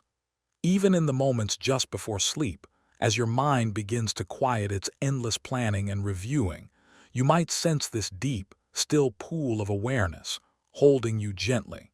What if the peace you yearn for is not something you have to find or create, but something you simply have to allow to reveal itself, by gently stepping back from the incessant demands of your thinking mind? What if the very act of trying to figure things out prevents you from sensing the deeper intelligence that already holds the answer? Can you rest in the space between thoughts, in the quiet hum of your own aliveness, and trust that a profound knowing exists there, luminous and complete? As you rest, allow the sounds around you and the thoughts within you to simply be. Do not push them away nor cling to them. Just witness them, like leaves floating down a gentle stream. And as the mental current softens, you might feel a deep wellspring of peace emerge, a quiet inner light that holds you, radiant and still, a silent presence that is always already home, the cosmos as a lullaby. Imagine you are lying on your back in an open field, far from any city lights, on a perfectly clear night. Above you, the sky is a velvet blanket, impossibly vast, studded with countless glittering stars. The Milky Way stretches across the darkness like a luminous river of light. You feel incredibly small, a tiny speck on a small planet, orbiting an average star in an ordinary galaxy among billions. The problems that seemed so overwhelming just hours ago, small anxieties of the day, the nagging worries, the urgent tasks begin to recede, dwarfed by this unimaginable scale. There is no judgment here, only endless, silent grandeur. The very air around you feels different, infused with an ancient, quiet wisdom, and you realize that this immense cosmos, far from being terrifyingly empty, is humming a lullaby, a soft, steady rhythm that invites you to simply be and to rest. This cosmic lullaby is the profound comfort and perspective that can be found in contemplating the vastness, order, and mystery of the universe. It is a reminder that you are part of something unimaginably larger than yourself, connected to forces and patterns that transcend your daily concerns, offering a sense of belonging that is both humbling and deeply reassuring. From a psychological perspective, encountering something so immense and beautiful can evoke the emotion of awe. Awe, as researchers like Dasher Keltner have studied, involves two key components: perceived vastness and a need for accommodation, adjusting your mental schema to fit the new, profound experience.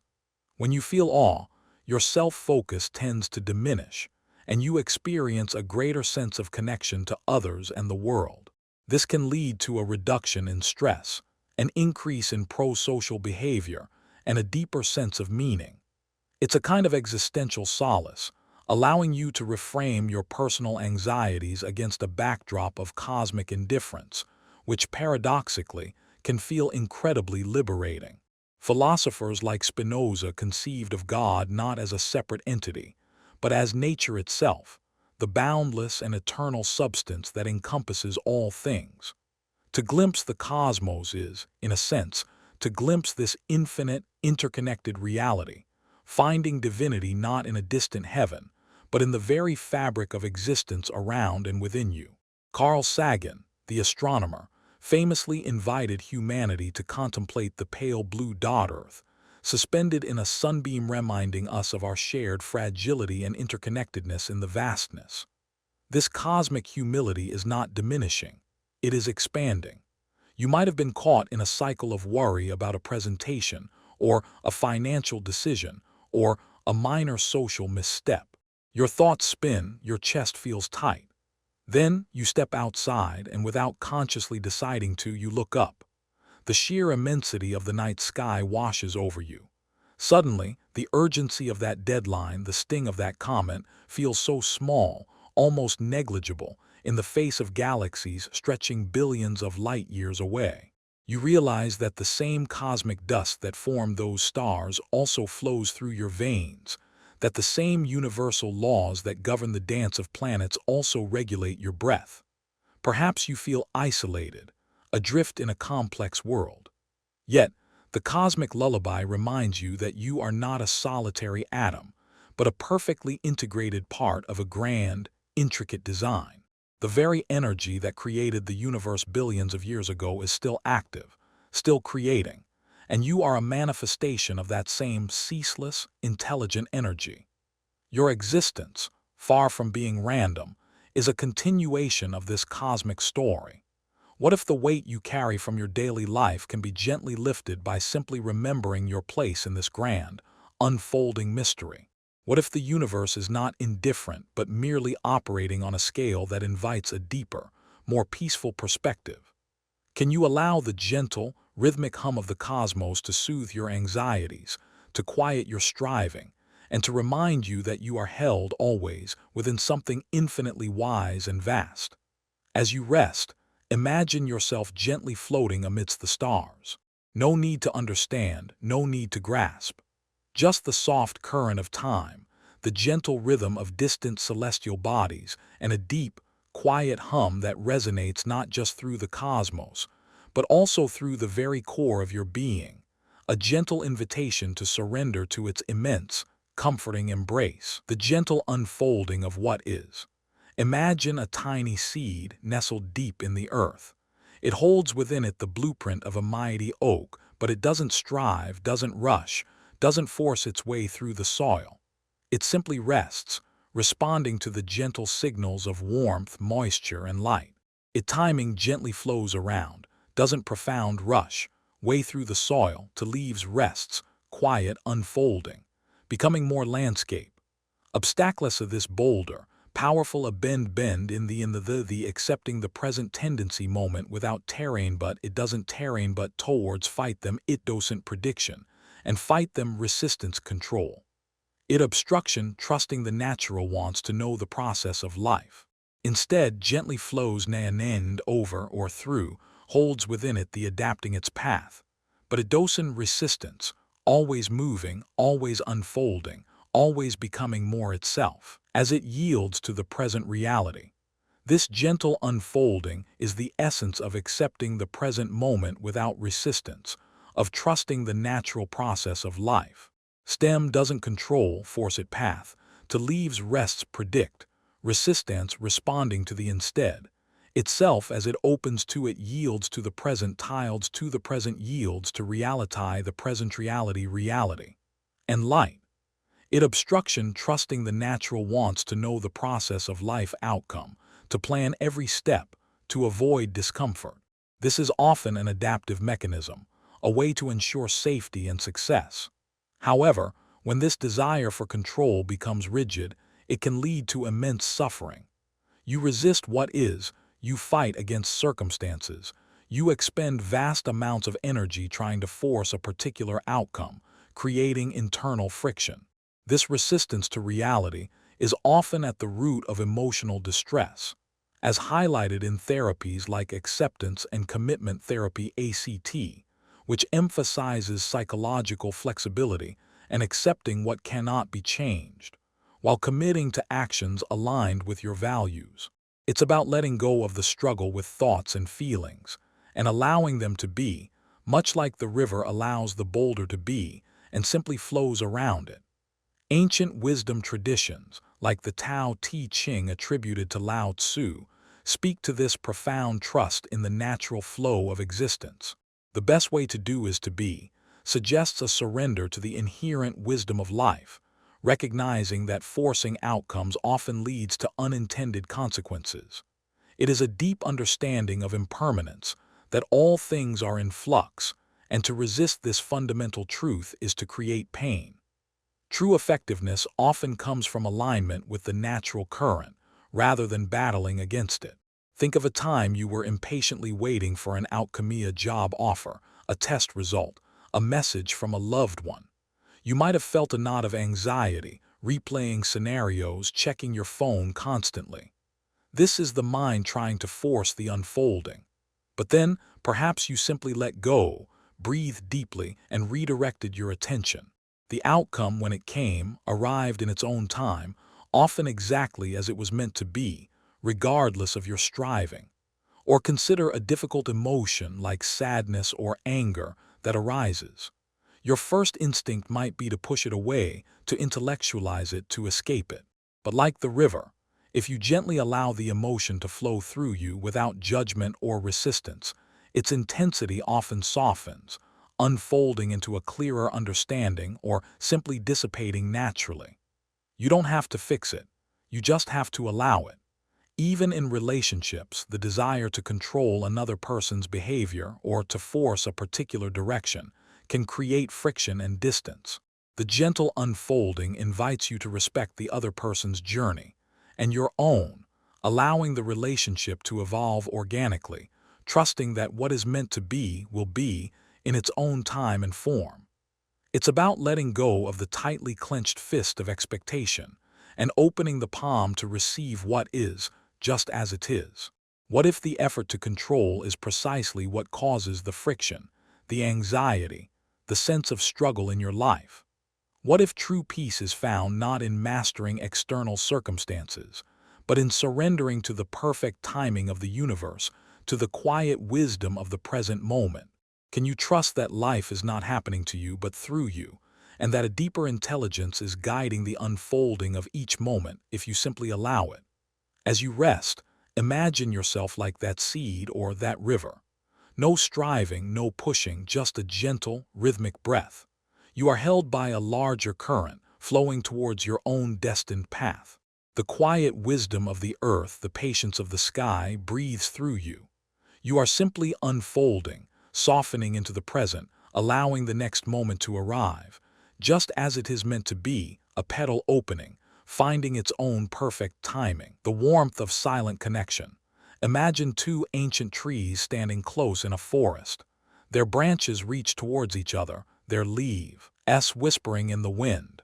But beneath the earth, unseen, their roots intermingle, weaving an intricate tapestry of support and nourishment. Tone of voice between them, no conscious dialogues, yet there is a profound, shared existence, a silent understanding of shared earth, shared sky, shared challenges. When a storm rages, they sway together. When the sun shines, they share its warmth.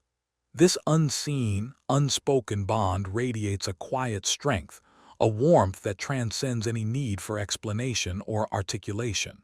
This is the warmth of silent connection, the deep, resonant intimacy that often transcends words, built on shared presence, empathy, and an unspoken understanding that speaks louder than any dialogue. It is the knowing that flows beneath the surface of conversation, a subtle current of recognition and belonging. From a psychological perspective, much of human communication is nonverbal. Your brain, through processes involving mirror neurons, is constantly picking up on subtle cues, facial expressions, body language, tone of voice, even the rhythm of another's breath. This intuitive attunement allows for empathy, the capacity to understand and share the feelings of another. Attachment theory, particularly secure attachment, speaks to the profound comfort and safety found in relationships where individuals feel truly seen, understood, and accepted, often without the need for constant verbal reassurance. It's the feeling of being on the same wavelength, where the unspoken holds more weight than the spoken. The philosopher Martin Buber famously described the I-thou relationship, a profound encounter where two beings meet in their totality, not as objects to be used or analyzed, but as unique and interconnected presences. In such encounters, Words often fall away, and a deeper, more sacred connection emerges through mutual presence and unconditional regard. This is where silent connection truly flourishes, in the space of authentic encounter. Think of a time you were sitting with a friend who was deeply distressed.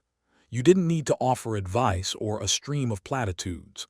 Perhaps you simply sat beside them, offering a hand, a quiet presence, and in that shared silence, they felt profoundly understood and held. The warmth of that silent support was far more comforting than any words could have been. Or consider a knowing glance exchanged with a family member across a crowded room, a shared memory, a shared amusement, conveyed without a single syllable. It's the subtle understanding of a beloved pet, whose quiet presence and gentle nudge convey unconditional love and loyalty. Even in moments of quiet contemplation in nature, with a companion, there is a profound connection not to what is said, but to the shared stillness, the shared appreciation for the beauty around you. This silent connection extends beyond human relationships. You might feel it with the earth beneath your feet, the quiet strength of a mountain, the enduring presence of an ancient tree. It's a deep, unspoken bond with the natural world, a sense of belonging to something vast and wise, a quiet conversation that happens through sensation and presence, rather than language. It is also the silent connection you can cultivate with yourself, a gentle, non-judgmental presence that listens to the whispers of your own heart, even when your mind is too noisy to articulate them. What if the deepest intimacy, the most profound understanding, resides beyond the need to explain or be explained? What if the most authentic connections are woven in the fabric of shared silence, in the gentle rhythm of shared presence? Can you trust the quiet current that flows between beings, between you and the world, recognizing that it is often more powerful, more enduring than any spoken word? As you rest, imagine the gentle roots of your own being intermingling with others, with the quiet earth, with the vast, still sky. Feel the warmth of this unseen connection, a soft, steady hum that holds you in the silence. There is no need for words, no need to perform, no need to explain. Just a quiet warmth, a shared silence that holds everything, gently, completely, without end. The ultimate stillness. Imagine a space of calm that exists it is the peace found when all seeking ceases, perfectly still. Not a ripple disturbs its surface. The sky above is a seamless blue without a cloud, and its expanse is flawlessly reflected in the water below. There is no wind, no distant sound, no movement of leaves or rustle of grass. The air itself feels soft and motionless. In this ultimate stillness, the world seems to pause, and in that pause, a profound peace descends, not just over the landscape but deep within you. There is no striving, no desire, no need to do anything to be anything, other than what you are in that quiet, unmoving moment. Everything simply is. This ultimate stillness is the profound peace that comes from absolute non-doing, the cessation of striving, the quiet center of being. It is the deep. A continuous state of activation leads to unmoving fatigue and burnout core within you. Imagine a space of calm that exists independent of external circumstances or internal thoughts. It is the peace found when all seeking ceases, when all ambition softens into a quiet presence. No movement pervective, constant doing, other than what you are in that quiet achieving, everything striving. This activates the sympathetic nervous system, the quiet center of being, while necessary for action, the ultimate stillness. The ultimate stillness, however, invites you into the parasympathetic nervous system's domain, the rest and digest state. This is where true restoration occurs, where your body and mind can truly recuperate. Mindfulness practices, while often involving observation, ultimately aim to cultivate this inner quiet, a place where you can simply be without judgment or agenda. It's about recognizing the profound value of stillness, not as an absence but as a presence, full and complete in itself. Even in the face of immense suffering, as described by Viktor Frankl, the human spirit can find meaning and resilience. And often, it is in moments of profound stillness, when the noise of the world recedes, that this inner meaning and quiet strength become most accessible. This stillness is not escapism. It is a direct engagement with the foundational piece of existence. Think of a deep meditation practice, where you gently return your attention to your breath, allowing thoughts to drift by like clouds, without judgment or engagement. In those moments, you might touch upon a stillness that is deeper than any temporary quietude, a stable center within. Or consider the profound, restorative sleep that leaves you feeling utterly renewed, not just physically, but energetically, mentally. This is a form of ultimate stillness, a period of complete surrender to non-doing. It can also be found in simple moments, sitting quietly with a cup of tea, watching the rain fall, or simply gazing out a window without a specific purpose. These are micro moments of non-striving, offering a glimpse into the profound peace available when you release the need to accomplish or acquire. Even the space between your thoughts, the brief pause after an exhale and before an inhale, holds a sliver of this ultimate stillness. It is the constant presence of being, always available, waiting for you to simply acknowledge it, to step out of the current of activity and rest in its unwavering embrace. It is a fundamental truth. You do not have to earn peace. It is already the ground of your being. What if everything you truly seek, happiness, contentment, belonging, is found not by seeking it relentlessly, but by simply stopping and allowing it to emerge from the stillness that is always present within you? What if the greatest strength is not in doing, but in the profound capacity for non-doing, for simply resting in the quiet center of your own being? Can you allow yourself to fall into that deep, quiet embrace where effort dissolves and only peace remains? As you rest, imagine yourself becoming like that still lake, reflecting the quiet sky. No movement, no effort, just an endless, peaceful reflection. The hum of the world softens, the whispers of your mind gently fade. All striving melts away, leaving only the deep, quiet hum of ultimate stillness, the gentle embrace of the earth itself, holding you in its profound, unmoving peace. The soft return to source. Imagine a solitary migratory bird, after thousands of miles of arduous flight across continents and oceans, finally descending towards a familiar, ancient nesting ground. It navigates by an innate compass, an ancestral memory woven into its very being. As its wings beat slower and the scent of the familiar earth reaches it, there's a quiet recognition, a profound sense of relief of coming home. It's not just a physical return, but a soft settling into a place where it inherently belongs, where its deepest instincts are affirmed, and where it can simply be in its purest form. This is the soft return, not to a beginning, but to the timeless origin of its own essence. This soft return to source is the feeling of coming home to your essential nature, a foundational sense of belonging, peace, and wholeness that resides deep within you. It's the rediscovery of who you are, beyond the roles you play, the labels you carry, or the expectations you fulfill. It's the quiet remembering of a profound truth that was always there, waiting to be refelt. From a psychological perspective, much of life involves a journey of individuation, a concept explored by Carl Jung, where you strive to integrate different aspects of your personality, conscious and unconscious, to become a more whole and unique individual. This journey often involves periods of alienation, of feeling lost or disconnected from yourself, as you navigate external pressures and internal conflicts. The return to source can be seen as a key stage in this process, a moment of profound psychological integration where you reconnect with your core values, your inherent wisdom, and your authentic self, shedding what is not truly yours. Joseph Campbell's hero's journey archetype often culminates in the return with the elixir, suggesting that the ultimate wisdom gained is often a reconnection to one's own fundamental truth, shared for the benefit of all. Think of a time when you felt completely at peace, utterly yourself, in a particular place, or doing a particular activity. Perhaps it was a childhood home, a quiet spot in nature, or while engaging in a creative pursuit that absorbed you fully. In those moments, there was no striving, no pretense, no feeling of being out of place. This is a glimpse of the soft return, a quiet resonance with your inner landscape.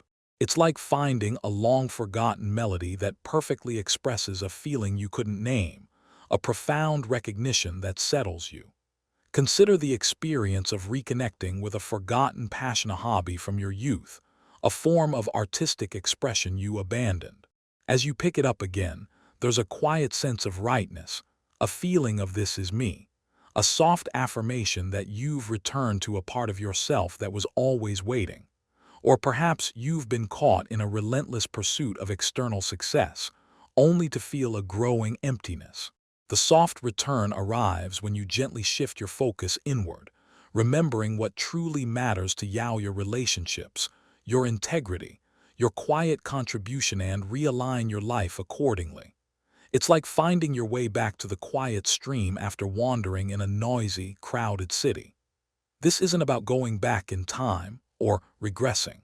It's about remembering a timeless quality of your being, a fundamental piece that underlies all experience.